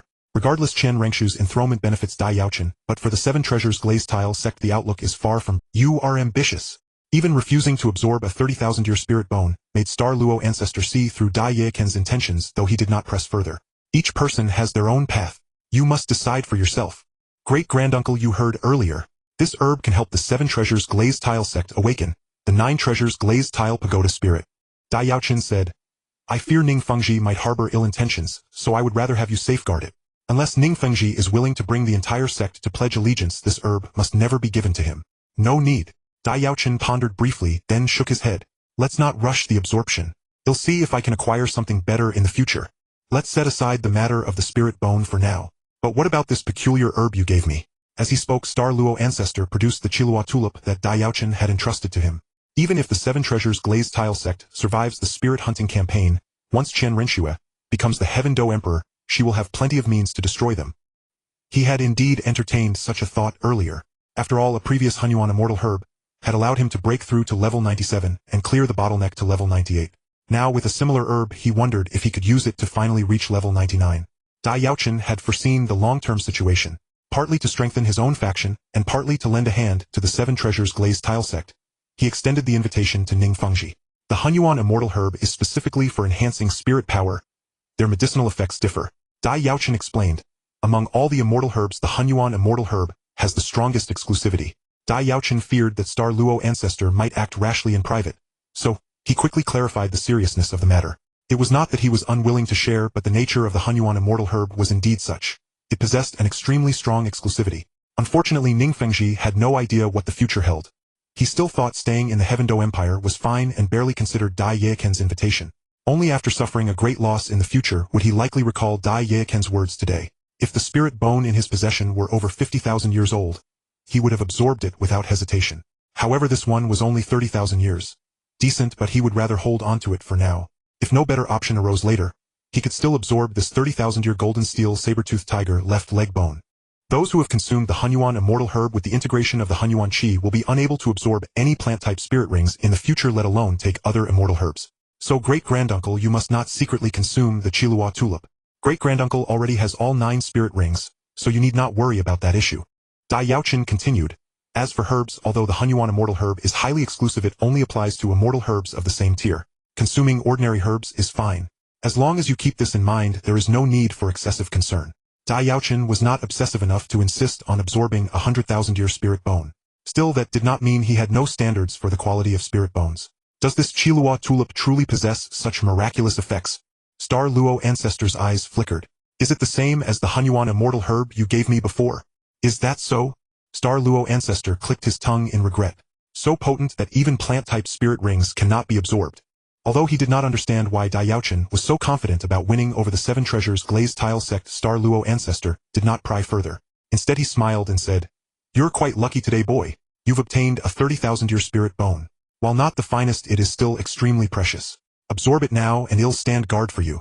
As for the head spirit bone he had absorbed earlier, though it was around 15,000 years old, the fact that absorbing a spirit ring and spirit bone from the same spirit beast yielded better results meant the situation could not be generalized. Moreover, at that time Dai Yaochen believed that head spirit bone likely contained the power of fate, and after much deliberation he chose to absorb it. "I understand." Under Dai Yaochen's explanation, Star Luo ancestor completely abandoned the idea of secretly consuming the Qilua tulip and carefully stored it away. Very well, I will keep this Qilua tulip safe for you. I guarantee no one will take it from me. With that, seeing that the night was deep, Star Luo ancestor left the crown prince's residence. Although the Hunyuan immortal herb enhances spirit power, its exclusivity is extremely strong. After consuming it, one cannot absorb other plant-type spirit rings, nor can one take other immortal herbs. The grand ceremony for the crown prince of the Star Luo Empire concluded successfully. After lingering in Star Luo City for 2 or 3 days, the numerous envoys and representatives of various factions who had come to witness the event departed one after another, and Dai Yaochen's achievements spread across the entire continent with their return. In an unknown battle royale among those of the same rank, Dai Yaochen consecutively defeated the 3 renowned prodigies of the Spirit Hall's golden generation. Such prowess was nothing short of monstrous. For a time, Dai Yaochen's fame was unrivaled across the continent. This was because the golden generation of the Spirit Hall had previously built such a formidable reputation. At 15 or 16 years of age, they were already foraying spirit masters, beings whose like could scarcely be found across the entire continent. Yet this time the 3 of them were utterly crushed by Dai Yaochen, each serving as a stepping stone for him. The title of the continent's foremost genius naturally and deservedly fell upon Dai Yaochen. The 3 prodigies of the golden generation were deeply resentful at being reduced to stepping stones, but their raw strength was simply inferior. What could resentment accomplish? They could only grit their teeth and train, relentlessly enduring hardship to elevate themselves, striving to one day wash away. From another perspective, although they were defeated by Dai Yaochen, this loss also stripped away their arrogance, which might not be a bad. Of course, even so, they would likely never catch up to Dai Yaochen in the future. The gap between them and him would. In truth, after Dai Yaochen defeated the 3 of the golden generation, he paid them little heed. He had far more pressing matters to attend to. Oh, how could he spare a thought for those he had already vanquished? Even after formally becoming the crown prince of the Star Luo Empire, Dai Yaochen's rise was sudden and unprecedented. Having never cultivated his own power base before, he still lacked a steadfast foundation of supporters. Though many people expressed firm support for him, as his position stabilized, Dai Yaochen in the end could not truly trust them. In comparison, Dai Yaochen actually preferred the 4 single attribute clans he had personally gathered earlier, now known as the 4. Zhu Zhuqing successfully awakened her dark attribute, gaining the complete netherworld spirit cat martial soul. Naturally, her status underwent a earth-shattering transformation. As Du Guyen put it, staying in the 4 Extremes sect felt like being at home. Everyone here was talented, their words were pleasant to hear, and she absolutely loved it there. The 4 Extremes sect had 4 soul Douluo as its pillars and nearly 1,000 soul masters. Though it could not compare to the top 3 sects, it was certainly no less than the lower 4 sects. Such strength constituted a considerable force within the Star Luo Empire. The 4 Extremes sect, newly arrived in the Star Luo Empire, had yet to establish a firm foothold and urgently needed support from the royal family. Dai Yaochen in turn sought to win the sect's backing. The 2 parties naturally reached a perfect accord. Tang Hao would likely not reappear. After losing his limbs, he went into seclusion to tend to his plants. Even if he were to show up in the future, he would probably have no face to meet the members of the 4 single attribute clans. After all, the events of the past were triggered by him, and the clan's subsequent heavy losses, though inflicted by the Spirit Hall, were inseparable from his actions. Under such circumstances, would he have the audacity to demand the Power and Speed clans pledge loyalty to him again? As for Tang San, he had always operated within the Heaven Do Empire, and had never once set foot in the Star Luo Empire. Now that the 4 Extreme sect was developing in Star Luo, it had no connection whatsoever to Tang San in Heaven Do. Thus Dai Yaochen had no reason to worry about the Power and Speed clans. As for the possibility of the Power and Speed clans within the 4 Extreme sect remaining loyal to Tang Hao, Dai Yaochen did not see it as a significant issue. The 4 Extreme sect was currently jointly governed by the 4 clan leaders, without even a sect master. If Du Guyen remained there for an extended period, once she fully matured, she might well become the sect master. Dai Yaochen thought this seemed somewhat plausible and naturally looked favorably upon it. Such thoughts were quite normal.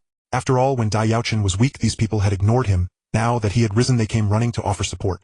It was truly difficult for him to view them as his own.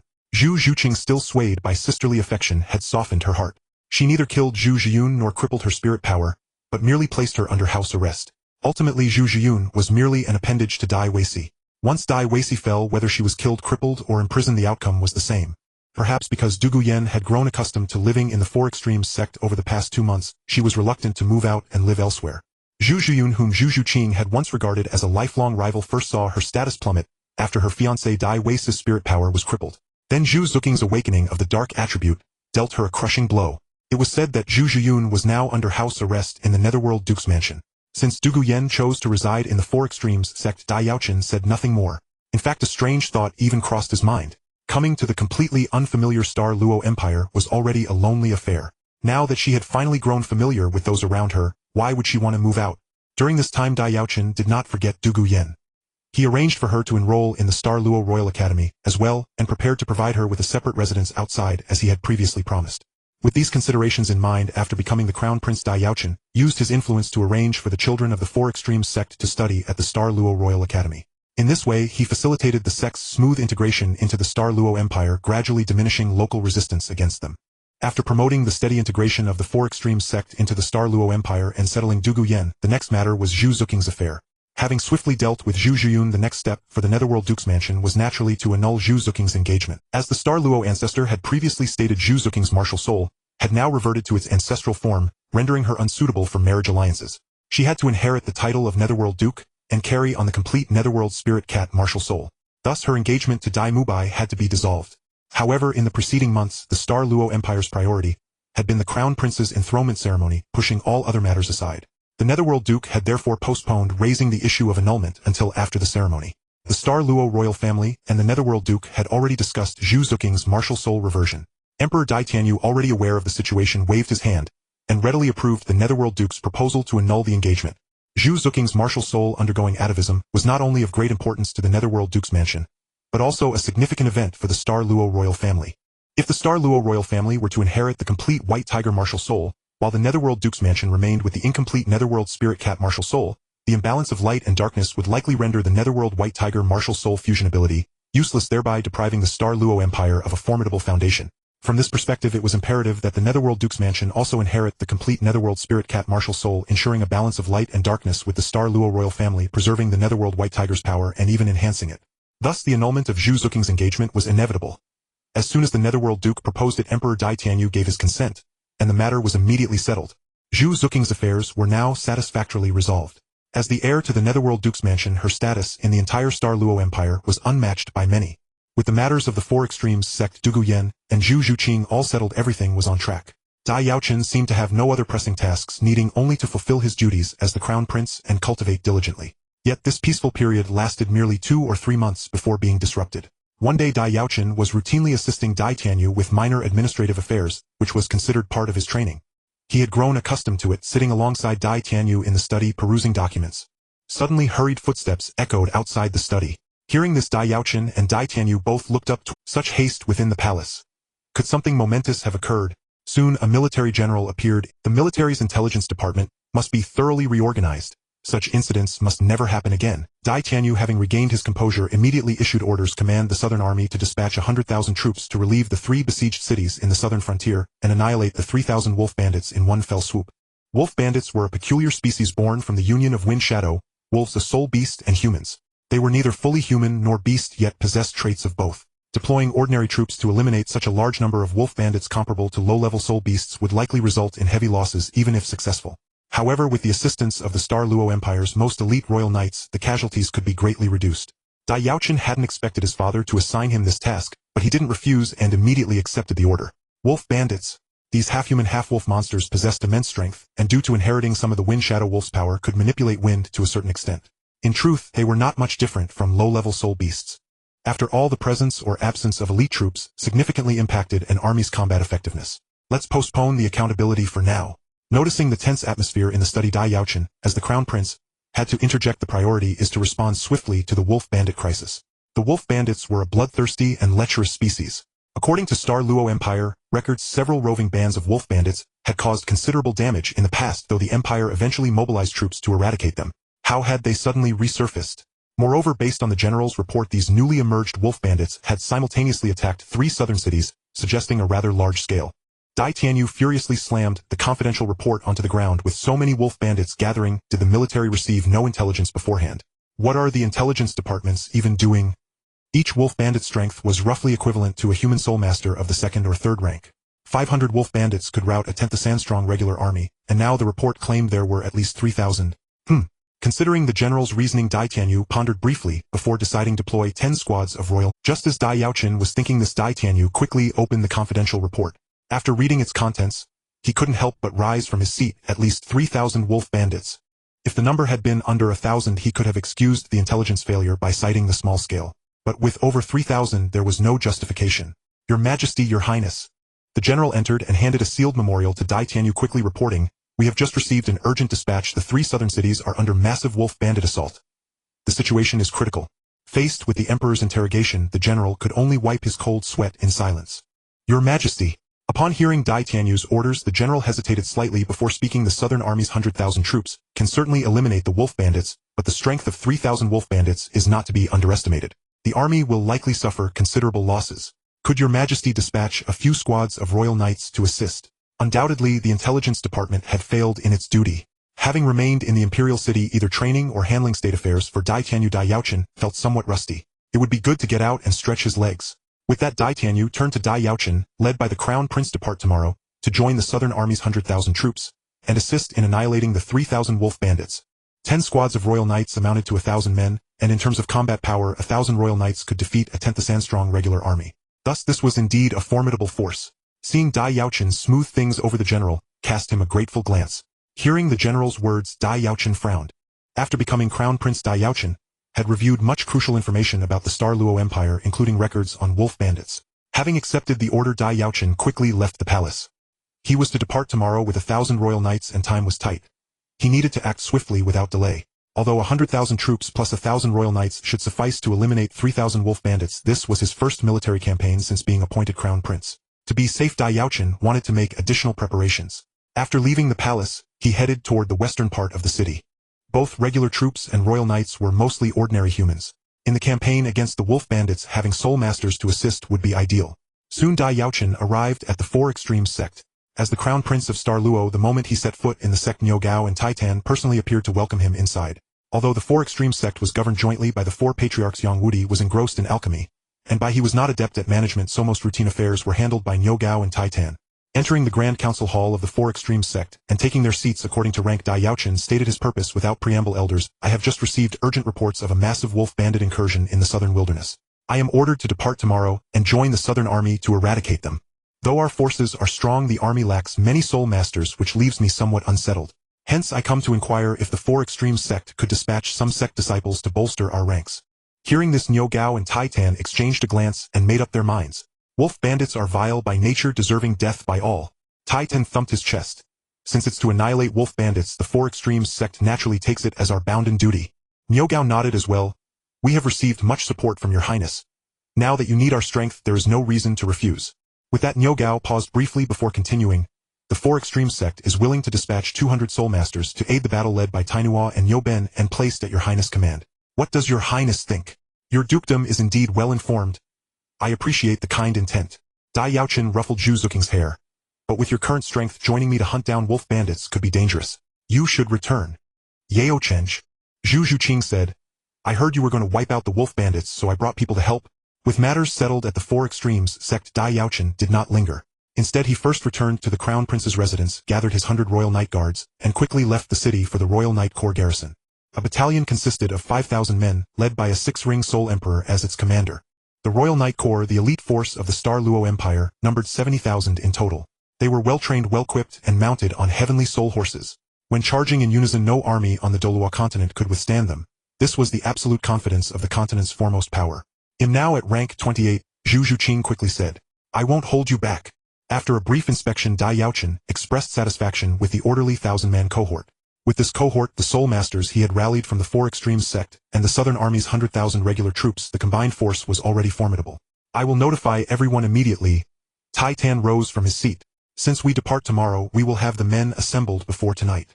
Outside the camp gates were not members of the Four Extremes sect, but over 200 soul masters from the Netherworld Duke's residence. Zhu Zhuqing stood before them, having brought these people herself. The total number of soul masters in the Four Extremes sect was only around 800. For Dai Yaochen to request a quarter of them with a single word was already a great honor. Ready so quickly, truly the elite of Star Luo. A squad of 100 men led by a Forang soul. Thank you for your support, elders, Dai Yaochen said, deeply satisfied with the Four Extremes sect's attitude. Once I return victorious from destroying the wolf bandits, I will surely petition for your merits. Even this small portion of their strength was sufficient for Dai Yaochen. Thinking this, he nodded and went with Bian Kai to inspect the troops he would lead. Zhu Qing. Dai Yaochen exclaimed in surprise. Why are you here?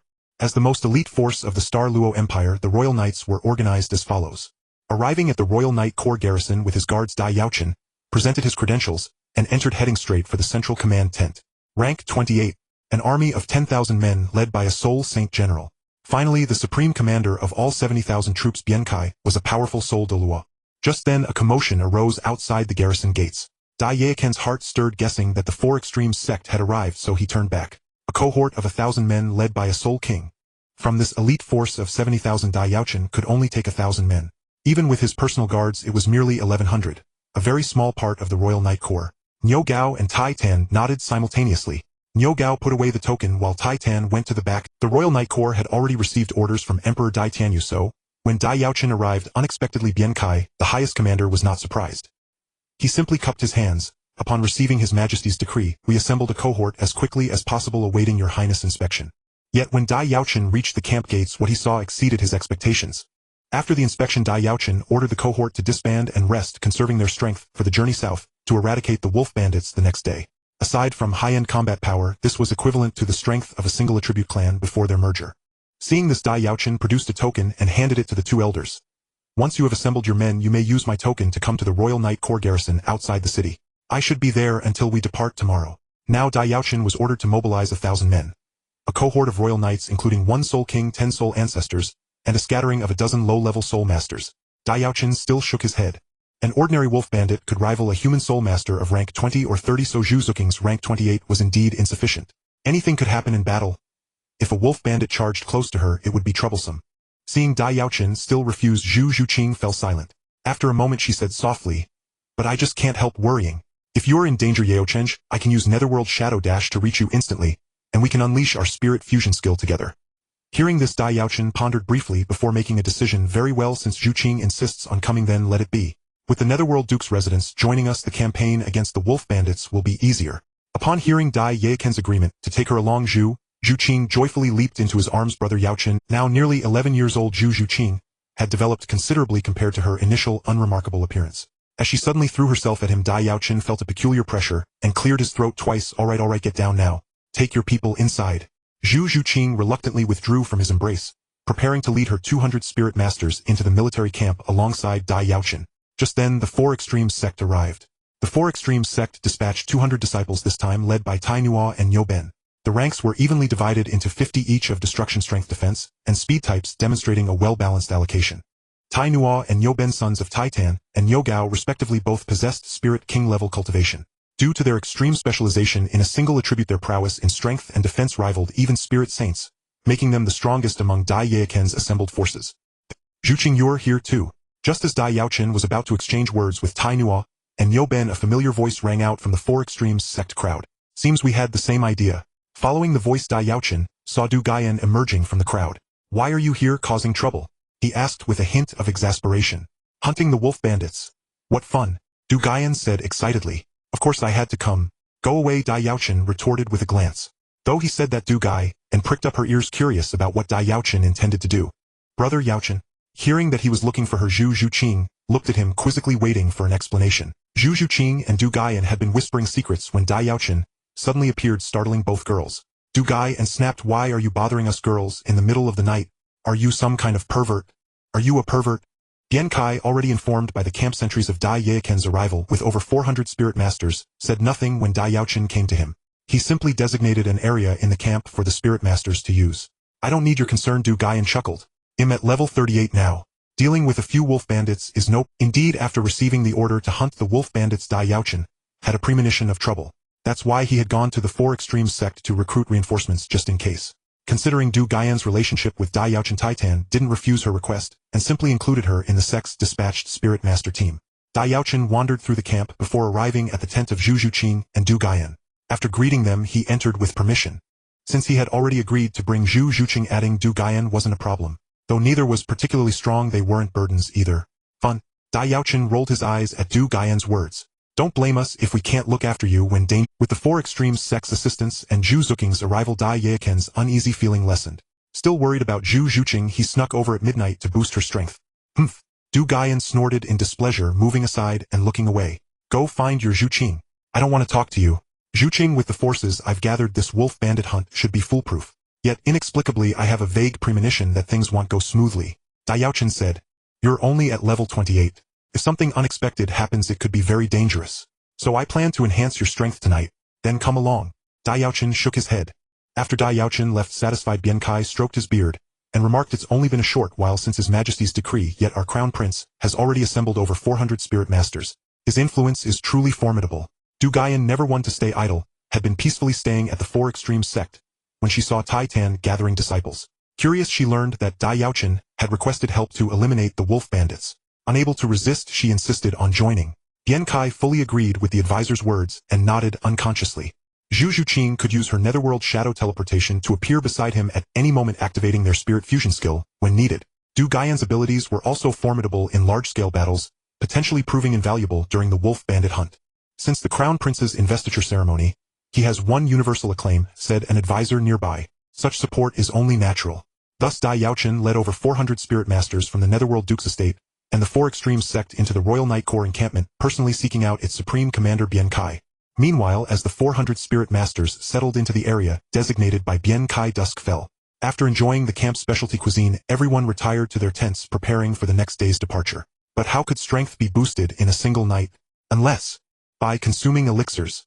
Immediately Dai Yaochen retrieved from his storage spirit tool a pristine white crystalline herb resembling a lotus as pure as jade. He handed it to Zhu Zhuqing. Zhuqing, your situation mirrors mine. The immortal grade herb you first consumed supplemented your attributes, so as long as there's no attribute conflict you can take other immortal grade herbs. This immortal grade herb is called Narcissus Jade Muscle Bone.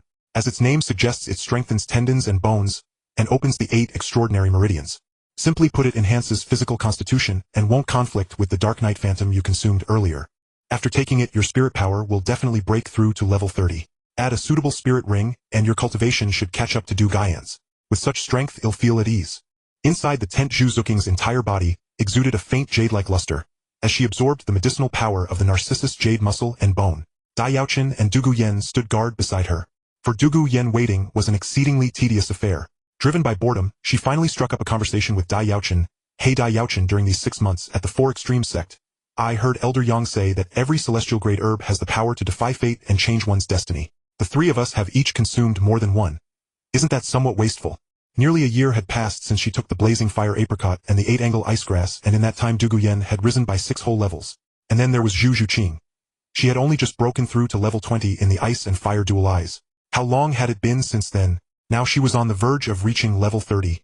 This terrifying cultivation speed gave Du Guiyan a direct sense of the power of celestial herbs. Yet despite their immense potency, the 3 of them had consumed a total of 8 of these herbs. It did seem somewhat like a reckless squandering of heaven's gifts. Dai Yaochen turned to Du Guiyan and said softly, though we 3 have consumed quite a few celestial herbs, it is not truly wasteful. Those herbs have transformed into our foundation, enabling us to walk an even longer path in the future. Du Guiyan was still somewhat puzzled. Even if we had only consumed 1 celestial herb, becoming a title Douluo shouldn't be a problem for us. What do you mean by walking an even longer path? You will understand when the time comes. Dai Yaochen did not elaborate further, instead changing the subject. Although the 3 of us have taken quite a few celestial herbs, there are still a considerable number left. The 8-petal immortal orchid, the coxcomb phoenix sunflower, the heartbreak red, the Chilua tulip, the ink jade divine bamboo, and the earth dragon golden gourd. Dai Yaochen counted on his fingers. I currently have 6 celestial herbs in my possession. Aside from the Chilua tulip, I haven't decided how to handle the rest. Even if I wanted to waste them, I wouldn't know how to go about it for now. In the Star Luo Empire, the royal Dai family naturally reigned supreme, and second only to them was the Zhu family of the Netherworld Duke's mansion. The Zhu family wielded considerable influence across the empire. With Dai Yaochen's advance notice, by the time they reached the 3 southern border cities, the Zhu family would likely have prepared a suitable soul beast for Zhu Zhuqing. It's all thanks to Brother Yaochen, Zhu Zhuqing said, without a trace of pride, her head slightly bowed. If it weren't for you, I would never have become this powerful. It could only be said that Zhu Zhuqing was exceptionally fortunate. She had consumed a celestial herb before she even turned 10, elevating her innate talent to such a level at an early age, which was why her progress appeared so astonishing. They were all my grandfathers. Upon hearing that Dai Yaochen still had such a stockpile, Du Guiyan was momentarily speechless, then couldn't help but complain. You bastard, you really took advantage of my grandfather. I've already broken through to level 30, Zhu Zhuqing said after a brief assessment, and my soul power is extremely abundant right now. It seems like it will surge explosively after I obtain my soul ring. The next morning, just as the first light of dawn began to break, the troops under Dai Yaochen's command swiftly assembled. As for your 3rd soul ring, Zhuqing, I sent word to the Duke's mansion this afternoon. By the time we reach the 3 southern border cities, they will have prepared the most suitable 3rd soul ring for you there. Enough of that, Dai Yaochen said with a smile. Now that Zhuqing has fully absorbed the medicinal properties, I won't linger here any longer. You 2 rest well. We set off officially tomorrow morning. This speed was nothing short of godlike. Even Qian Renxue, with her innate level 20 soul power, couldn't have cultivated this quickly. Even in the era 10,000 years later where cheats abounded, few could match such progress. After a few more casual remarks, Dai Yaochen left the two women to rest and returned to his own tent. Seeing Zhu Zhuqing awake, Du Guyan stopped paying attention to Dai Yaochen and asked her curiously, "Zhuqing, how?" "This is perfectly normal," Dai Yaochen said. "The medicinal power of the Narcissus jade muscle and bone is certainly enough to help you break through more than just 2 levels. Once you obtain your 3rd soul ring, the true increase in soul power will manifest. At that point, you'll likely be close to Du Guyan's level." Zhu Zhuqing was well aware that if not for Dai Yaochen's willingness to help her rise, she would not only have missed out on this unprecedented cultivation speed, but might not even have overcome the obstacle posed by Zhu Zhuyun. Although this troop was not large, it consisted of elite royal knights and soul masters, allowing them to march at an incredible pace. In less than 2 days they had reached their destination, the region of the 3 southern border cities of the Star Luo Empire. Though she had anticipated this, Du Guyan's heart still trembled violently. Zhuqing is only a little over 10 years old now. That means she'll reach level 40 by the time she's 11. This is too incredible. I've never heard of anyone on the continent cultivating this fast. It is indeed astonishing, but that's the nature of celestial herbs. The earlier they are consumed, the better the effect. Dai Yaochen couldn't help but sigh. Based on the increase in soul power he had observed since taking the herbs, Zhu Zhuqing would absolutely reach level 40 by 11, and by the time she turned 13 she should become a 5-ring soul king. He simply shook his head with a wry smile. After confirming that everyone was present, Dai Yaochen immediately announced the departure of the entire army, leaving the Royal Knight Regiment's garrison and heading south. The 1,100 Royal Knights were well drilled and assembled with great speed. The 400-plus soul masters were somewhat slower, but they managed to form orderly ranks without confusion. Zhu Zhuqing nodded in understanding. When she had brought her people this afternoon, Dai Yaochen had sent one of them back to report. She hadn't known the purpose at the time, but now it was clear. It had been about her 3rd soul ring. After they chatted for a while longer, Zhu Zhuqing's absorption of the Narcissus jade muscle and bone finally came to an end. She slowly opened her eyes. Unlike the prosperity of the places they had passed through earlier, the region of the 3 southern border cities appeared desolate. Many villages stood empty and abandoned. Fortunately, most villages bore no traces of bloodshed from massacres. Likely the villagers had taken refuge in the cities. However, 2 settlements were strewn with dismembered corpses, clearly the site of a bloody slaughter. Seeing this, Du Guyan and Zhu Zhuqing both turned pale, and Dai Yaochen frowned deeply. These wolf bandits must be completely eradicated.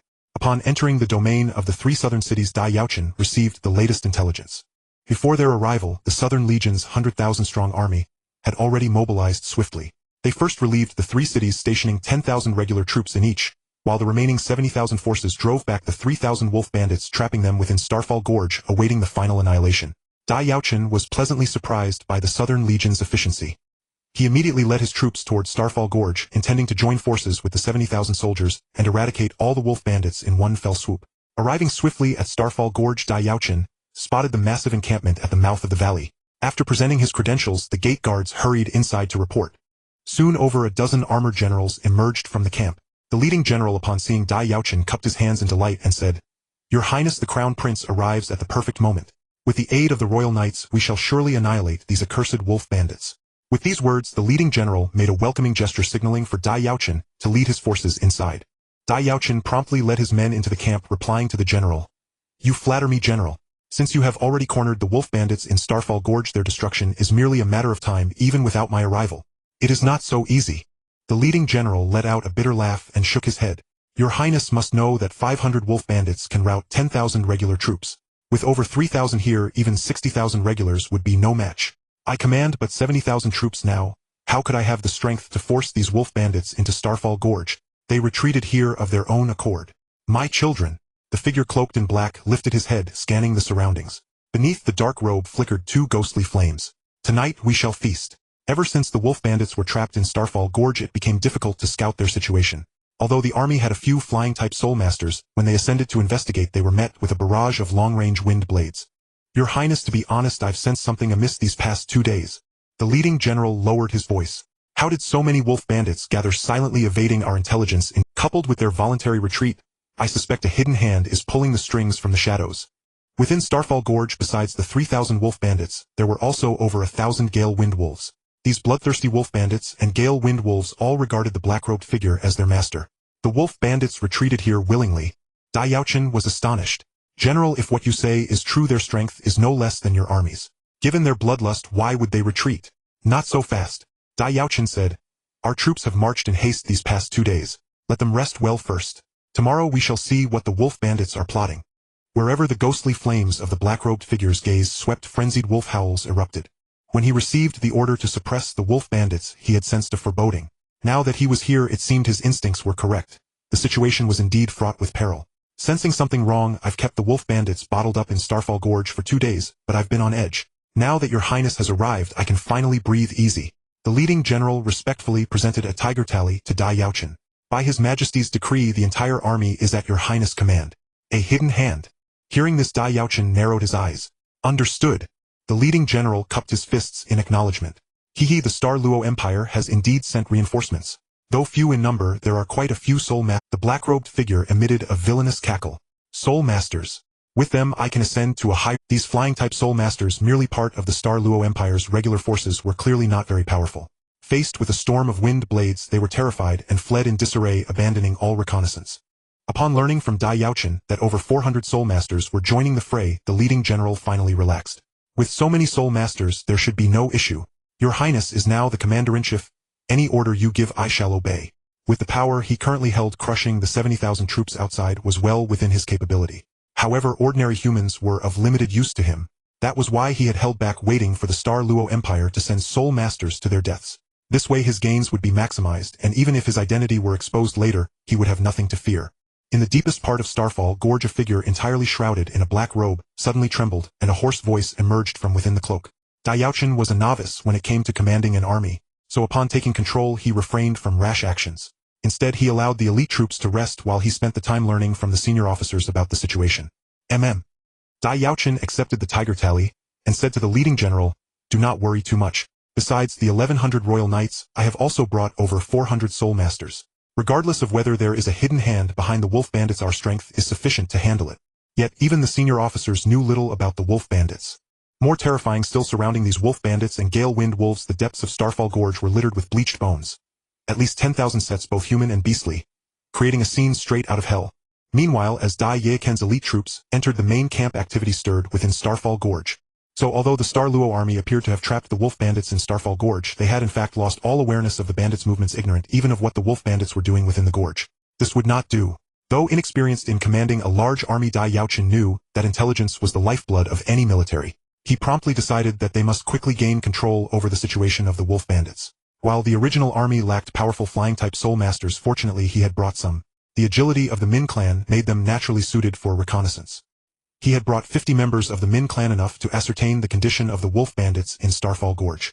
Thus Dai Yaochen immediately issued orders for the Min clan members to rest briefly, and after dinner set out to scout the enemy's situation. Dai Yaochen pondered, deciding to first dispatch the 50 disciples of the Min clan to scout the situation, preparing for the subsequent eradication of the wolf bandits.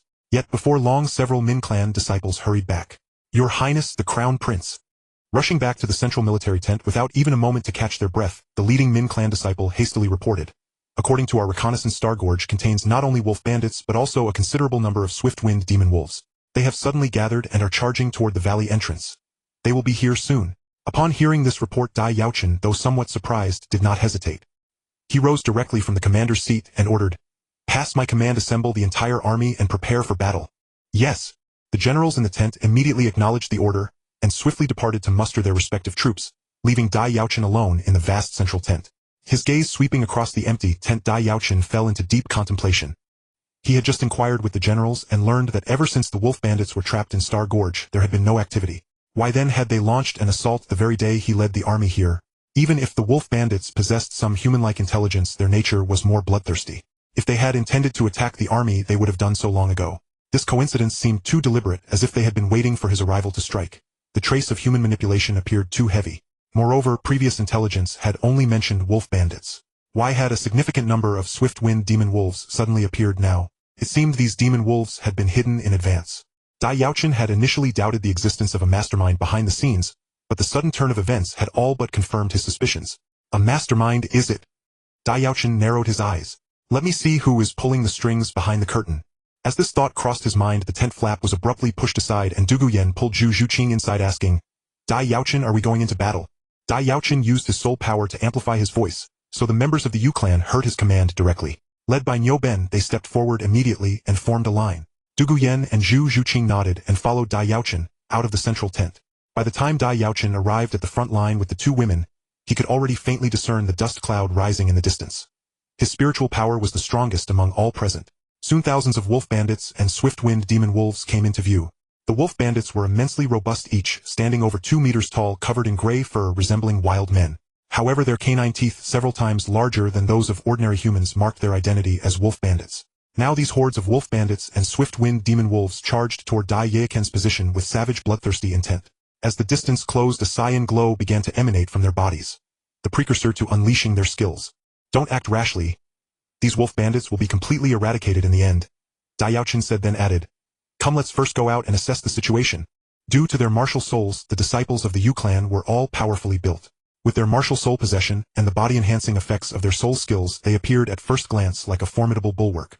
Seeing this, Dai Yaochen wasted no time and swiftly issued the command, "Yu clan, advance and form a defensive line." This camp had been built only a few days ago, and though sturdy, could not withstand a massive barrage from the wolf bandits and swift-winged demon wolves.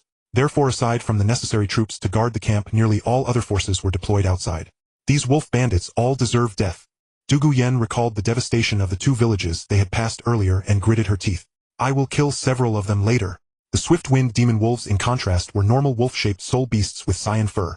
Standing on all fours, they appeared smaller than the bipedal wolf bandits, but from an aerial view their body length also exceeded 2 meters, matching the wolf bandits in size. Only through field combat could they repel the assault of the wolf bandits and swift-winged demon wolves. The Star Luo Empire's army was exceptionally disciplined. By now all soldiers had assembled, with some climbing the camp walls under the command of their respective officers. Just as Niu Ben and the 50 disciples of the Yu clan formed an impenetrable barrier, the wolf bandits and swift-winged demon wolves launched their attack. Countless cyan wind blades erupted, momentarily illuminating the darkness with a cyan hue as a torrent of blades swept toward the army. Dai Yaochen nodded. "A large group of wolf bandits and swift-winged demon wolves have rushed out of Star Gorge and are attacking our camp. It's getting dark, unsuitable for a major battle. I plan to first organize the army to repel this assault, then eliminate them tomorrow." In addition to the soldiers holding the camp walls, tens of thousands more marched outside the camp, forming a rigorous formation facing Star Gorge. Sensing the presence of a mastermind, and given the dim light, Dai Yaochen chose not to annihilate the wolf bandits in one go. Instead, he opted for caution, planning to drive them back first. Had the camp walls been subjected to such a large-scale wind blade attack, they would surely have been breached. However, the solid barrier formed by the Yu clan disciples stood firm, resolutely withstanding the terrifying onslaught. The Four Extremes sect had truly honored Dai Yaochen, this time dispatching 200 sect disciples, all of whom were foraying soul ancestors. Since the Four Extremes sect focused on extreme development in a single attribute, these foraying soul ancestors in their respective specialties could rival 6-ring soul emperors. Thus, the defensive barrier formed by the Yu clan disciples could be seen as 50 experts with defenses comparable to 6-ring soul emperors working in unison. Though the wind blades were numerous, they were only unleashed by wolf bandits and swift-wind demon wolves, whose strength matched that of 2- or 3-ring soul masters. Naturally, the Yu clan had no trouble repelling them. Seeing the Yu clan successfully withstand the wind blade assault, Dai Yaochen felt satisfaction but remained vigilant. He turned to Dugu Yen beside him and said, "Now it's your turn." Dugu Yen understood Dai Yaochen's intention and directly activated her second spirit ring. Blue phosphor poison activate. A stream of blue mist erupted from Dugu Yen's mouth. Strangely, this blue mist did not sweep towards the wolf bandits and the windblade demon wolves, but instead enveloped a large number of her own allies.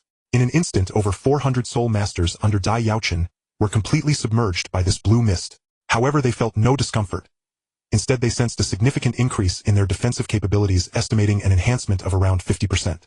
This was the effect of Dugu Yan's second soul skill, which released a peculiar paralyzing toxin that eliminated the pain sensation of the infected, while boosting their defense by 50%. As a poison-type soul master, Dugu Yan's ability to have such an enhancement-type soul skill was entirely thanks to Dugu. Previously, when Dugu Yan was afflicted by her own blue phosphor snake poison, Dugu Bo understood that adding a lethal toxin spirit ring would only accelerate the outbreak of the toxin within her body. Therefore, in this situation, Dugu Bo had to take another approach by giving Dugu Yan this relatively mild enhancement-type toxin spirit ring. Although the issue of Dugu Yan being attacked by the blue phosphor snake poison had been perfectly resolved, the enhancement-type toxin skill she possessed was still retained, and had even been significantly enhanced. Her second soul skill, blue phosphor poison, originally could only enhance defense by 30%, but after consuming the octagonal mysterious ice grass, the toxin in her body underwent a transformation, raising the enhancement effect of her second soul skill to 50%. At this moment, with the unexpected 50% defense boost, the disciples of the Yu family found it much easier to withstand the wind blades, which felt like mere scratches to them. After receiving Dugu Yan's triple enhancement, the Li family also sprang into action. This meant that under the effects of Dugu Yan's first and second soul skills, the over 400 soul masters under Dai Yaochen had their attack and speed increased by 30%, and their defense boosted by 50%. In the next moment, a cacophony of collisions erupted as the charging wolf bandits and windblade demon wolves crashed into the Yu family disciples. Although their claws flailed wildly, they could not break through the defenses of the Yu family disciples, and their frenzied momentum was forcibly restrained. Seeing that victory was assured for his side, Dai Yaochen couldn't help but breathe a sigh of relief. It was his first time commanding an army in battle, and it seemed that he had a knack for it. With a thunderous crash, Dai Yaochen felt the ground tremble beneath him. The ground ahead completely collapsed with sand and debris flying through the air. When the dust settled, he saw numerous fissures spreading like a spider's web. Yen first soul skill. Seeing that the Yu family had successfully blocked the charge of the bandits, Dai Yaochen swiftly issued his command. Li family advance. Although the wolf bandits and Windblade demon wolves remained fiercely vicious, they had inevitably fallen into a disadvantage, or defeat was only a matter of time. Under the onslaught of the 50 disciples from the Li family led by Taino, a vacuum zone was formed measuring 150 meters long and about 30 meters wide.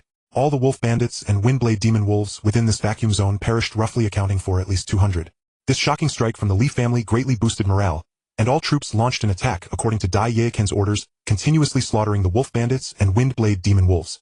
One could say that poison masters were indeed well suited for such large-scale warfare. At this moment they resembled 51 meteors crashing down violently onto the ground.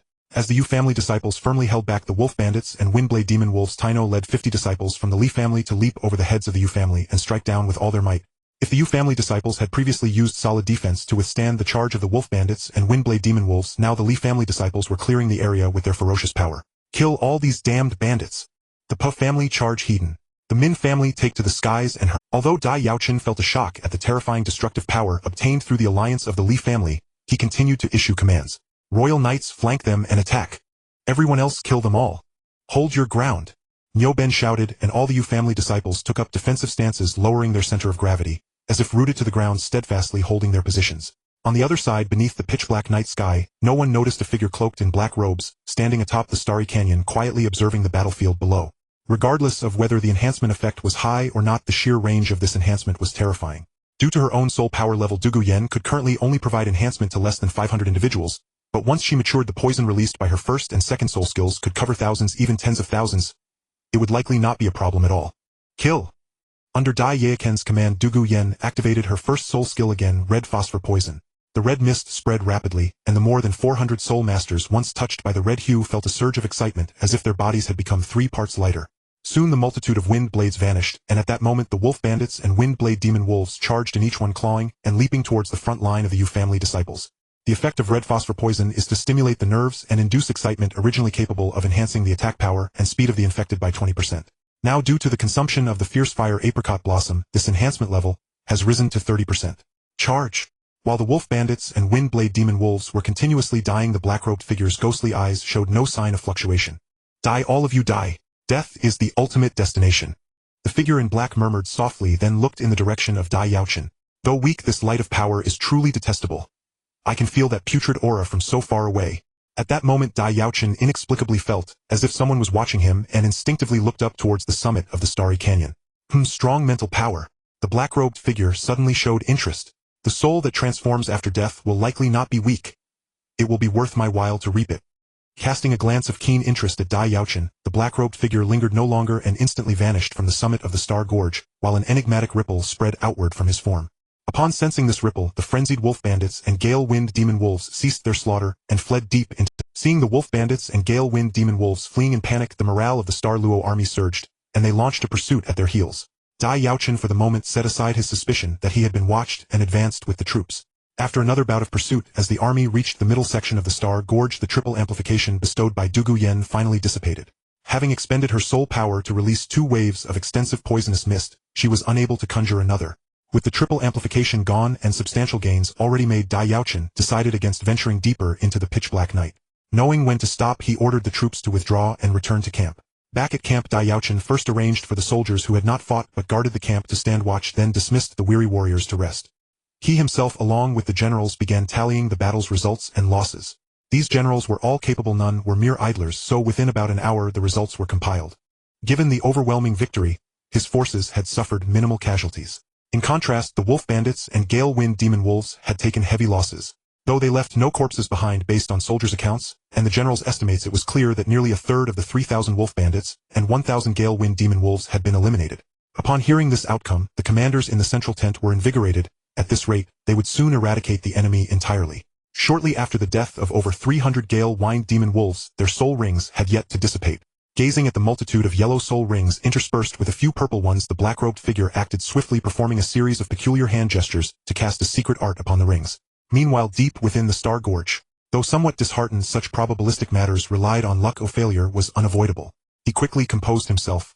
Though the commander had not finished speaking, everyone grasped his meaning and felt a chill of revulsion.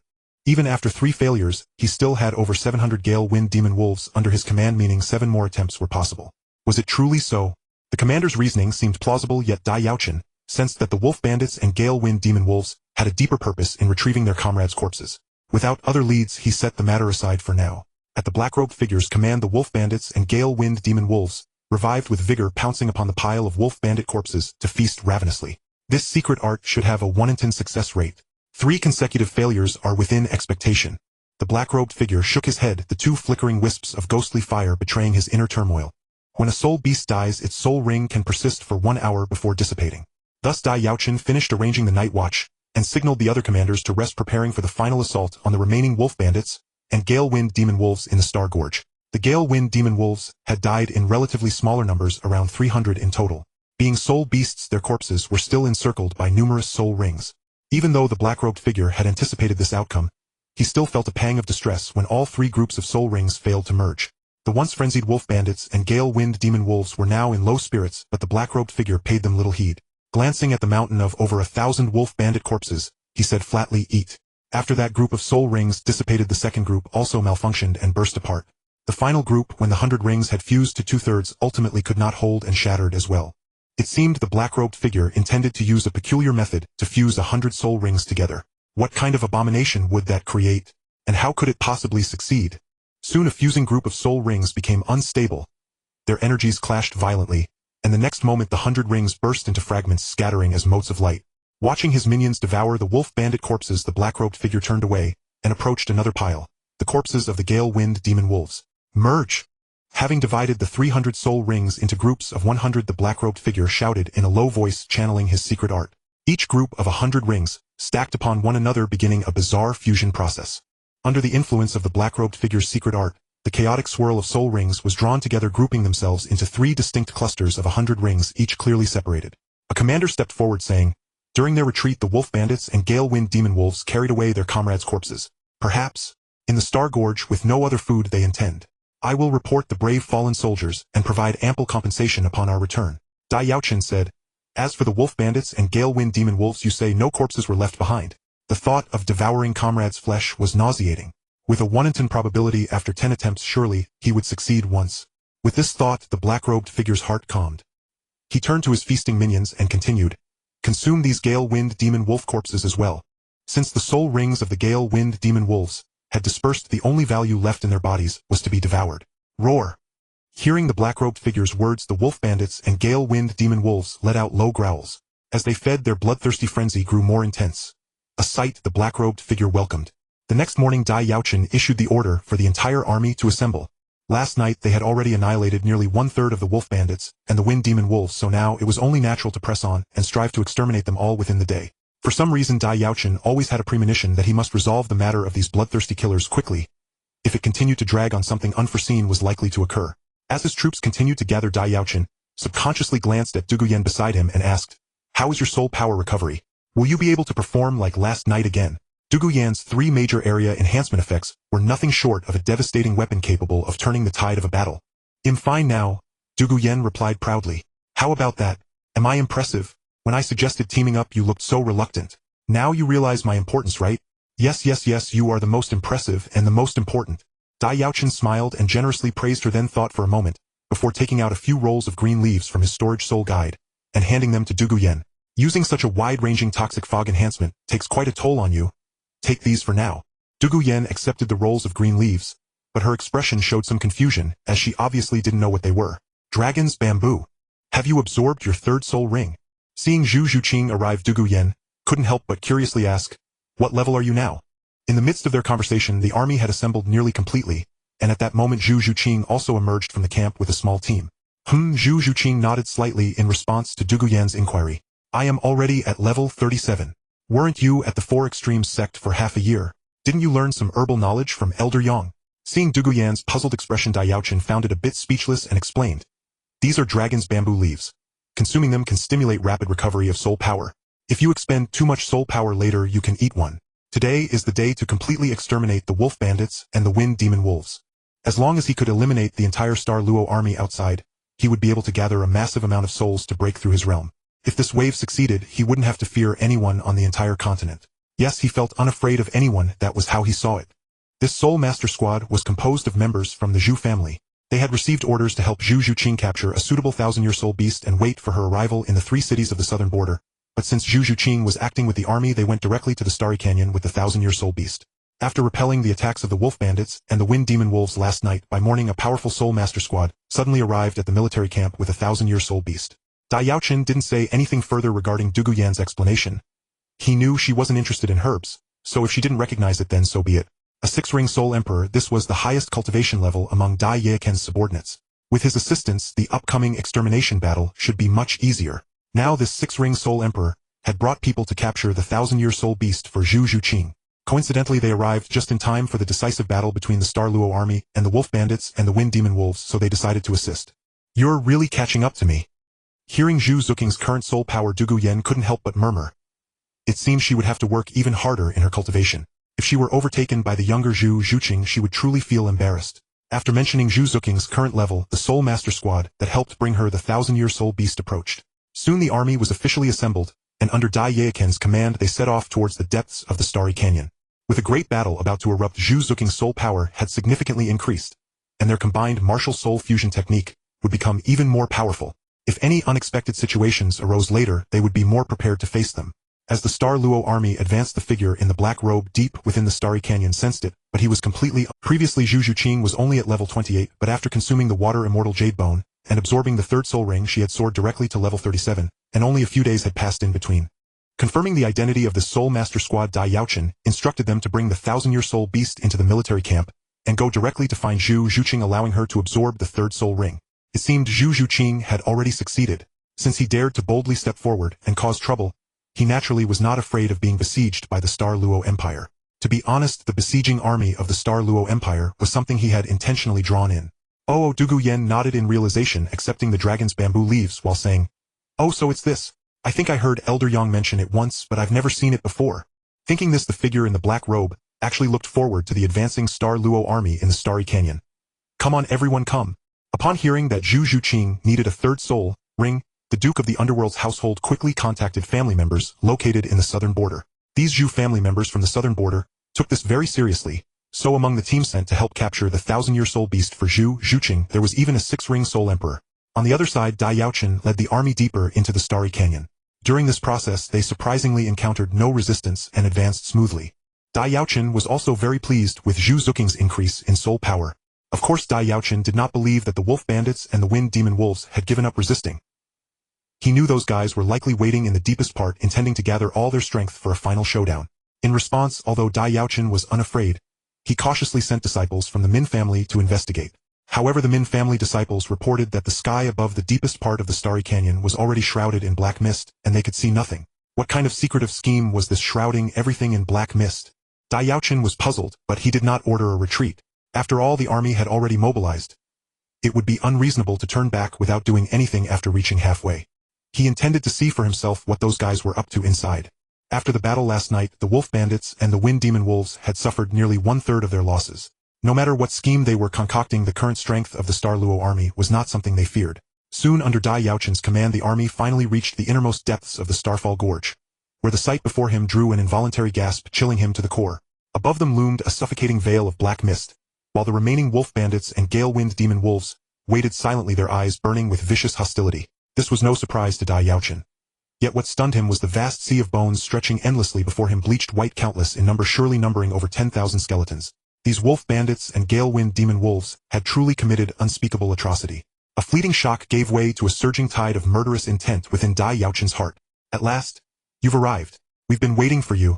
A hoarse voice suddenly echoed across the desolation. Following the voice, Dai Yaochen spotted a figure cloaked in black, seated cross-legged atop the bone sea.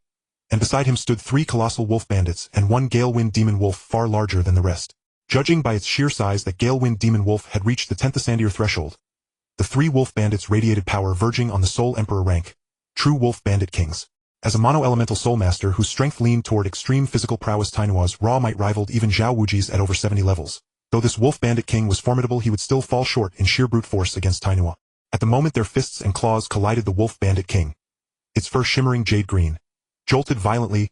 Overwhelmed by the crushing force, it staggered backward 2 steps, while Tainua remained immovable, pressing forward instantly for another assault. Muscles coiling like ancient roots, Tainua surged ahead, 5 soul rings swirling around him, as he drove a thunderous fist toward the nearest wolf bandit king. Unflinching, the beast swung its claws, meeting Tainua Hedon in a cataclysmic clash of titans. The remaining 2 wolf bandit kings were intercepted by Zhu family's 6-ring soul emperor and the royal cavalry's 5th-rank squadron captain, while the army swarmed the common wolf bandits and gale-wind demon wolves. Victory for the Xinglua forces now seemed inevitable. Dai Yaochen himself cut through the ranks of ordinary wolf bandits and gale-wind demon wolves, too weak to threaten him. Yet part of his awareness remained fixed upon the black-cloaked figure, the mastermind behind it all. Once again, the same secret technique as the 100 slain gale-wind demon wolves, dissolved into spirit energy, their soul rings rose upward, converging before the black-cloaked figure, rapidly fusing into a single volatile mass. Though defeat appeared certain for the black-cloaked figure, he showed no trace of panic. Instead, he sat calmly upon the bone sea, observing the carnage below with detached fascination, only rising when the count of fallen gale-wind demon wolves reached 100. At his command, the wolf bandits and gale-wind demon wolves erupted into savage roars, surging forward en masse toward the Xinglua army, while the wolf bandit king and the 10th Ascendier gale-wind demon wolf beside him charged alongside them. What is this? In moments, the Xinglua army collided headlong with the wolf bandits and gale-wind demon wolves. Dai Yaochen nodded. He knew Dugu Yen spoke true, and immediately prepared to charge, determined to disrupt the black-cloaked figure's ritual. Even at the 10th Ascendier threshold, the gale-wind demon wolf wielded devastating offensive power. Yet it proved utterly insufficient to breach Nyobin's unyielding defense.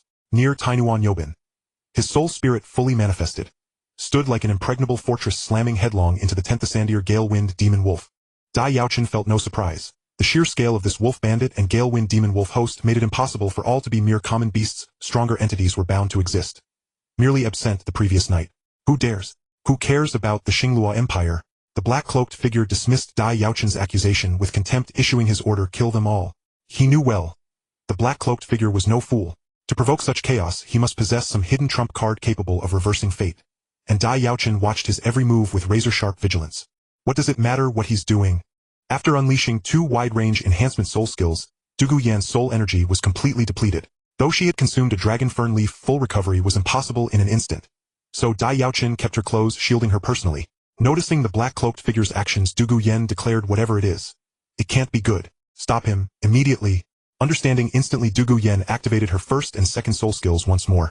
Crimson and azure mist spreading outward, granting triple-layered enhancements to the elite soul masters of their forces. Are you the mastermind behind this incident? Dai Yaochen ignored the expected 10th Ascendier gale-wind demon wolf and wolf bandit king entirely, fixing his gaze instead upon the black-cloaked figure. Who granted you the audacity to stage such treachery upon Xinglua soil? Full assault now. Without further words, Dai Yaochen issued the final command, and turned to Dugu Yen beside. Logically, a 10th Ascendier spirit beast possessed intelligence rivaling humanity's. Seeing its attacks shattered against Nyobin's defense, it should have exploited its speed, dancing around its foe, wearing him down. But this beast had lost all reason, consumed by blind, reckless fury, charging headlong again and again. With overwhelming numerical superiority, the Xinglua forces delegated the common wolf bandits and gale-wind demon wolves to subordinate troops, while their strongest warriors converged directly upon the supreme wolf bandit kings and the 10th Ascendier gale-wind demon wolf. Yet the black-cloaked figure merely manipulated the soul rings of the gale-wind demon wolves, forcing them to fuse endlessly, leaving Dai Yaochen baffled, unable to discern his ultimate purpose. But just then, no intervention from Dai Yaochen was needed. The black-cloaked figure faltered of his own. Dai Yaochen watched in disbelief as the 100 fused soul rings before the cloaked figure convulsed violently, then shattered outright, unleashing a wave of chaotic, unruly energy. This is a failure. Dai Yaochen stood stunned.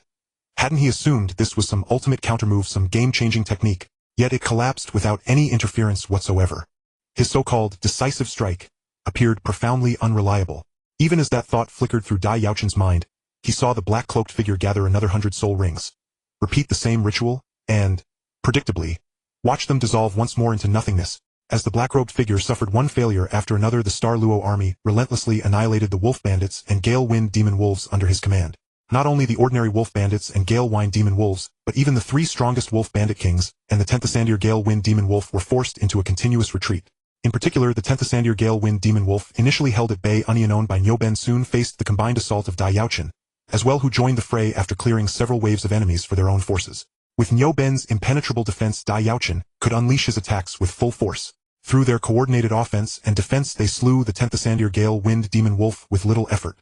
A deep black soul ring ascended, yet in the next instant this 10th Ascendier black soul ring, along with 99 other soul rings, flew toward the black-robed figure, continuing their fusion under his manipulation. What exactly is he trying to do? Witnessing this, Dai Yaochen frowned in confusion. He's already failed 3 or 4 times and he still won't give up. Even if this were truly the black-robed figure's ultimate technique, it seemed too late to unleash it now, for his minions were nearly wiped. I don't know either. Niu Ben shook his head. But whatever he plans, it's meaningless now. Let's first help Taino deal with his opponent, then directly surround and kill that fellow. Immediately Dai Yaochen and Niu Ben went to assist Taino. Taino was already gaining the upper hand in his battle against a wolf bandit king. With the addition of Dai Yaochen and Niu Ben, they swiftly eliminated the wolf bandit king. Then the 3 of them moved to aid the Zhu family's 6-ring soul emperor. Just as this thought flashed through his mind, the colossal skeleton, over 10 meters tall, suddenly swept its leg, repelling Dai Yaochen and the others. Even Taino, the strongest among them, failed to withstand that kick. As the ghostly flame within the skull flickered, the skeleton rapidly expanded, surpassing 10 meters in an instant, exuding an awe-inspiring aura. Trouble. He's an evil soul master. Dai Yaochen frowned as well. Judging by his appearance, he likely has the ability to control skeletons. As they steadied themselves and exchanged brief words, the evil soul master's secret art was also reaching its conclusion. Stop him. Though Dai Yaochen believed the black-robed figure could no longer turn the tide, he still didn't wish to see him succeed. The previous soul ring fusions had failed quickly, but this time it had lasted so long without any chaotic fluctuations, showing signs of potential success. He's an evil soul master. Swiftly halting his backward momentum, the Zhu family soul emperor spoke with a grim expression. And he's definitely at the soul saint level. Humph! Get out of my way. The black-robed figure could clearly sense that his secret art was merely a step away from final success. At this critical moment, unwilling to be disturbed by anyone, he finally unleashed his true power. The energy within these 100 soul rings had been chaotic, but at this moment it mysteriously synchronized, as if finding a common ground. When the black soul ring shrank to the size of a normal palm, all the other soul rings had completely merged into it. A profound black radiance erupted. Apart from the black-robed figure seated cross-legged on the Sea of Bones, their objective for this mission was essentially accomplished. Initially, when Dai Yaochen saw the Sea of Bones, he assumed it was merely the remains left after the wolf bandits and Gale Wind demon wolves devoured flesh and blood, giving it little thought. Now that the mastermind had revealed himself as an evil soul master with abilities related to bones, it was clear the Sea of Bones was no mere decoration. Transforming into such a massive skeleton was clearly the effect of a martial soul true body. Without it, repelling all of them so effortlessly would have been impossible. They were all soul rings from the same type of soul beast. Only soul rings derived from identical soul beasts. At this point, Dai Yaochen realized the situation had taken a different turn. Through the snowballing method, the 3 wolf bandit kings and the 10th Ascendier Gale Wind demon wolf were quickly slain by Dai Yaochen and his group, while the ordinary wolf bandits and Gale Wind demon wolves were completely annihilated by the Star Luo army. Under a terrifying surge of energy, the black robe covering him shattered, revealing his true form. A human skeleton devoid of any flesh. Once the black light dissipated, a grayish-brown bone could be seen floating slowly in midair, emitting a unique soul. A skeleton. Could this fellow be an evil soul master? As Dai Yaochen and the others rushed forward, they witnessed the transformation of the black-robed figure, their hearts shaken. Was this his trump card? The Sea of Bones contained at least 10,000 skeletons. No wonder he cared so little about the deaths of the wolf bandits and Gale Wind demon wolves. The black 10th Ascendier soul ring hovered high, while the majority of yellow century soul rings and a few purple millennium soul rings furiously merged into it. As the fusion progressed, the soul power fluctuations of the largest black soul ring gradually internalized and its size shrank. The black-robed figure paid no heed to the complete annihilation of his minions. His gaze was fixed on the 100 or so soul rings continuously fusing before him. This was a soul bone. The grayish-brown soul bone was exceedingly peculiar. Unlike any bone from a human body, it was a perfectly square, flat bone plate. No natural creature could produce such a bone. It was clearly a human creation. Compared to previous attempts, this time included a 10th Ascendier soul ring, so the black-robed figure found it much easier to activate the secret art, and the probability of success seemed to have increased significantly. Immediately, Dai Yaochen, Taino, Niu Ben, the Zhu family soul emperor, and the Soul King squadron leader charged toward the black-robed figure, intent on interrupting his process. 100 soul rings fused through a secret art into an artificial soul bone. This was a secret art soul bone. Witnessing this, a flash of insight struck Dai Yaochen's mind, and he finally understood the situation. A secret art soul bone was created by killing 100 soul beasts of the same type within a set time, and using a secret art to fuse their soul rings, yielding a 10% chance of obtaining a secret art soul bone. Soul bones were extremely rare. Comparatively, obtaining a secret art soul bone was simpler, but the low success rate and the difficulty of gathering a large number of identical soul beasts made it a rare pursuit among soul masters. Unexpectedly, this evil soul master's goal was to create a secret art soul bone, and he had succeeded, After numerous failures, he finally succeeded in forging a piece of secret soul bone, which filled the evil soul master, now transformed into a colossal skeleton, with immense joy. He promptly stored the floating secret soul bone before turning his gaze toward Dai Yaochen and the others. The moment the ghostly fire within the skull locked onto them, an icy chill crept over everyone present. Not a physical cold, but a profound spiritual frigidity. The main business is done. Now it's time to deal with you. A hoarse voice rasped from the evil soul master. My adorable little darlings. You've slaughtered them all. Since you're so fond of killing, then kill to your heart's content. As his words fell, countless pitch-black souls surged forth from the oppressive black mist overhead.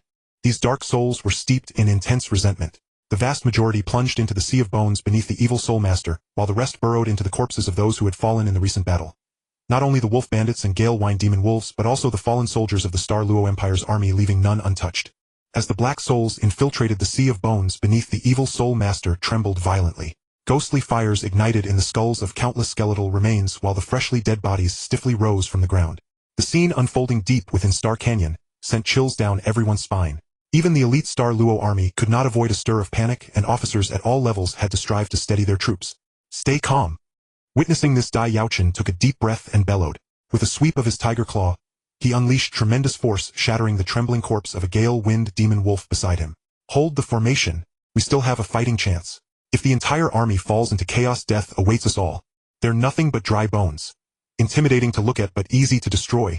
With the aid of his soul power, Dai Yaochen's voice resonated across the army, temporarily quelling the nascent disorder.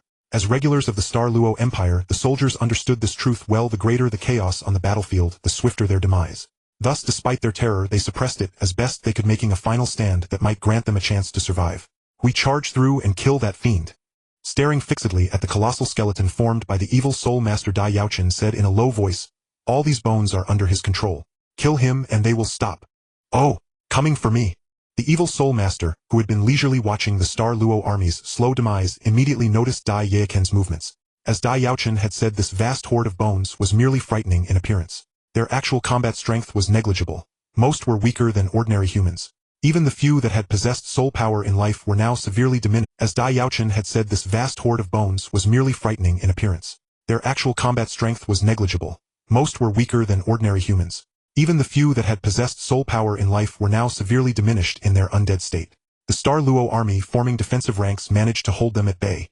Hold the formation. Dai Yaochen let out a long breath. He knew the stalemate could not continue, or they would inevitably face total annihilation. Thus he made a swift decision. The evil soul master controlled the bones through the resentful souls he commanded.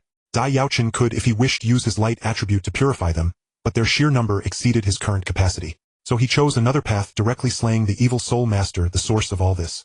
Upon hearing Dai Yaochen's words, the evil soul master, now a massive skeleton, let out a sneer. Without further ado, he commanded the countless bones to charge toward the Star Luo army. Facing the onslaught of bones, the Star Luo officers roared orders to their men. Though fear gripped their hearts, the soldiers instinctively followed their commander's directives. This won't do, Crown Prince. This can't go on. After smashing a skeleton to pieces with his fist, Tai Nuo bellowed. These things must be ground to dust to stop them from reforming. We soul masters can manage it, but the ordinary soldiers cannot. If this continued, not only would the soul masters among the army exhaust their power, but the ordinary soldiers would also be gradually worn down. But was it truly that simple? Kill him? Fine. Tai Nuo knew this was the only option. Even though the evil soul master possessed the strength of a soul saint, they had to gamble everything. He'll clear the way. Sensing that the terrifying bones ahead posed little real threat, the once panicked soldiers gradually steadied their nerves. Though the Star Luo army firmly held back the assault of the countless bones, they could not effectively destroy them. Seeing this, Niu Ben, the Zhu family's sole emperor, and the fivering squadron leader of the royal knights quickly followed. Dai Yaochen left Du Guyen to bolster the army, and then advanced with Zhu Zhuqing. If this was all there was, they had little to fear. The bones, cleaved in two by blades or riddled with holes by spears, soon restored themselves, and resumed their assault on the Star Luo Empire, seemingly endless. Steady. Hold your ground. Before long, the observant noticed something amiss. With that roar, Tai Nuo erupted with full force, charging into the sea of bones ahead. As he swung his arms, countless skeletons were sent flying, tearing open a path. The evil soul master had initially planned to toy with Dai Yaochen and the others a while longer, but their desperate struggle to defeat him and turn the tide was nothing short of a death wish. So be it. Let it end now. The sooner it was over, the sooner he could study the newly forged secret soul. With this thought, the evil soul master shook his head in mild boredom. A massive bone palm suddenly shot toward Tai Nuo, who was leading the charge. Tai Nuo had just burst through the horde of bones when a sinister wind surged toward him. Realizing the evil soul master had launched an attack, he acted without hesitation, unleashing his most powerful fifth soul skill. His earlier retreat had been due to being caught off guard. Did the evil soul master truly think he, a pure power-type soul master, was to be trifled with? Activating his fifth soul skill, Taino pushed his strength to its limits. With a single punch, he blasted away the enormous bone claw that was swatting toward him. As expected of a limit stream soul, master, your strength is impressive. Sensing the tremendous force emanating from Taino, the evil soul master spoke with interest. You're worthy of being my collection. After I kill you, will make good use of your corpse. Your damn bones are pretty hard too. Hearing the evil soul master's words, Taino's lips curled into a defiant grin. I'll dismantle this big skeleton of yours, and use your thigh bone as a club. As the two exchanged these taunts, the others following behind charged out as well, standing alongside Taino to confront the evil soul master, who had transformed into a massive skeleton. Against such evil, there's no need for chivalry. Let's all attack together. With their forces gathered, Dai Yaochen let out a low shout and led the charge against the evil soul master. Seeing Dai Yaochen take the lead, Taino and Niu Ben wasted no time in striking, though a strange feeling lingered in their hearts. While Dai Yaochen's words were technically correct, they couldn't shake the odd sensation that something about it felt off. They surrounded the massive skeleton formed by the evil soul master, launching a group assault. Yet, despite their numerical advantage, they struggled to gain the upper hand. Niu Ben, for instance, was primarily defensive. No one expected him to deal damage. His ability to block most of the evil soul master's attacks was already commendable. Although the Zhu family's Soul Emperor was the closest in cultivation to the evil soul master among the Star Luo army, he was an agility type lacking devastating offensive skills. The evil soul master had transformed into an incredibly sturdy skeleton with no fleshy weak points, rendering the Soul Emperor's attacks largely ineffective except for distracting him. Unlike the previous bone claw, the strike was shrouded in thick black mist, exuding a dangerous aura. Yet Niu Ben, undaunted as before, charged forward to intercept it. Though the evil soul master's blow was clearly more formidable, Niu Ben figured it would at most injure him. Surely it couldn't kill him outright. As the strongest defender on their side, he needed to gauge the enemy's attack power ceiling, or otherwise they'd be fighting at a severe disadvantage. You all shall die. The ghostly flames in the evil soul master's eye sockets turned blood-red as he fixed his gaze on Dai Yaochen and the others. After rasping out these words, he slammed his palm down fiercely. Just as Niu Ben prepared to risk injury to test the evil soul master's current attack power, the enemy's palm struck him with full force. Feeling the minor wounds accumulating on his body, the evil soul master grew increasingly agitated. Hit once more by that nauseating light attribute attack, the evil soul master's savagery was finally provoked. The massive skeleton threw back its head in a howl, unleashing a torrent of soul power that sent his assailants staggering back. Don't waste your efforts. You can't wake him. The evil soul master's icy voice rang out. His soul will be devoured by the countless vengeful spirits under my control. He's doomed. Yet no matter how Taino called out, Niu Ben remained unconscious, his entire body shrouded in a faint black mist, utterly unresponsive. As vast amounts of black mist surged in the skeletal body, began to shimmer with dark haze.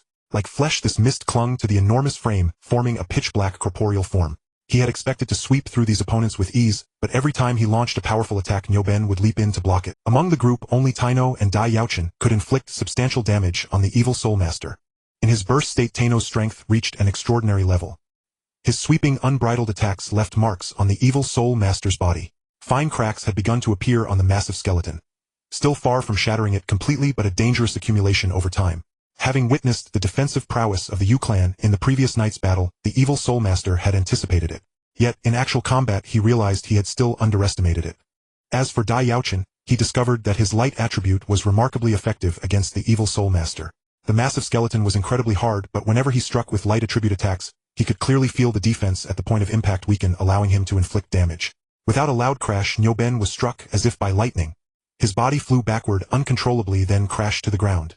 His head lolled to the side as he fell into unconsciousness. To the evil soul master, Niu Ben was like a piece of beef tendon. Impossible to break no matter how hard he pounded.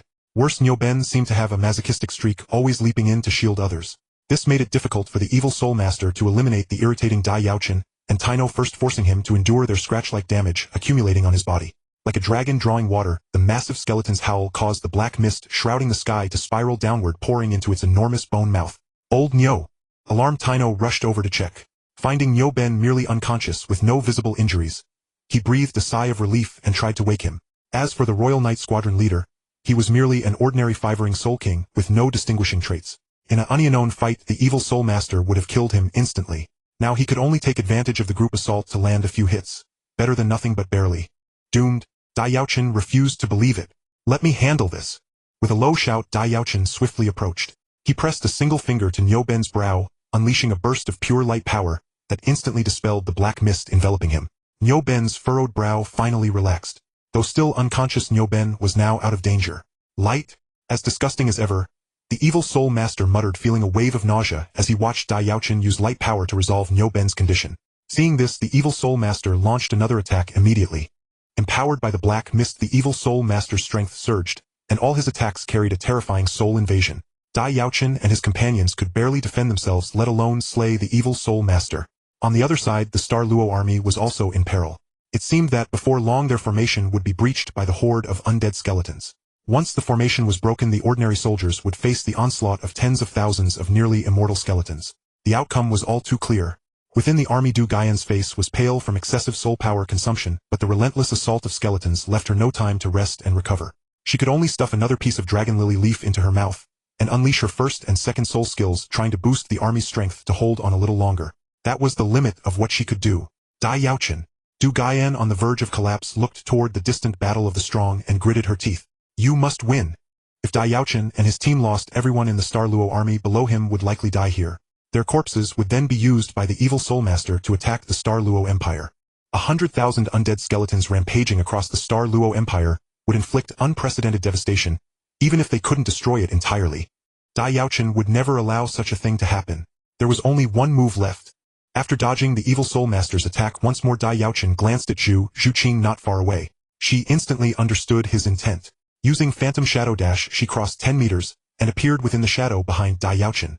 Struck by the black and white pillar of light, the oppressive black mist visibly receded at a rapid pace. Light finally shone back into the depths of Star Gorge. Thus, upon receiving Dai Yaochen's signal, Zhu Juqing hesitated not a moment and appeared beside him to face the terrifying evil soul master together.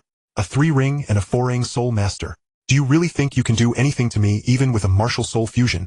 The evil soul master found it utterly ridiculous. Is this your trump card? The colossal form of the evil soul master barely exceeded 10 meters. There was no disparity in size between them. With a forceful push of the nether white tiger's paw, it even shoved the evil soul master back. This? How can this be?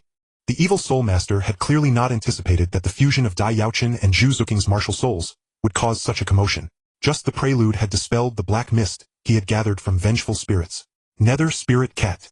The evil soul master had barely noticed the weak Zhu Juqing until she appeared beside Dai Yaochen via Shadow Dash. He glanced at her and immediately recognized her martial soul. The power of a soul saint. Feeling that the nether white tiger's strength rivaled his own, the evil soul master found it hard to believe. Impossible. How can a martial soul fusion be this strong? At the moment their bodies merged, a black and white pillar of light 3 meters in diameter erupted skyward, piercing the black mist that shrouded Star Gorge. Ha, interesting. Recognizing Zhu Zuqing's martial soul, the evil soul master instantly grasped their plan and burst into laughter. You want to perform a martial soul fusion? On this battlefield everyone was fighting desperately, while she alone remained aloof. This gnawed at Zhu Zuqing's conscience, especially when she saw the evil soul master overpowering Dai Yaochen and the others. She burned with anxiety and nearly rushed into the fray. Although Dai Yaochen had brought Zhu Juqing into the decisive battle zone earlier, she was still under level 40. The gap between her and the evil soul master was too vast. Even a graze could be fatal. So during the siege, Dai Yaochen kept her back, not letting her engage. Yet the evil soul master might have overlooked one factor: the power of a martial soul fusion depends not only on the soul master's soul power, but also on the compatibility between their martial souls. A martial soul fusion performed by a 3-ring soul elder and a 4-ring soul ancestor. How strong could it be? After all, he was a soul saint. Those two brats couldn't possibly overturn the heavens. With a thunderous tiger roar, the towering black and white pillar dissipated. A nether white tiger, transparent with white fur and black stripes, massive wings on its back, and a length exceeding 10 meters materialized. Its tiger paw rose and firmly blocked the evil soul master's pitch-black giant palm. They must not be allowed to complete the fusion. Initially, the evil soul master watched with amusement as Dai Yaochen and Zhu Juqing initiated their fusion. But now he suddenly realized their fusion was exceeding his expectations. A thought of stopping them flashed through his mind, and he acted swiftly, slamming a pair of black mist-formed palms toward the soaring black and white pillar. Shrouded in dense black light, Zhu Zuqing's body grew ethereal. She floated up and merged into Dai Yaochen. Opposing forces of light and dark were now mysteriously unified, creating a sense of mutual reinforcement. In truth, the moment Zhu Juqing teleported behind Dai Yaochen, their martial soul fusion had become unstoppable. No matter when the evil soul master struck, it was already too late. Ignoring the evil soul master's mockery, Dai Yaochen took Zhu Zuqing's hand. Radiant white light surged from him while a dense black light emanated from her. Nothing is impossible. Even martial soul fusions with average compatibility can usually grant combat power 2 ranks higher. In other words, 2 4-ring soul ancestors performing a fusion could erupt with strength rivaling a 6-ring soul emperor. Though Zhu Juqing was not yet a soul ancestor, she was close. By allocating a bit of Dai Yaochen surplus soul power to her, they could both be considered as entering the soul ancestor realm. Thus their fusion would guarantee at least soul emperor level power. With the baseline of soul emperor power secured, the next factor was their martial soul compatibility. Even in their incomplete states, the White Tiger and Nether Spirit Cat martial souls shared about 80% compatibility. After compensating for their missing attributes, their compatibility reached an astonishing 100%.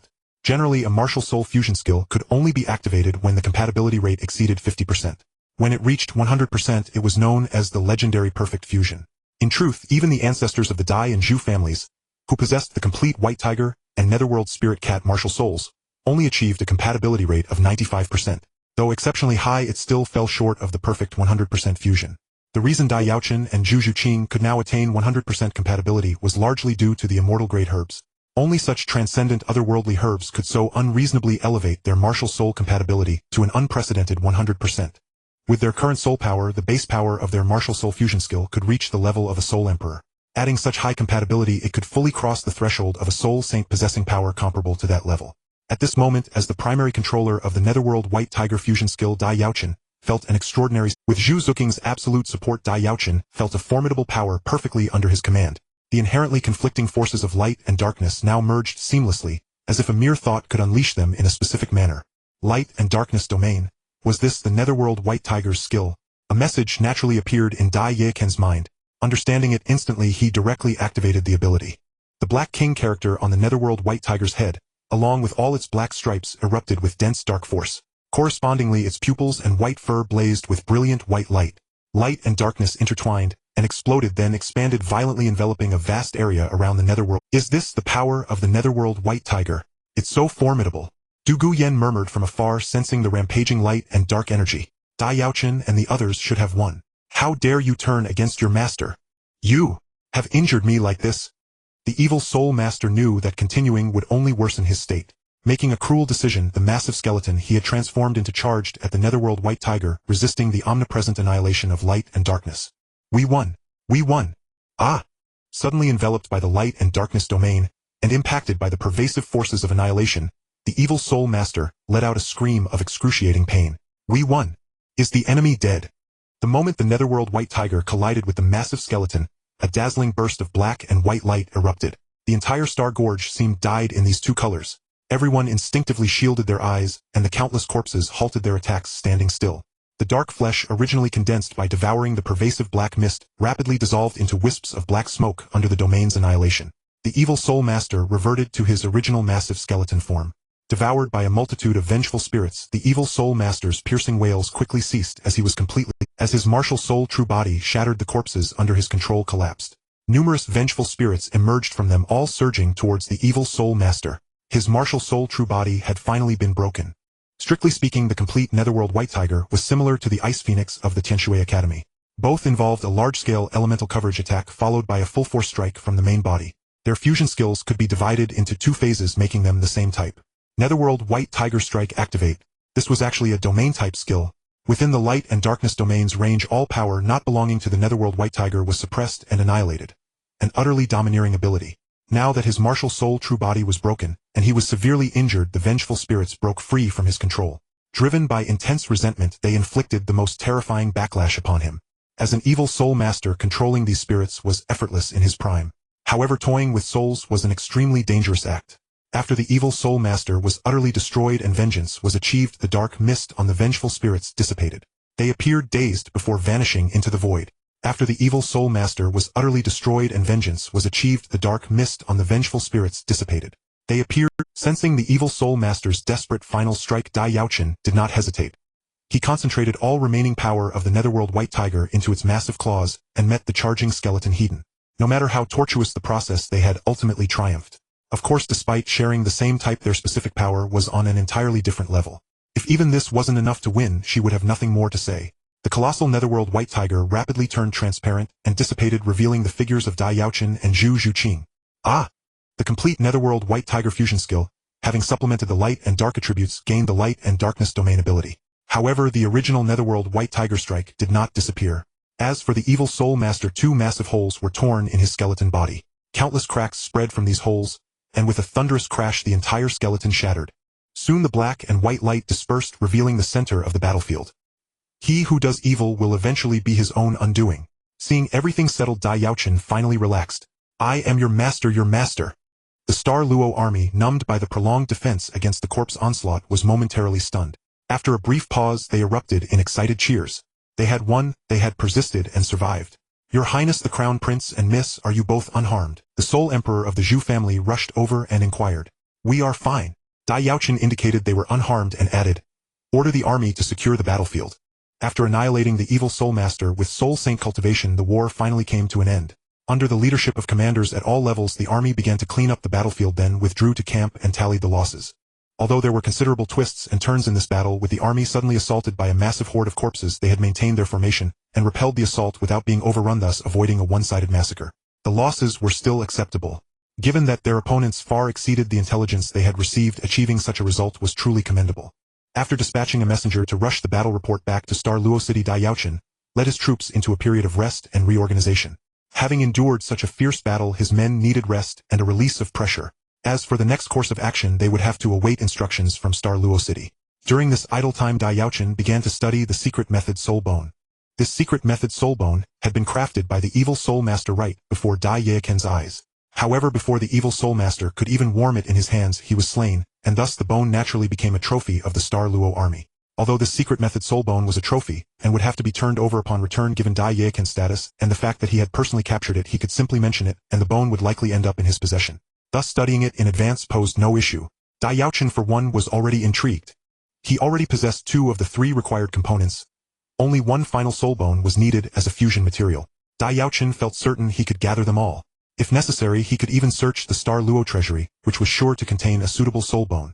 His campaign to eradicate the wolf bandits had taken little time, overall, yet it was fraught with twists and turns, with a powerful evil soul master lurking behind the scenes, putting immense pressure on him. Now that he had returned in triumph, Dai Yaochen naturally allowed himself to relax. After sending the Soul King squadron leader and the royal knights to the camp outside the city, Dai Yaochen led his soul masters into Star Luo City and arrived before the imperial palace. With this thought in mind, Dai Yaochen rested his troops for a few days before receiving orders from Star Luo City.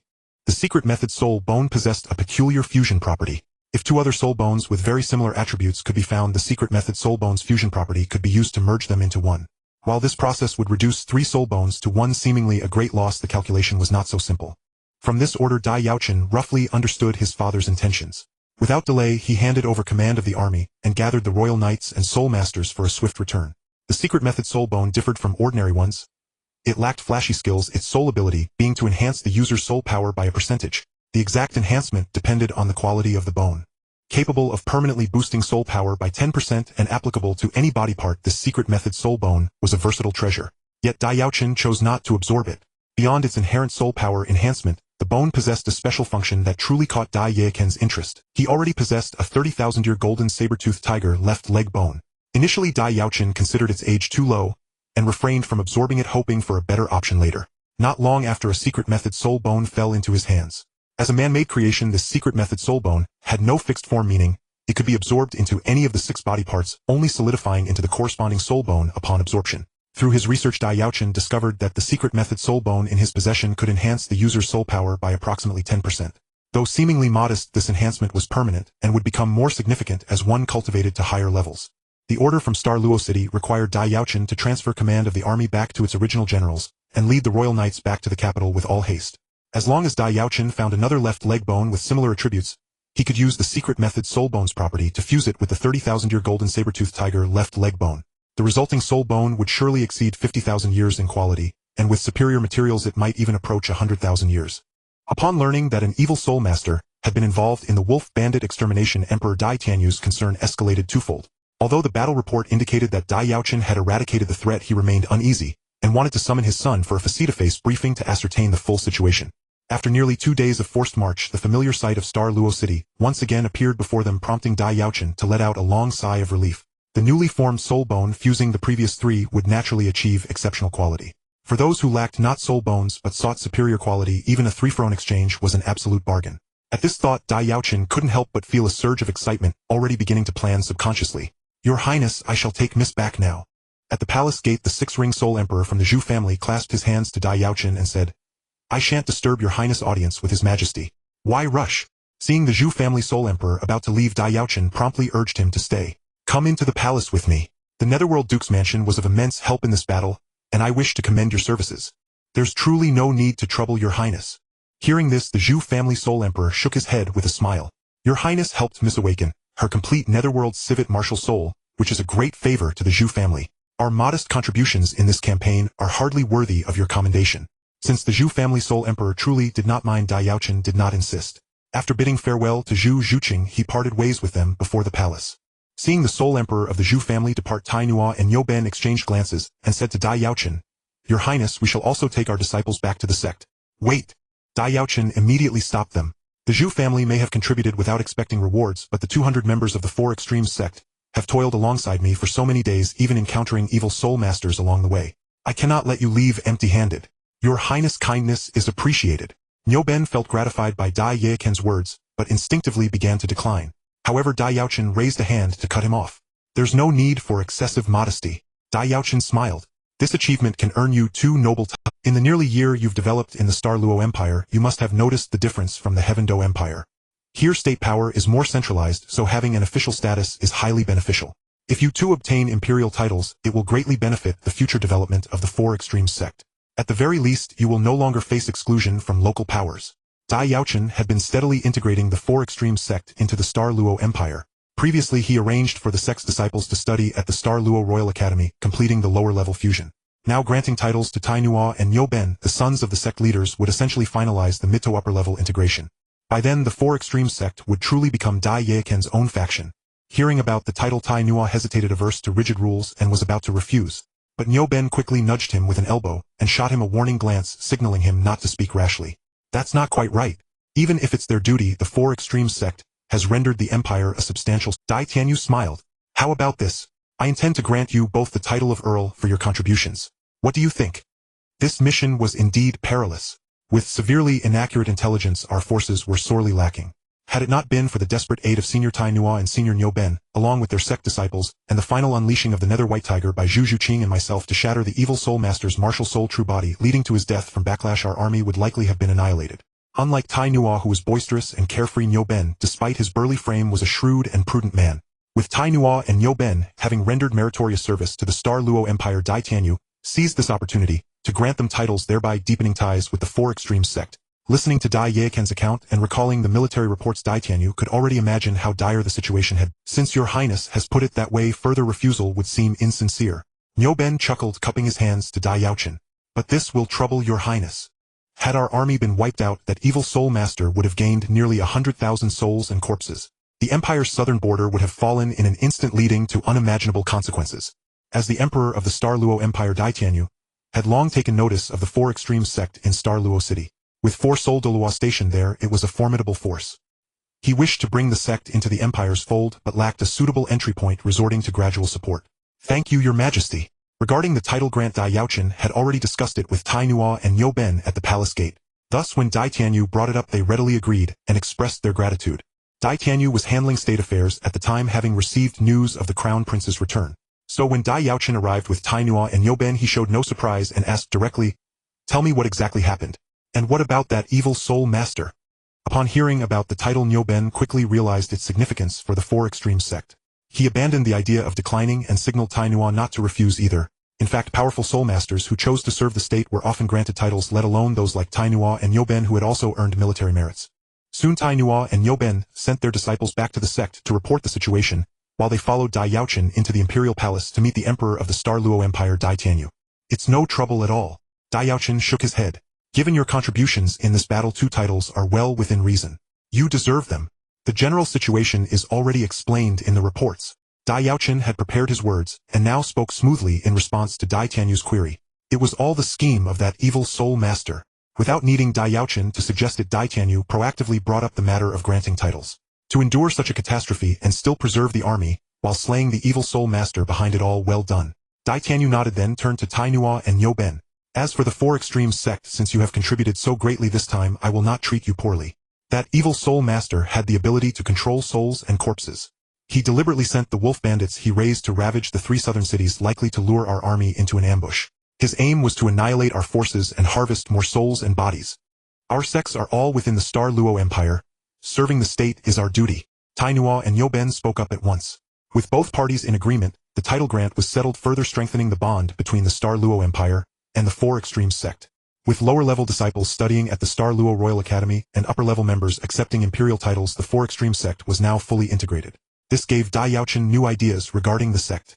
Since they were now his own people, genuine resources could be channeled to the Four Extremes sect. Dai Yaochen truly intended to support it, ensuring he would have a soul master force under his command. The Wolf Bandit suppression mission had made Dai Yaochen acutely aware of the gap between soul master units and ordinary troops, especially a limit-focused soul master force like the Four Extremes sect. Even in small numbers, its impact on the battlefield was immense.